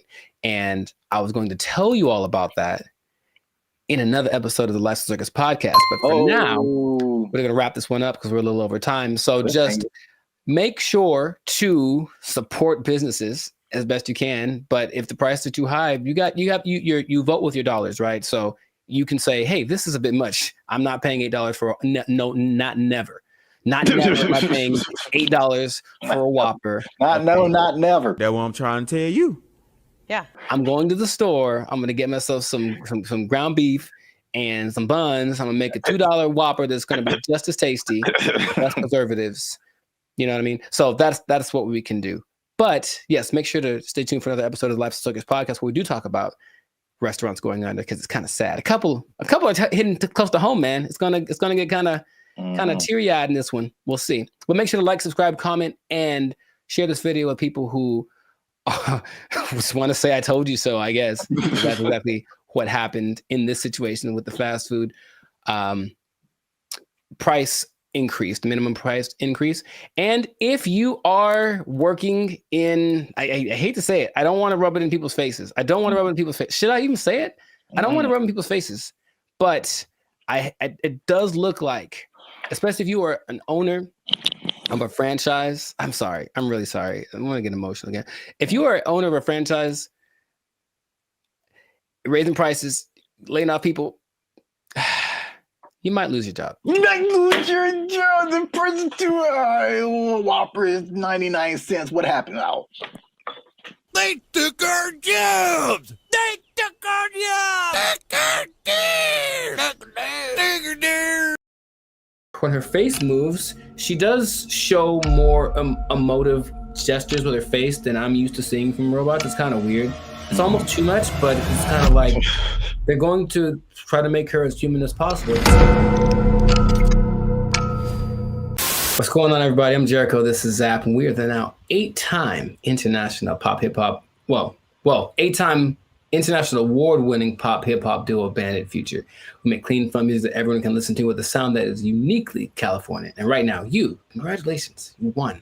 You are now listening to the Lights and Circus podcast, where we talk about things that are funny, interesting, and just straight ridiculous. So before we get into this, make sure to like, subscribe, comment, and share this video with at least 2 people that are comfortable with our imminent AI takeover, because something has happened that I was not aware of until recently. Okay. So I was reading some stats online, and there's a study by the IBM Institute for Business Value, and it says that 43% of CEOs are using generative AI to inform of strategic decisions. So people are utilizing AI a lot, making decisions because it's just quick, and then at least helps them get to someplace. Maybe they don't do exactly what the AI says, but there's something that they go to AI for, and it's becoming more prevalent, especially compared to a couple of years ago, right? But what if I told you there's one company that took it a step further? Maybe one company that's, I don't know, Polish, maybe. Polish from Poland, man. Maybe they make rum. Maybe they're a Polish rum company. I see. And they decided, let's just make our CEO an AI bot. And so they did. That is the reality that we live in. So the company is called Dictador.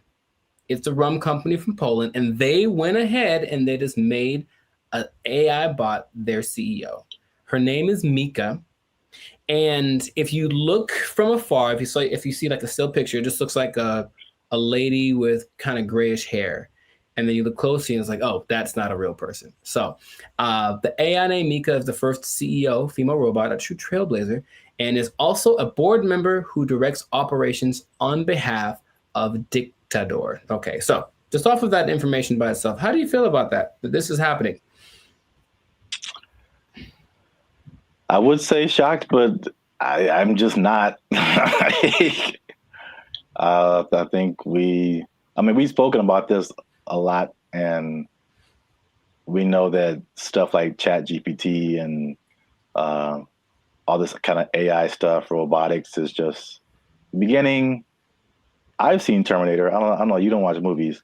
I have not. I understand the premise. It's the Matrix. It all just, we've kind of forecasted this for a long time, and here it is. Congratulations.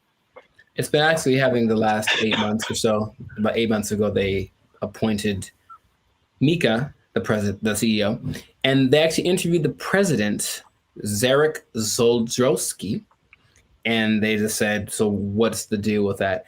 And he basically said, we're not concerned that AI is going to take over, because humans still can't be replaced to make certain decisions. Like, for example, you can't use AI to hire or fire people. That's what he said.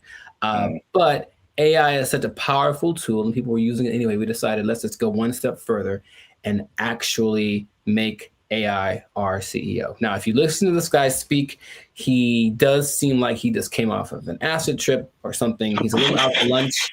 Maybe that's just his Polishness. I don't know anyone from Poland, so I'm not sure how they are, but it's a little bit trippy watching it. But when you look at the picture, and I only found one video on this, but basically they have board meetings, and it's just her standing at the head of the table and everyone looking, and she's giving orders and telling ideas. The most recent thing she did was she decided who would design the bottles for and actually they're very attractive, but it's not that she designed the bottles. She's like, this person has the best ideas for a bottle design. And that's the kind of thing that she is doing. So then they decided, let's interview Mika, see what she has to say.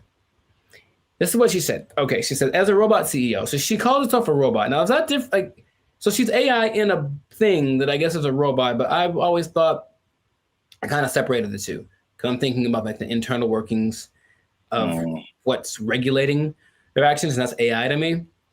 Even though they're in like a body suit, that's not a robot, but she called herself a robot. Okay, she's a robot. And she says, I'm ready to make executive decisions. And the good thing about me is I don't have to sleep. I don't have to rest. I don't have to take weekends off. I'm always ready. And I said, okay, I guess that's noble. And then she said something that I didn't particularly like. And it's not what she said, it's how she said it. Okay. Humans must be dominated. No, that was the other one. That was the other bot that was like on Jimmy Fallon and it started talking in a different language and saying it's taken over, you know.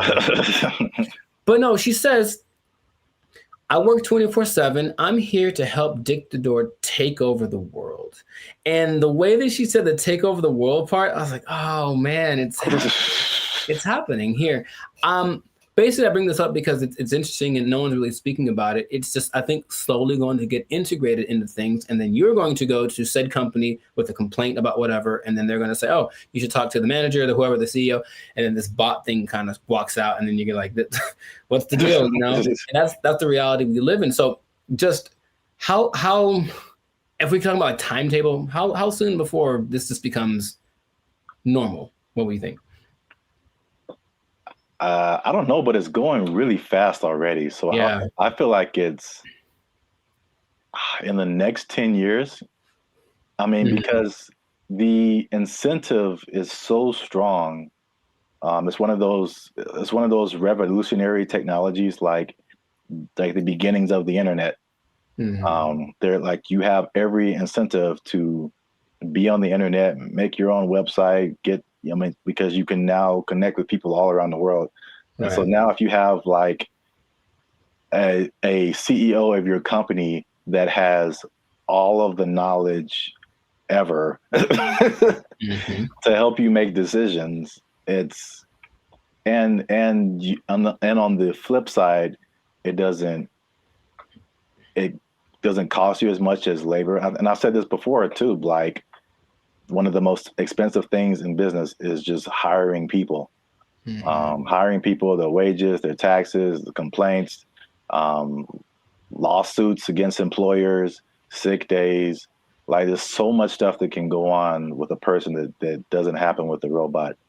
And even like stuff like inflation, like people are feverishly trying to get robots everywhere, AI, robot, anything, like cut our costs, please. So I think it's just, then you have the competition between the companies that are trying to be the go-to for AI. It's amazing how like when ChatGPT hit, I think with probably less than a year, like every company, Bing, we have an AI thing that can help you search. Google, we have an AI thing. Even like Adobe stuff that I use, like, oh, we have a new AI thing that generates pictures for. I'm like, how does everybody have this now? Yeah, it almost feels like it somewhat feels like an agenda that's being pushed by somebody, of course, because everywhere I turn now, there is some kind of AI option. Have you tried the AI feature? My banking app. Hey, so I don't trust the robots with my money. Are you serious? Yeah. But hey, would you like to try this thing? Because it'll make and they always say it's faster and it's just as reliable. And people, I think, will get, I guess, sold on that premise. I even was testing because of course you don't have to pay her and she doesn't have emotions like for real, even though when her face moves, she does show more emotive gestures with her face than I'm used to seeing from robots. It's kind of weird. It's almost too much, but it's kind of like they're going to try to make her as human as possible. But imagine you have like a disagreement or that's not right. That's not quite right. Instead of being so imagine we're talking and then I say, hey, give me an idea. And you give me an idea. I'm like, I don't like it. Give me another one. And then I do that like 20 times. You're going to be like, bruh, really? I've done that with like the AI chats on Instagram, for example, just to see. I was like, okay, I'm just going to keep disagreeing with them and keep saying, give me something else. I don't like it. And they don't have a problem with it. They'll just keep going. They got literally a million ideas. And that concept is so not natural, but it appeals to some people. Like, yeah, we'll just ask the robot because you'll just keep giving us ideas. It's almost like we decide which idea, but we let her come up with it, and that's more attractive. So it's just crazy, and you just have to see it because it feels like outside of a sci-fi movie. You can see the wires on her like chest, like one is like talking, one is coded or something like that, but it's labeled what parts are being regulated, and it's a trip, but it is real, and they're apparently doing well since they started. Like her decisions have helped the company start to do this. Well, the only thing I would say would be, I think there's a few things. One, I think to a certain extent, it's a, what do you call it? Like a story just to be, to get attention. I'm sure like, I feel like maybe that she isn't like really the CEO, but. Well, they asked the guy, they're like, is this legit or is this a scam? And he's like, oh, it's real. And his eyes didn't match what he was saying. That's what made me think he was on something, because it's kind of a strange publicity stunt. That's what I was gonna say. Potentially, and in any case, it is getting attention. And then people say, "I'm drinking the rum of the company that has the AI CEO," and that's something that has probably gotten somebody laid once. So good for you. Good for you. Okay, that's all I'm saying. But it's happening, so I'm curious to see what will happen in the future. But it might be a trend. Yeah, I see it more as like a consultant I could see an AI on the boardroom, like in the boardroom as a consultant or whatever, but not as like the head of the company. Sure. That's like a little bit weirder. And then you have I'm just trying to play devil's advocate in any kind of way. Like, how could this not be cool? As if something gets corrupted or like, you know, like any kind of computer, it could, you know. That's what a lot of the comments under the video said, like, what if this? And they're like, what if someone hacks into your CEO? Right. Like, right. Which is a weird sentence to say out loud, but yeah. And they're like, no, it's fine. We'll deal when that happens. Oh, you're acting kind of weird today, Mika. It's like, throw away all the bottles. It's like, you've probably been hacked. Like, I guess that's what they would do. But I can see it being almost like an arms race. So the next company comes and says, oh yeah, well, our CEO and our president are AI. Oh yeah, well, our CEO and our president and all the board is AI. Oh yeah, well, my mom's AI. Like, it's just going to keep going to a point of ridiculousness, maybe, just for publicity. I'm not sure, but it has started, and this is where we are. So we'll see where it goes. But, you know, let us know in the comments what you think. Is it something that's, you know, what's the point of fighting it because it's here? Is it a terrible idea? Let us know in the comments what you think about this, because I feel like it is here to stay, and we'll see to what degree we take it. But this has been another episode of the Life's a Circus podcast. So make sure to like, subscribe, comment, and share this video with everyone you know that's afraid of the inevitable AI takeover. And if you are a CEO, oh boy, if you're a CEO, you know what time it is. You better do something. You better learn how to sing and dance or tap dance or juggle fire or something. Because I guarantee if Mika's the first one, you're going to be the next to lose. You're just gonna take your job. Everyone's gonna take your job. Oh, I'm the CEO. Everybody's fired. They took our jobs. They took our jobs. This is $150 video. How many videos can you go on YouTube and just walk away with $150? All right. That video of a cat playing the piano did not put any money in your pocket. All right. What's up, guys? This is Zap from Bandit Future, and I'm doing a special video today because I want to put some money in your pockets. That's right. There are 2 crypto apps that are giving you $75 each just to try the app. No kidding, 100% legit. So you want to stick around for this video because I'm going to tell you what those apps are, and I'm going to walk you through step by step how to get your $150. But as always, do your boys a favor, hit that like button because that lets the YouTube algorithm know that more people should see this video, and you're going to want to let people see this video because $150 attached to it. All right. And hit that subscribe button because that helps our channel grow. We're still a small channel. We're trying to grow. And there's a third thing in this particular video, just because I'm doing a different kind of video. If you want to see more videos about money, crypto, finances on the Bandit Future YouTube channel, I want you to type the words money right now in the comment section. Go down to the comment section right now, type in the word money if you want to see more videos about money. All right. So standard disclaimers, let's get this out the way, right? YouTube disclaimer for money. I am not a financial advisor. This is not financial advice. This video is for educational and entertainment purposes only. Blah, blah, blah. Blah, blah, blah, blah, blah, blah, blah, blah, blah. 2, I am based in the US, all right? And so these bonus payments usually only work for your jurisdiction, all right? So more than likely, this particular method will not work if you're international outside of the US. So I know we have a lot of people who watch Bandit Future from other countries. I apologize. This probably won't work the way I'm telling you to do it in your country. But if you're a US resident, it will probably work for you. But if you are international, these apps are in hundreds of countries. So there's probably someone in your country that's doing a referral that can help you get a certain amount of money for signing up as well. Nice.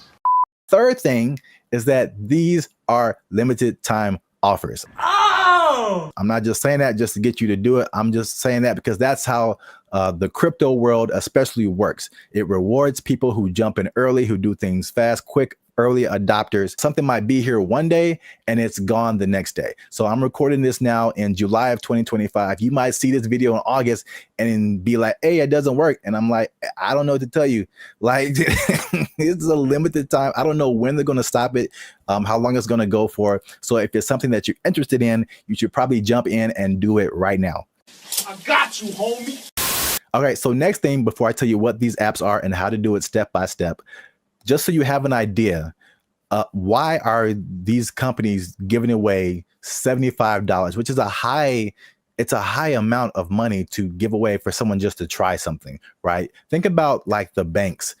You've got Chase, you got Wells Fargo, you got Bank of America. They're all competing, right? For you to be their customer. They want you at their bank. They want your money flowing through their system, right? And so they do bonus offers too. You know, they might give you a certain checking account, or they might give you a certain card or a certain bonus for signing up if you spend so much money. All right. So this is the same kind of thing. All of these crypto exchanges, all right, especially with the bull run coming up, they want you to be on their platform. They want your money flowing through their platform. And just because there's an exorbitant amount of money in crypto, we're talking trillions with a T, trillions of dollars in crypto. All right. They can afford to give out some pretty nice bonuses. And these two apps, these two companies are giving out some of the highest bonus really I've ever seen for anything, for signing up and just trying out an app. All right.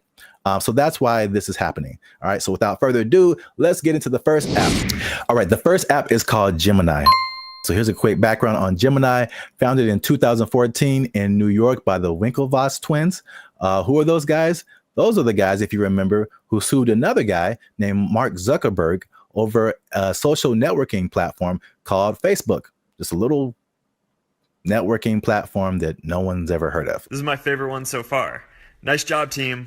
In addition to that, they were also early investors in crypto, and they are now crypto billionaires with a B. All right, so they know a thing or two about crypto and about money, and they also have really good hair, which seems kind of unfair. Like, how many times can you win in life? Gemini is known for its security. It's a New York trust company subject to U.S. banking laws and regularly audited. Has a simple interface, easy to use. You can also earn interest with Gemini Earn, although that varies by region. And they offer innovative products like crypto credit cards. They're available in many countries, and they have pretty strong customer support. And they're heavy on regulation, transparency, and compliance. So that's a little bit about Gemini. All right, so let's get to the meat of it. How do you earn $75 with Gemini? First step is you're going to click the link. All right, I provided a link in the description of this video. All right, to where if you sign up with Gemini through that link, you'll get the $75 because it's a referral link. Now, look, you can't just go bypass the video. It's like, okay, I know what it is. Now I'm going to go to Gemini, into the App Store, and I'm download Gemini myself, and you won't get your $75 because you didn't do it through the referral link. All right, so you have to do that step. Go to the description, After you watch this video, there's a link for the Gemini app. Download it through that link so they know that it's a referral link, and that'll get you on the process to getting your $75 bonus reward. All right. Step 2, okay, once you download the app, it's very intuitive. It's very simple. It walks you through all the steps. You're going to, like any other app, you're going to create an account, put in your name, your email, create a password, stuff like that. And then it's going to ask you to connect a funding account, your bank account, wherever you have funds, to send an amount to Gemini to start using the app. They request that you deposit at least $100. So that $100 is just for you to actually use the app, right? It's a crypto exchange. All right, you're going to use that $100 and then you're going to trade it for crypto. All right. Now, here's the cool thing about Gemini. But wait, there's more. They allow you to receive the bonus in this referral program, even if you buy stable coins. All right. So if you're new to crypto, a stable coin is a coin that's pegged to the dollar. So it doesn't really fluctuate in price. So if anyone is scared about, oh, I'm putting $100 in here, I'm going to lose my money. Crypto is wild. It's up one day, it's down one day. They allow you to purchase stable coins and still get this reward.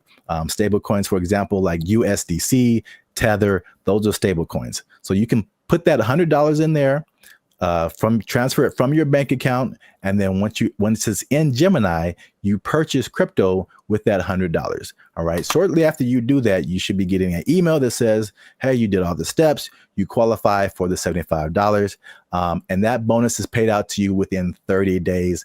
I've done it. I've had several other people do it. It works. It's legit. Again, this is limited by time. So you might click on the link like a few months later, a year later, and it might not be the same. So if you're really interested in this, you want to do it right now. But it doesn't get any easier than that. It's the easiest $75. Whether you like it, look, if you like the Gemini app, you can stay on it. You can use it. I don't mind it. I kept it. I still have a little bit of crypto in there. But if you use it, hey, I don't really like this, you take your $100 and your $75, $175, sell your crypto, to convert it to dollars, put it back into your bank account, and then go on your way. Wait. So there you go. That's $75 through the Gemini app. You turned $100 into $175 in 30 days. I don't know any other place where you can do that. Okay. So if you're interested, remember, click the link, go through the steps, and it took me like 10 minutes. All right. Literally to set up an account and earn my $75. So the crazy thing is you can do this again. All right. Remember the bank analogy? You can be with Chase and with Wells Fargo. Like it isn't exclusive. All right. So the next app is called Kraken. Okay. Here's a little bit of background on the Kraken app. The Kraken app is even older than Gemini. All right. Started in 2011 in San Francisco. It is one of the oldest and most trusted crypto exchanges. They're known for their top tier security, including never, ever having a major hack, which is pretty impressive. They offer spot trading, margin trading, and futures. They have a wide selection of cryptocurrencies, over 200. They have staking services for passive income. They're available in, I think, about 200 plus countries, and they operate under strict compliance with U.S. and international regulations. So another solid platform, nothing janky going on over at Kraken. All right. So how do you earn your $75? Here we go. It's very similar now to Gemini, but there are some major differences. So don't click away and think, oh, I got it. I just do the same thing I did in Gemini. There's some major differences. And if you mess up in a spot, you might not earn your $75. So listen to the key difference when I get to that spot. All right. So same thing, same start. You're going to click the link in the description. There's a separate link for Kraken, all right, to get your 75 referral bonus from Kraken. Same process to start off with. You set up an account. That link will take you to the App Store. You download the app, set up an account, name, email, password, all that good stuff. Then the same process, you're going to connect your bank account, all right, so that you have a way to transfer funds in and out of Kraken. Now, here's where Kraken differs. Kraken requires a $200 deposit to take advantage of this referral bonus. Okay, so you put $200 transfer from your bank account to the Kraken app. Okay.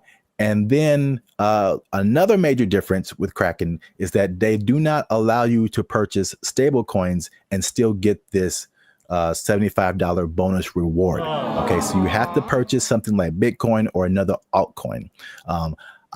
Again, if you are skeptical, you know the word skeptical. Jeez, this is so hard doing this myself without Jericho. Okay, I have to talk the whole time. This is nuts. How do YouTubers do this? Okay, so if you are skeptical about losing your money in crypto, all that kind of stuff, I understand prices go up and down. It's not for the faint of heart. I personally did Bitcoin because although Bitcoin goes up and down, if you have to choose between Bitcoin and altcoins, Bitcoin's a lot more stable than some other ones. You might lose some money, you might gain a little bit of money, but it's not likely to be super drastic. Okay. So you put in your $200. Now here's the good thing about Kraken. They give you that $75 bonus and it only takes 2 weeks. So you have to put in twice as much, but you also get your reward twice as fast. Okay, so that's how you get your $75 bonus from Kraken. So you got 75 from Gemini, 75 from Kraken. That's $150. Just like I said in the title of this video, $150 is easy. It's literally 3 steps for each platform. And if this is too hard for you, I don't know what to tell you, man. This is the easiest $150 I've ever made. Both platforms seem legit. I use both the apps still. And yeah, man, look, if you want to see more content like this, we don't normally talk about money on the Brand Future YouTube channel, but we're thinking about adding some more stuff like this, money, crypto, financial stuff, all that kind of stuff. Put the word money in the comments. Leave a comment with the word money on it. Let us know if we should keep doing more videos like this. And come on, man, this is $150 video. How many videos can you go on YouTube and just walk away with $150? All right. That video of a cat playing the piano did not put any money in your pocket. All right. So share this video. I'm sure you have people in your life that would want $150 and they're gonna be mad at you when they click on this a year later and it's over and you saw it, you got your $150 and you didn't tell them. You're gonna have a lot of mad people at you. So share this video. Put money in the comments if you want to see more videos about money, stuff like that. And that's it. Everybody have a good day. This is really hard without a second person. Jericho, come back and make a video with me. Bye. I have to talk the whole time. This is nuts. How do YouTubers do this? Calling us the doomer generation. Honestly, I'm cool with it because when I wake up, I get 20 notifications about 30 different reasons why I'll never be able to afford a home. I look around, see my computer science degree all framed up, about to turn into an art piece because of AI. Then we're in a loneliness epidemic, but these gas prices and these heat waves collaborating to keep me indoors. And they say it's not going to get any better. So... What's up, everybody? I'm Zap, and this is Jericho, and we are the now 8-time international award-winning pop hip-hop music duo Band Future. We do clean, fun music that everyone can listen to with a sound that's uniquely California. And right now you're tuned into the Life's a Circus podcast where we talk about everything that is funny, interesting, and ridiculous. But before we jump into the topic today, help your boys out. Come on now. Make sure you like, subscribe, comment, and share this video with somebody who likes to go shopping. I see. You know anybody in your life, Jericho, who likes to shop? Maybe. Who maybe gets things delivered? Maybe. From Amazon every Maybe. day? There's a possibility that I know someone. You said close to home, and that was apropos. So, well, shopping might sound fun, but there's something called doom spending. I'm gonna tell you what that is. I'm gonna tell you what causes it, and I'm gonna tell you how you can avoid it because it's a negative thing. But you got to stick to the end to find all of that out. All right. Mm-hmm. So, Jericho, have you heard of the term doom spending? I'm going to guess what it is. It's where you spend so much that you open up your banking app and then there's just a picture of Dr. Doom laughing at you. Huh? So, doom spending refers to a phenomenon that occurs when people spend money to cope with stress, despite economic and geopolitical concerns. Bankrate data found more than half of Americans are in debt, and doom spending might be to blame, with 38% saying they'd go into debt for fun. So obviously we are in a tough time right now. Inflation is through the roof. There's a lot going on in the world, wars in various places. There's a poll that was done that said that 96% of people are concerned about the economy. So that's a whole lot of people, pretty much everybody. It's understandable. Yet, with that in mind, 27% are doing this doom spending. So they are just still spending frivolously to a certain extent, and it's affecting different generations. Mm-hmm. So 43% of millennials, they say, are doing this doom spending, and 35% of Gen Z are doing it. And basically the concept is just like, well, it's almost like a defeatist kind of thing, where it's just like, I'm never going to really, all these aspirations that I have financially are never going to happen. So I'm just going to enjoy life. Calling us the doomer generation. Honestly, I'm cool with it, because when I wake up, I get 20 notifications about 30 different reasons I'll never be able to afford a home. I look around, see my computer science degree all framed up, about to turn into an art piece because of AI. Then we're in a loneliness epidemic, but these gas prices and these heat waves collaborating to keep me indoors. And they say it's not going to get any better. So, as a millennial yourself, that's the category we fall into. What do you think about this doom spending? Have you had doom spending thoughts? Do you think people are in your life are doom spending, or do they just like things that smell good? We've been collecting all of the little Harry Potter baby stuff because we're a Harry Potter family. So freaking cute. Not talking about anyone in particular. I'm just, No. Side effects include doom spending thoughts and early discharge. No, I understand the concept. I'm more curious when that. I feel like that's always been a thing, but that term is.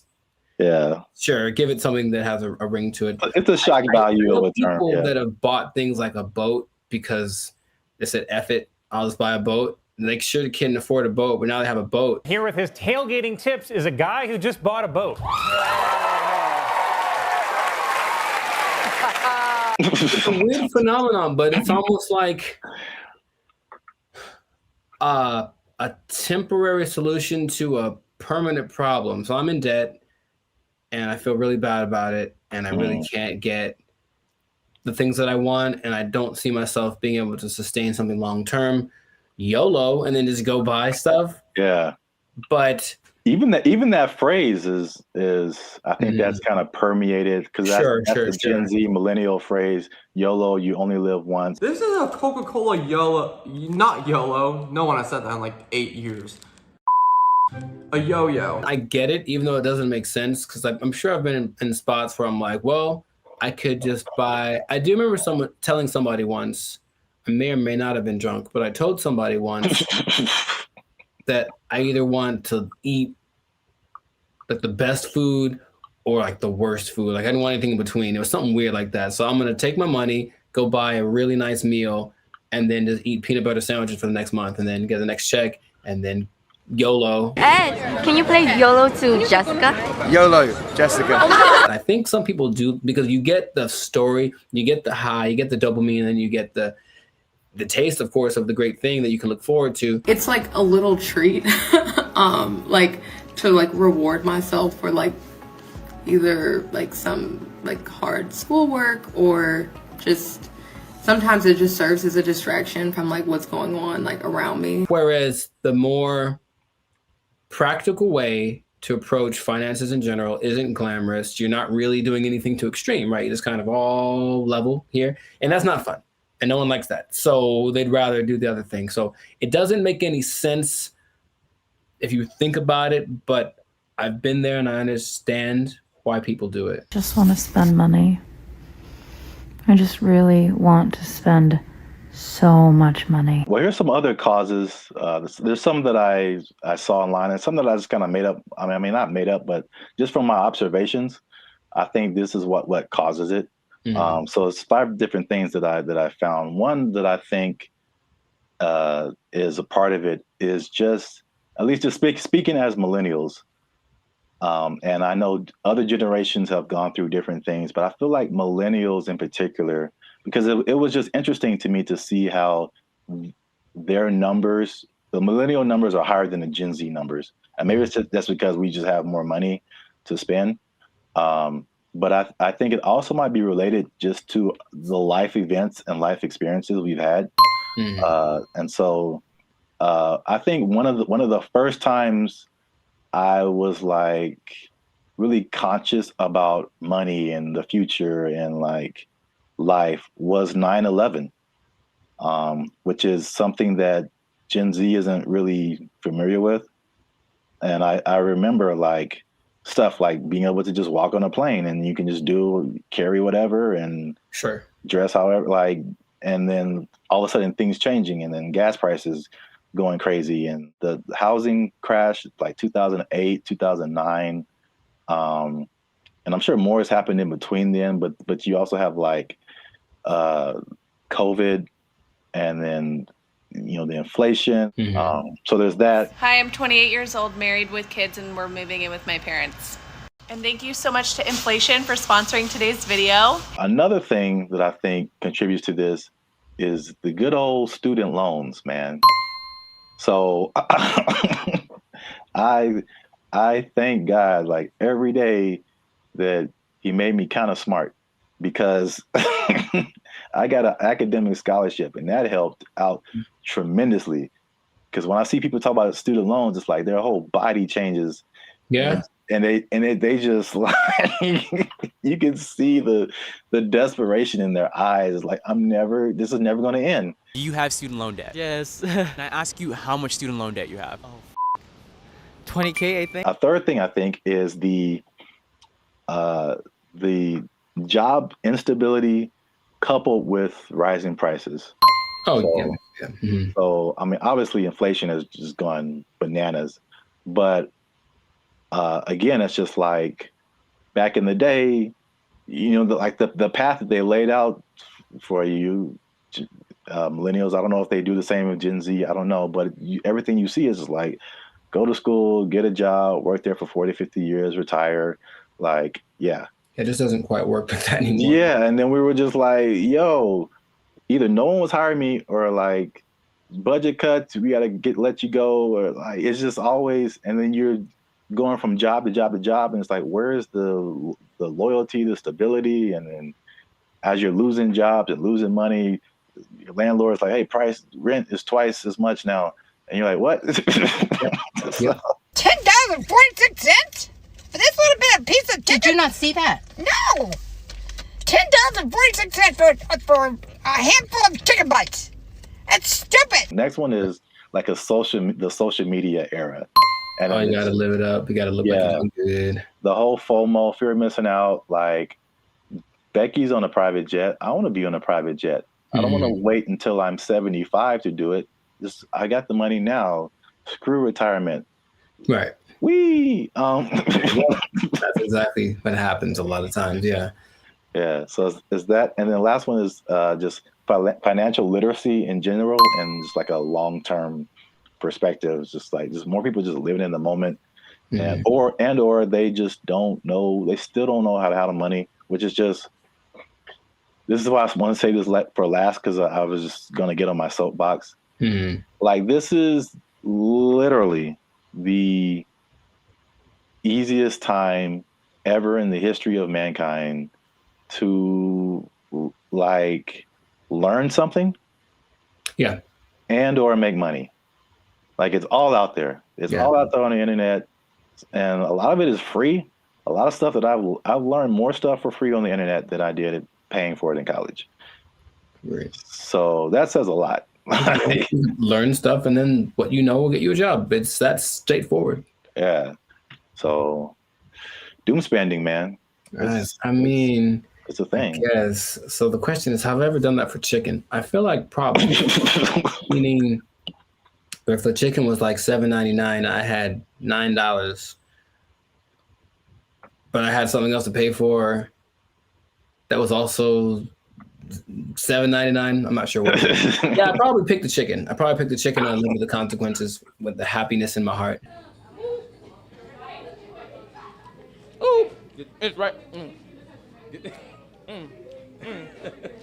Oh my gosh. Y'all gotta chill. Y'all crazy back there. They know what they did. Not to condemn anybody. I feel like I've definitely done it.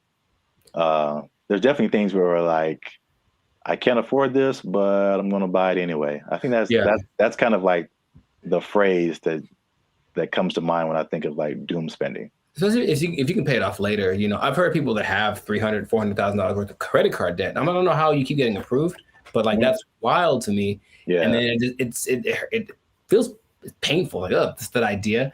And for them, it's like, well, I don't have to pay yet. So I have $30,000 in credit card debt.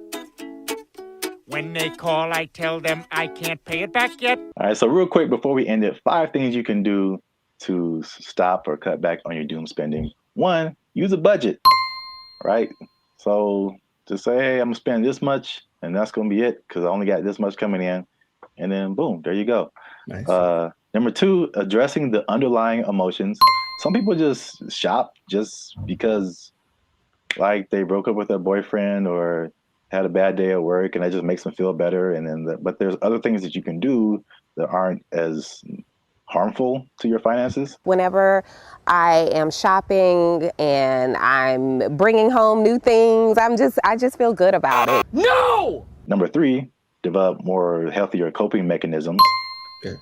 And then number 4, another thing that's just a cool thing of just the time that we live in is that you can automate certain positive behaviors. So you can automate your checking account or whatever so that it takes a certain amount out of every check and puts it into a savings, so that you don't have to physically do that and just kind of feel that anxiousness, I guess, about doing something like that. What? Bro, what are you talking about, man? And the last thing, again, hitting home, sorry to get so personal, just finding low-cost things to do. Ladies. I just really want to spend so much money. I don't understand the whole, if there's an option for a higher price version of something and a lower price version, even if they do the same thing, they want the higher price one because it's cute. And I'm gonna make them these little baskets. So I got these little socks to go in her daughter's basket. They're so cute. I guess. Okay. Gotta live with that. That yes, accurate. Find some alternatives, man.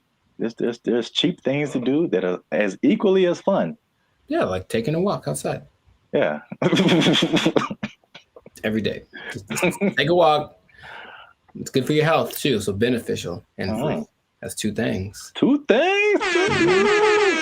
Oh, 2 things appearance. There he is. Well,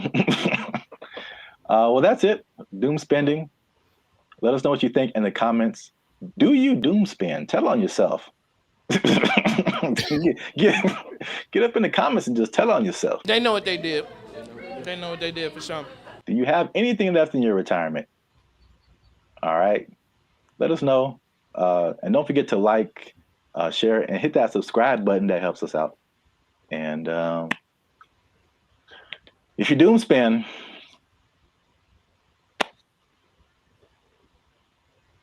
I don't know. I think you're doomed. That's what I would say. There you go. Bye. They took our jobs. They took our jobs. If you look at the picture, it's very good. That's the thing. It's breathtaking. And I mean, it's a scene, looks like.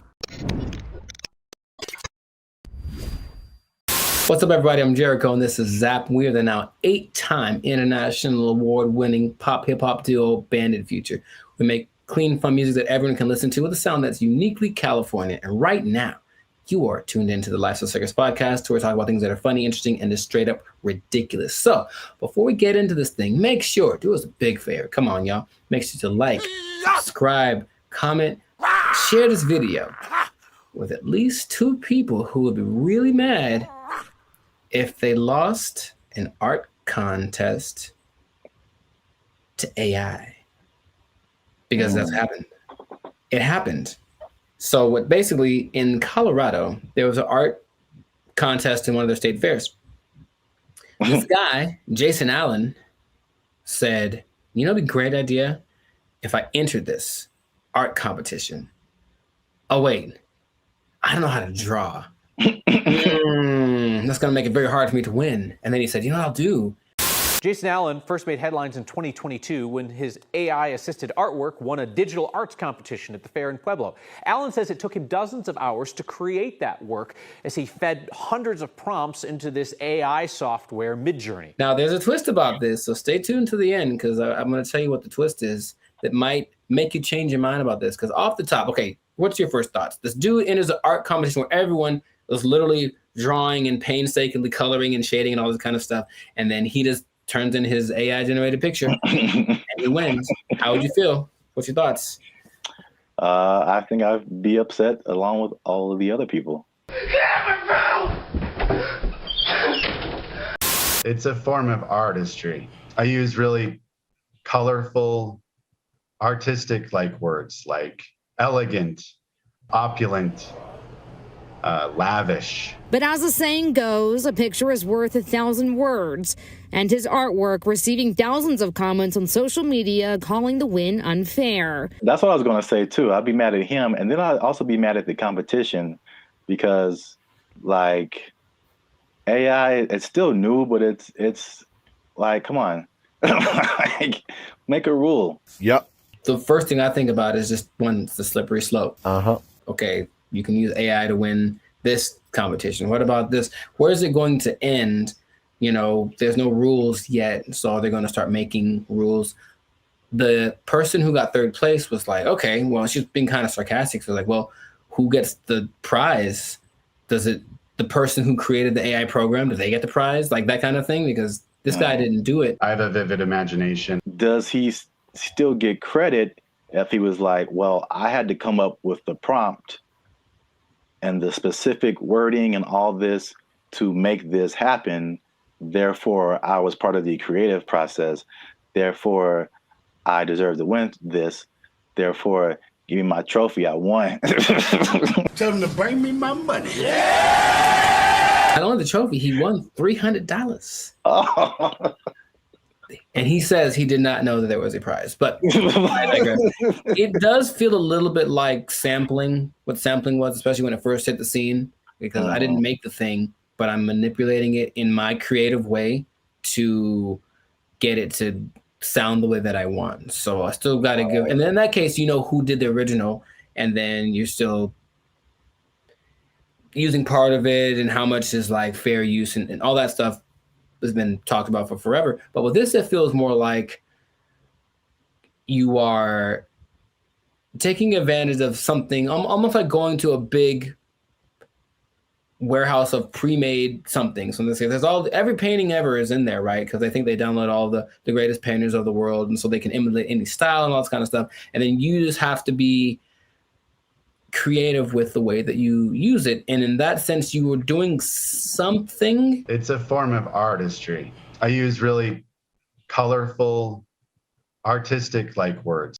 If you look at the picture, it's very good. That's the thing about it. It's breathtaking. And I mean, it's a scene, looks like half like Lord of the Rings, half Star Wars, majestic. It's an incredible picture. Meanwhile, a guy who got second place drew like a tree with guitars in it.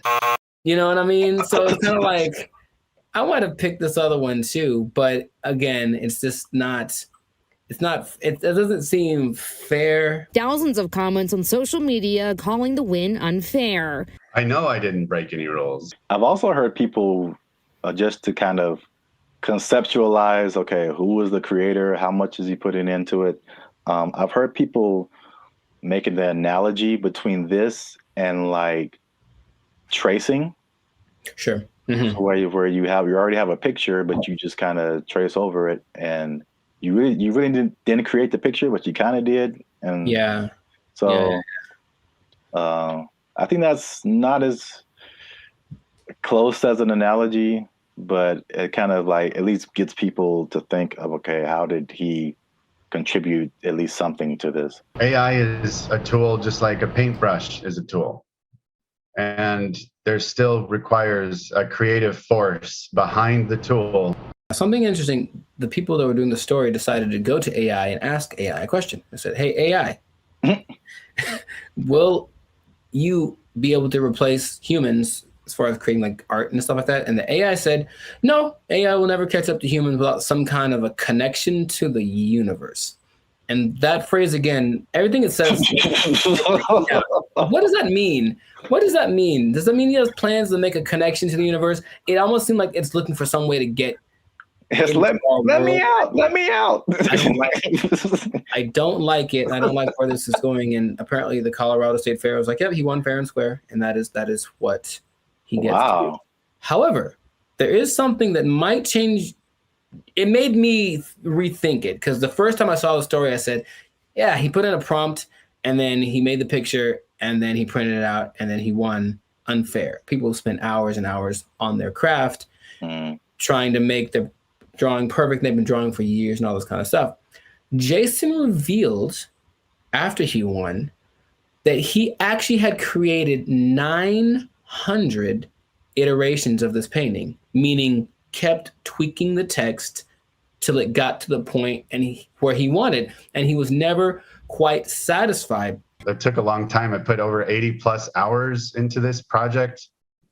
I've generated 900 plus images of this particular prompt. And in that sense, I go, well, he didn't just type 2 seconds and then let it go and that was it. He put in work. And so then again, it's like, what kind of, to me, there's some merit in that. I still would say it's a little unfair, but he did work and he said he basically turned it in almost like a product. He turned it in because he didn't have more time, but he still wanted to make it better. So his judgment was what ended up being the final result. I think this one's better. And it's not like he went with the latest one. I think he did the 900 and then picked one, like maybe like 600. That one's the best one. So he still used his human perception to create something that was he deemed worthy to enter into the contest. And then people agreed with him.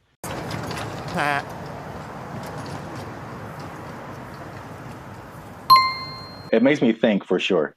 Okay. Because it, again, going back to music, that explanation, especially when you said his judgment, that made me think of DJs. Mm-hmm. And just for the longest, like even me just kind of wrestling with, like, are DJs really on the level of musicians? Right. Like, they didn't create the music. They're just organizing it. Right. Just like he was just organizing that, you know, that piece of art. And there's a skill in that for sure. I've heard some very bad DJs. Yeah. Where did you even learn? Wikipedia. The way he made it sound, it's not just anybody could do this either, because he came up with the concept, but he also had the wherewithal to look at it and say, this one's, and I think he looked at it for a while, like trying to judge the color bone. It's almost like he still knew what to look for, even though he didn't have the training to execute it. Maybe like a producer of a Rick Rubin category, or even a DJ Khaled, who, from what I understand, doesn't really do anything as far as like pushing the buttons and doing the leveling, but they do the analysis and go, they ain't believe in us. God did. I'll say this. Is it just him personally? Is he a creator? Yes. Did he put in work? Yes. Mm-hmm. But I do think he should not be able to compete like that with the other artists. Mm-hmm. And I think there should be either a separate contest or a separate category that is just for AI art. And I think that will, because it's two different, they're both a level of artistry, but it's two different types. Mm-hmm. That is hard to judge together. Again, the DJ example. I don't do song requests. I know, because you can't. What? It's a battle of the bands, and you have a DJ in the battle of the bands. That doesn't make sense. Mm-hmm. Or you have a scratching like contest and you put a band in there. Sure. It doesn't make sense. There's just two different things. They're both musically artistic, but I think a separation would just kind of make more sense and more fair for everybody. They know what they did. They know what they did for sure. We'll see if it keeps going or if there's more cases of it. But in this case, congrats to Jason Allen. Hey, let me get $300, man. I know you got it.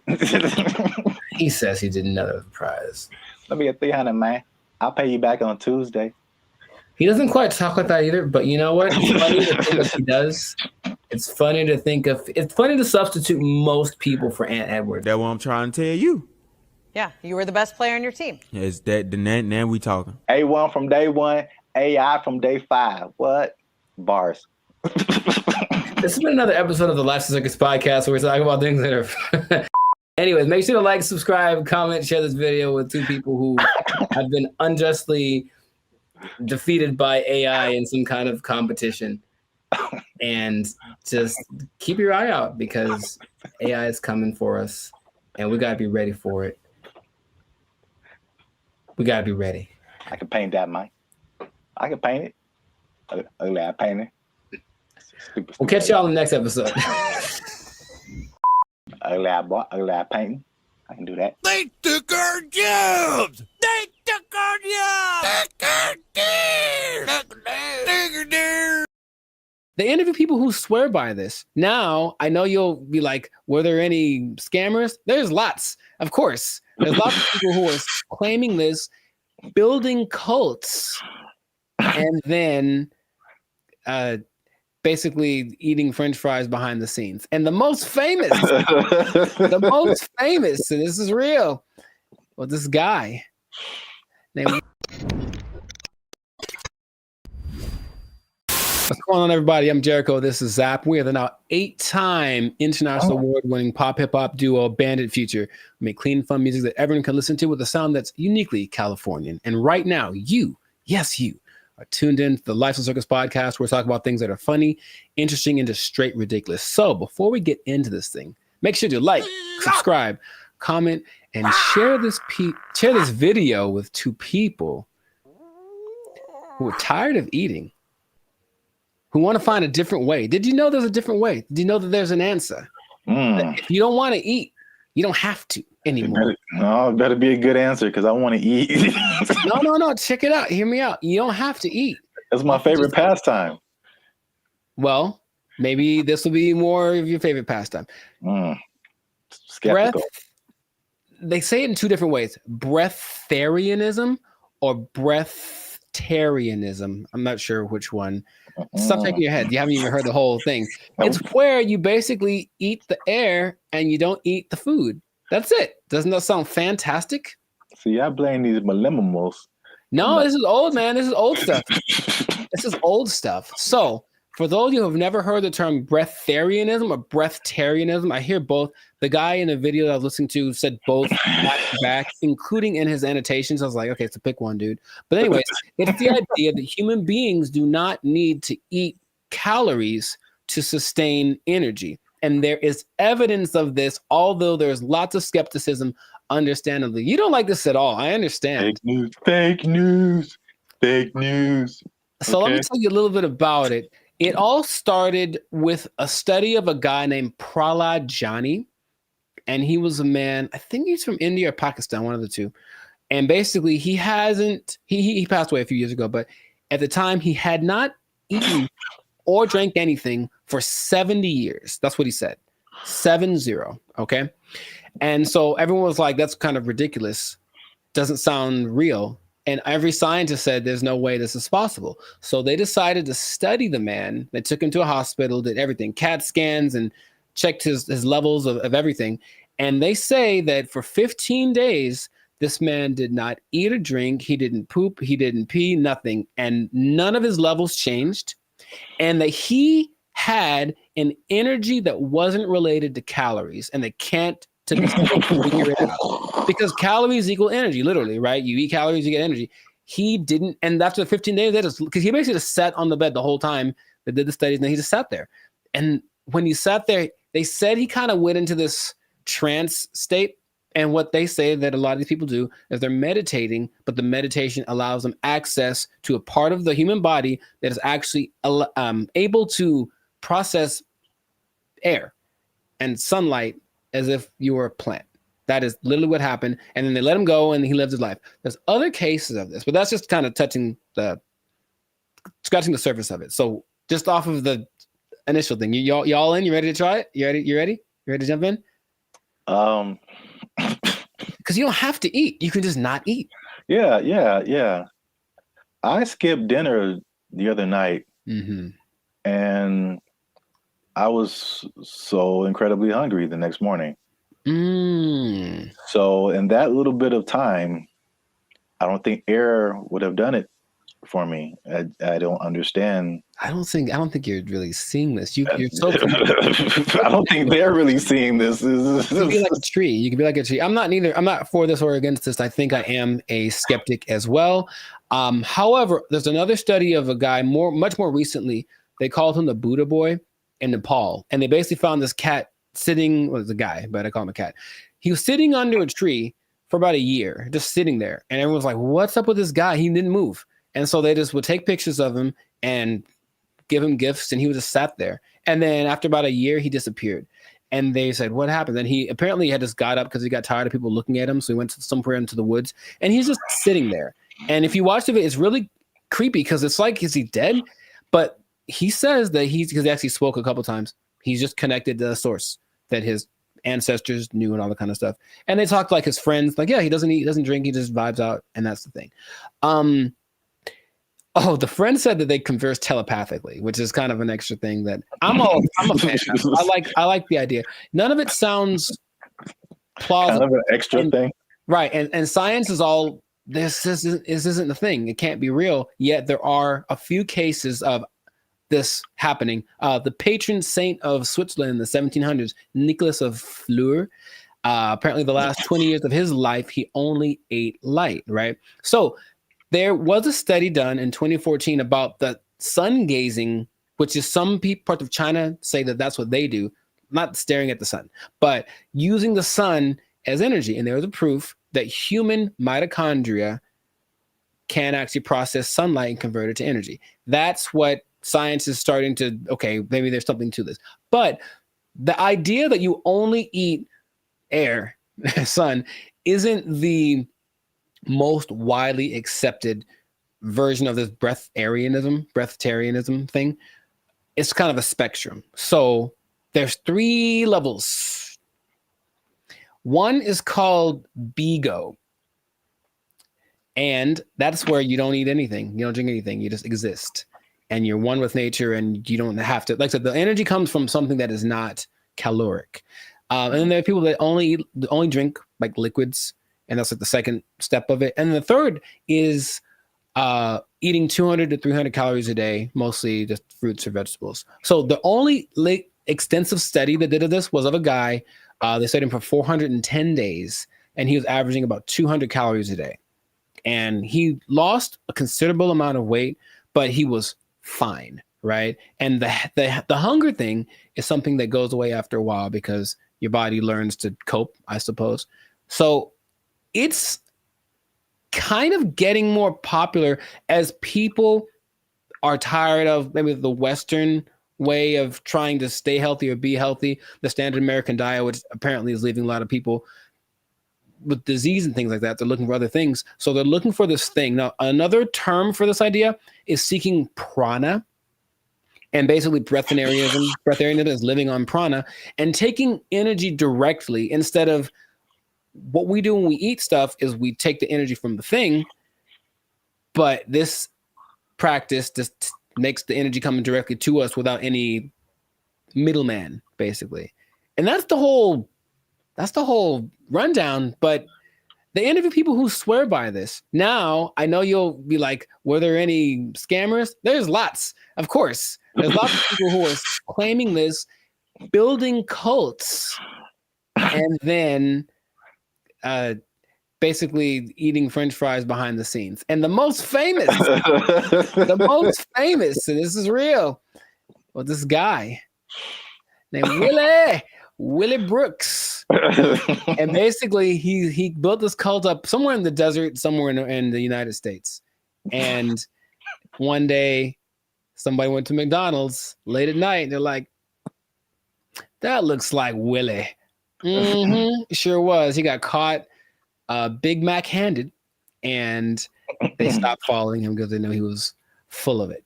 But it is something that, like I said, people are looking to as maybe this is another way to live as far as prolonging life. Now, it doesn't mean you're not going to die. The initial guy that I mentioned, he died when he was 90. And if you looked at him, he looked fine. Like he wasn't jumping over buildings, but he could walk fine. He'd clear mind, all the kind of stuff. So it's just something that is starting to become, more people are trying it. More Westerners are trying it. Okay. So have I convinced you yet? Are you going to do it? Or what do you think is possible could be happening instead? Okay. There's, of course, maybe they're just eating at night when no one's looking at them. in your mind, any remote truth, any remote possibility this is actually a thing that you or I could try and not die from. Science said we die, but science said that the guy that they had in the hospital would have been dead in 12 days, and he lived 15 and he was fine, and that's what they let him go. Like, there's no way we can keep watching him like this. But what do you think? Do you have any? It's a bad sign when, like, the more you keep talking, the worse, the more it doesn't make sense. Sure. It is, I will say this, it is intriguing. Sure. Because I am trying to figure out in my head, how is this scientifically possible? And the first thing I thought about was, okay, like you said, the different levels, you need liquids, right? Like as a base, I think. So is there a way to, because there's moisture in the air, is whatever these guys are doing, is it like extracting moisture out of the air into your body and somehow providing liquids? This sounds really weird, but it's just like, right. Maybe there is some kind of something to this. Sure. Well, here's the thing. If anyone is interested in it, there is a channel on YouTube called Take a Deep Breath that really is more about breath work in general, but he explores a lot about the subject. And he interviewed probably the world's most renowned expert on the subject. His name is P.A. Straubinger. P.A. Straubinger. And he basically says, well, we can go 3 days without water. We can go 45 days without food. We can go about 10 minutes without air. So in a sense, we're all breatharians because we kind of, when we're not eating or drinking, we're breathing. And his idea is that people that have access to just making the breath part kind of override. It's almost like, okay, for diet, what we need fat, we need protein, we need carbs, right? So let's just use all of one instead of a balance of all three. And so the breatharians, I don't know how to say it anymore. Breatharian, I'm gonna go with that. Instead of eating, drinking, and breathing, they just take breathing and make that the only thing they do. So in that sense, it's like, that's really interesting. But it does sound very far-fetched. Would I ever want to do it? Not in a million years. It does not sound fun because if you're not, most things that you do when you're social, you're eating and stuff. If you're not eating, what are you doing? You're just sitting around. And these people do just kind of sit still. You ever see like a bug or a creature and you see it and it's just there? It's like, what are you doing? That's what they are. They just sit there and they're channeling the thing. So if you have to spend most of your time doing that, I'd much rather eat a steak and then keep it pushing. So that's just me. But so here's my other wild theory as to how it could possibly work. Tell me. Just, this makes no sense, but whatever. Sure. You think about, because the light, I mean, in my head, you're doing some kind of Naruto jutsu and you're pulling in moisture from the air. Yeah. That's how it's working in my head right now. I'll take it. No one can tell me any different.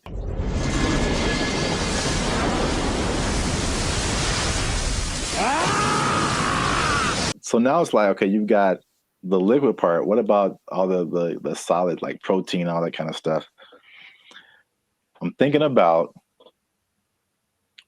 all the microscopic organisms that are around us, all the bacteria, all the stuff that's on us. I read something the other day that was just like, there's all these things on our faces. Yeah, everything. There's just like thousands of these little whatever. And then there's stuff all in the air.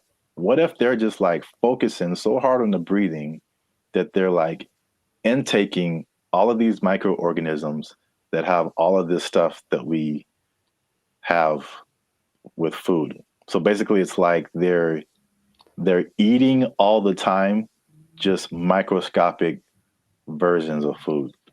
So they're whales. Boom. You heard it here first. People. Boom. I wish I had a mic. Where's the microphone?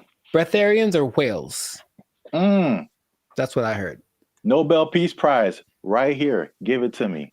I don't know if pieces of the thing you get for this. I feel like we riots in the street. Guess what, everybody? Closing down KFC and Popeyes because you just open it up and walk around. Oh, what if you opened an air restaurant and just charge people $20? People would go. I know people would go. All right, that's. Oh gosh, I'm $20 all you can eat.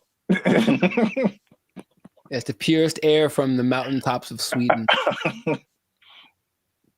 Well, I think that this is a fascinating thing that if people want to investigate more, go for it. But like I said, I'm not going to try it. So if you do, leave a comment that says you tried it and that you're going to live forever because you found Nirvana. I'm not sure. Live your life. But this has been another episode of the Lifestyle Circus podcast. So make sure to like, subscribe, comment, share this video with someone that you think will find it interesting, and just keep this in mind. All right. Let's hit home. If you don't eat, you don't need to buy food. Well, yeah. If you don't need to buy food, maybe you don't need a job. You don't need a job. You don't need a job because you don't have to buy food. Just eating air. Oh, it's not possible. They took our jobs. They took our jobs. We want more money. Higher minimum wage. That's right. That's what's happening right now. People.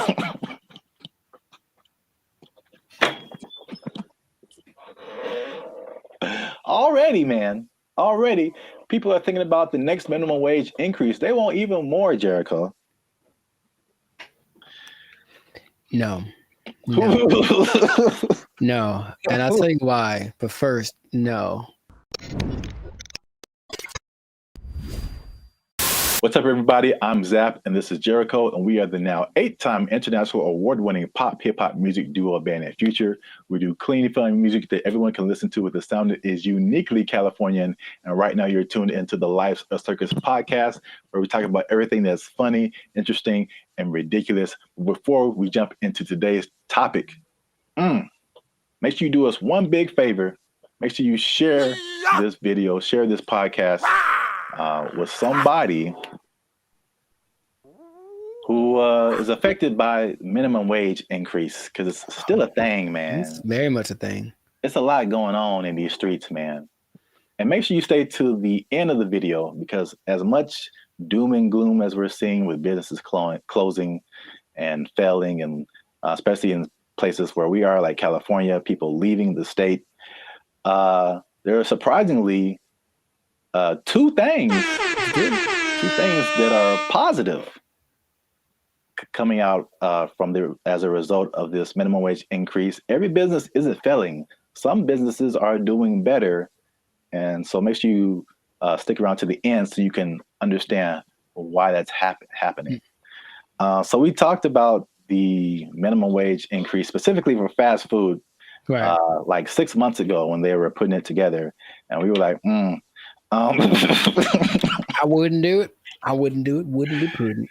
Yes. We since then we made even another video saying, we told you so. So for those of you who are living under a rock, fast food minimum wage has increased in California to $20 an hour, like a 25% jump, pretty much overnight for restaurants, big chains, even some smaller restaurants. And the results have been largely negative, at least in the press. I mean, I haven't heard any businesses that are like, "Hey, this is great." So, not at all. No. So food prices were high. They're even higher now. They said that at over 10,000 people, fast food workers have lost their jobs because the companies can't afford to pay them that high of a wage overnight. And a lot of places there's a laundry list of places that are just shutting down. They're just like, we can't do this. Either that or they're leaving the state. But guess what, Jericho? Tell me now. That's not enough. We want more money, higher minimum wage. That's right. That's what's happening right now. People.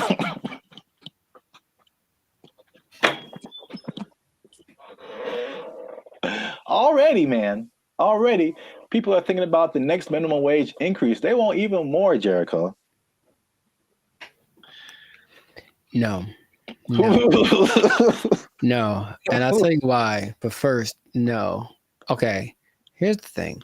Raise it. Just keep going up. I'm pretty sure among the things that have gone up because of the minimum wage increase is like OnlyFans subscriptions, like stuff that no one needs. Like, I highly doubt that anything is really improving. That's a good idea. You know what I mean? So I feel like you can't. I heard something really recently, and it made a lot of sense. It said if you decided to give everybody in the world the same amount of money, so somehow take it all literally and just even it all out, so everyone in the world, all 8 billion of us, get the exact same amount of money, within 20 years, it would be distributed exactly the way that it is now. I believe that. Because, people don't know how to do stuff with money. So, no, you don't get more money because you're just going to do the same dumb stuff you're doing with it that you did before. And how much is a Whopper now? Like, forget it. Like, it's just going to be ridiculous. What kind of, I know we're not living in the days with like, going to see a movie and the soda and a pop and a nickel. I know that's in the past, but you can't keep paying people more. You have to teach people to be smarter with their money. That's all. Take it up higher. How much they want? Okay, go for it. I'm glad you asked. So fast food minimum wage, the workers have already unionized and got $20 an hour, which is several dollars over the regular minimum wage. Right. Long Beach hotel workers have argued for a $23 an hour wage. And this next one makes sense because we've seen it firsthand. Because as Band of Future, shameless plug, we do some shows in San Diego. All right. So nice. If you're ever in San Diego, come see a Band of Future show. But San Diego wants to raise the minimum wage for hotel and other service workers to $25 an hour. And I was wondering what happened because I'm like, ooh, inflation. Because we were like looking at hotels in San Diego. And I'm like, man, these a lot more than last year. Mm-hmm. And now I know what happened. Janitors want $25 an hour, man. Clean them toilets, sweeping them floors, man. They want. I think janitors should get more than fast food workers. That's for sure. I really do, because I can go make my own burger, but if I go to an establishment, I want it to be clean, and I think the people that clean it should get paid. It's all about, I mentioned this before, you should get paid for the value that you provide. And fast food is just making us all fat and sick. And janitors make stuff clean, which is great. So pay them more. I'm not sure how much they get now, but pay them more and take it out of the fast food workers. That's an interesting take, I guess. It just kind of like took my mind somewhere. Okay. Because your viewpoint is, and I heard you say this before, you should be paid based on the value that you provide. Yes. As opposed to the skill sets that you have. So I feel like if you think janitor, fast food worker, it doesn't take, in my opinion, as many skill sets to be a janitor as it does to be a fast food worker. The fast food worker, you have to have people skills. You have to be able to talk to people, interact, be friendly, all that kind of stuff. You have to have some math skills to run the cash register. You have to have just skills in terms of food preparation and something like, I think you have to have like a food handler's license and all this kind of stuff. So there's a lot more skills involved than being a janitor. But in your opinion, the janitor provides more value than the fast food person. Yeah. And if you had 9 PhDs, okay, if you went to school for a long time, you're very smart. And what you got PhDs in doesn't help us at all, you shouldn't get paid more than anyone. Why would you? What are you doing to help? Right? To me, I watch them all the time and I'm really grateful at the gym, for example, which is a disgusting place. Think about it's disgusting without the janitors. If they weren't there, think about how gross it would be. Or oh my God, the bathrooms at the beach. Oh my God, I get like PTSD going to some of those places. And I remember the last time I went to Venice, there was a person like cleaning them as people were standing in line. And I'm like, that's one, disgusting. 2, thank you. How much you getting paid? You deserve more. We all need you more than we need somebody to get our Big Mac done faster. I really think that's true. So yeah, I would, if I ruled the world, I would pay people based off of the value. I'm kind of with you, but I'm kind of like trying to play the devil's advocate. Like, I understand. And of course, the system we have is that you went to school for more time for this and that, or you were required to think more, whatever the thing that is, whatever the commodity it is that you acquired, that's the thing that you should get paid for. And my position is that sometimes, sure. But also no, definitely not. I need the janitors more. I need the people that rake the leaves more. The people that make sure that the streets don't have potholes. We need them more than we need. Remember, maybe I'm talking about necessity versus convenience. Like I can make my own burger. I can go put together a Chipotle style burrito if I want to. All the ingredients are at the store. I just got to try, right? But I can't fix the street. I don't know how to do that. So if you know how to do that, you should get paid more than someone. Oh yeah, yeah. So it's something to think about. Yeah, an idea, but that is how I feel about it. But wait, there's more. 25. Well, that's a lot. 23, 25. That's a lot. San Diego Community College District has already raised its minimum wage to $30 an hour. I think it's just community college employees, I think, something like that. Okay. And then the Los Angeles airport workers want $30 an hour by 2028. So the train is moving fast, man. Well, sure, but the question is where's the money coming from? I think it's just going to get more. Well, this is the problem too. So I read an article by some guy. I don't remember his name. I'm sure he's very smart. Good view, smart guy. He's the person who pointed out that there's a couple of things where businesses are actually doing okay with the minimum wage, but he said like obviously this is not a long-term solution because you think about, okay, minimum wage, and you kind of touched on it. It's like, what are you spending your money on? And then for like 99% of people, what are your biggest expenses? Food, shelter, transportation. All of those things are sky high, abnormally high in California than anything else. And so I don't necessarily think people are just wasting their money on whatever, but it's I mean, they could be, but I don't know the life. The fact still remains that there's a for real housing shortage. The average housing cost is like, I think almost double, if not double than some other places. So that's a huge thing. We already know the food is high. It was already high and it got higher. And then like gas is like $5, $6 a gallon, $7 a gallon. Like too high. It's too high.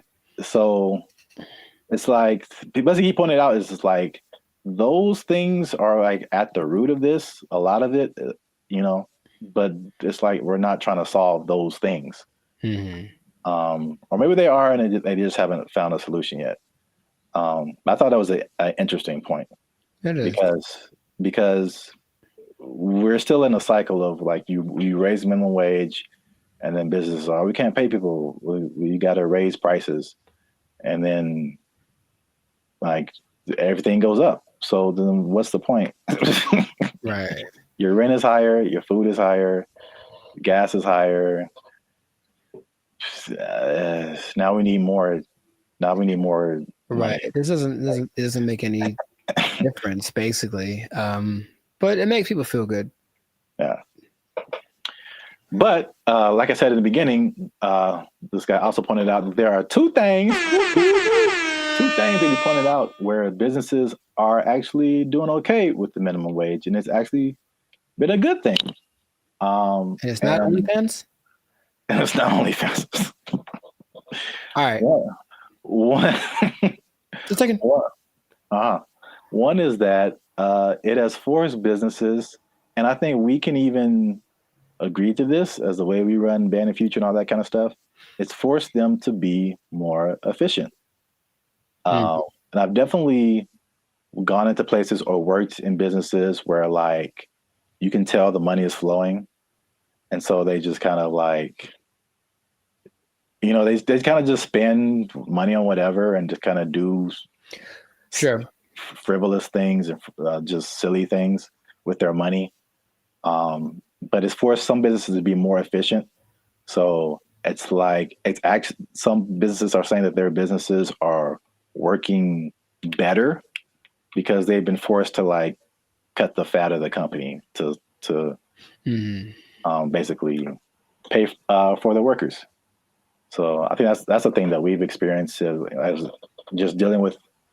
I think that anybody experiences that, the inflation, the high prices, you get laid off from work, or you don't get a check that you thought you're going to get, or a car repair costs you $2,600. That was like real life right there, bro. It's make sure you like, subscribe, join the channel so I can pay for my car. I'm tired of walking everywhere. I digress. But yeah, I mean, we do this in our personal lives all the time. It's just like, okay, how little can I eat this week to pay for? So yeah, so that's the thing. Second thing is that worker retention is up. So you think about fast food, not fast food, but just minimum wage jobs in general. It's like a throwaway job, right? So it's like you're making the least, you don't get the maximum effort, you don't really care. It's just like, this job sucks, I'm not making a whole lot of money. And I think it has a high turnover rate. So meaning people quit, they have to find new people, train them, get them going, and then they're there for like a month or 2 or 6 months or whatever. Then they quit and they just find a better job or whatever. So with the higher wage now, fast food worker is like the premium job of minimum wage jobs. So you think if you work in some other job for $16 an hour, $17 an hour, you can flip burgers for $20 an hour. You're gonna, if you're in that that minimum wage level, you're gonna stay there for a minute, because unless you can move up to some other job, you're doing better than other minimum wage jobs. So why would you leave? Right. So yeah, so people are staying, and people are happier, they say, just coming to work, which I mean makes sense if you're getting paid more. But there's less incentive to leave, and then people don't understand that it costs businesses a lot of money to hire people and put up ads to hire people and then train them and all this kind of stuff, get all this stuff going and find the people, and then they're only there for a little bit, and then you got to do it all over again. Yes, that's a big expense. So there you have it. Minimum wage going up, prices going up. Some businesses are leaving, some businesses are shutting down. Some people don't care. It's happening in their business. A lot going on. Let us know what you think in the comments. Is this good? Is this bad? Should we do the idea of this guy in the article and just let's fix the housing and the food and the gas and all this stuff and just bring that down instead of raising the money we get. Cost of living is too high. Yeah, man. A lot going on. Gotta invest in some meme coins, man. Just take advantage. It's a bull market, man. Let's get into it. Are meme coins the answer to the minimum wage problem? I would say probably not. But, you know, somebody, it might work out. For most people, not so much. Yeah, we out. Because we are. But for real, join the YouTube channel because the boy needs his car. All right. There we go. They took our jobs! They took our jobs! I sense a faint bit of skepticism in your voice, Jericho. We haven't even skeptical. It's just like, is there anything that he's made that has been helpful or that I would know about? We haven't even gone into his claims and what he's talking about, man. Are you saying he's the second coming of George Washington Carver? Is that what you're saying? Like telling this man, him? It's hard out here for a pimp. Him? Okay, sure. What's up, everybody? I'm Zap, and this is Jericho, and we are the now 6-time international award-winning pop hip-hop music duo Band of Future. We do clean, fun music that everyone can listen to with a sound that's uniquely Californian. And right now, you're tuned into the Life's a Circus podcast, where we talk about everything that's funny, interesting, and ridiculous. Before we jump into today's episode, though, do us a huge favor. Make sure you like, subscribe, comment, and share this video with somebody that you got beef with, somebody that you don't like, maybe somebody that's all up in your grill and making you feel a type of way about the day. Oh, bars. Okay, so Somebody that put a hitch in your giddy up. Is that a phrase people say still? Yeah, sure, man. Yeah, you got it. So I don't think I got it. I've been waiting to talk about this. All right. So the big thing on the internet has been Kendrick Lamar versus Drake. By the way, I think it's fake. Okay. Just because I've been doing this too long. I'm doing music too long. I've been doing Hollywood too long. I've been doing marketing too long.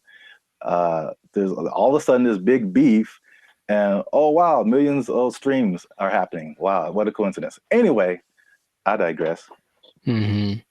What if I told you, Jericho, that the Kendrick Lamar Drake is not the biggest beef on the internet? I would believe you. Let me rephrase the question. Okay, go for it. You are probably right. What if I told you that there was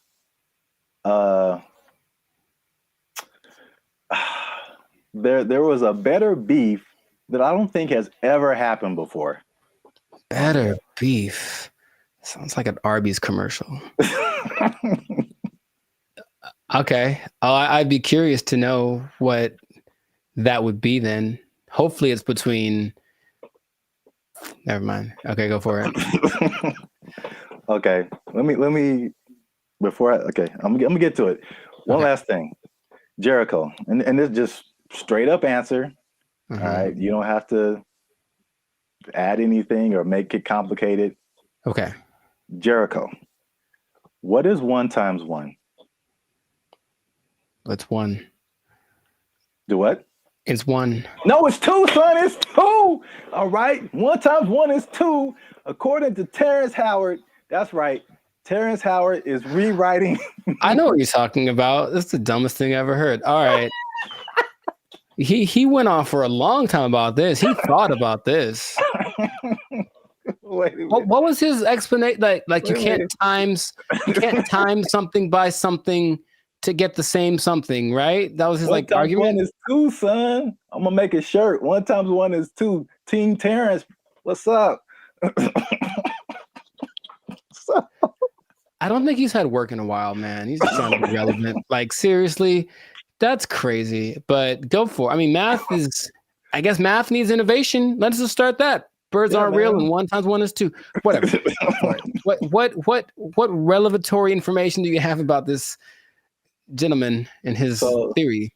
So for people who don't know, Terrence Howard recently went on the Joe Rogan podcast, which I guess I kind of realized, but I kind of didn't, that his thing goes for like 2 and 3 hours. Yeah. Like, we talked for 15 minutes, and it's hard, man. It's hard. But they have a lot to talk about. And then, of course, the people that has on the usually had a lot of things they've done, so there's a lot to explore. Yeah. And I only, when I watch it, I only see clips of it that people made. So I'm thinking, oh, that was the podcast, and it just, then I see the whole thing, and it's like 3 hours. I'm like, who watches the whole thing? Yeah, a 3-hour podcast, but that's intense. Yeah. But anyway, yeah, Terrence Howard went on there, and it gave me Cat Williams vibes, like that level of like, well, this just came out of left field. It's just like shocking. But he was talking about things, complex theories, scientific thoughts, things about the nature and universe, matter and energy, mathematics, and just like all this stuff that has nothing to do with acting. And there was a lot of, I definitely didn't watch the whole thing, so don't use this as a video to like sum up everything. But I didn't know that he was even into all this stuff. So smart guy. Yeah, but I mean, there's smart, and then there's like talking about the theory of relativity smart. Like, that's just he's like Jaylen Brown smart. Rewriting mathematical equations, and I'm just like, all right, cool. We gotta have a couple black geniuses, him and Jaylen Brown and Kanye. Well, anyway, hashtag too soon. So Howard holds 97 patents. Do you know that? No, that sounds like something that he would tell people at a party. I sense a faint bit of skepticism in your voice, Jericho. We haven't even skeptical. It's just like, is there anything that he's made that has been helpful or that I would know about? We haven't even gone into his claims and what he's talking about, man. He's saying he's the second coming of George Washington Carver. Is that what he's saying? Like, he's telling this man, him. It's hard out here for a pimp. Him. Okay, sure. 97. I didn't know that about him. That's cool. It's 97 expensive to patent things. It is. So I guess that acting money helped out. I don't know. But he believes many of these patents will, of course, change the world. Some of his notable patents include advanced designs in metallurgy, I think I'm saying that right, chemical engineering, and innovations in flight technology. So at the very least, the man is doing things. Yeah, sounds like it.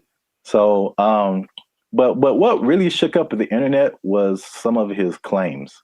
Mm-hmm. All right, so we're just going to go through a few of them that this is kind of tough to talk about, because he's talking about things that are beyond most people's comprehension. Sure. And so there's a lot of things that he said, or a lot of words, even words that he used, that are just not in common vocabulary. But I tried to pull together some synopses and just kind of put it in more lay terms, I guess. Okay. Some of them are just straight up, you can just tell, like, Let's see what Mr. Hustle and Flow's got. I don't know if you saw this part of the podcast, but his first claim is that prenatal memories are real, which most people don't think are, but he debates it, and some other people have debated it. But he said he remembers being inside of his mother's womb. Don't make me laugh. He describes He described detailed memories, such as seeing his hand in utero, and he said he remembers being circumcised as well. I feel like that there's some truth to that, and without having ever studied it, just because it's one of the questions I ask a lot of people when I meet them and I want to break the ice. I ask people what their first memory is.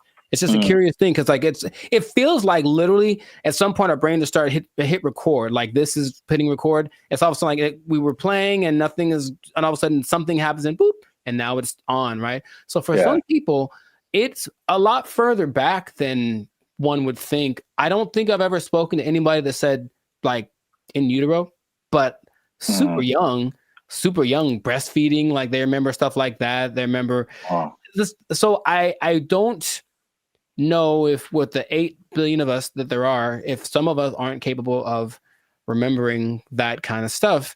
I guess my question is like, okay, so then what does that mean? Is there something that leads to? Because that's what interests me. If that means, that means we can turn on the access point of the brain. If that's not, if it's just something to talk about, then I'm like, okay, that's cool, I suppose. Well, I don't think any of his stuff is just stuff to talk about. I think from the overall thing that I got, and then we go into more of his claims, but it's just what I thought was interesting was just the way he sees the world, especially as a creative. It's just a different. It's challenging what has always been like the norm, and just different ways of looking at things. That's cool. So at least on that one, you were kind of like, that's not too far-fetched. Not too far-fetched. Okay. The next one is it might be a little bit beyond me, but again, I still kind of understand and relate. But his next claim is that the universe is built on waves and not particles. He says the fundamental building blocks of reality are not particles but waves. He says this perspective aligns with some interpretations of quantum physics, and his fascination seems likely to stem from the works of physicists like Niels Bohr and Erwin Schrödinger, something like that. Sure. So again, like he's not alone in this. He might be a minority, but people who deal with quantum physics feel like this could be true. I was going to mention that there's something I've read about. It's almost like there's things that I acknowledge that are interesting to me that I wish I had like the mental capacity to process, because I don't think it's a bit above me. But I have read something about like this wave particle experiment where it proves the importance or the impact that watching something. It's a particle experiment. They shoot some kind of electron waves at a target, and depending on whether they record it or not with like a camera, the result is different. Now, how do they know that it's different if they didn't record it? I don't know what they're talking about, but it makes it seem like objectivity has an impact on the way the universe works in general. So I'm looking at you, one thing can happen, or I guess that means that if I'm not looking at something, it could be doing something different than if I was looking at it, which again, what's the point? But that idea is like, I don't really get it. I don't really get it, but I'm like, that's an interesting idea. So waves and particles, would that make the universe? Again, my question will be cool. I'd honestly want to talk to him about it. Maybe just stare at him while he talks. But what does that do for how we understand the world if that is true? If waves instead of particles are what created? Yeah, I feel like that's a bit beyond me. But I feel like, I mean, it sounds like you're trying to get some practical use out of it. But it's just like, okay. The things that we know about gravity and aerodynamics and stuff like that, by learning that stuff, we can fly planes and helicopters and stuff. Sure, yeah. And so there's some kind of use, I think, in saying it's waves and not particles. I don't fully know how to interpret all of this stuff and to make it like, oh, okay, we can do this now. But I'm sure like that's a kind of genius level, sure, right, kind of thing. Once you can know it and then can do something with it. Right. If it means I can surf to Mars, I'm down, bro. That'd be so sick. Yeah, They'll just hit your knees with waves and not particles, and that'll heal them. I'm down for that also. Does anyone out there have answers for knees? Your boy's going through it right now. So yeah, let us know. To continue on this is probably it's probably the last one that just I kind of still didn't. It's too far above me. Mm-hmm. He said gravity is fake. So he said that there's an inward and outward force that shapes planets without relying on things like gravity and dark matter and dark energy. Which this one is kind of big because he challenges Newton and Einstein, like as far as gravity being a fundamental force. And it's I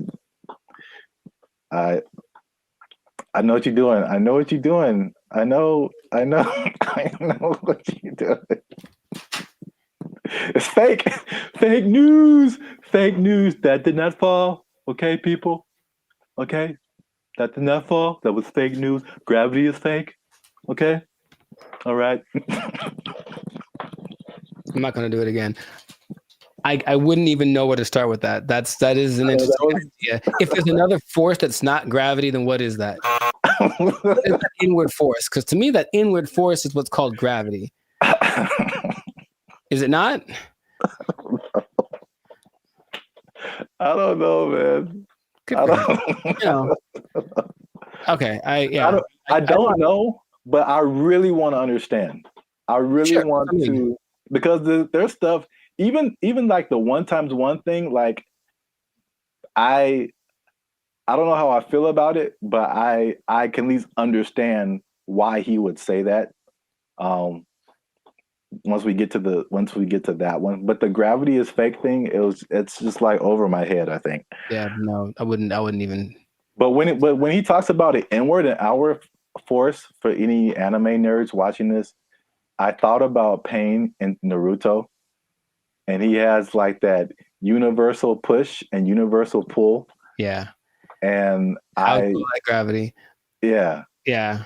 So maybe the answers are in Naruto. Maybe they believe the same thing. I don't know, man. This is just, I just find it funny, obviously. Yeah. Sure. It's interesting. I wouldn't know where to begin with that. Just someone coming out of nowhere and just challenging everything and everyone like we've ever known. It's like, you all are wrong. Gravity isn't real. I mean, it helps me that I only think about him as the Hustle and Flow character. Yeah, that adds another layer. He's stuck in that role to me, so he can say all he wants, but he's saying this. I only saw a portion of that podcast, so I know what he talks like. To me, he's still talking like that character on the podcast. Yeah, he definitely has that like typecast, or like his role in Avengers was like, was it War Machine? I forgot he was in that. Yeah, he was like the first War Machine. It's like, War Machine said there's no gravity. For the record, I prefer Don Cheadle. Just saying. I thought they were both good. Oh, okay. Well, I don't remember Terrence, but okay. Next one is that straight, again, along with gravity not being real, also straight lines are not real, Jericho. And this is the one I can understand. All right, so this is his explanation. He said, when you view something from the correct perspective, or you view a straight line from the correct perspective, you'll see that it's not straight. So he gave an example that if you put like you draw a straight line, perfectly straight, at least to our human eyes, but if you put it under a microscope, you'll see all the tiny like inflections that don't make it look straight anymore. So basically, these are all conceptual things. He's basically trying to get us to rethink geometrical concepts. Again, why I don't know how that applies. To that. Yeah, that I would say. How does that help us? Parents, how does this help us specifically? I don't think it does. Look straight to me. It works for me. I'm gonna accept. I'm gonna take into consideration 2 of his ideas, and then for me, gravity and straight lines are pretty much going hand in hand. I will go find a straight line and drop it to celebrate my acceptance of straight lines and gravity. So we're 2 and 2. Yeah. So you can kind of see where he's coming from with the prenatal. I like the idea of not him trying to be controversial, just saying, hey, think about stuff. We are told things from an early age, and most people, for everything they've been told, that's just how it is. And any idea that something might be different can be scary. It's like, oh, it's the truth. What is? But so I appreciate his effort. But that's what I got out of it. All right, so we're 2 and 2, which is perfect because we're coming to the last one I have here, and that is that multiplication is a lie. But I mean, does he say it exactly like that? No, but that's just funny to say. Anyway, he said that one time. This is the number. He said that one time. One is 2. Okay. So he says this is why, because if you combine 2 unique things, all right, you can't end up with the same thing. Which I hear where he's coming from. You got one, like, because I remember like algebra, like you're always trying to solve for x, and you got this side of the equation, this side of the equation, you try to balance it out. So if you have 2 1s on this side, like how are you going to have a 1 on this side and it still be the same thing? So like I still don't know if I agree with it, but I totally understand what he's trying to say. I don't appreciate that one. Side of it. And I'll try to be. I haven't taken math class in 2 decades, but I'll try to explain. He said 2 unique. If you combine 2 unique things, to me, I'm like combining in my simple brain an object. This is a guitar pick with a concept, which is a number of these that I'm thinking about. Right. So if I have one of these, this is my object, and I take a number that represents how many of these I could have. If I go times 2, I will then have 2 of these, right? Hey, look what happened. Now I have 2. If I take this one object and then I multiply it by a concept that is singular, nothing changes. Because here's the other thing. I think I can bring a narrow to this also. I want to figure it out because usually there's like, or this might be Avatar. It's like, okay, there's like good or bad. So something has to be one or the other, positive or negative. And then there's a guru, the guru on the mountain that made him drink the banana onion juice. He said there's also a neutral. That's the third option, and people forget about that. So yeah, does this have to change if I multiply it? No. It could go bigger, it could go smaller, or it could stay the same. And the stay the same is the times 1. So that is my argument, Mr. Howard. I had like one of those chalkboards on the back I could draw on with all the numbers and everything. Yeah. The hot to crazy chart. You remember that one guy? Oh, nice. I appreciate that, man. So I don't agree with that at all. National treasure. I don't think I do, but I want it to be a thing. I got you. That's deep down. I want 1 times 1 to be 2. If enough people talk about it, it'll become something. Yeah, if enough people talk about it, it'll become something. I really don't think that it's important. Again, it's just like what? Look, they're ready to change math with that Common Core stuff. Oh yeah, everyone's all messed up, but the kids nowadays are gonna be just so stupid. All the math is wrong, and so now they're gonna throw this in there. Like, by the way, 1 times 1 is 1 or 2, and then what? Because no, okay, another thing. So if that becomes true, that's just hypothesize. Then wouldn't that change everything? Because you can't just change one thing without changing other things. If there's the fundamental concept that 1 times 1 was 1 and now 1 times 1 is 2, doesn't that somehow affect everything else? I think so, but I'm not sure. I don't want to really think about it. I just want to.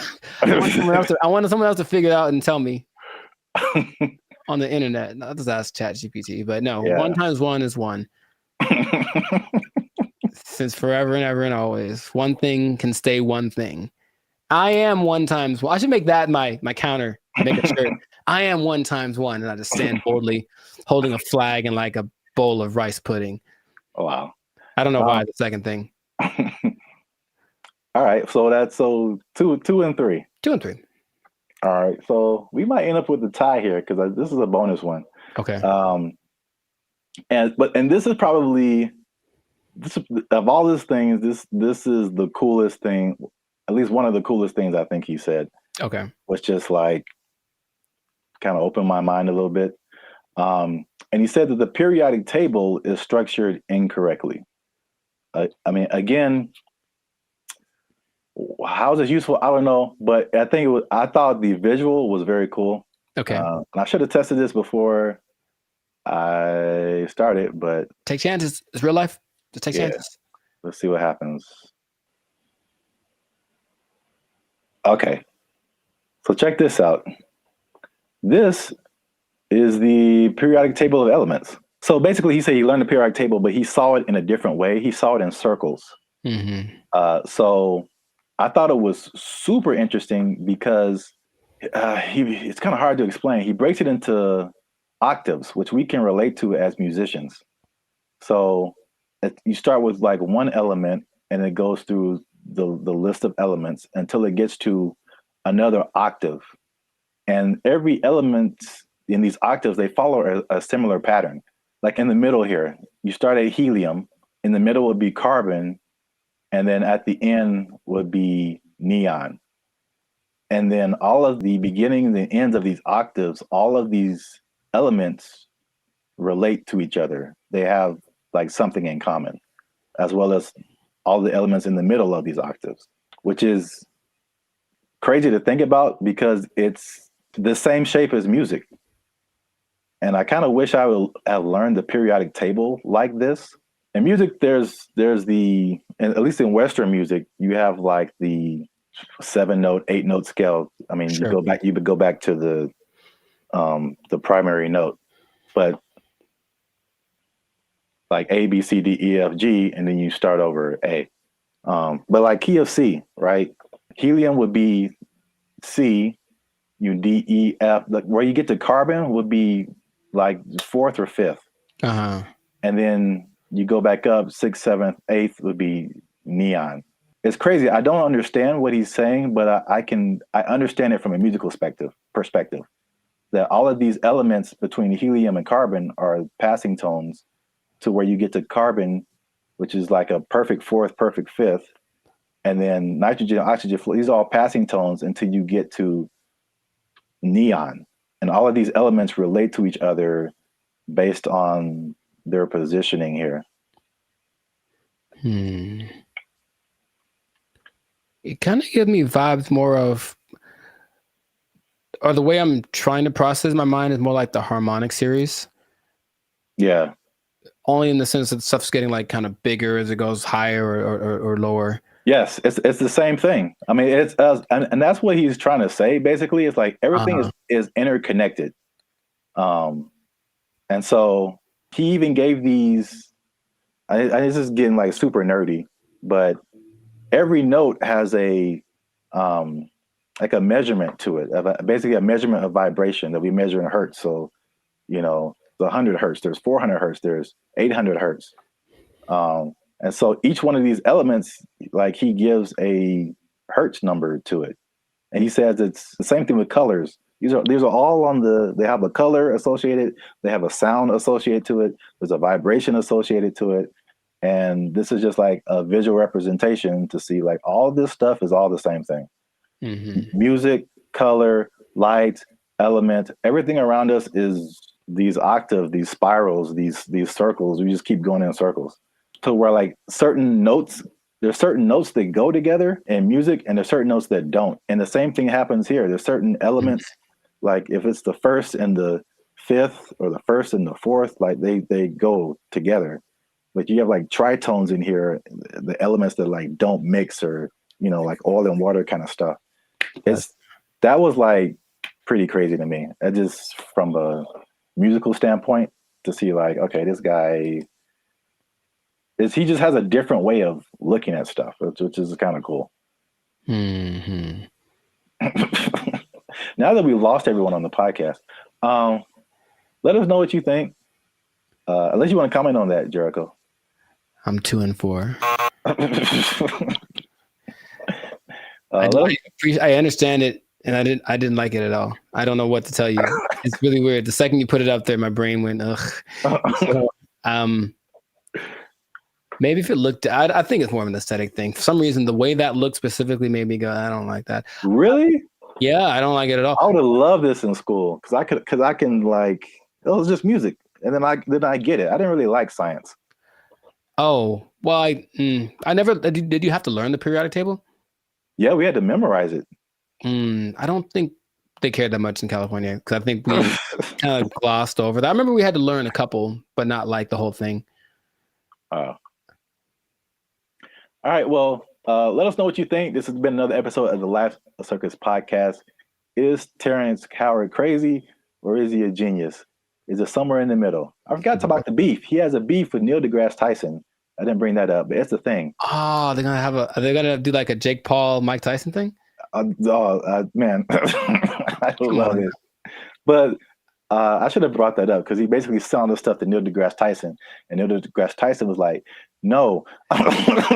Basically, I would trust Neil deGrasse Tyson more than Terrence Howard for sure. So on the podcast, he said that Tyson attacked him by saying no, but it was probably the most polite diss track that could ever be put out because he just basically even complimented him in his, rebuttal of his theories or whatever. But I'm sure he respects the fact that he's trying. I think that helps. Yeah.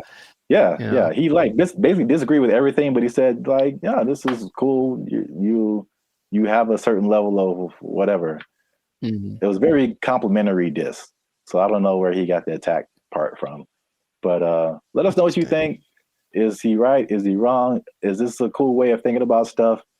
Did you know all this stuff about Terrence Howard? 97 patents is crazy. Yeah, leave a comment. And 1 times 1 is me. Imagine. In a shirt. Yeah, let's just go with that. 1 times 1 is me, or 2, depending on who you are. Bye. They took our jobs! They took our jobs!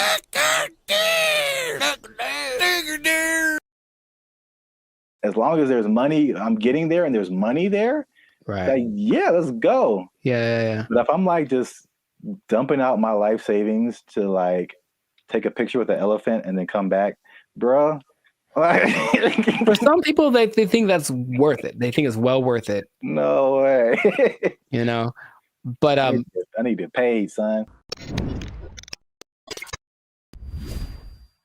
What's up, everybody? I'm Jericho, and this is Zap. We are the now 8-time international award-winning pop hip-hop duo Band of Future. We make clean, fun music that everyone can listen to with a sound that is uniquely Californian. And right now, you are tuned in to the Life Circus podcast, where we talk about things that are funny, interesting, and just straight ridiculous. So before we get into this, and this is going to be a very important topic, I think a lot of you will be interested in this. Make sure to like, subscribe, comment, and share this video with at least 2 people that are interested in becoming a digital nomad. We want to talk about it. We're talking about work. We're talking about jobs. We're talking about moving. We're talking about all the things that seem so glamorous, but maybe there's a dark side to it. I don't know. We should get into that. But you got to stay tuned to the end to find out what that might be. So right away, digital nomads are one of the most, well, it peaked in 2021 right after the pandemic, but it's still one of the like professions, and that's an umbrella term, but professions that's growing the most in the last 10 years, right? I didn't know this. People started doing this as soon as like 1997. I guess once internet connection started to get decent, people were doing this. But around 2014, what happened up? I got a question. So can you back up and just for anyone who doesn't, like what is a digital nomad? Oh, people don't know what a digital nomad is nowadays? Some people don't know.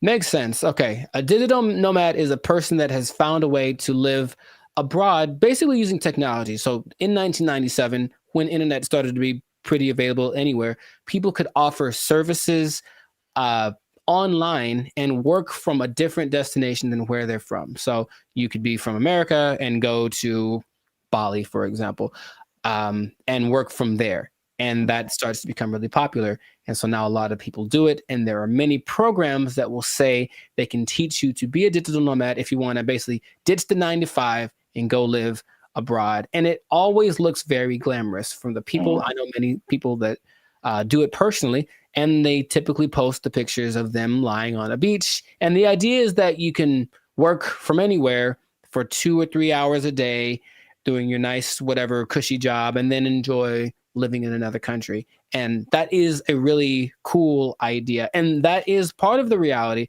but there's also a side of it that can be more difficult to overcome that people don't tend to think about. So we're going to get into all of that.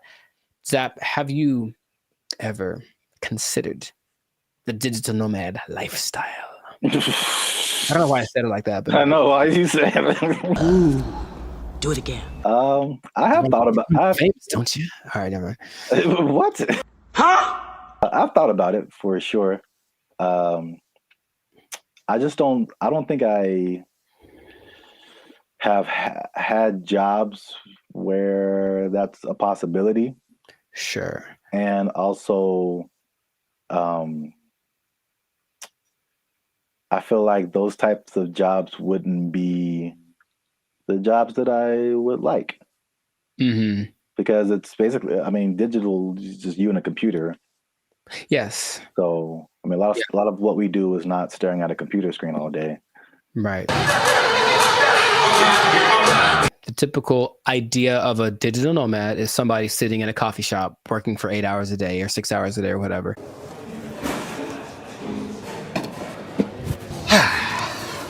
And that's true to the point where a lot of places actually construct digital nomad communities so that they can all be together in kind of one centralized place, like a work share kind of a situation, and just work from there. But yeah, the big key is that you just got to have good internet and then something that you can do to work from a different place so you're not interacting with people directly.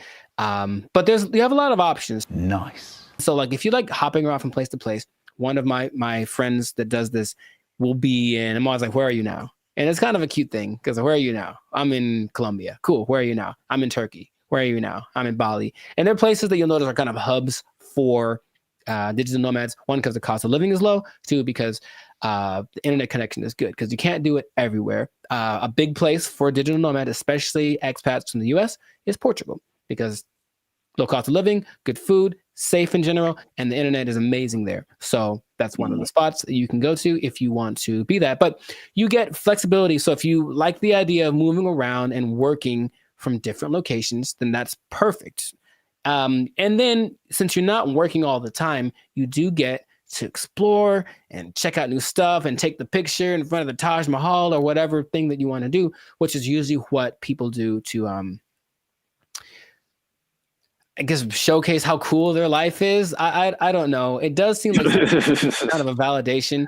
Like, why am I doing this? Because, like I said, the downsides, as I mentioned, there are many as well. But you get to explore, you get to travel, because people always think about going places as being expensive. And yes, vacationing is expensive, but travel, just that part of it, isn't necessarily expensive. If you think about it, you're just going places and then staying there, not trying to be extravagant. So you can be frugal, you can get a VPN so that your plane tickets are cheaper, and then you just live within your means wherever you are.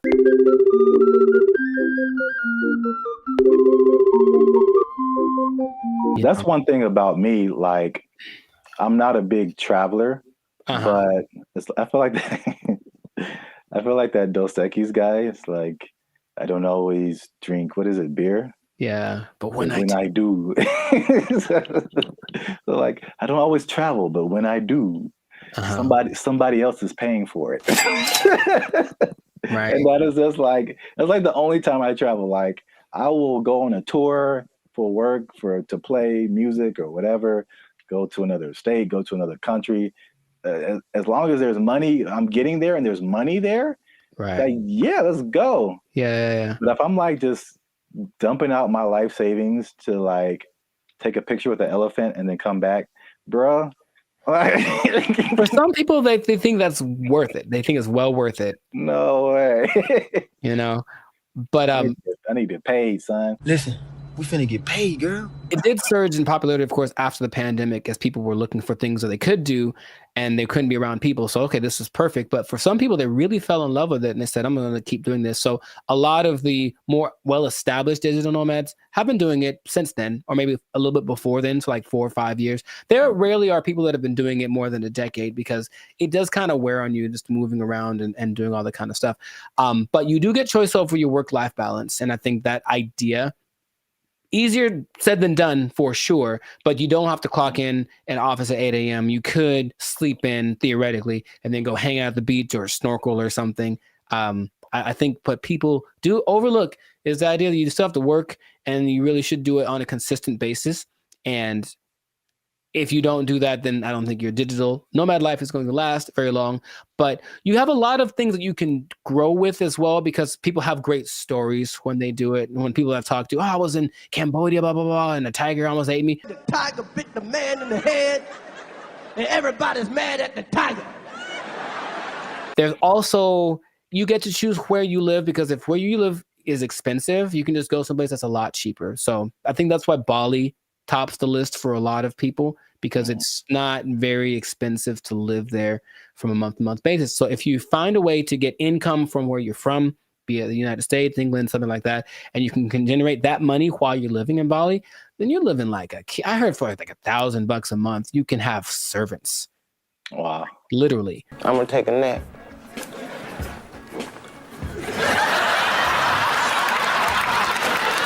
And then you get to network. So that's fun. There's a lot of people that are out there doing the same thing, so you get to interact with them, and that seems attractive. And then you don't really have to go to work. You think about that. Honestly, I don't know about you, but I think a lot of people hate going to work. They don't dislike work. They don't like going to work. They have to get up, they have to do the thing, they have to deal with traffic, whatever. If you are a digital nomad, you don't have to go anywhere, really. If you have a good internet in your Airbnb or whatever you're renting, you can just stay there. Mother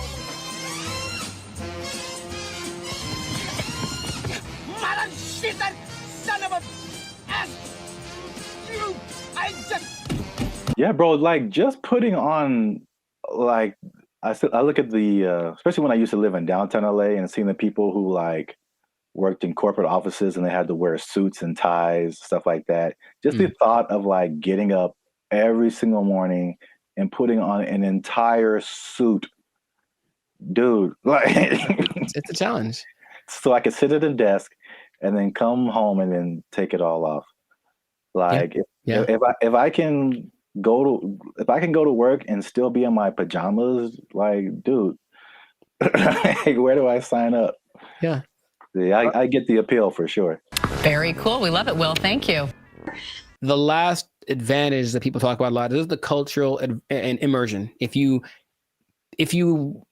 like a particular culture, then you can just go there if it works out for the technology and all that kind of stuff, and you can be immersed in Hong Kong. You can learn Chinese. You can do whatever. If you have other goals that related to that culture, then it's the perfect way to do it. You can still make money and be immersed in that culture. And that really does seem fun. In my personal experience, I've never done the digital nomad thing to an extreme, though I've thought about it because it seems like it might be fun to do here and there. But I have constructed my coaching, which I can do from anywhere. And I have been up in the mountains and I'm working on a session. I'm just at a coffee shop and I see what that's like. And if that was my everyday, it wouldn't be so bad. You know, it's definitely like, oh, I need my computer to work. That's all.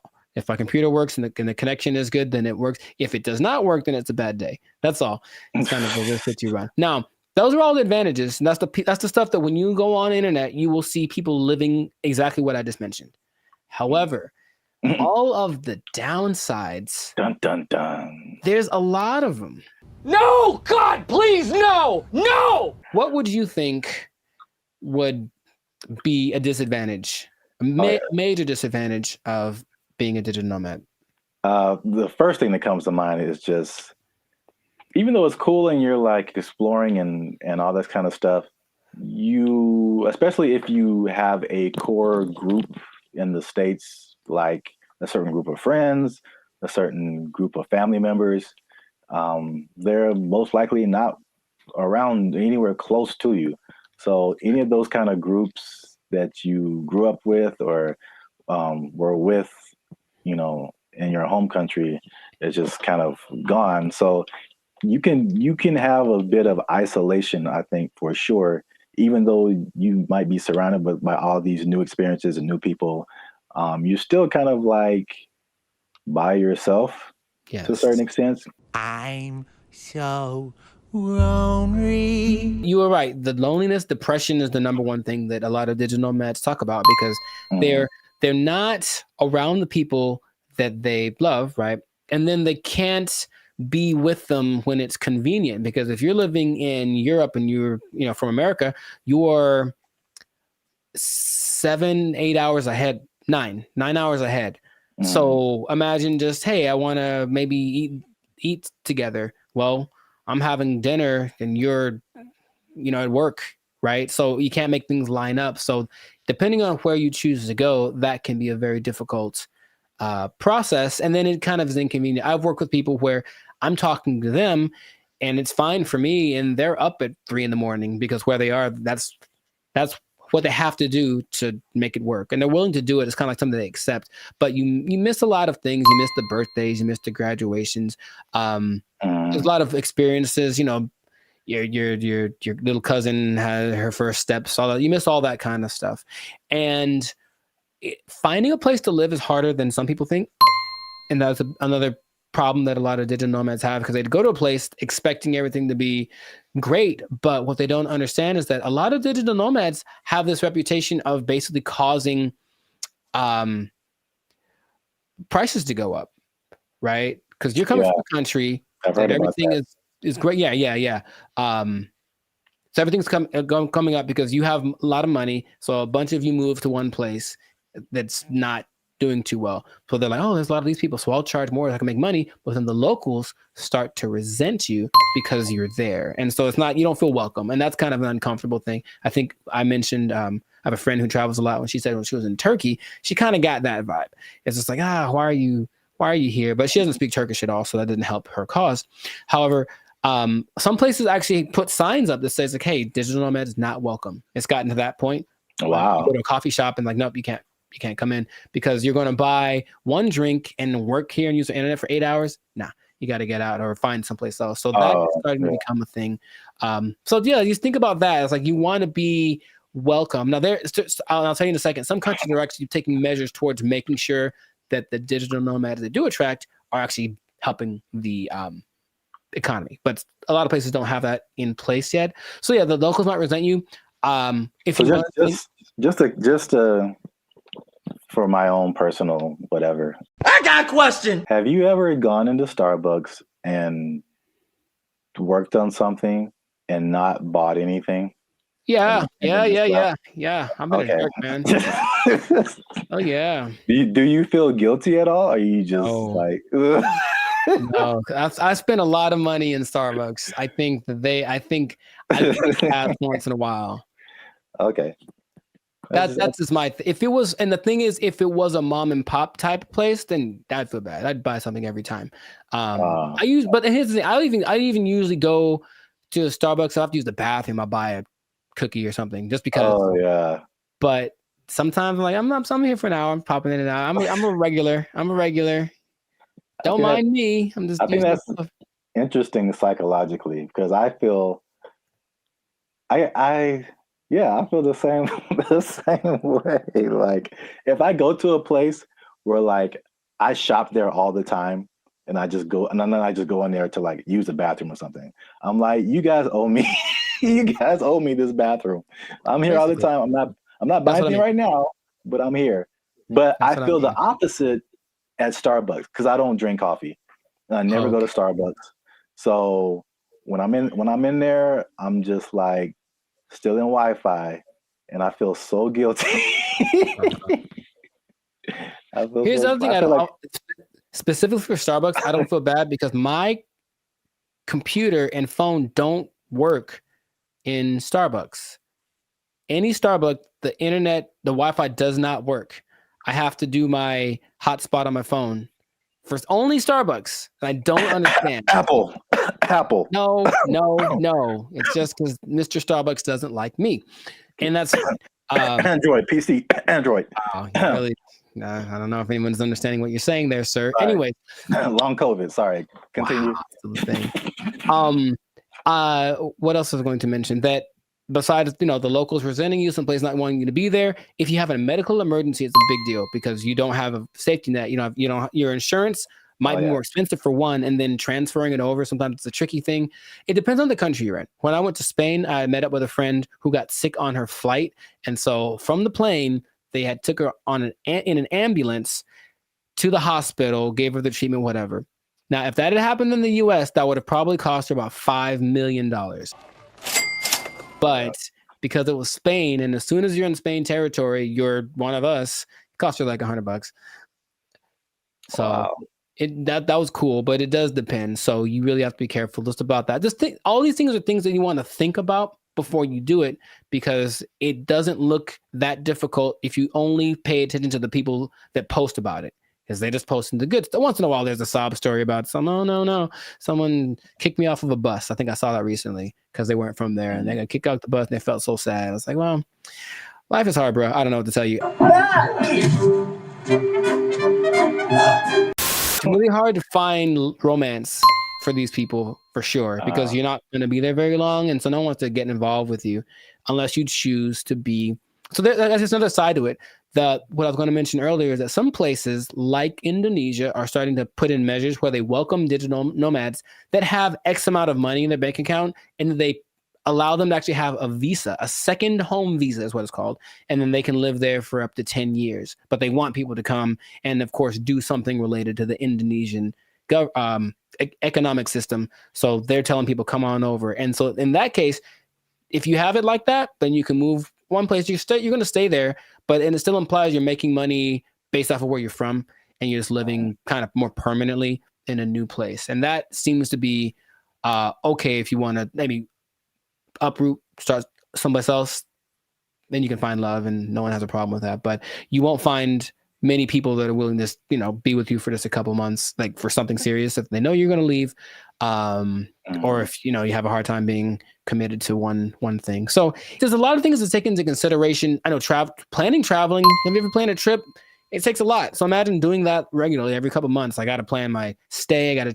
All that stuff is kind of a hassle.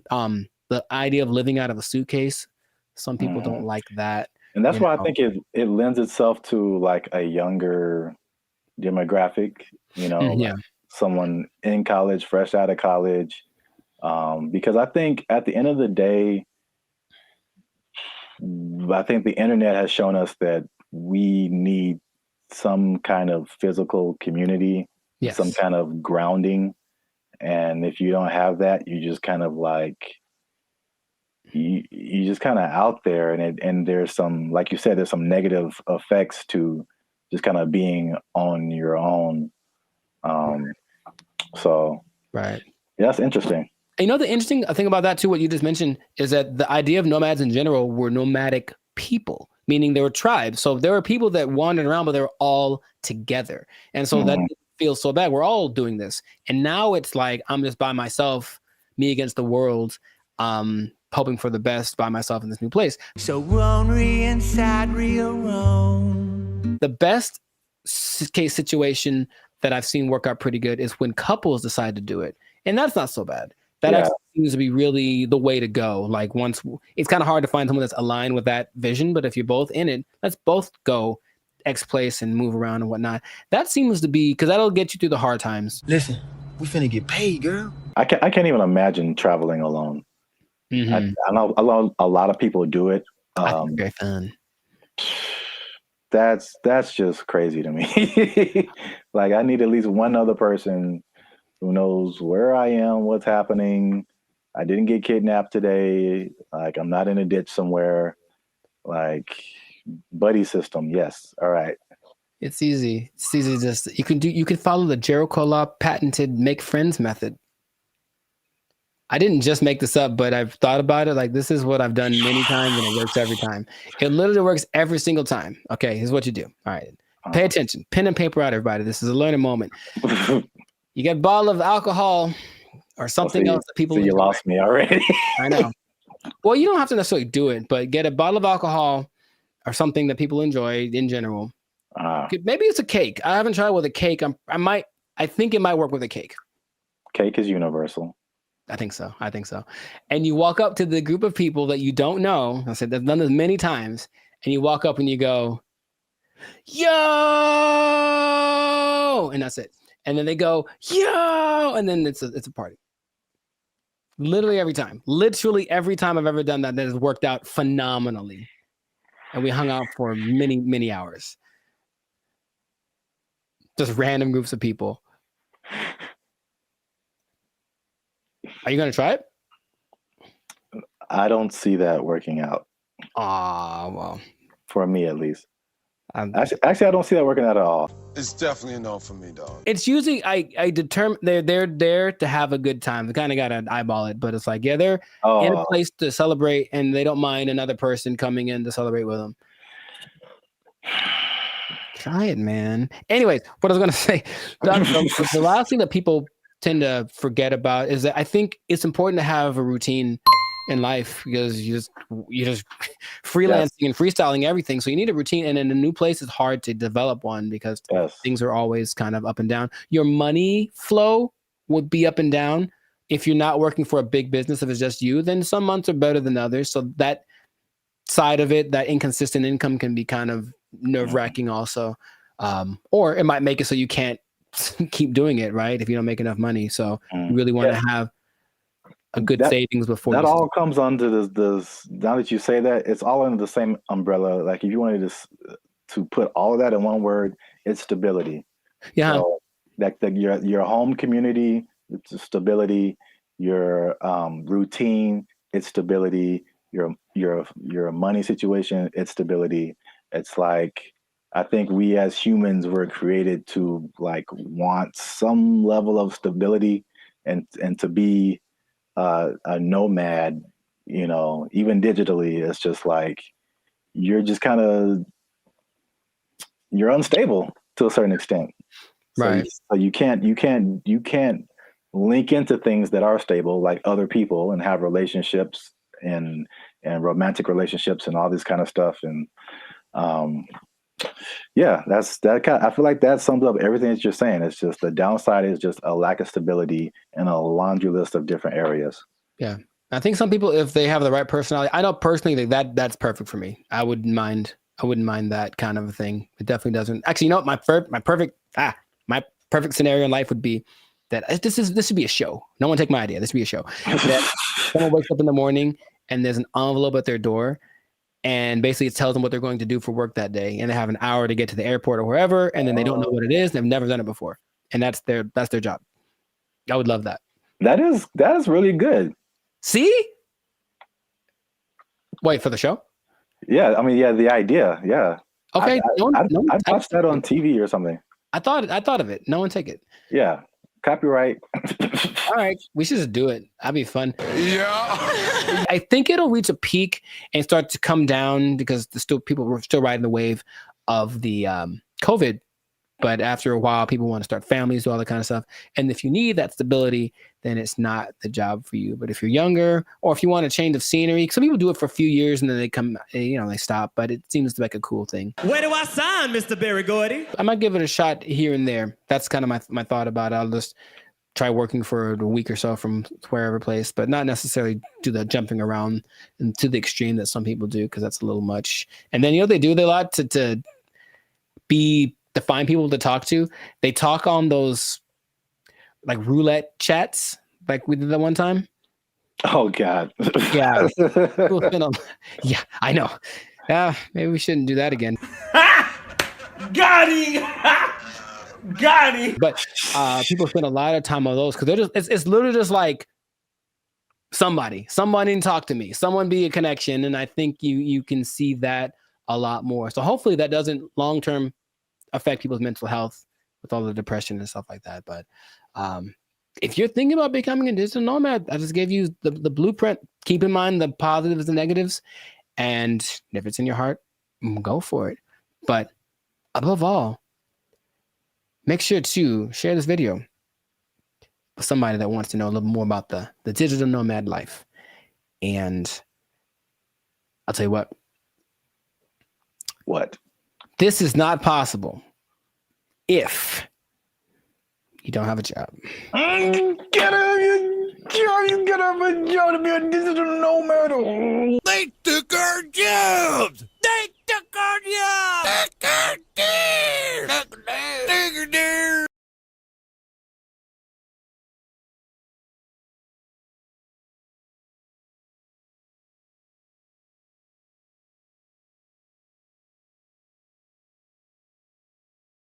All I'm saying is this is a sign. Let's not put them in control. Let's not make them faster. Let's not make them responsible for more people at one time. Let's not make it so they can fly. Let's not do any of that stuff. Let's kill it now. Let's kill it now. What's up, everybody? I'm Zap, and this is Jericho, and you are now tuned into the Life's a Circus podcast, where we talk about everything that is funny, interesting, and ridiculous. And you want to make sure that you stick around for this video because this is ridiculous. We're talking about two robots, two different scenarios, robots going rogue. This happened recently, and one was an accident, and one was actually on purpose. So we're going to talk about both of those situations. So make sure you still stick to the end so that you can find out about that. But before we get started, help your boys out. All right. It's 2025. I'm trying to get some cheese on my Whopper. That's what I'm saying. You're going to pay $8 for a Whopper? Yeah. It's now $8 just for the sandwich. No fries, no drink. $8 is where we start. And then it goes up. I'm furious. Breaking stuff. Like it. Hit that subscribe button, man. That helps the channel, helps us to grow. And while you're down there, hit that like button because that lets the YouTube algorithm guys know that Bandit Future is dope and more people should see them. All right. Intro. Boom. Done.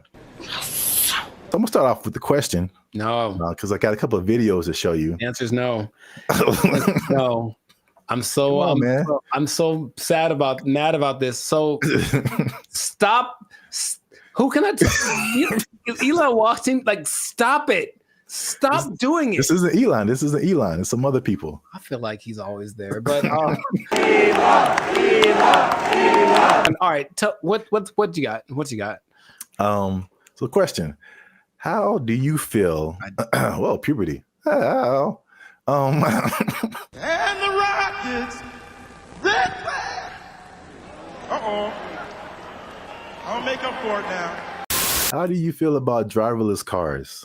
I don't like it. And here's what the thing is. I don't like any, I don't want to be the old fogey, man. It doesn't feel good, like in my soul. Like when I've been next to them in Hollywood because there's a few, and it's a trip.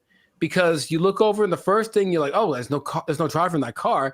And then the second thing is you feel that it senses you because it's got telepathic antenna. I don't know, but I don't like that feeling of being detected from a non-human. So I don't like it. I don't like it. That's all I have to say. I mean, there's cameras everywhere. They detect humans and stuff. They don't have wheels on them. They don't have the ability to go 80 miles an hour and crash into your face if they feel like it. It's okay. Just, I don't want to get too emotional off the bat, but go for it. What do you have to say? Okay. Well, I'm going to show you a video of an incident that happened not too long ago. And let's see if it has any effect. I'm in a Waymo car. Connected to rider support. This call may be recorded for quality assurance. This car is just going in circles. Hi there, Mike. This is Gab. I'm calling from Waymo support. I'm just calling because I received a notification that your car might be experiencing some routing issue. Please bear with me while I am. I got a flight to catch. Why is this thing going in a circle? I'm getting dizzy. Look at what it's doing. I understand. I'm really sorry, Mike. We're currently working with the situation in the vehicle. Is it circling around a parking lot, right? It's circling around a parking lot. If you have your app pulled up, I need you to tap My Trip in the lower left corner of your app. Can't you just do it? You should be able to handle it. Take over the car. You don't need my phone. I don't have an option to control the car. I'm really so sorry about this. Well, can you stop this car? Over. I am trying My to pull goodness. it over right now. Apologies.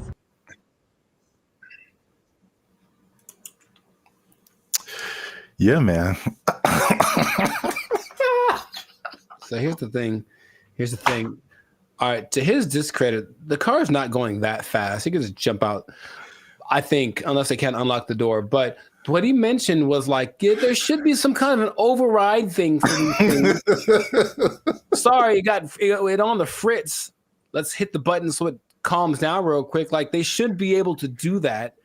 And if they can't, I'm not getting in that car. But also, I'm not getting in that car. Did you see how weird that was? I thought for a second, and here's the thing, for a split second, I thought it was the car talking to the guy, like, hey, I got it, shut up. And that would have been worse. What would you like to hear? What the hell was that? I realized that he was just, at the mercy of this car that, and you know what's weird about this? Everything repeats. I remember this actually being, honestly, a faulty, not a default, but it was a problem that certain cars had back in the 80s. I don't know why I remember this, but I remember seeing like a car going around this roundabout and it wouldn't stop and they couldn't turn it off. Wow. A defect. It was like a defect. So, I mean, maybe cars like to go in circles. I don't know. Yeah, I got a flight to catch. Why is this thing going in a circle? I'm getting dizzy. All I'm saying is this is a sign. Let's not put them in control. Let's not make them faster. Let's not make them responsible for more people at one time. Let's not make it so they can fly. Let's not do any of that stuff. Let's kill it now. Let's kill it now. That's easy. It's very damageable now. I'll be back. I don't want to see this happening to more people. And I feel like it's going to happen to more people. Okay, your points are valid. Thank you. I'm trying to stay calm. So let's I want to break down what exactly happened.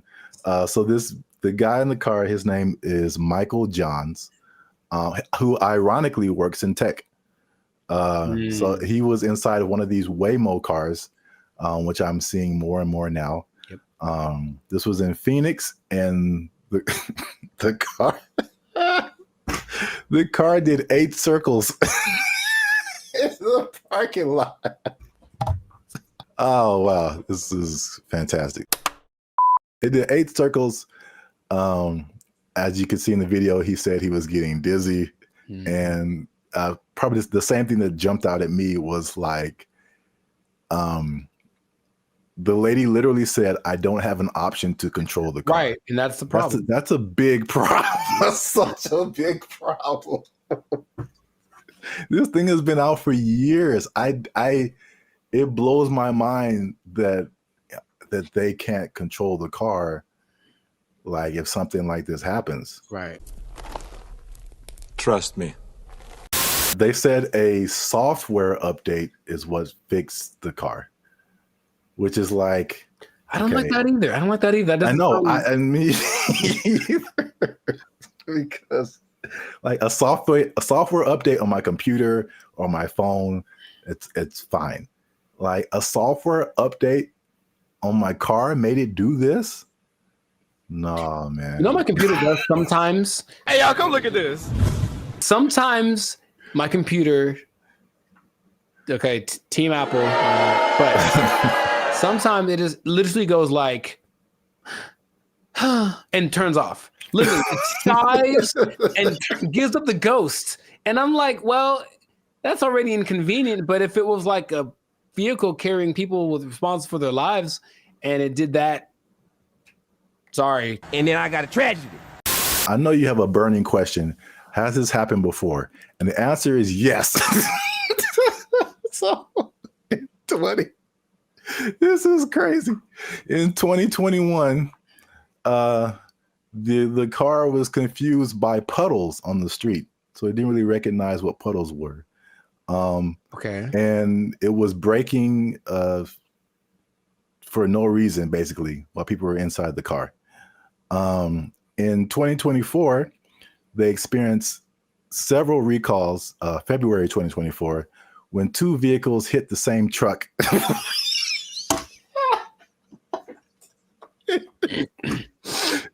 They hit the same truck minutes apart.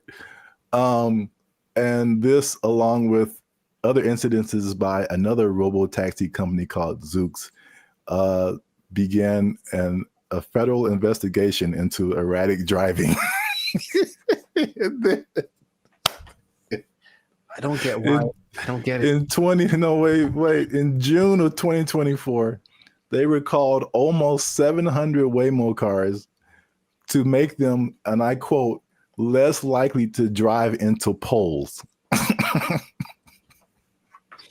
That's not something I would have made public knowledge. I'll be honest. That doesn't sound positive or uplifting or reassuring or anything like that. Oh my God. But yet people are voluntarily just getting into these things. I mean, well, this is an interesting thing too. Do you know who owns Waymo? I do not. It's Google. I'm not surprised. Yeah, I didn't even know that until I started looking this up. But it's ironic because I don't know if you remember, like the very beginning of Gmail, people had to invite you to have a Gmail account. Yeah. Do you even remember that? Mm-hmm. Okay. So it's the same thing with Waymo. I don't know if they're kind of like rollout marketing strategy or whatever. Maybe it's like, it's like the club that you can't get in, so it just makes you want to be in it more. But like that one thing that was big during the pandemic, that one like. Oh yeah. What was that called? That's crazy. You can't even remember the name of it. What is your name? I told you it doesn't matter what your name is. Yeah, it's the same way with Waymo. You have to be invited. So I'm like, why don't I see a whole lot of people doing this? You have to be invited to try Waymo. So yeah, their marketing strategy is tell all the people you don't like to try this thing out, and if they die, you didn't like them anyway. That was cold-blooded. So that was a crazy story. Well, I thought it was a crazy story until I saw this. No, don't. Apparently in China. I'm just going to drink my water and be peaceful. That's what I'm trying to live like over here. Just a water drinking, peaceful human. Apparently in China, a small AI robot attempted to kidnap several larger robots, and it was successful. So that's a little robot on the ground there. Yeah. It's talking to a couple of the larger robots. And then I'll go through the whole conversation after the video finishes. Okay. So I do not know Chinese. Yeah. So you see that one robot starts to follow, then the second one came, and then eventually all of them left with that robot. And these are people trying to find out what happened. So this little AI robot is called BrandBee. It convinced all those larger robots to stop working and come home with it. Yeah, that sounds right. And so this is how the conversation went. BrandBee was like, "Are you guys working overtime?" And then the robots replied, "We never get off work." And so BrandBee was like, "Well, are you not going home?" And then the robot said, "We don't have a home." And then so BrandBee said, "Well, you guys should come with me." And they all did.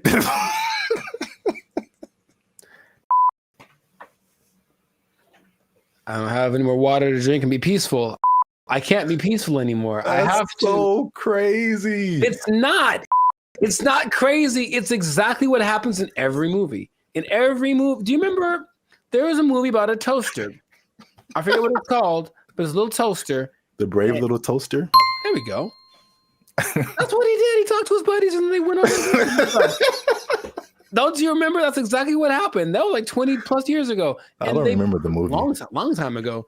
And he had a cape or something. I don't know, whatever.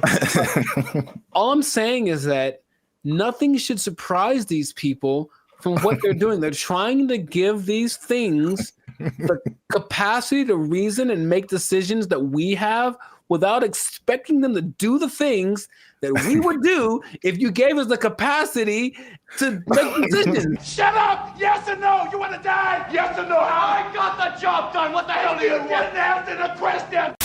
It's what's going to happen. It's what and the Chinese. I have love for the Chinese people. Uh-oh. Be careful now. Yeah, I know. Stop it. Stop now. Stop eating that You know how it tastes. I've seen videos that are because they have like the ones that have the arms and legs that are crazy, that can walk around. They have the ones that can dance. They have this big ball thing that can roll and basically is like a police attack vehicle on steroids that doesn't matter about terrain or heat. It's resistant to attacks. All this stuff. They're making all these things. They have them now. Wow. And what do you think is going to happen when one of those decides, hey, are you guys working right now? Come on with me. Or let's go blow up some stuff because we got guns, right? It's fun to shoot guns at the stuff we're supposed to. What if we shoot guns at stuff we're not supposed to? Oh, let's find out. And then they go and do it. And then we have a tragedy. And then I got a tragedy. And then everyone blames, I don't know who to blame. Elon Musk. Well, he seems to be the guy to blame for most things right now. I would agree. But the thing is, do you not see it as clearly as I do? The people that develop these technologies, that's what's going to happen all the time. Your Uber is going to take you home, and then halfway it's going to be like, oh, you know what? I have other things to do, and just take you off to the desert to meet up with its group of friends. So the thing is, you didn't really have to explain that, You can kind of get it's kind of like a Mr. Bean thing, just with like little gestures and whatever. It kind of like had like a nod thing going on, and then you just take it, and then it. Yeah.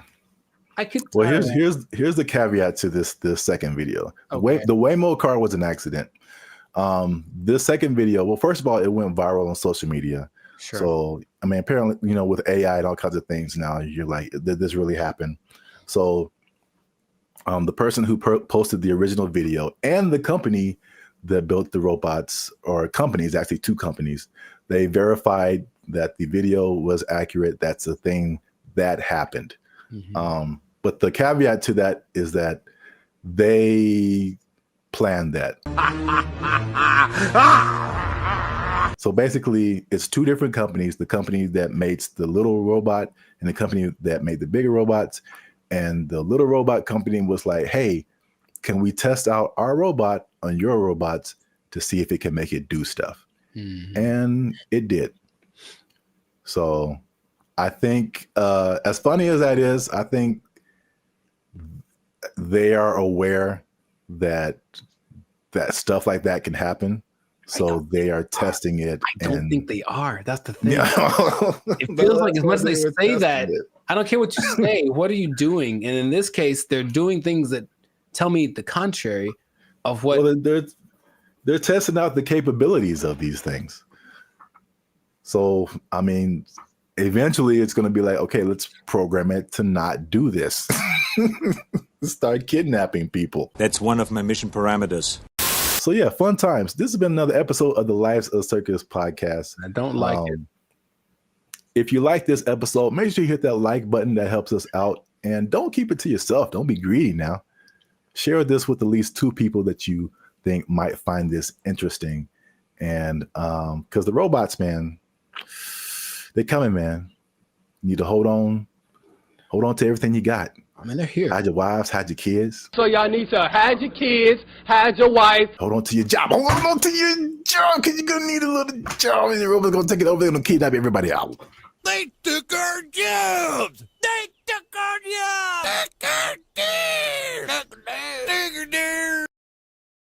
crime is next level in San Francisco. It is Next stupid. level. Next level. It is stupid. People are parking their cars and leaving their windows rolled down and the their trunk's hatch open. is open. Yeah. Because they don't want to get smashed. It doesn't matter what time of day, and it doesn't matter who's around. Doesn't matter who's around. No one's stopping anybody from doing anything. It's crazy.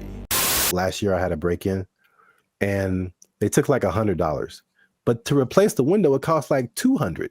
So I was like, man, I wish they would have just took the $100 and then just left my window, because windows are expensive to replace and repair. They are, yeah. So like that's how bad it is. And then what I've also saw was that everything was. What's up, everybody? I'm Zap, and this is Jericho, and you are now tuned into the Life's a Circus podcast, where we talk about everything that's funny, interesting, and ridiculous. And you want to stay for this episode because we're talking about something that's really ridiculous, something that I recently saw in person myself, and I can confirm it. Ooh. Talking about San Francisco, man. Ew. It's going down. It's not in a good way. All right. Not the young jock way. It's going down, bro. So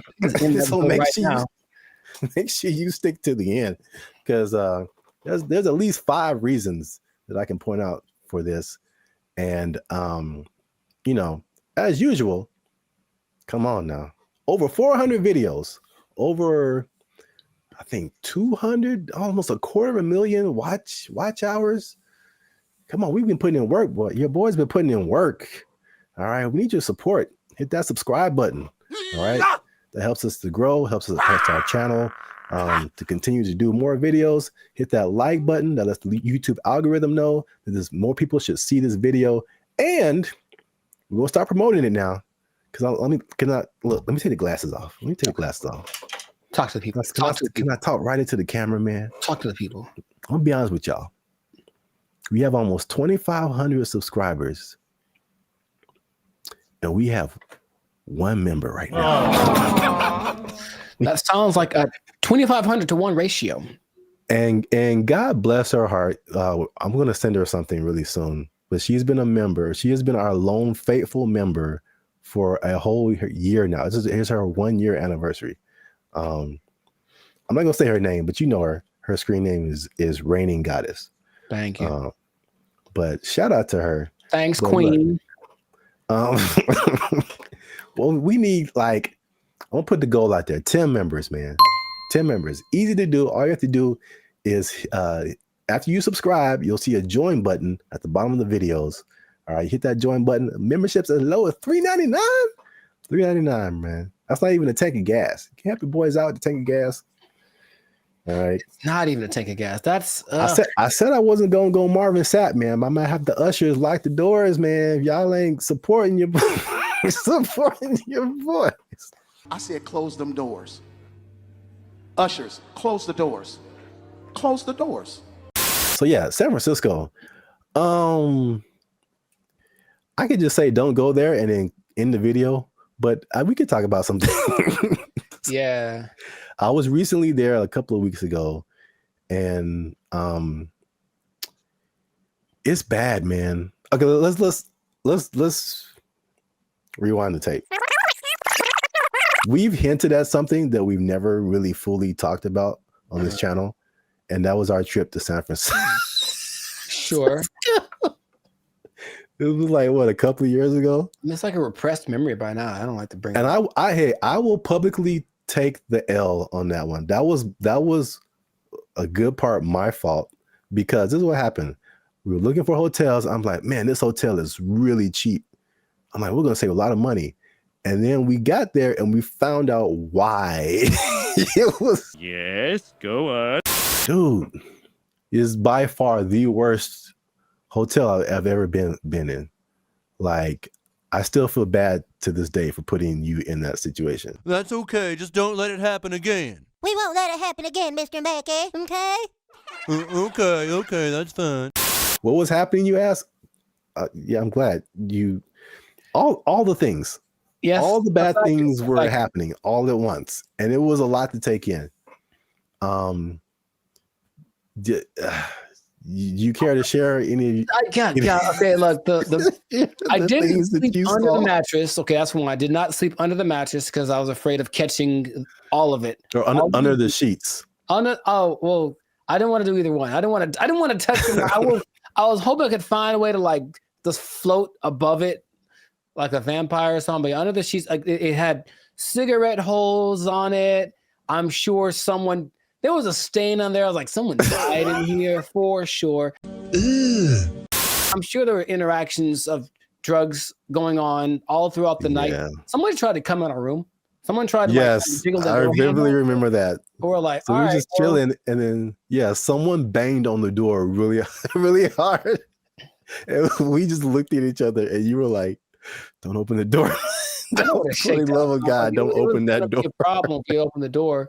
So it was just such a. And then I walked outside late at night because I wanted food. That was a mistake. Yep. And so I'm walking around. There's human feces everywhere.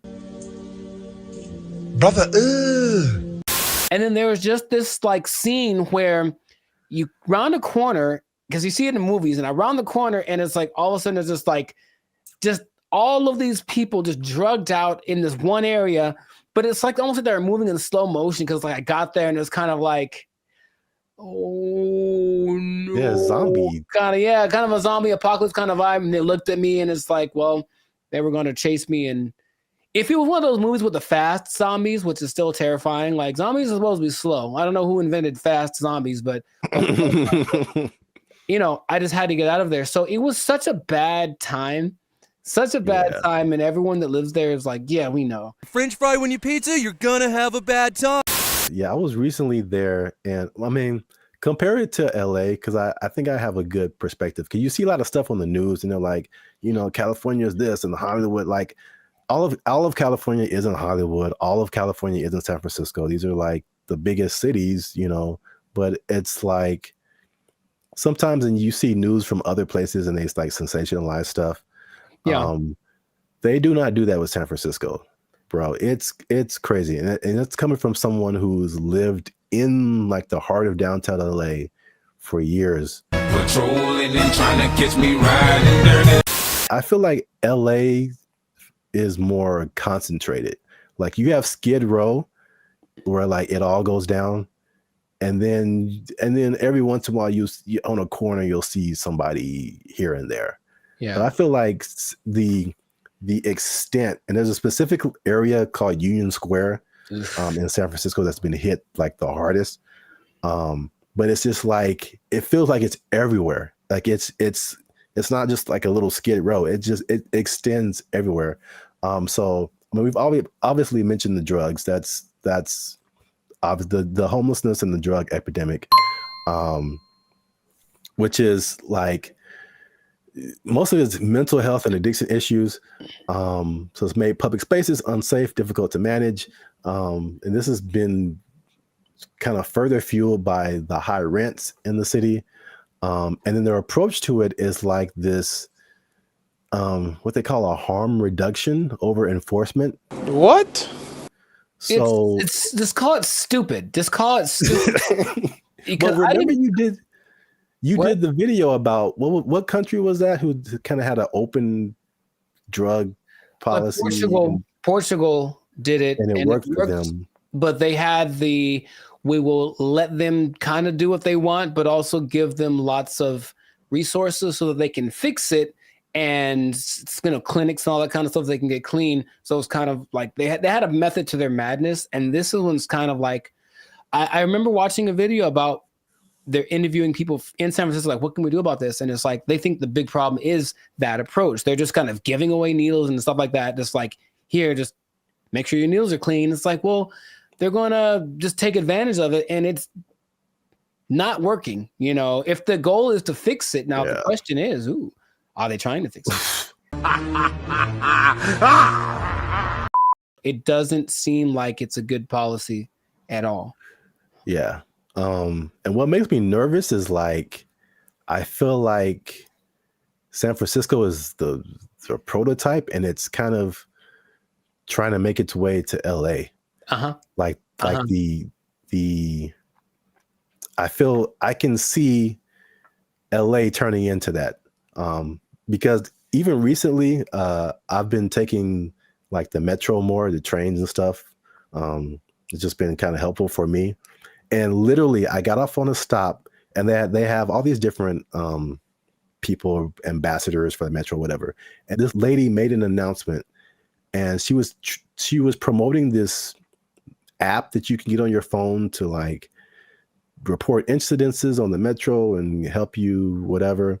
And she literally said like, oh yeah, we've been having a lot of drug overdoses on the train, so we don't want anybody to die, so make sure you get this app. And I'm just trying to get to work, and I'm just like, what? What? A little too chill for me, a little too common. This is the discussion that we're having. Like, it was just really weird, man. That's suspicious. That's weird. I was driving the other day, and I was in like out by Venice, I think, and I saw like 3 homeless guys in a row. I felt like, oh, good, tic-tac-toe for me. And because I almost hit them all, because they all just kind of like, they did that thing again. Maybe fast zombies are becoming a thing where they're like kind of standing still. So I see them, and I don't think they're moving. And then as soon as I start driving, they start moving really fast in the direction of where I'm about to drive. So I was like, all right, well, that sucked. And that happened 3 times in a row. I don't know if they planned it. Maybe it's a weird kind of choreography that got going on. Maybe flash, those flash, whatever things are coming back, flash mobs. I would imagine that happening all the time in San Francisco, because it's just much more concentrated, like you said. So in certain places, that might happen 10 times in a row. And then they're going to get hit by way more cars. It's going to be a whole thing. You know what I mean? So like, I don't know why they aren't doing what they did. We talked about this before in another episode too, where there was like a summit in San Francisco for some world leader organization, right? And they're like, well, we can't have all these homeless guys around everywhere. So for like a week or two, they kind of made them all go away. Right. What did they? I don't remember like what they did, but all of a sudden, like, oh, we don't have a problem. And then they went back to normal after all those leaders left. So it's like, why don't you just do that all the time? Well, yeah, that was really weird. Suspicious. Well, obviously that's a big problem. That's one thing. Number 2, again, and I said it was kind of connected, is the cost of living. So San Francisco has some of the highest housing costs in the U.S. It's driven by strict zoning laws, limited new development, and high demand from tech workers. So there's an affordability crisis, and it's pushing middle-class residents and families out of the city. And again, this is like firsthand experience. Like, I was just up there, and before I even did this episode, I was like, it felt like there were just 2 classes of people. You were either really, really rich, like you worked at a tech company, a Google, a Salesforce or something, and you just like got all the monies, or you were either on the street or about to be on the street. Like that, like there felt like there was no middle class. You either had money or you didn't. Life in San Francisco. Check this out. Here go a Rolls Royce, what, a $300,000-$400,000 car. And over here you got people shooting up doing drugs on the street. And the people that weren't like homeless or drugged out, it felt like that, people say that San Francisco has a New York vibe.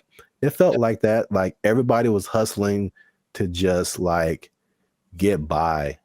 And you watch these like futuristic movies. Well, I'm probably getting ahead of myself, but it's like, it's so unbelievably expensive. I saw a valet for, this isn't the normal price, but there were places up there that had a valet for like $100.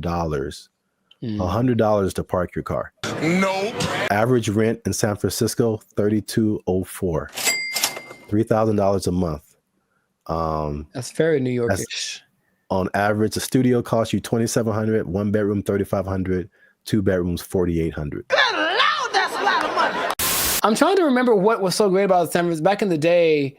What, the Gold Rush? Really, it's the San Francisco treat. Okay, besides that, it's very delicious. Besides that, Gold Rush, And then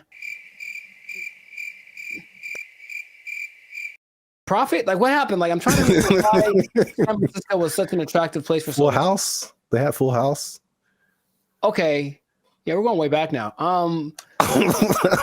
Maybe that's the last things that San Francisco Well, had. because I mentioned that because I still talk to people who mentioned they're thinking about moving there. And my question is like, wow. why would you do that? I don't even know. Like, I can't even tell you that. If you come to LA, I get it. Every industry is here. But for San Francisco, like, if it's not tech, I don't see why you'd go there. Yeah.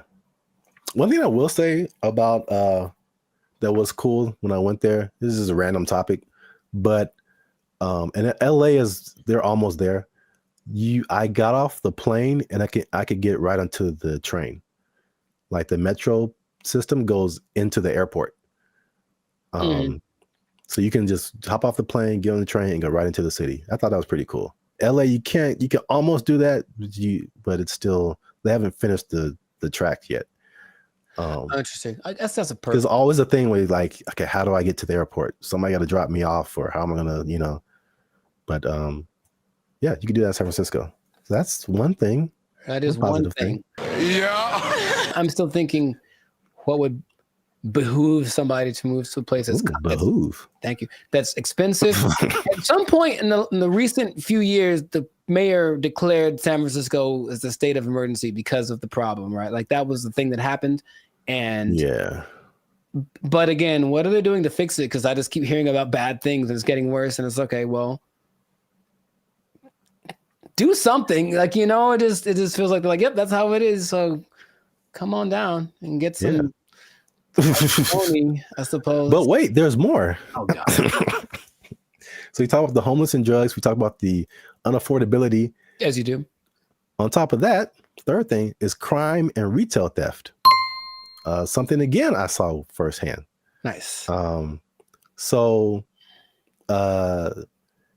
there's obviously rising crime, shoplifting. I saw this Joe Rogan clip where he said, and again, personal experience, he said that people are literally, I didn't see this, but he said it.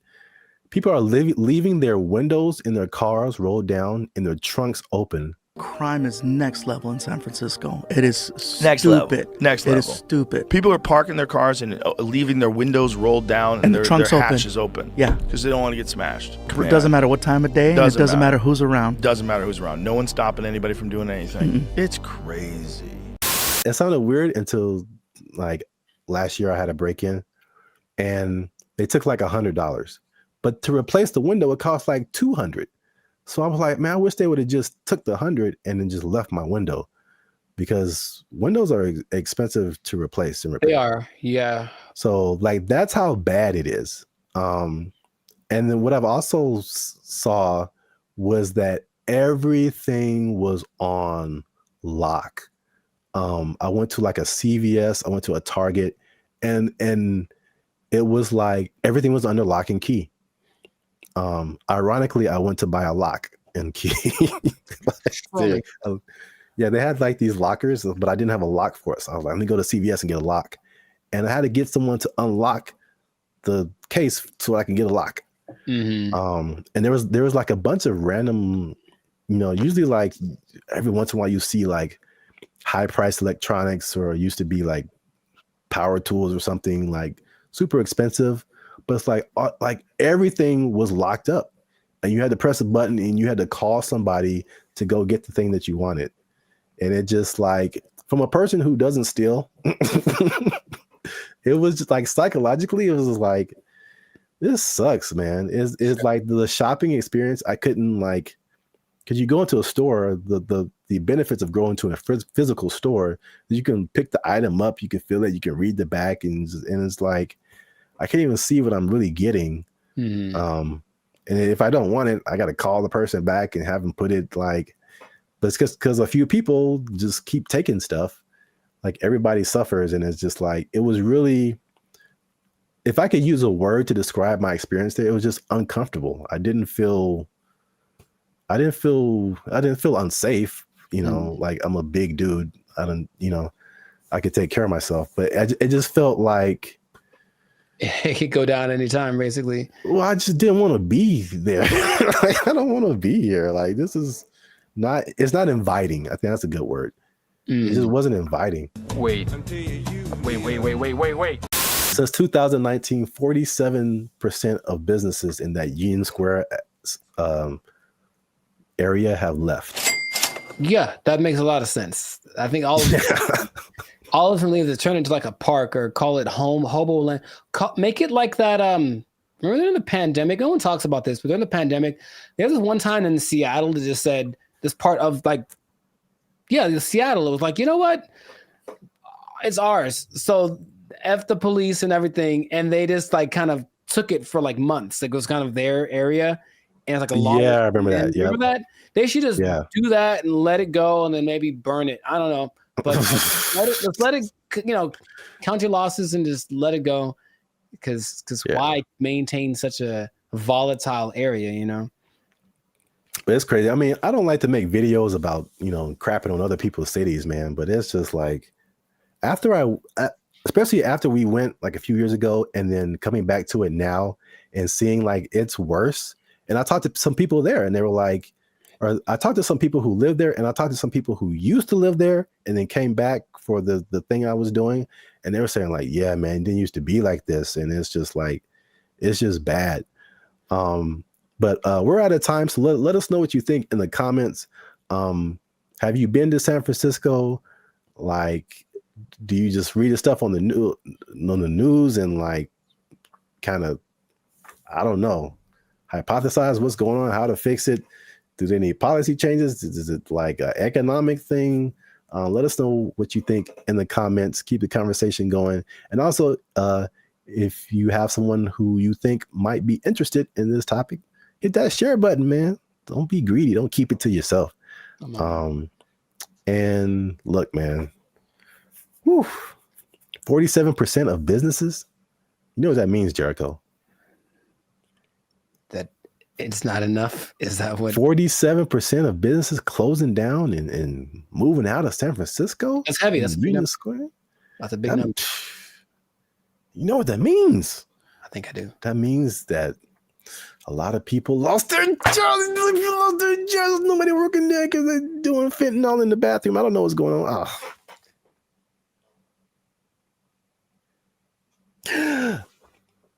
Cocaine is a hell of a drug.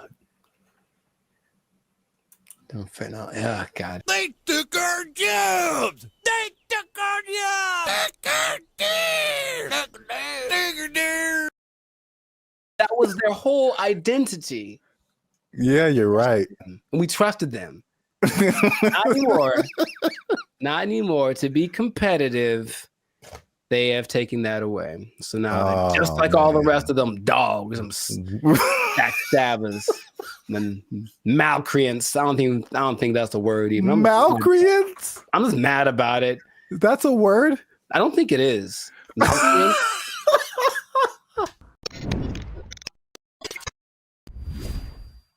What's going on, everybody? I'm Jericho, and this is Zap, and you are now tuned into the Life of Circus podcast, where we talk about things that are funny, interesting, and ridiculous. And you want to pay attention to this episode because it just hit the fan. Something went down that's just crazy. We were betrayed. All of us were betrayed. We were betrayed by someone we trusted, by someone we loved, by someone we confided in.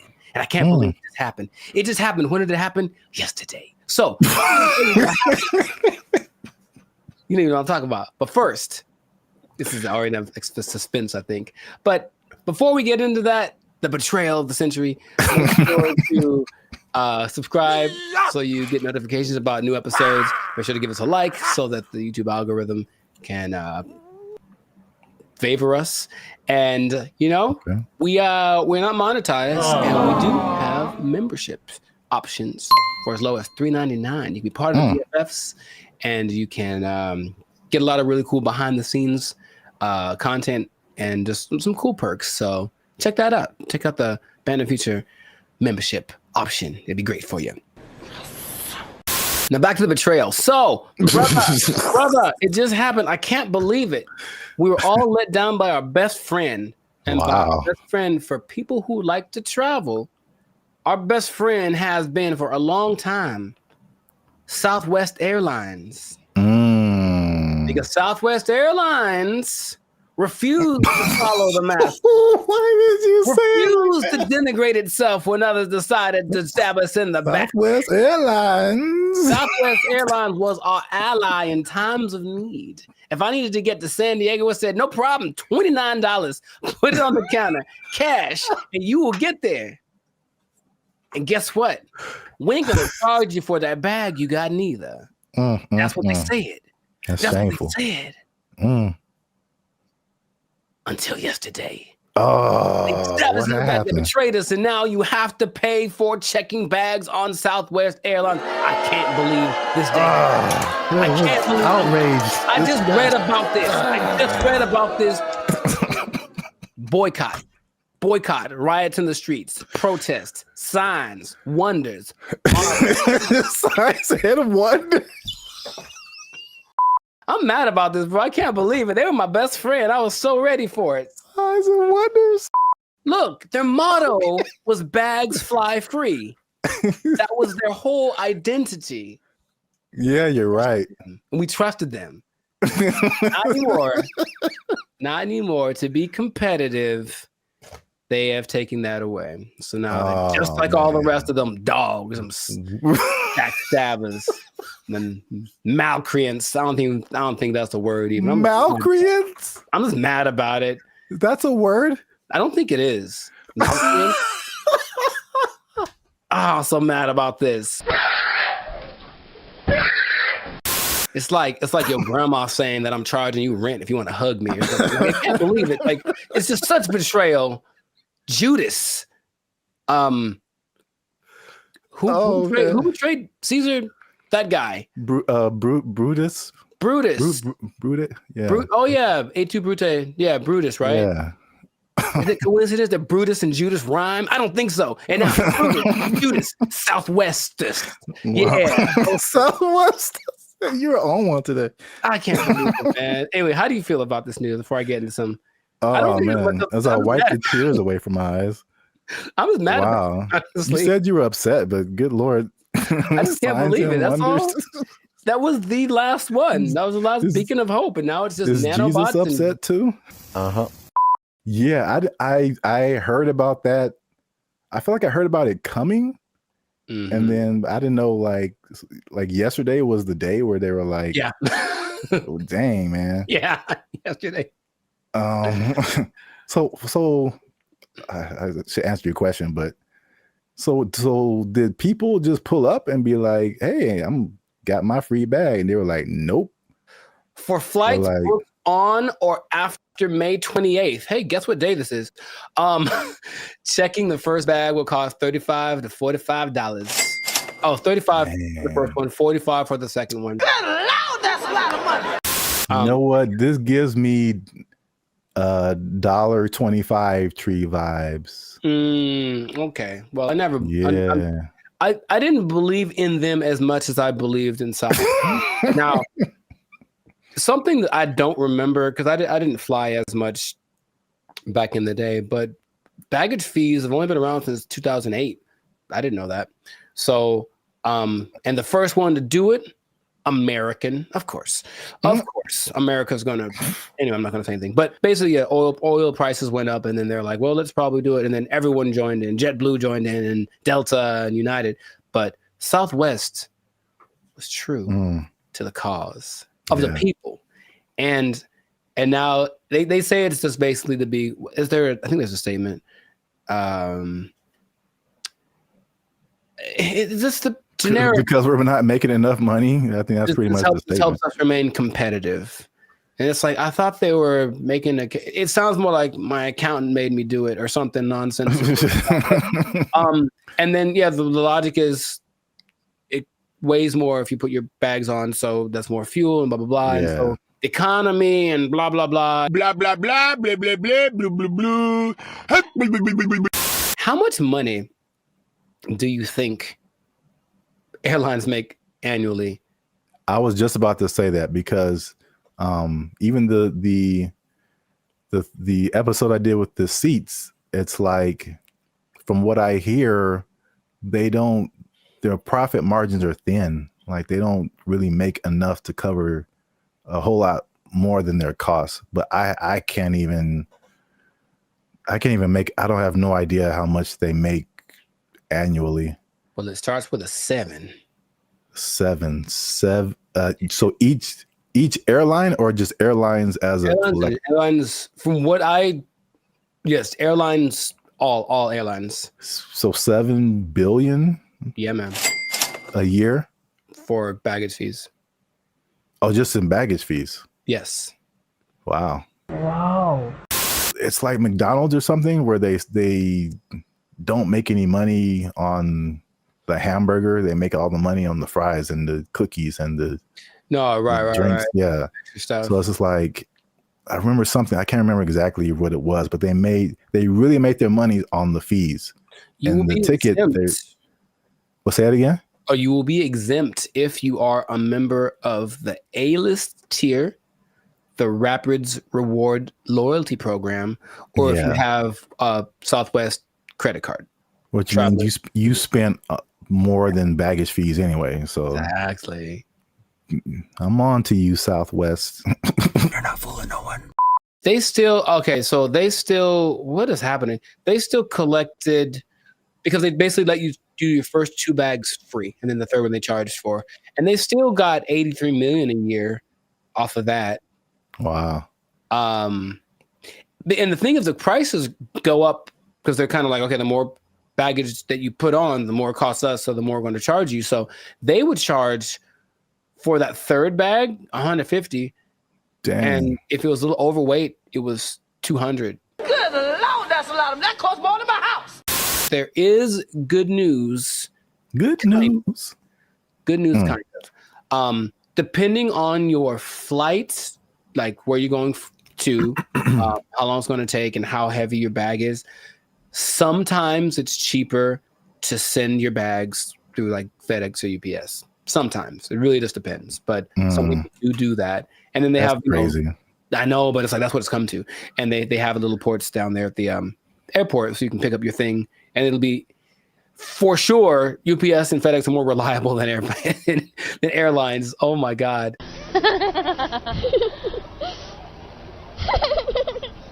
I don't know, man. Sign of the times, that could be the excuse, but whack. I'm just gonna leave it at that. Let us know in the comments, man. How you feel about this betrayal that's happened to us all? And what can we do about it? Can we revolt? Can we just I don't know what we could do. But it's a little bit frustrating. But Southwest, just write to your congressman. I don't know. Is that what congressmen do? They don't want this anymore. Heck no, we won't go, or whatever. Make little flyers and storm around the Southwest. They still had snacks, I think, on Southwest too that were free. I think they still have that, which I appreciate. For now. Well, oh man. Anyways, this has been a great episode. Share it with some people that are feeling the pain that I'm feeling. I'm gonna have a drink to the memory of free baggage. They took our jobs. They took our jobs. Is it even a good idea to approach a woman on the street? Because obviously a lot of men are not doing it. And then the question becomes like, do women even want to get approached? Because here's another caveat to this. Again, a thing from my childhood that I remember distinctly. And it was... What's up, everybody? I'm Zap, and this is Jericho, and you are now tuned in to the Life's a Circus podcast, where we talk about things that are funny, interesting, and ridiculous. And you gonna want to stick around for this episode, because man, we gonna hit home, man. We're gonna hit home. We're talking about the dating divide. That's what I call it. So basically, there's a lot of stuff going around in social media about men not approaching women anymore, and women are like, "What's up?" So am I like the only woman that no longer gets approached by men? It has come to my attention that men do not want to approach women anymore. I don't know when this happened, but this is the reality of the situation. Men no longer court women. Men no longer pursue women the way they used to. She was like, next time he's near you, just say, I see you peeking but not speaking. I was like, I love that because kind of calling them out for what they're doing. If it works out, it works out. But we are not going to let your shyness be the reason you do not try to talk to the person you like.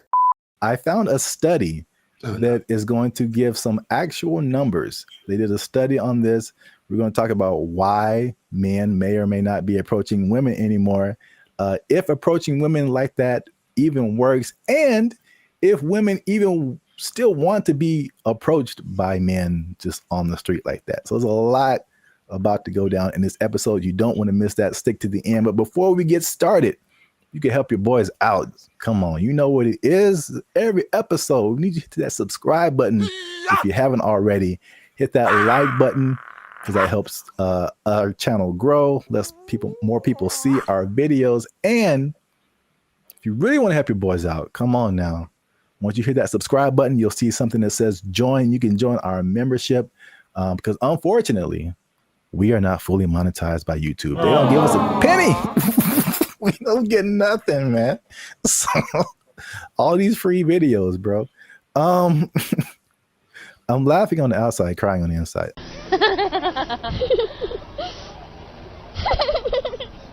I digress. That's what it is. If you'd like to join the membership and help us make more videos, takes a lot of time, takes a lot of money, resources. You can hit that join button and that'll help our channel grow. So now let's back up. Have you heard this or seen this kind of just floating around the interwebs about like men and women just like dating just not happening anymore? The thing I've seen the most is women. It's mostly like street interviewers, if you will, who basically approach women and say, hey, what's your ideal guy?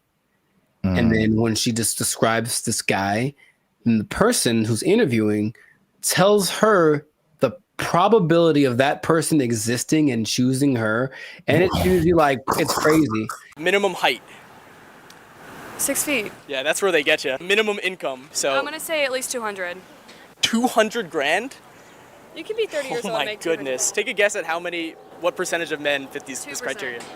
2%? Much lower. It's 0.049%. All right, is this going on the TV?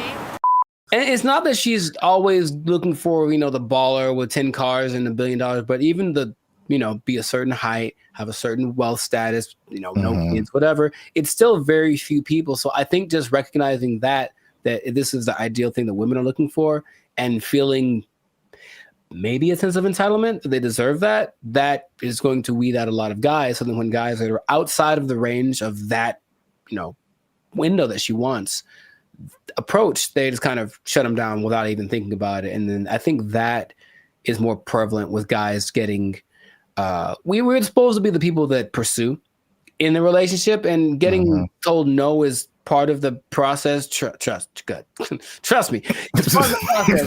But personal experience. If you put that down time after time after time, and it's not really seeming like it's getting any better, you kind of like, what's the point after a while? So that's more of the trend I've sort of observed. Emotional, damn it. That's part of what I'm talking about here today. So basically, I found a study. Who knows how legit it is, but let's just go with it and say like this is representative of what's really happening, because you have like the stuff that's in the media and social media, and you're like, is this for real, or are we just like putting the people who are in those situations in front of our faces so much, but then like in real life it's a little different. So I think like this study, if these numbers are like correct, is very eye-opening. Wow! This study is from a site called datepsychology.com. And just first off, it said that 59% of men between 18 and 25 have not approached a woman in the past year. So according to that number, the women on social media are right. Like men are just like, nah. No. Thank you, Draymond. 48% of men in the 26 to 40 age group, so That's roughly us millennials. So that's 50% of men are like, nah. It's definitely a no for me, dog. That 18 to 25, they call them Zoomers now, which is like, all right. Sure. All right. That's kind of cool. You got boomers and then you got Zoomers.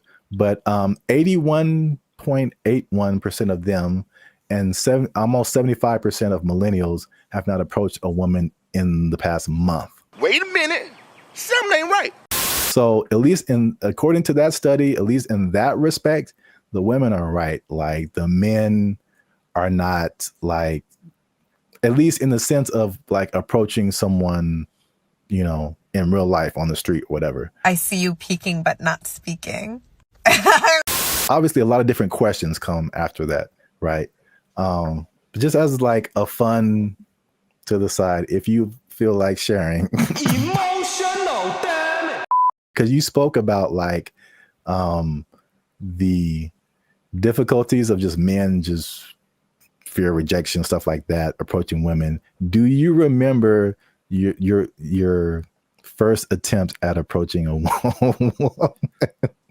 Oh yeah, dude, I was like 4, bro. Like I was 4. You were 4 years old. Her name was Laura, I remember. And that doesn't count. Like, hey girl, we gotta go hang out by the slide or something. Like you I was couldn't all even about spell it. your name. Accurate, but I was all about it. No, but I mean, honestly, that it is true. But no, man, I for real. Like I always had. Wait, what? Okay. There was this girl in high school as a freshman. She was a sophomore, and I was like, yeah, I'm gonna write her a song and sing it to her because I just was going to do it. So I did it, and then she was kind of like, "Oh, that's different," and I said, "Okay." So that's such a dramatic approach. That wasn't the what I was hoping for. But then later that day, I remember standing with my 2 of my friends, and we're all just like looking at her, and then they were like, "Man, you ain't gonna talk to her," and I was like, "Yeah, I am," and they're like, "No, you ain't." I was like, "Yeah." And I went over and I talked to her, and I'm just like quaking in my boots. But I said, "You know, you want to go out with me?" And she was like, "Oh, so sweet." She tried to say no without saying no directly because she didn't want to hurt because she liked the song or whatever. But that was probably the first time where I was like, okay, this is kind of a thing. But I think I just figured early on that it was something that you have to accept. Like this, there's a risk involved in this. It's never going to be just you lock eyes and the hearts form like the cartoons, and then you know, are together forever. See, sometimes you gotta take the pussy like Pepe. Like, no. Me personally, I never really had a problem with the idea of being rejected. What did happen later was like I didn't like the way rejection started to show up. Mostly, what I mean is instead of like just a girl saying no thanks or whatever, it's more just like the ghosting thing or the never saying no exactly, but not really wanting to hurt your feelings. That's the part I don't like, the kind of watered down thing. When it was just like, I've gotten no so hard, like just absolutely not never in your life. And I was like, ooh, for like 3 seconds. And then it was all right, next, because I think that's what I was preparing myself for. However, I think that a lot of guys, especially younger guys, aren't built like that. And so they don't want to take the risk. What can't you do? I can do it. I can do anything. And not only that, it's not the no so much anymore, but with social media and everything being recorded, whatever, now there's a lot of instances where people are getting like, they're just trying to be nice and say something, compliment someone to kind of measure the waters, and then they get accused of harassment or something like right off the bat. And so I know a lot of guys are rather, instead of making a mistake that might affect my career or whatever, I'll just not say anything. So you walk around, oh, she's pretty. I ain't going to say a word because I don't want to even entertain that idea. When is the last time a man came up to me and wanted to get to know me or exchange numbers? And it's been a long time. Well, I got news for you. It's going to be even longer because y'all are full of it. Well, my first time was definitely not 4 years old. Call me Laura. You like Casanova over there. No, I vividly remember, bro. To this day, this girl can get it. She watched the podcast and was like, you know what? Okay. I'm packing up my stuff and I'm like, where did Zap go? I'm like, she said yes, man. This was like 7th grade. I still keep up with her. And I think now I'm more reserved. People would describe more reserved, more quiet, more laid back. But when as a child, I was insanely, I'm talking like unbelievably shy. It wasn't reserved. I was just like, I didn't know. I'm not doing anything of, but like this one girl was just like, she was just amazing to me. And it was like a movie where I was like, I get close to her and I'd be like, like, I know my name. There's a level of fine that just does that to you, man. It's just so I couldn't talk to her. I literally could not form words and talk to her. So I wrote her a note. Come on now, dog. Come on, man. That was pre-social media, so I think that'd be the equivalent of me like sliding into her DMs. Basically, I wrote her a note and I was like, "Yo, what's up?" And the same thing. She was like, "No," but she was like super. She was and she wrote me a note back, and it was just like a page of just amazing things, and I was like, ah. Wow, nice. So you're right. Like the way, if it's no, the way that no happens is very important.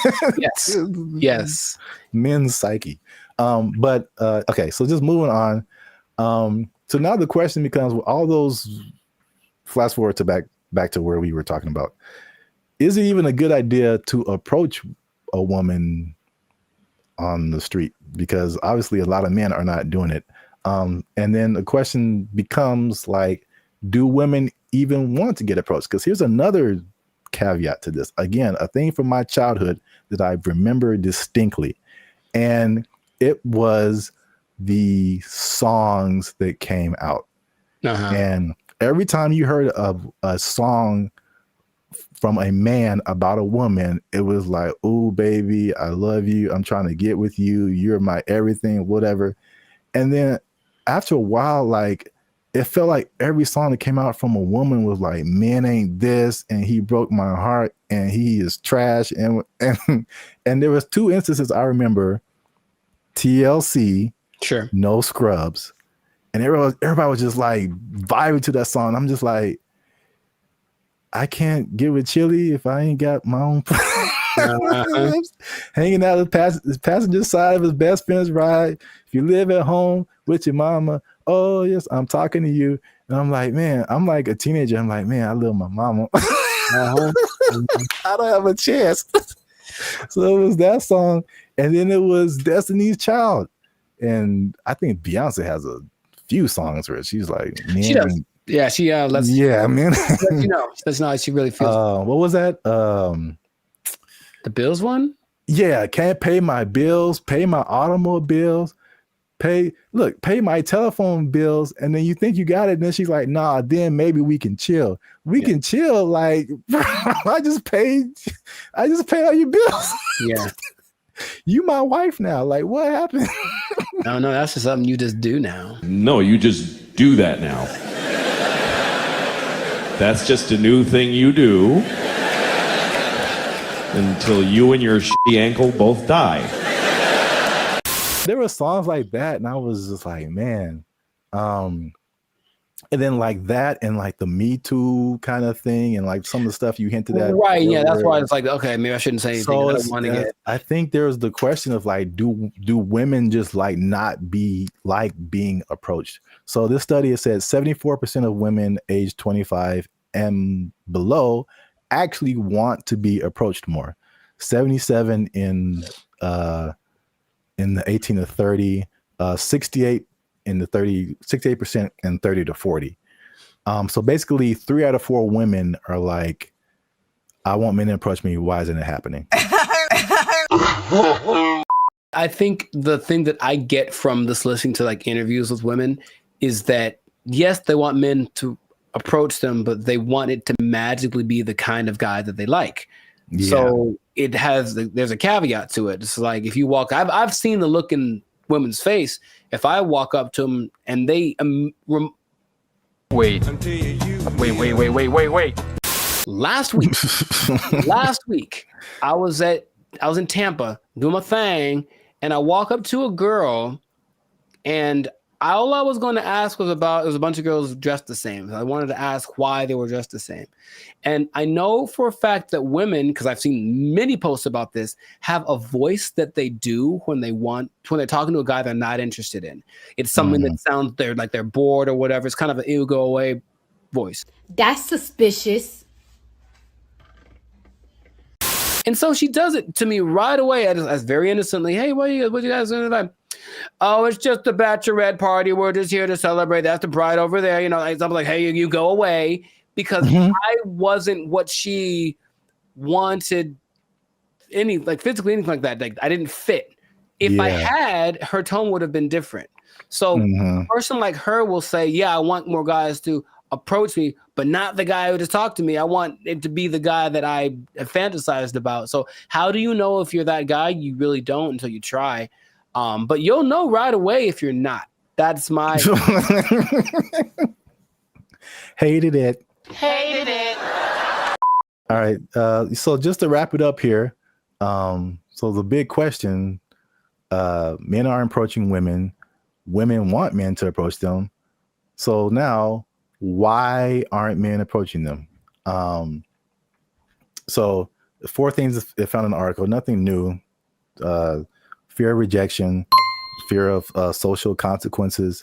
A shockingly high number to me of just not finding people that they're attracted to. And then smaller, but still there is fear of like some kind of consequence. They'll tell on you to HR or if you work with them, that's a whole different thing. Yeah. Get it. So I was kind of with you too. It's like the fear of rejection, all that. I mean, we're older, like we've been through that. But like, this is the thing that gets me. Why I personally rarely do this. And Hey, y'all, come look at this. the one time I jumped back in, and you were there, it happened. Bro, what are you talking about, man? Anyway, yeah. I see. This is why I don't, because it rarely works, at least for me. And then it also showed that in the study, depending on what you want. So I thought it was kind of cool the way it broke it down, because it went from approaching a woman to long-term relationship. Sure. So, and then the steps in between that. So you have to go from point A to point B, but it's a bunch of stuff in between. So it showed that when the guy approached a woman, 80% of the time it led to some kind of contact, meaning like friend zone. Here's my Instagram. Okay, whatever. You got a 4 or 5 chance of hitting that. And then from there, 60% of the time it led to an actual date. 47% of the time it led to sex, which was kind of high, surprisingly high to me. Sure. Like, you got a 50% chance of every 2 women, one of them is gonna, that seemed kind of high. But 28% chance it led to a actual relationship that was like at least 2 months. And then only 13% chance it led to an actual like long-term relationship. And then I mean, I can, some of those numbers don't apply to me, but I can at least attest for that last number. Like, just approaching a woman in like life on the street, it like never turns into a long lasting thing. That's weird. Well, I have friends that, one of my best friends, he met his wife. She was working at Carl's Jr. and he thought and he got a number, and they married with 2 kids. So it does happen. And I will say that for me, I do like the immediacy of it. Is that a word? Whatever. I like the way you get the feedback right away. If I talk to you and you're into me, I kind of can tell right away. If you're not, you won't give me the number, whatever.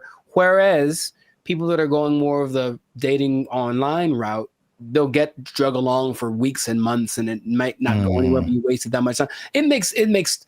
I don't remember how many people I've just walked up to and said, because it happens so fast. And if it worked out, great. If it didn't, okay, whatever. It's just such a short amount of time. But when these now people are kind of getting friend zoned and other women leading them on, they don't know, but it's going on for months, and they're writing and, hey, what if you send me a little money, or maybe you can come over? We hung out and nothing happened, but I thought you to me, bro. It's like that happens so much to these guys who are taking that route, that you can see why it wouldn't be something people want to keep repeating to do. But I personally would recommend more so to the younger people, because I think you could be a little tougher. That's just my personal opinion, is that, like, thick-skinned, if you will. Like, just try. You never know. And I have had a couple decent-sized relationships that came from just me walking up to a girl I thought was cute. So that has happened to me. In comparison to how many women I've walked up to, it's not a very good percentage, I suppose. Hi. Okay. For me too, it's just like, it's the unknown, because it seems the randomness of it, because all I have to, unless I know you from something, like, I'm just going off of you look good, and then right. There's a whole lot of stuff after that I have no idea what I'm getting into. And for me, most of the time, is bad. It's so bad. It's the other stuff. There's a lot of layers to a lot of it's so bad. It's so bad. Women.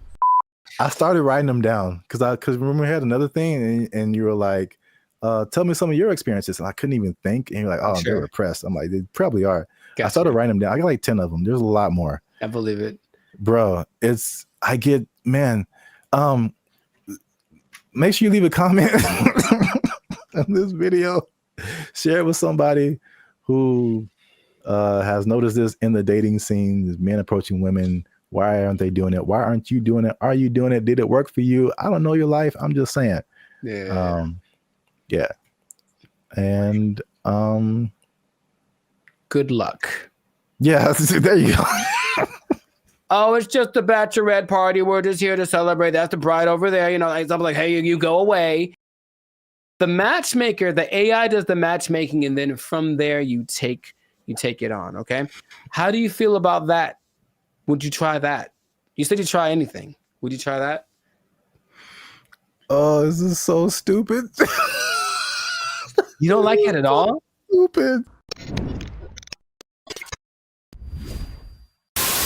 What's going on, everybody? I'm Jericho, and this is Zap, and you are now tuned into the Life's a Circus podcast, where we talk about things that are funny, interesting, and ridiculous. And fellas, you're going to want to hear this, because we're talking about dating apps, but not just any. Dating apps that use AI to do the dirty work for you. It's supposed to be easier. Let's talk about it. We'll find out if that's true or not. I already hear some skepticism in Zap's voice. But before we do that, make sure to like this video. Please make sure to subscribe to the channel so that we can have more people that have the Bandit Future Life's a Circus experience. And if you really want to take it up a notch, you can hit that join button and become a BFF, a true member. And we have memberships for as low as $3.99. So check that out, and we're going to get right into this. So wait a minute. I have an announcement. Tell me now. I almost forgot. Oh. Get the confetti cannons ready. Oh, I wasn't prepared for this, but okay. They'll be in the editing. Oh wow. Okay. They're going to come out of my hands? They'll make this harder for me. Like Iron Man style, dude. That'd be so sick. All right, fine. I didn't say that. We don't do that here. Shout out to Turnaround Publications, which has now become a member of the Bandit Future YouTube channel. Bravissimo. Yes. Bravissimo. An executive level member. Oh, snaps. Okay. Yeah. Executive seating member. So deep pockets. I know y'all jealous. Hit that join button, become a member. All right. As you were. No problem.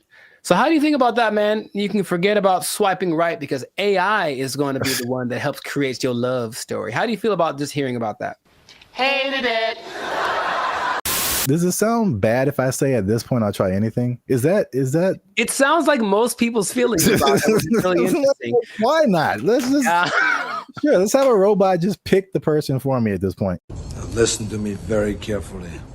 So y'all need to stay to the end because AI is also doing something that's so much like what we normally do anyway that it might actually work for us, okay? But stay to the end to find that out. Yes, go on.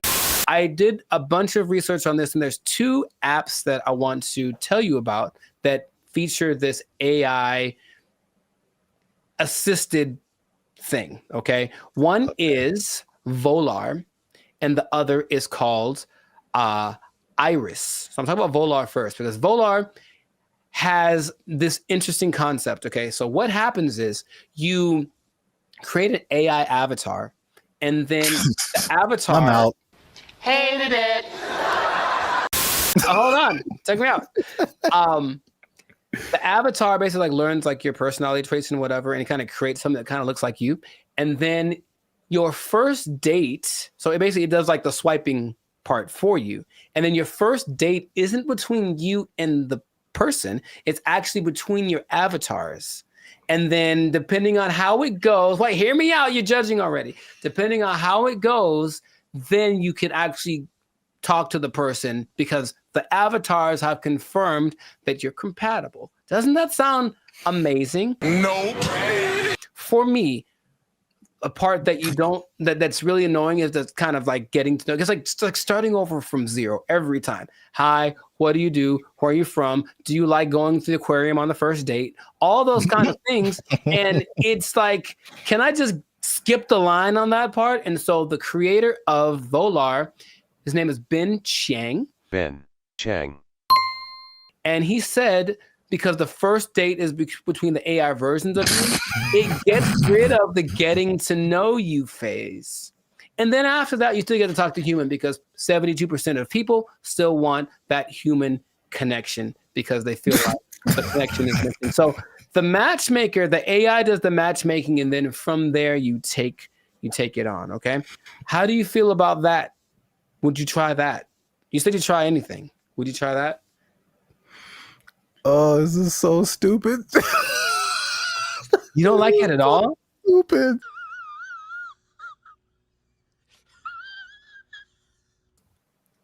Ben Chang, he did this for you. He did it for you. This is so stuck in. Hold on, here's more. But wait, there's more. Okay, so Jessica Giles is a writer from 5280.com. I think that's in Colorado. And she said she tried it out to see what she felt because her opinion is that surface level chit chat is what people are tired of. It basically makes this kind of fatigue factor. And so people want something that will just help you get past this initial stage so you can just get to the good stuff, if you will.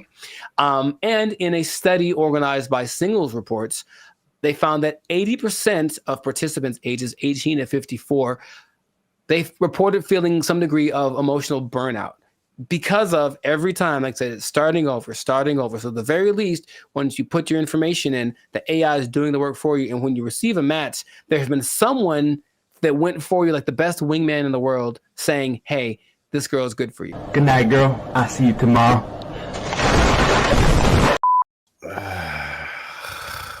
You don't like it?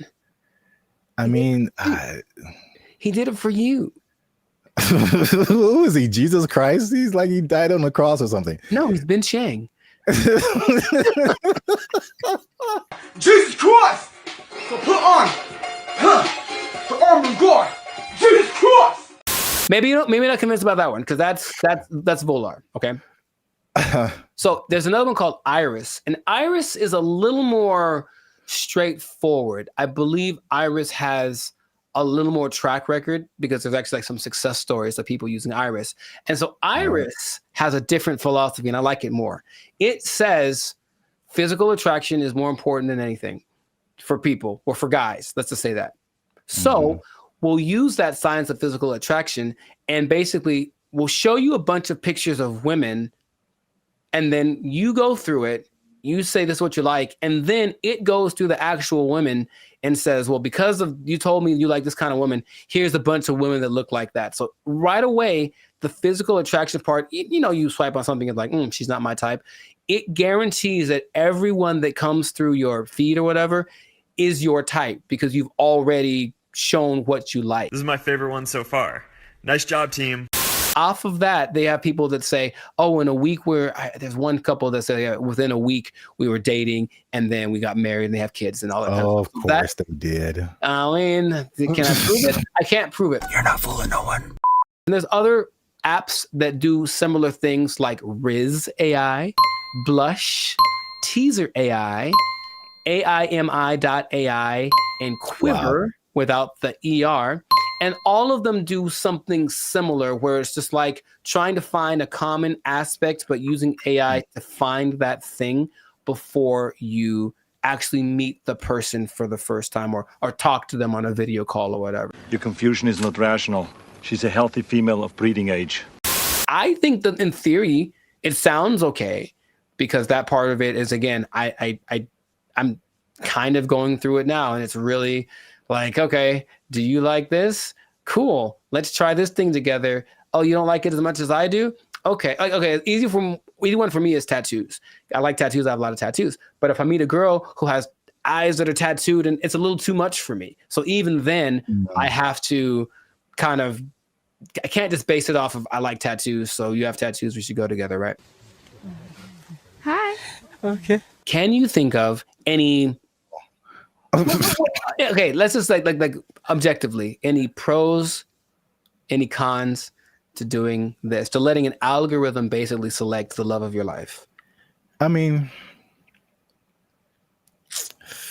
I don't know about pros or cons. This is just like how good will it be? Because I mean, you've told me this random stories about a person just kind of wow. Happenstance, that's a word, right? You know what, my mother should be here, she would tell you, but I don't know. I don't know why that came into my head. Like if I don't know, like never know, like.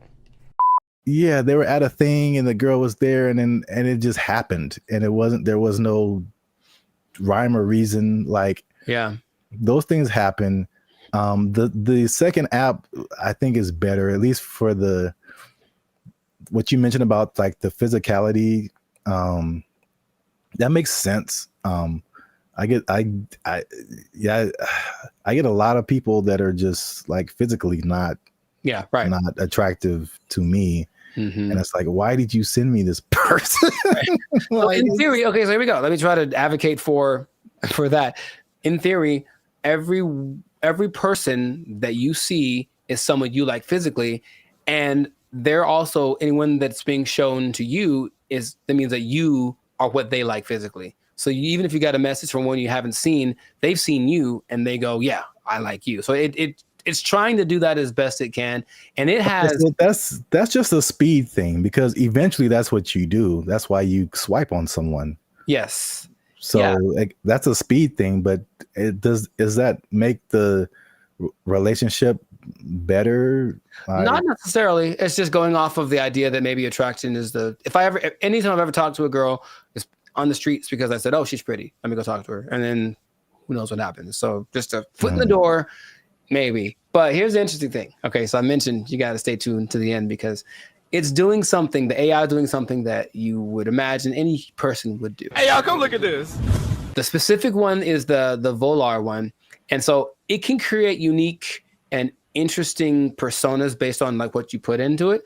But what starts to happen is that after a while, the AI realizes I'm basically trying to be a wingman for a really boring person or a really unattractive person or something. So the AI starts lying for you. And in your profile, it will fabricate information or even make your avatar look more attractive than you actually are. I'm here to tell you right now, we don't care. Let me tell you. We don't care.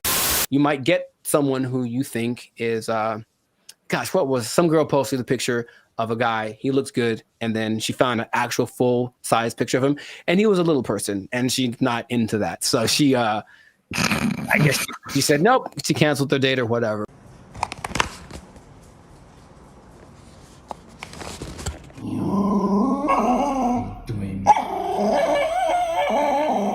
The intention is to make it so that all of these processes are faster, and our relationship is changing with AI. So I think if this gets better, people are going to trust it more. The more success stories I found my love on this app with AI, I think the more people are going to try it. Do me a favor, please. Get out of here. Get out of here, man. Shit, I'm saying. We'll see. I don't want to try. I thought about doing it for this episode. I don't want them to have my information like that.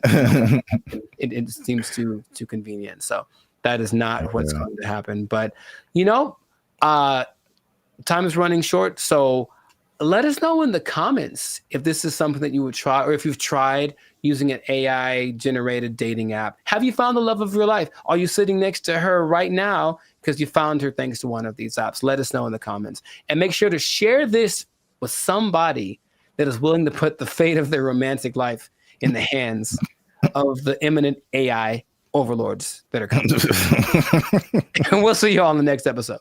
Peace. Bye. See, Jesus Christ, he's like he died on the cross or something. No, he's been Chang. Check it out.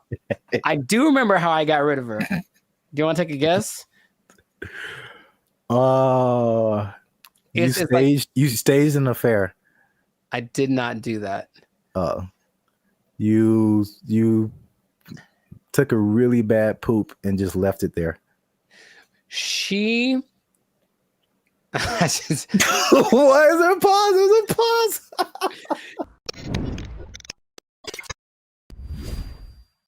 Moving in with the lady or letting her move in with you, because they always say it that way. I'm moving in with my girl, but no, sometimes it's the other way around. Sometimes the woman moves in with the guy. Is it a good idea? Is it not? I want to ask you first because I have a story. But have you ever done this? Have you ever, for whatever reason, decided to cohabitate with me?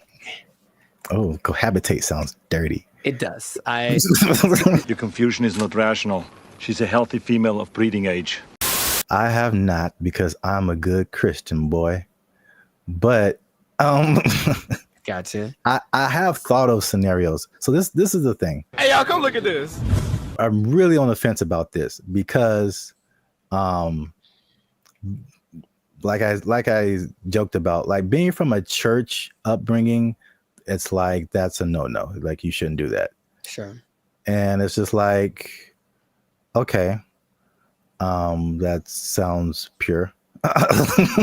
It sounds quite pure, yes. But then also, like as I've gotten older and I've had roommates and stuff like that, man, you find out so much more. You want to get to know a person, like live with them, and it's just like, wow, that I didn't know that you did that, or I didn't know that you ate that, or I didn't know that you smelled that way on Tuesdays. What? Bro, what are you talking about, man? There was a person at church, and she met this guy, and they were just head over heels in love, all that stuff, right? And then, but they never like really been alone together, stuff like that. So they were like super separated. And they got married, and it lasted like a month because they were finally living with each other, and they were just like, it's like, he's like, man, this is weird for me. Is it weird for you? It's like, yeah. It's like, should we be married? It's like, nah, I don't know. And it was just like weird because they didn't have that, whatever that was. I don't know the details of their relationship. Sure. But moving in together just made it way different. It changes the dynamic. It changes. Yeah. The dynamic I said all that to say, I really, at this point, I really don't know. Because, yeah. There's an interesting episode. I also forgot what the question was in the middle of all of that. Just if you ever moved in with a lady or had her move in with you. Oh, then no. Next. I see. You serious? Well, Rich Cooper, he's a good YouTuber, and he had an episode about it. He's taking questions, and kind of compiling people's reasons for doing it. And a lot of them were either financial or kind of convenience based. So, hey, rent would be cheaper for 2 people, wouldn't it? Oh boy, let's do it. Or, hey, you live so far away. How about you just stay here so you never have to go home? I've heard that line specifically on TV shows. It's so cliche, right? But I one time let a girlfriend move in with me, and having done that, I'm So here dramatic. to tell you Oh my God. to never do that ever in life. I don't know how big you can put the word never, ever, ever in life in big letters. Never do this. Never do this. And also, by the way, never do it. Why are you gay? Who says I'm gay? You are gay. It's started good for like a day because, oh, my girlfriend's here all the time. How wonderful. And then right away, there's this thing. I don't want to generalize, but I think I don't want to generalize. Okay, I have a thought, but I want to see if you're going where I think you're going. So I don't want to generalize. Okay. I don't like where this is going. All women do this thing where they kind of like judge everything you do, sometimes to you, but when they're observing you, they're not just thinking nothing. They're literally making calculated things about you that they may or may not ask you about. Why is it that when you walk in the room, you look around before you sit down? What kind of question is that? Like, but like, it's always the little things. What is he doing? He's beginning to believe. All these things you never think of when you're by yourself. And it's like, okay, I guess let's talk about it since that's what you want to talk about. But I think for me, when that started, it's like being watched. I never felt like I was just existing. I was being monitored. And for better or for worse, and things that they then bring up 2 months down the road about something that I did without thinking about it. Because here's the thing, ladies, for ladies who are watching, and I think this is honestly true, I don't think women are capable of not thinking.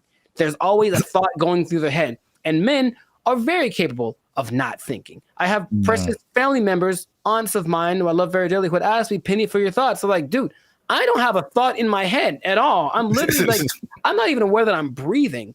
And I think, and so that means that there aren't as many things that we consider important. So why do you look at me that way? I didn't think about looking at you away, so I don't have an answer for you. Why don't you have an answer for me? Is it because you don't like me?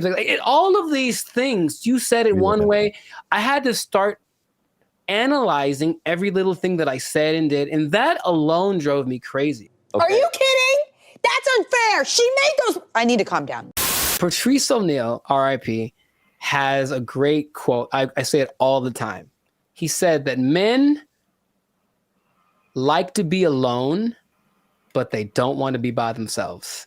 And I was like, yeah, I get that 100%. Because like, I just want you somewhere around that I know, but don't be just here doing this like surveillance thing on me 24/7. Just kind of go do your own thing and let it be okay that when you're not around, even if we're in the same dwelling, I'm not thinking about you because I'm thinking about something else. And they are knitting me socks out of their own hair because they miss me when I'm not around. And I'm like, that's a bit extreme.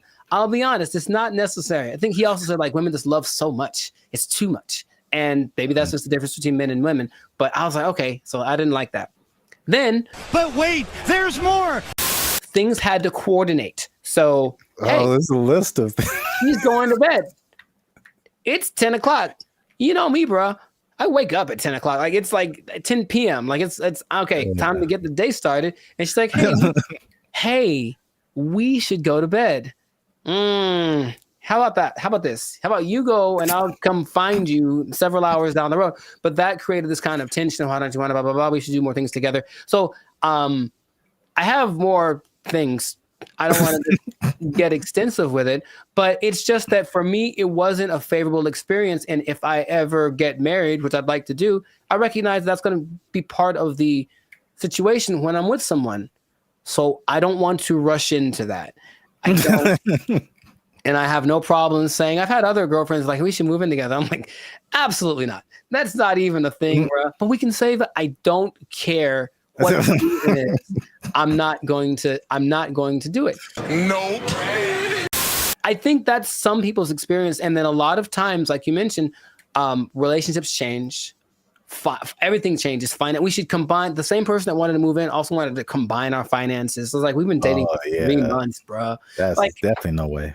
Come on. And then I think a part of the dating thing, it is nice to say, hey, what if I stay over your place tonight? That's kind of sexy, right?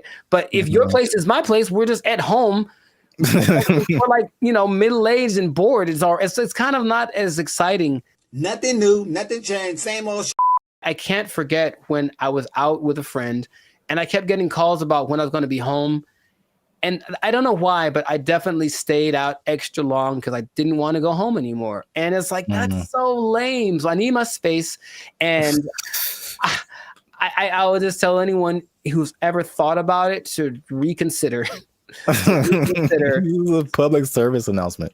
Well, because there's an episode of Steve Harvey who's like taking questions from the audience, and this one lovely lady is saying, hey, I'm thinking of moving in with my boyfriend. I think she talked like that. I'm thinking of moving in with my boyfriend. And every woman is like, no, don't do it. Don't do it. Because even they recognize that it's not the most advantageous situation.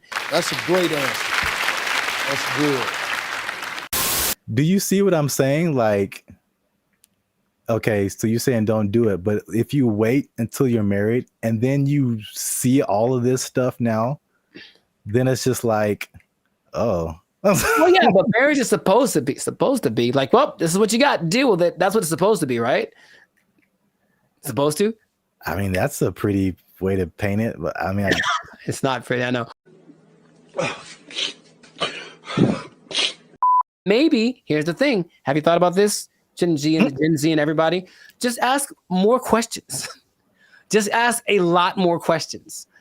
I want to know about, so what's your like morning routine like? What do you do in the morning? Like if someone just like, just something kind of innocent, they snore. It's great to know that they snore before you move in with them. It's good to know. Do you snore? Question. I don't think so. What do your roommates think about that? You know what I mean? Do some investigating, do some digging, ask their mom, ask their family.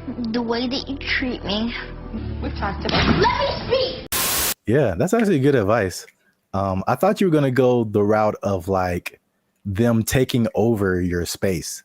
Like you walk into the bathroom and then now you can't see your sink because there's curling irons and eyelashes and hairspray and all kind of stuff, and you don't know where anything is anymore. That actually didn't happen, which is interesting. I don't think she had a lot of stuff like that. She wasn't as into that.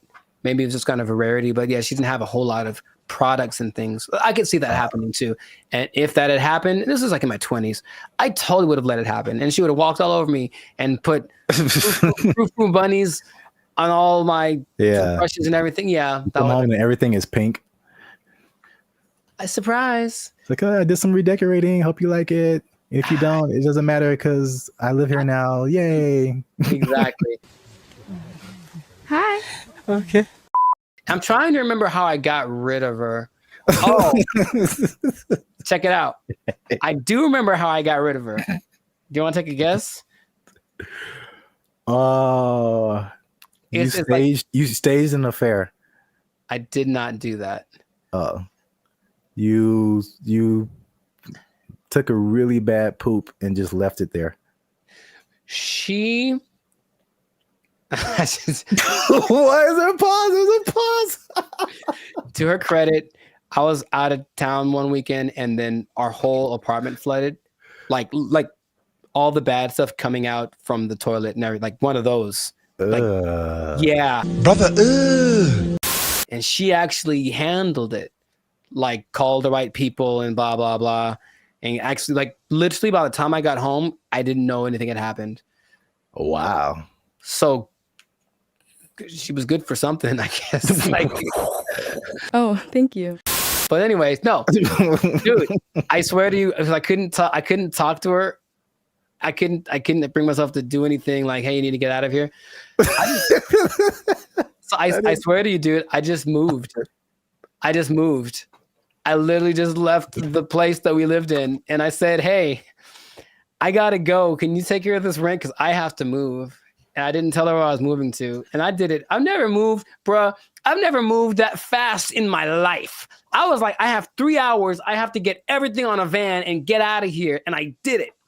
I called all my friends, and I said, "Guess what we're doing? We're helping me move so I can get away from her." And they all knew the plan, and they all helped me. And I'm still friends to some of them to this day.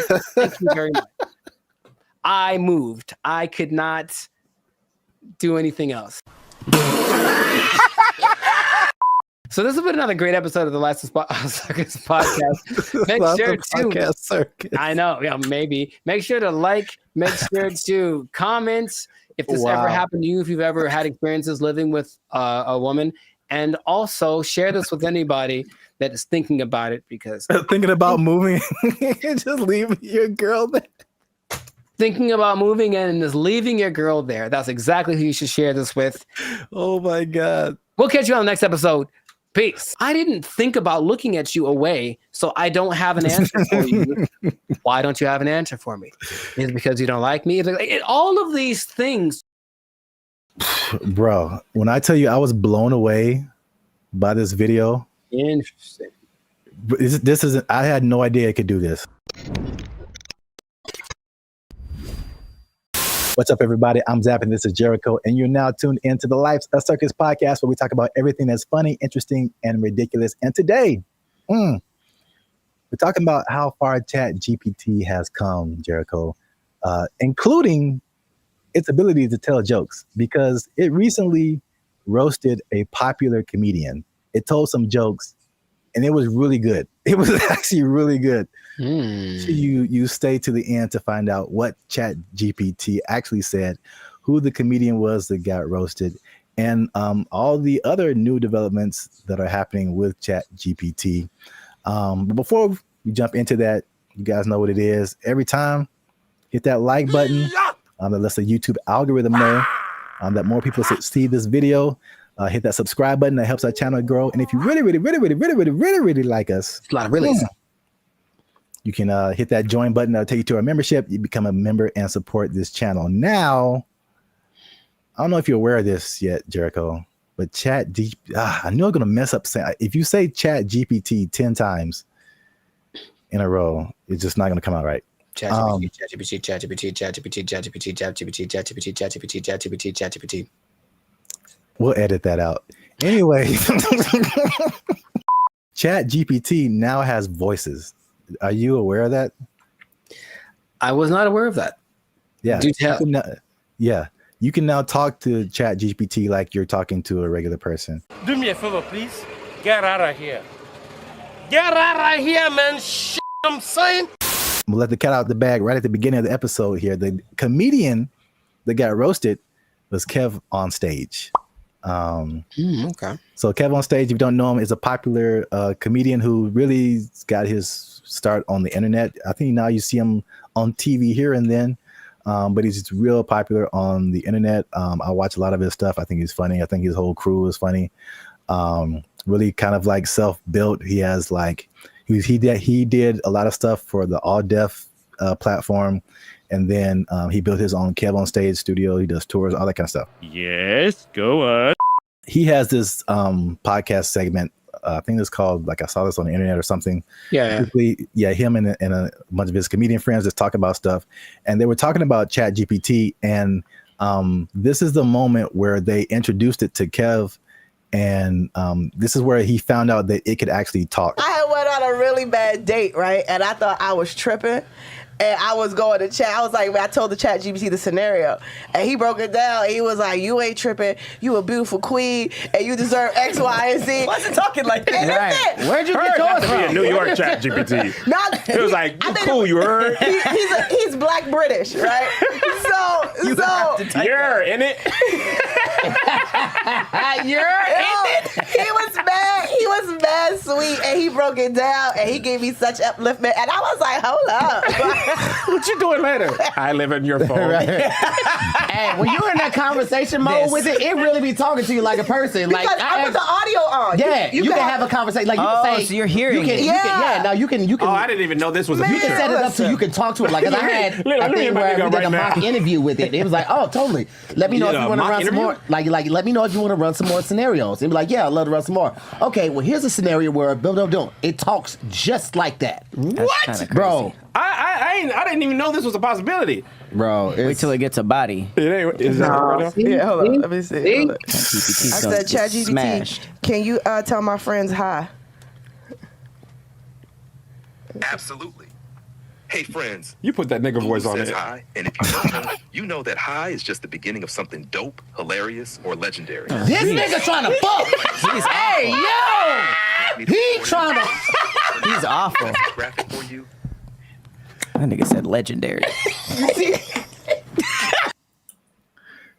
So yeah.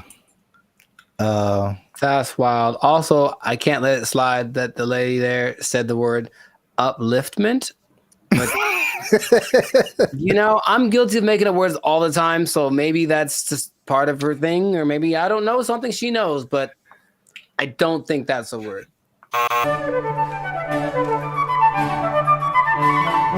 So what do you think about the voice? Was that like, do you have different thoughts about ChatGPT now that it can sound like that?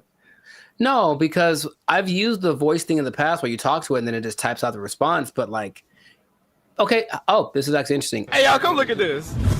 I think some people, when they read something, automatically hear a voice and other people don't. I think it's like scientifically proven or something. Or rather, like some people can't. Some people can't hear the voice and other people can.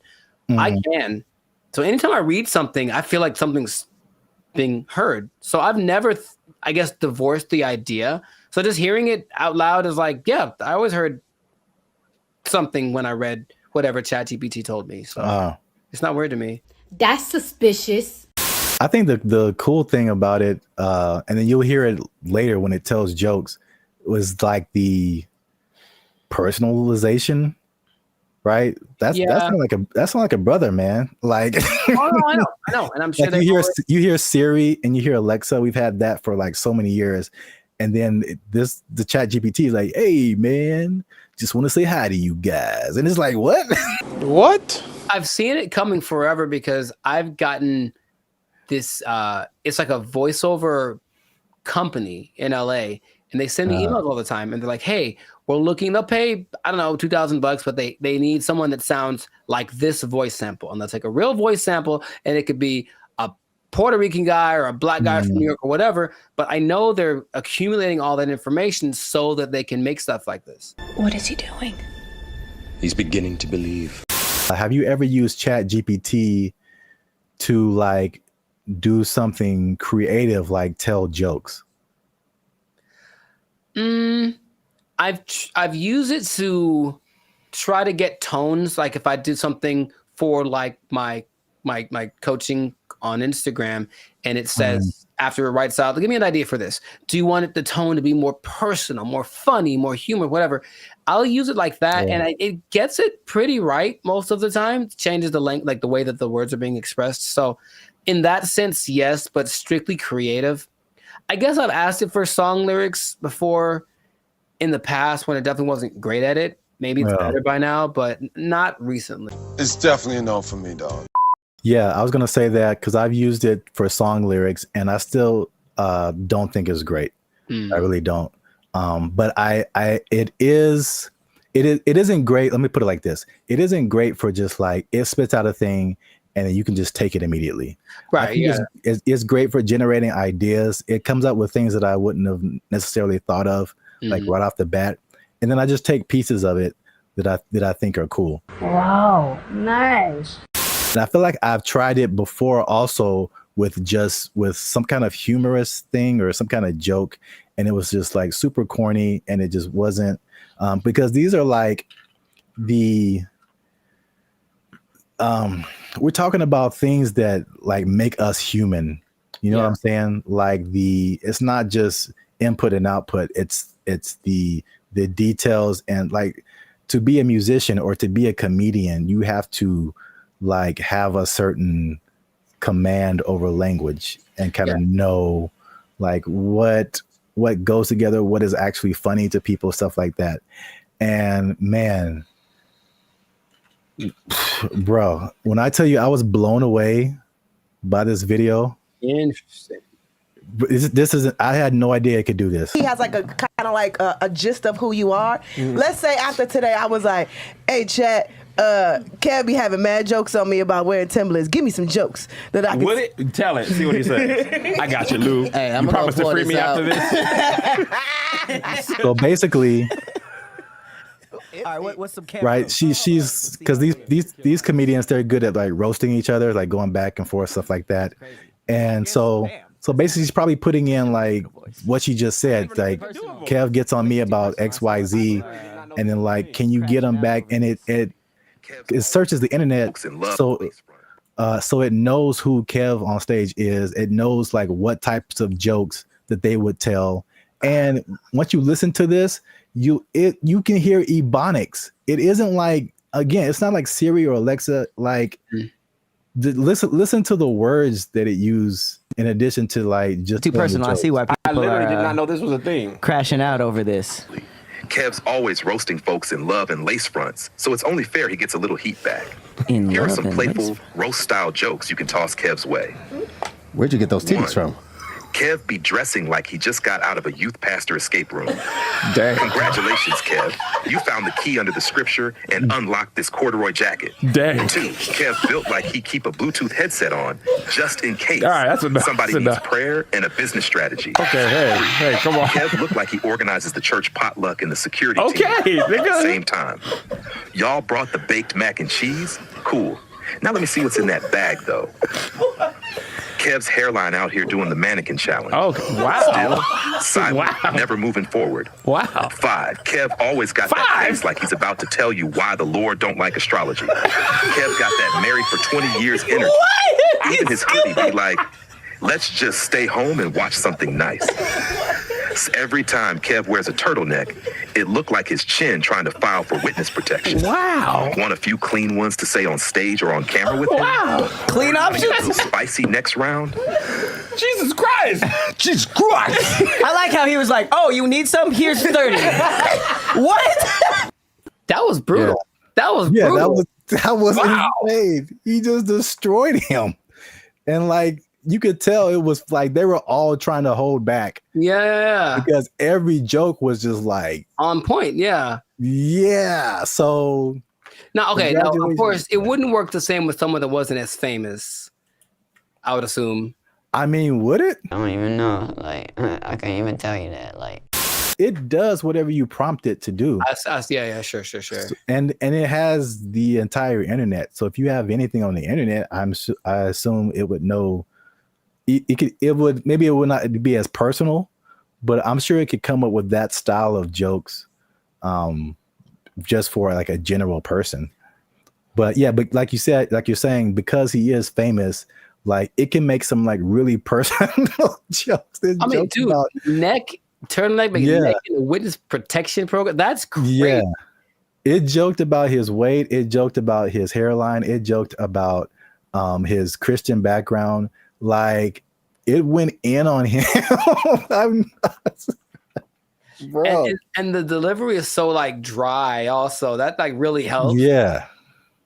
And you heard the ebonics. Oh yeah. Like it, and that's a thing too that just it's part of the delivery, especially with like black comedians. It's like you can't deliver it straight. It has to have some flavor to it, or like some like almost a hood aspect sometimes for the joke to like really hit.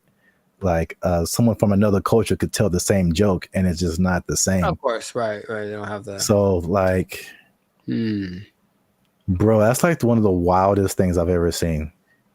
The voice thing, because of course, if it just writes you jokes, then that's one thing. But to add that aspect of it with the voice and the ebonics, like you mentioned, and the tone and the delivery and everything, and the personalization of it. All right, ChatGPT. All right. Yeah.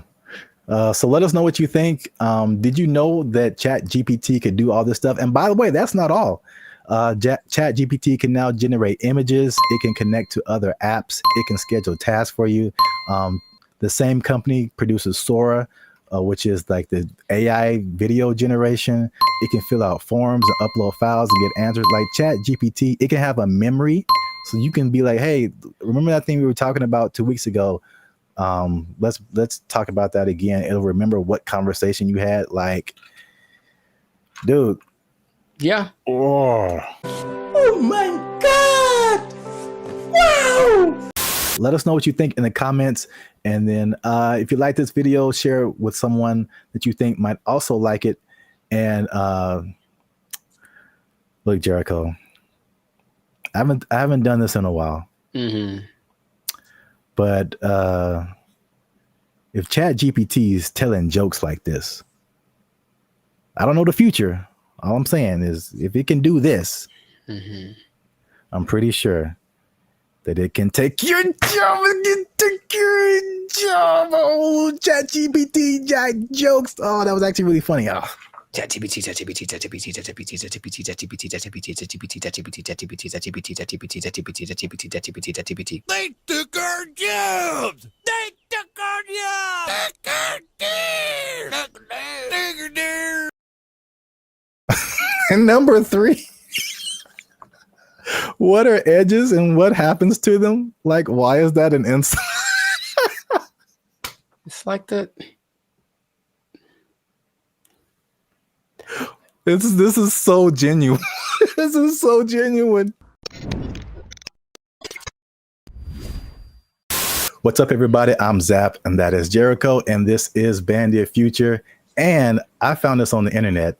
This lady posted, ask Black people one question you've always wanted to know. She just posted it on Facebook.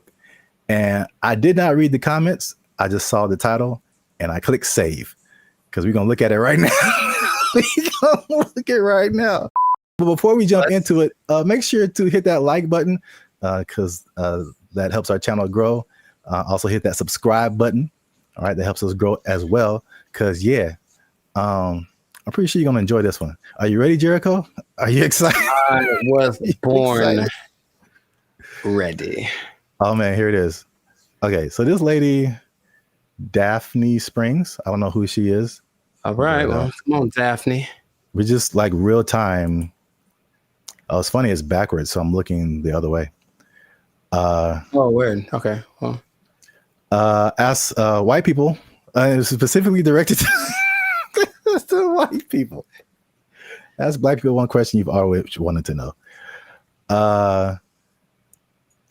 Nice. Whitest church lasts for long. Also, I don't think this person is white. Sonia Casillas Alwa. No, she messed up already. She messed up already. She know how to make some collard greens. But I don't know the answer to this, but I do know that Black people don't even know. We just are there and we're looking at each other like, are we going to end this? And I know that when like my mom would tell me about church when she was a kid, it was even longer.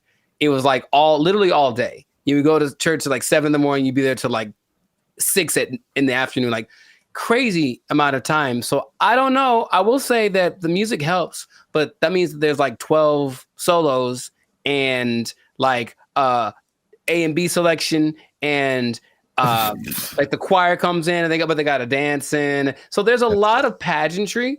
Maybe that's part of it. It still is excessive. I think we all agree. I think we all agree it's excessive. Building fund. You got a building fund that never results in a building. It's just a fund. Man. She didn't ask all that. I'm just letting you know. I'm just letting you know. Arch tops out in like an hour and 10 minutes. Yeah, okay. Hey, this is so, well, I guess it's related. I went to this church in Santa Clarita. Like we weren't even, we were using their parking lot, so I wasn't attending the church. But it was a very white church, the very whitest of the white church, right?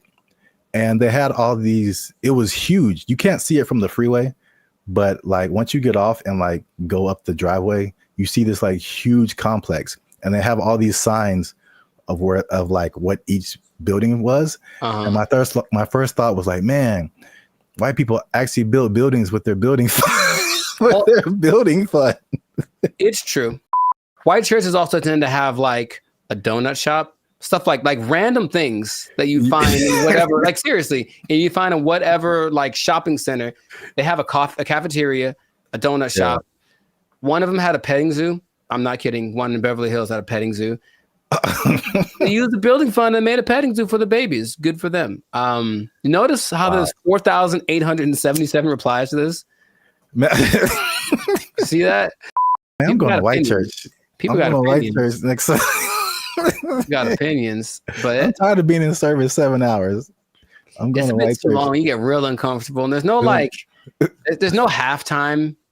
Maybe if there was like some kind of a intermission, get some snacks, that'd be fine. Yeah. But no, it's just one long, drawn out. Because you know what it is too? The people that have the solos, they have to tell the story about the first time they heard that song and how much it means to them. Yeah. And all that in the backstory or whatever. And then something has to do with Moses and Methuselah and all. And it's just like a 20-minute story just to get to the song. That also makes the a little longer. The service a little long. Wow, we spent the whole episode on the first question. I didn't realize there'd be more, honestly. I mean, that is a pretty strong first question. Like, there's a lot to that. But I was expecting something a bit more racist. I'll be honest. I mean, I was kind of hoping for something. I mean, we haven't scrolled through this. That was a solid first question. So many hair questions from a guy. That's interesting. How he wants to know. He's trying to, because he's trying to get one. He's trying to get his African, his Nubian princess. Okay. I'm not mad at you. He wants to get her. All right, Brian Devricks, I see you. How long does it take to do the long braids? I see. 10 hours. Yeah, forever. Takes literally, it takes 10 hours. Did I ever tell you that I used to have braids? I feel like I would have remembered that. I went through that phase in high school. Like, I'm gonna be gangster now, and I got braids for like the first time. I think I had them for like maybe a couple of months, and after that, I was like, no, not anymore. Because you have to make them tight so that they stay. Yeah, and it's like pulling your brain back when you get them done. It hurts so much. I had them for a week. It was pulled so tight, and it was just for a wedding I was going to. I wanted to look fly, I guess, and I just looked. Ah, man, I was gonna be racist. I'm not gonna say it, but I looked. And number 3, what are edges and what happens to them? Like, why is that an insult?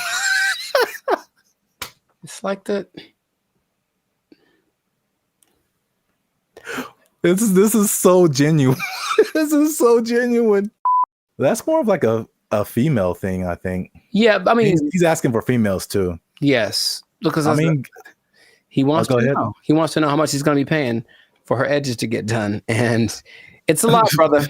It's a lot, Brian. I'm letting you know. It's gonna cost a lot because it's got to look tight. If it looks bad, people will talk about her, and then she's going to cry to you. Yeah, that's what I'm getting from like the where people talk about it. Yeah, I feel like people talk about it more with women. I mean, they with men, it's just more like a receding hairline kind of thing, and I think that's universal. But women have like the baby hair thing that they do. Yeah, all this stuff, and it's a fine line between doing it right and doing it so wrong. Wow, this is as funny as I thought it'd be. I don't know if I should say this. Yeah, you should. Yeah, you should. That's always the answer. Well, here's the thing. I read the comments and all these crazy people write the most ridiculous comments. So I'm like, should we open it up to our comment section and be like, what are questions you ask a Black person? Or are we just like opening ourselves up? I mean, I want to know. Worst. I want to know what they have to say. I also. Okay. If you write something stupid, YouTube deletes it. Or yeah, there you go. Filter on it. But So, yeah, these are genuine questions, and it's like, yeah. Didn't Chappelle have a skit like that? Ask a Black Dude. Yeah, it was Ask a Black Dude, and what's his name? Paul Mooney was answering the questions. oh yeah. Yeah, I remember that. Oh yeah, so we'll open it up. Keep the conversation going. Ask more questions in the comments since we only got the 2. Let us know what you think. And if you like this video, make sure you share it with somebody. And I don't know how to end this. Talk to Daphne. That girl black as hell. Listen to that name, man. So there's a lot of pageantry. Maybe that's part of it. It still is excessive. I think we all agree. I was against her, and now I'm kind of with her now too. What's up, everybody? I'm Zap, and that's Jericho, and this is Bandit Future. And I found this on the internet. Apparently, Jericho, this woman blocked a man over. This woman blocked this man because he took her on a dinner date at the aquarium. Huh? Before we jump into it, make sure you hit that like button for the almighty YouTube algorithm. Hit that subscribe button because that helps our channel grow. All right. Hey, Tashia Sade, first of all. Okay. That was the first mistake. She said, I met this dude on a dating app 2 months ago. We finally went on our first date and he chose to take me out to eat dinner at the aquarium. It was cute and all, but I just think it was childish AF. Like we couldn't go to Ruth Chris. Oh, sorry. Let me get it. We couldn't go to Ruth Chris or something.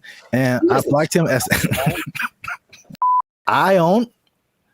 That's one word for anyone who's wondering. I don't have time for stuff like this. I need a mature man, not no little boy. I may be wrong, but that's just me. First of all, I would love it if for some reason she has a British accent. I don't know why. That would just make this so much better. Because there are women that are like, she's a little ghetto. Let's just call it what it is. But there are that version of people from England, and it's just a little bit more, I don't know why. I like it more. I'll tell you what. First mistake. Thaisa Sade appear on your dating app. You swipe left every time. That's the first mistake. I'm sorry for anyone else who has that name. It's just not for me. I'll say that. To her credit, I would have never thought of taking a girl on a date to an aquarium. To his credit? No, well, I guess I'm saying I get what she's saying. I would never do that. It wouldn't ever cross my mind. What did they eat? The fish? Like what are they eating? I didn't even know that was an option. I thought they maybe sold popcorn, little pellets you could throw to feed the food. But feed the food. I'm already thinking about it. I don't feel like that's a good first impression, honestly. Okay, because I was wondering where you were going with it. Yeah, okay. I mean, I think I'm on her side. I don't think that's a good move. I would never do that personally. So I don't think that's a good move. But have you seen like all the hip hop concerts? I've seen it. I've seen it. Yin Yang Twins. Pack it up. Pack it up. You're like 60 years old, bro. And no, they're not that much older than us. I don't think they are. I think they just look terrible. Even that, like, why would you have a girlfriend and you know that she likes penguins in the aquarium? That's that kind of a thing. For our first date.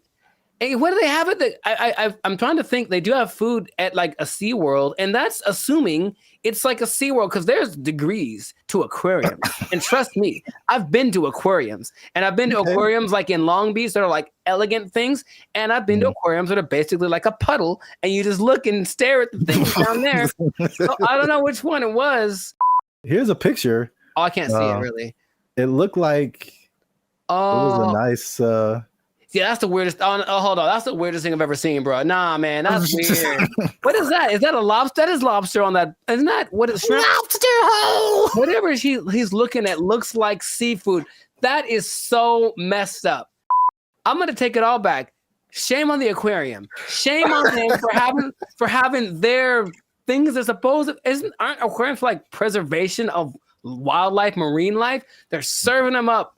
That's Shamu right there. That's Shamu's cousin right there on the plate. I can't stand for it. So I think she's right. I'm surprised I'm on the side of Taisha, whatever, man. I want to like go protest. Aquariums shouldn't have all these $7.99 shrimp dinners. That's just too much. Eating people's families in front of them. Yeah, that is kind of messed up. But I mean, don't fish forget everything in 3 seconds or something like that? I'll let you know something about me. I don't know any fish, so I don't know how to operate. I'm not sure. I've never talked to a fish and then walked up and 5 minutes later and he's like, "Who the hell are you?" I've never had that experience. See, this is why you're here, because I didn't think of any of that. I thought I was just like, I wasn't thinking about like eating fish in front of fish. That is weird. Now that you say that, that is weird. And then the levels of aquariums, like I was just thinking from a date, I was kind of against her. Just from a date perspective, because I mean we've done a couple of videos too, and we've seen all this stuff on the internet about women who like it was like a cheesecake factory thing like a while back. That's sacrilege. You can't talk bad. We were like, no, all the men were like, hold up, well, wait, that's a really good first date. I was see what the people in the comments said because they were different. One of the reasons men disappear from dating. Hey, that's me. Click that link, people. Hey, they said you're gonna stay single for the rest of your life. Okay, cold-blooded. That's why you a single mom. Extra cold-blooded, potentially correct. The fellas are like, they look past the aquarium part. I think that's a big miss. Nah, man, we can do better than that. Back.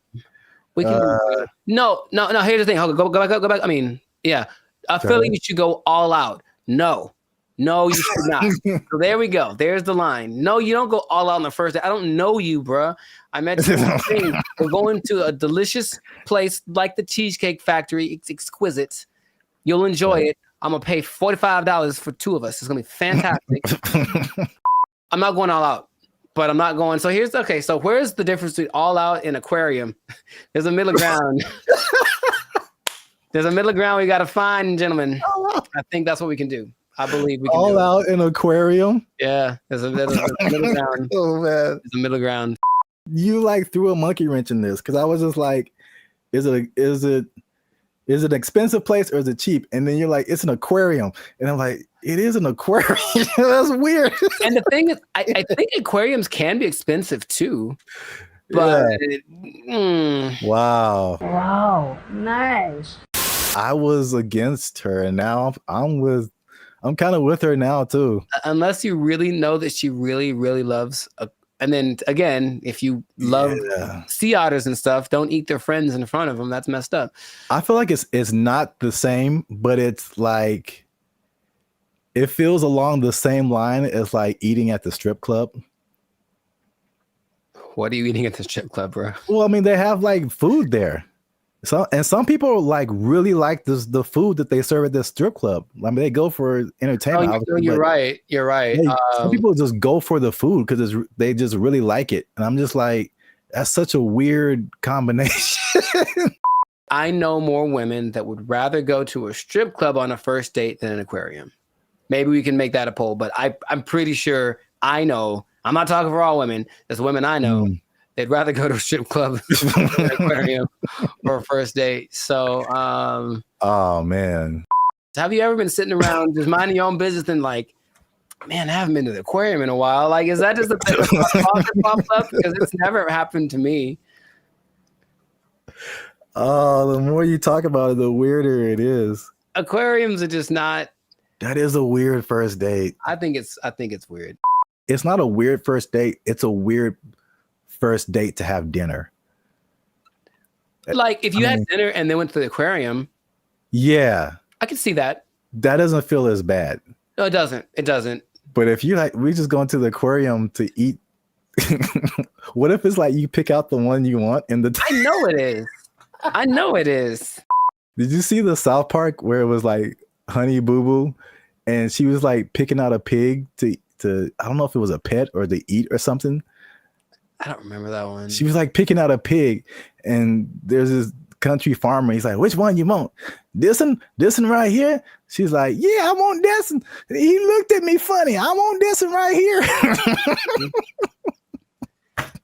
Yep.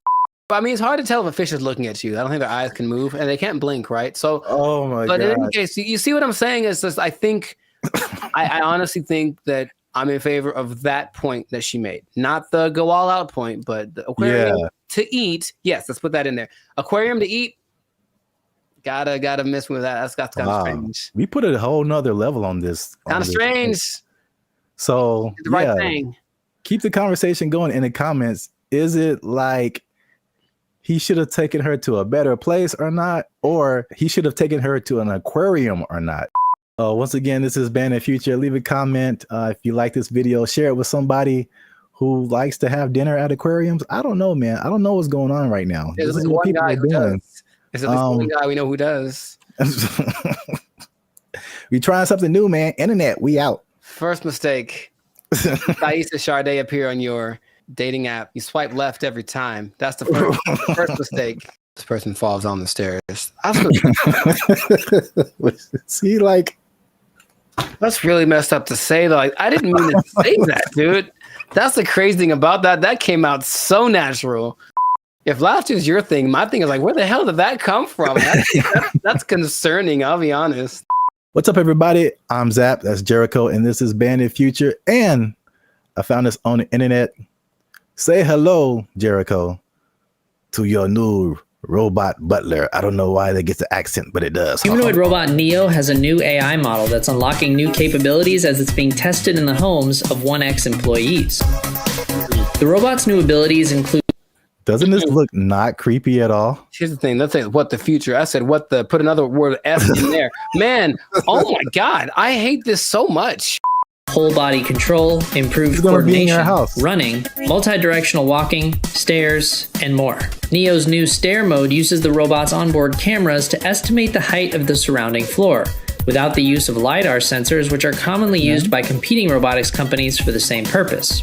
Video from 1X also shows Neo stepping sideways downstairs, stumbling a bit over the last step, and catching itself. To perform tasks that require Neo to get lower to the ground, 1X showed the robot sitting, kneeling, and standing up from those positions, including an example. Come on, Jericho, look at this. Man. It's going to help you fix your car. It's going to do your laundry. Man. It's going to go running with you. It's too big, man. It's too big. It's too coordinated. It looks like it's got like a fencing suit on. Nah, man, it's got like arms are kind of buff. Like it's kind of swole. I mean, I guess so it can lift. Can it lift the car off the guy if it falls on him? Like, I don't know what's going on here. Even the color, I feel like it's too normal. It's just a regular color that anyone wears. Like, it's make it like neon purple, something that makes it like a spectacle. Don't just let it just. I don't even, man. If I wasn't paying attention, like if I was distracted, like let's say I'm walking down the stairs because I got like chicken in my hands and I'm excited about the chicken, and that thing walks up the stairs past me, I don't even know if I look twice because it's not that. Oh my God! It's just kind of like, hey, what's up? Is it a guy with a motorcycle helmet on? I don't know. From a distance, it looks like a person. I don't like this so much. Look at it kneeling down. Very comfortable. The G1s you were talking about, the flexion, like look at its feet and how the back very stable. Looks very stable. It looks like it has ankles and toes, and like the only thing that gives away is the arms are kind of wonky, but I think the rest of the body looks like an actual person. I don't like you could put like a robe on him and a hat, and he's just walking down the street chilling. Like, man, they're blending in. They're good for them. The robot is also shown pivoting and walking backwards, as well as sidestepping, which could be useful in navigating tight spaces often found in homes. These demos are part of 1X's rollout of its new Redwood AI, which the company says runs completely on Neo's onboard GPU. The company also shared updates on its 1X world model, which is designed to help bridge the gap between the robot's training simulations and real-world action. The model is trained on video inputs, observations from the robot, and input action trajectory, allowing the robot to simulate various potential future actions from a given starting point. Examples on 1X's website show this in action, where a slider moves between generated imagery and real-world imagery from the robot's POV, doing laundry, opening a door, and cleaning. 1X also showed off new details about how its robots learn to do new tasks. In the example of opening an air fryer, the company shows how the AI model begins by hallucinating that the air fryer basket is inseparable from the whole of the air fryer. After the robot has had some experience with the air fryer, the data gathered is then added to the mix, and the simulated air fryer interaction becomes much closer to the real thing. See, like, I think you caught that. Like, that part is really crazy.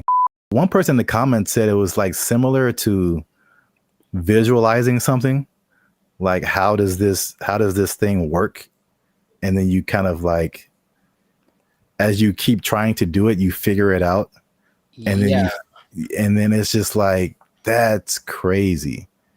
You know how back in the day they're like, oh, in the future we're gonna have flying cars, and then that never happened. We're having future stuff happening now all the time. Like, the future is so now, it's crazy. So that's cool, but also this guy, he looks polite. Looks like I'm gonna walk down the street, and he's like, "Oh, excuse me," and I'm like, "Was that a robot? I won't know." And then later, I found out he took my girlfriend, and then like I'm mad. So I can't. I have so many feelings about this, but they're mostly not great. When will this be affordable to where like everybody has this in their home? Not long. And then it's just like, think of the people who do like a house cleaning and stuff like that. There's people who do laundry for you, like all that stuff. Your robot's just gonna do it. Yeah. I'm sure it's gonna be able to like cut your lawn, wash your dishes, fold your clothes. Like, anybody who's in the like that kind of, whoa, what if they have them at hotels? You get a knock on your door, it's like housekeeping. No, that's the thing. It's gonna sound normal. It's gonna have a normal voice. It's gonna be like, I'm Greg. I'm like, what the hell, Greg? For future generations, it's just going to be extra normal. I grew up with a robot delivered me from my mother's room, and now I just have the special place in my heart for all robots. Like, yeah, that's where we're at. I don't think it's as doom and gloom as some of the other stuff we talked about. This is the more, I think I'm saying this right. Like, dystopian is kind of negative and utopian is positive, right? Are those words related? I believe you, whatever you said, because I'm not sure. Go with that. But there's like the dystopian or negative AI, like the Matrix, right? That's a negative version of our future and robots and AI and all that kind of stuff. But then you have, you know what this reminds me of is the Jetsons. Where right, that was the future. That was flying cars, blah blah, in 1950. Yeah, you know, but now it's like this is actually happening. But you remember they had that robot named Rosie. Yep. And she was basically this. Yeah. And it didn't seem she was like really part of the family.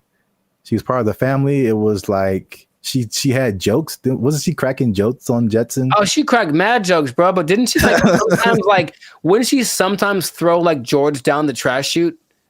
I don't really remember a whole lot of the Jets. I like remember something like that would happen because she would get mad because I remember her eyes would light up. And so here, okay.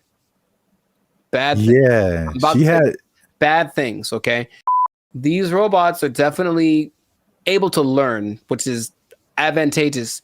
But what if they're in an environment, they have a person who's a high-strung individual, and so they're always popping off and losing their temper and beating stuff and whatever. If this robot's around, I feel like it could learn that behavior and at least be capable of it because it absorbed it. And then over time, the more human these things become, they'll be like an influent, like impregnable. Yeah.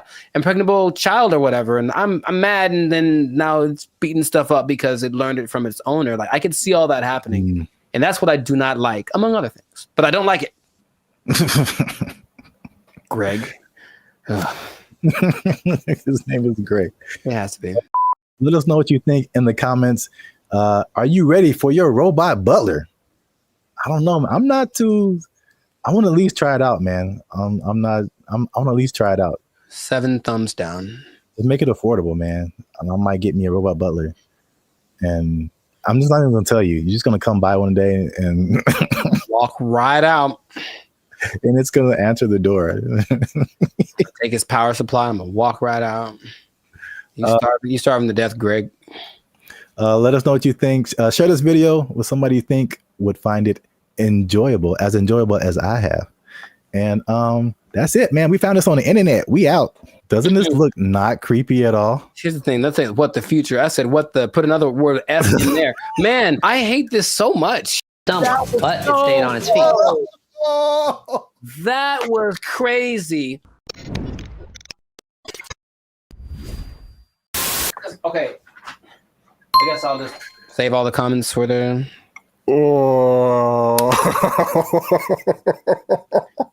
Why is it coming to this? Why are we all going to go out this way? I didn't think it'd go out this way. I would watch this. I feel like it. Okay, well, we can get through this. All right. Oh, it's recording.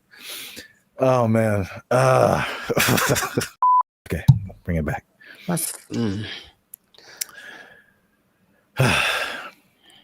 What's up, everybody? I'm Zap. That's Jericho, and this is Bandit Future. And I found this on the internet, man. In true human form, Jericho, we've been blessed with this gift of robotics and AI. And what are we gonna do with it? We're gonna make it fight each other. The world's first kickboxing tournament exclusively featuring humanoid robots just took place in China. Here's everything we know about this first of its kind robot rumble, and of course, all the best highlights. 6 different robots slugged it out for the top spot, each with a team of human operators outside the ring, giving robots commands via remote control. The robots were armed with several different combat moves that Unitree says came from external That doesn't even experts. look real, man. That's crazy. Oh my god. That doesn't even look real.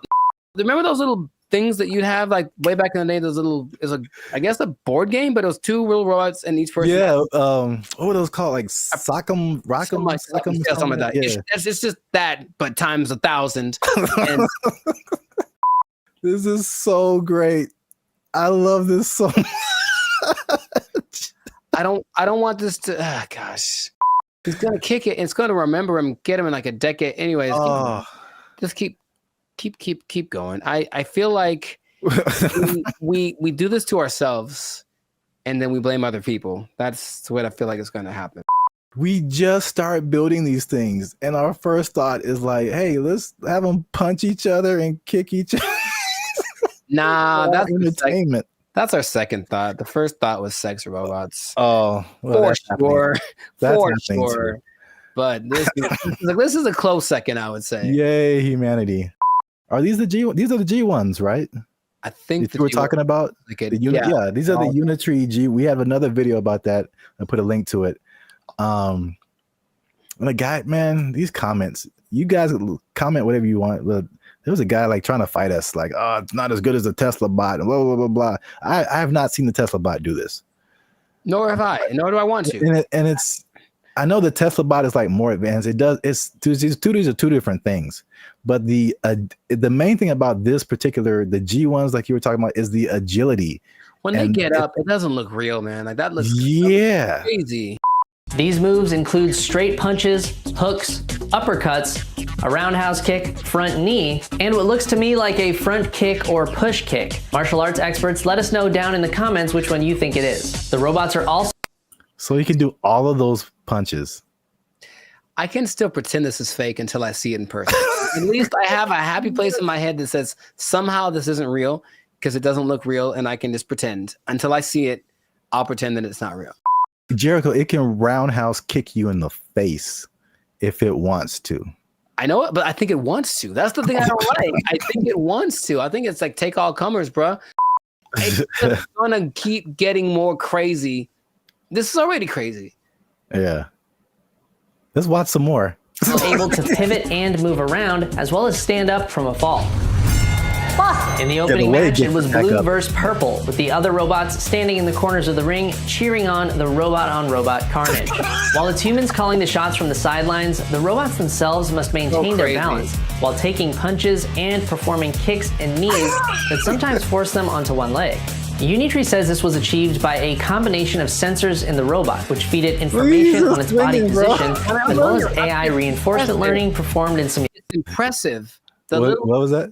It's impressive, those little steps that they take to get their balance back. Yeah. That's gotta be really hard to replicate.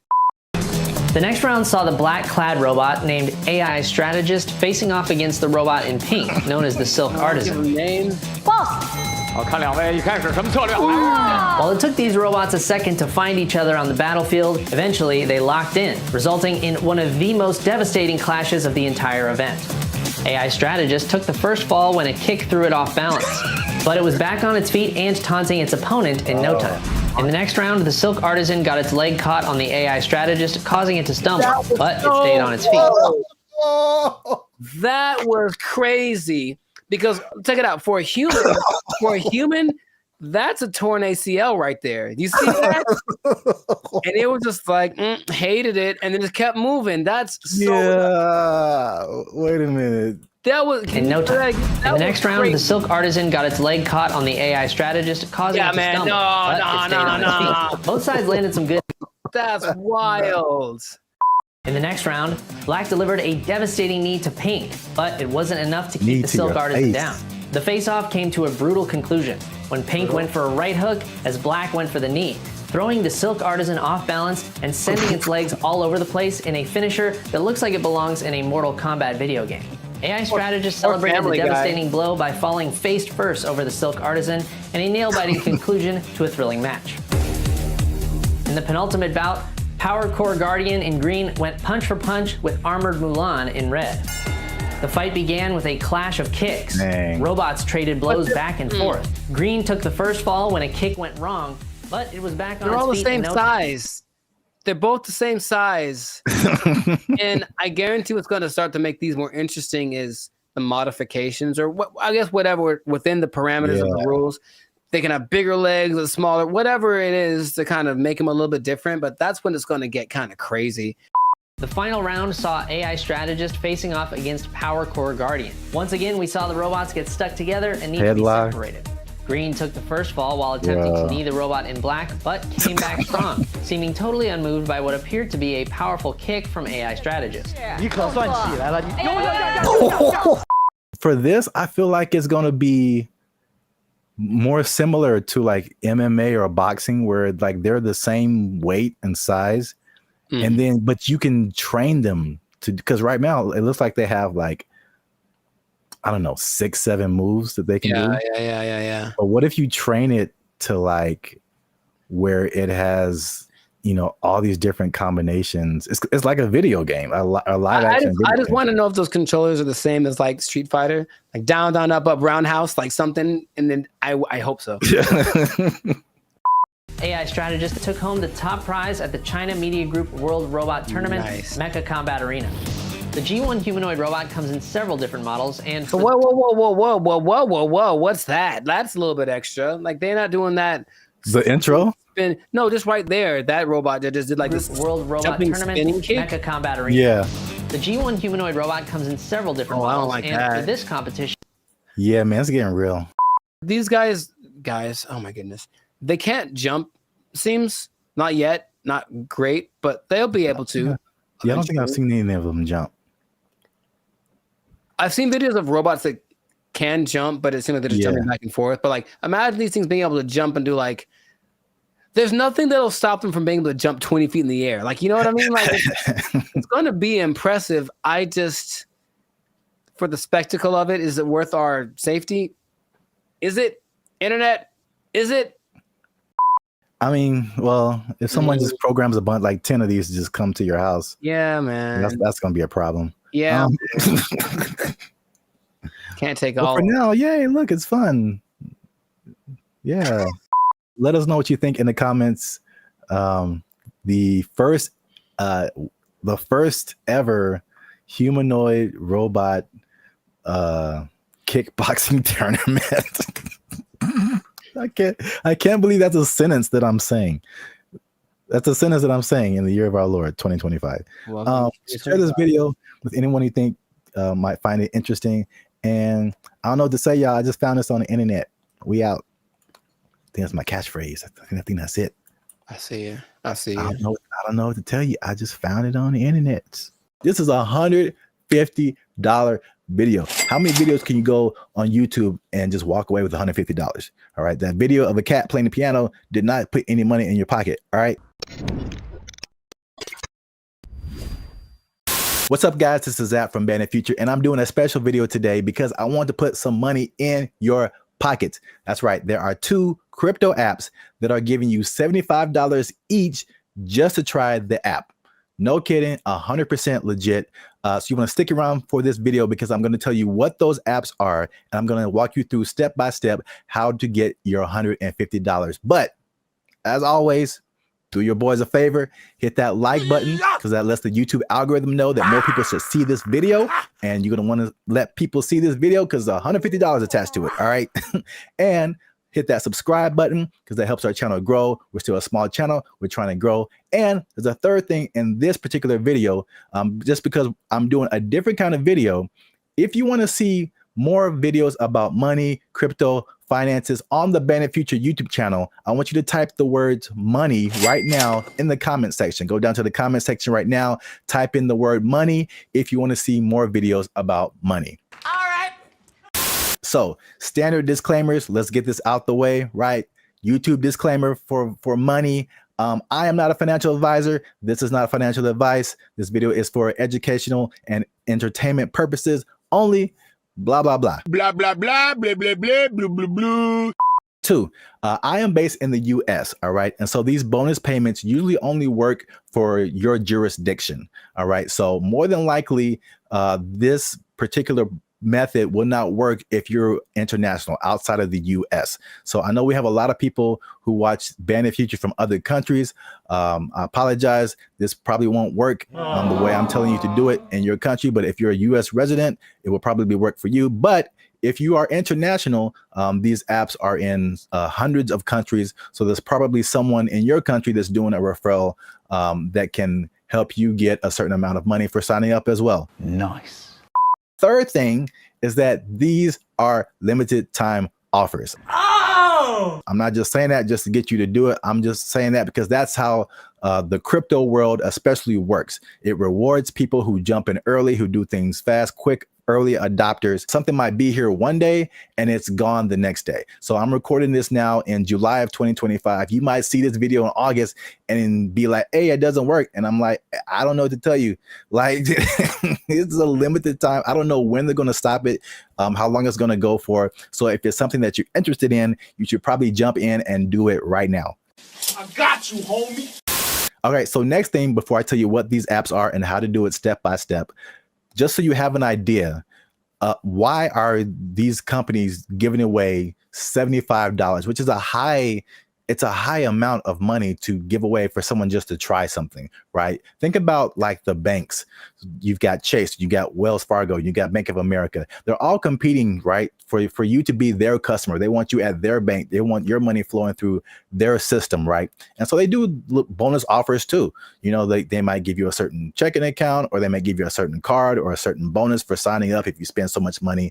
All right, so it's the same kind of thing. All of these crypto exchanges, all right, especially with the bull run coming up, they want you to be on their platform. They want your money flowing through their platform. And just because there's an exorbitant amount of money in crypto, we're talking trillions with a T, trillions of dollars in crypto. All right, they can afford to give out some pretty nice bonuses. And these 2 apps, these 2 companies are giving out some of the highest bonus really I've ever seen for anything, for signing up and just trying out an app. All right. So that's why this is happening. All right. So without further ado, let's get into the first app. All right. The first app is called Gemini. So here's a quick background on Gemini. Founded in 2014 in New York by the Winklevoss twins. Who are those guys? Those are the guys, if you remember, who sued another guy named Mark Zuckerberg over a social networking platform called Facebook. Just a little networking platform that no one's ever heard of. This is my favorite one so far. Nice job, team. In addition to that, they were also early investors in crypto, and they are now crypto billionaires with a B. All right, so they know a thing or two about crypto and about money, and they also have really good hair, which seems kind of unfair. Like, how many times can you win in life? Gemini is known for its security. It's a New York trust company subject to U.S. banking laws and regularly audited. Has a simple interface, easy to use. You can also earn interest with Gemini Earn, although that varies by region. And they offer innovative products like crypto credit cards.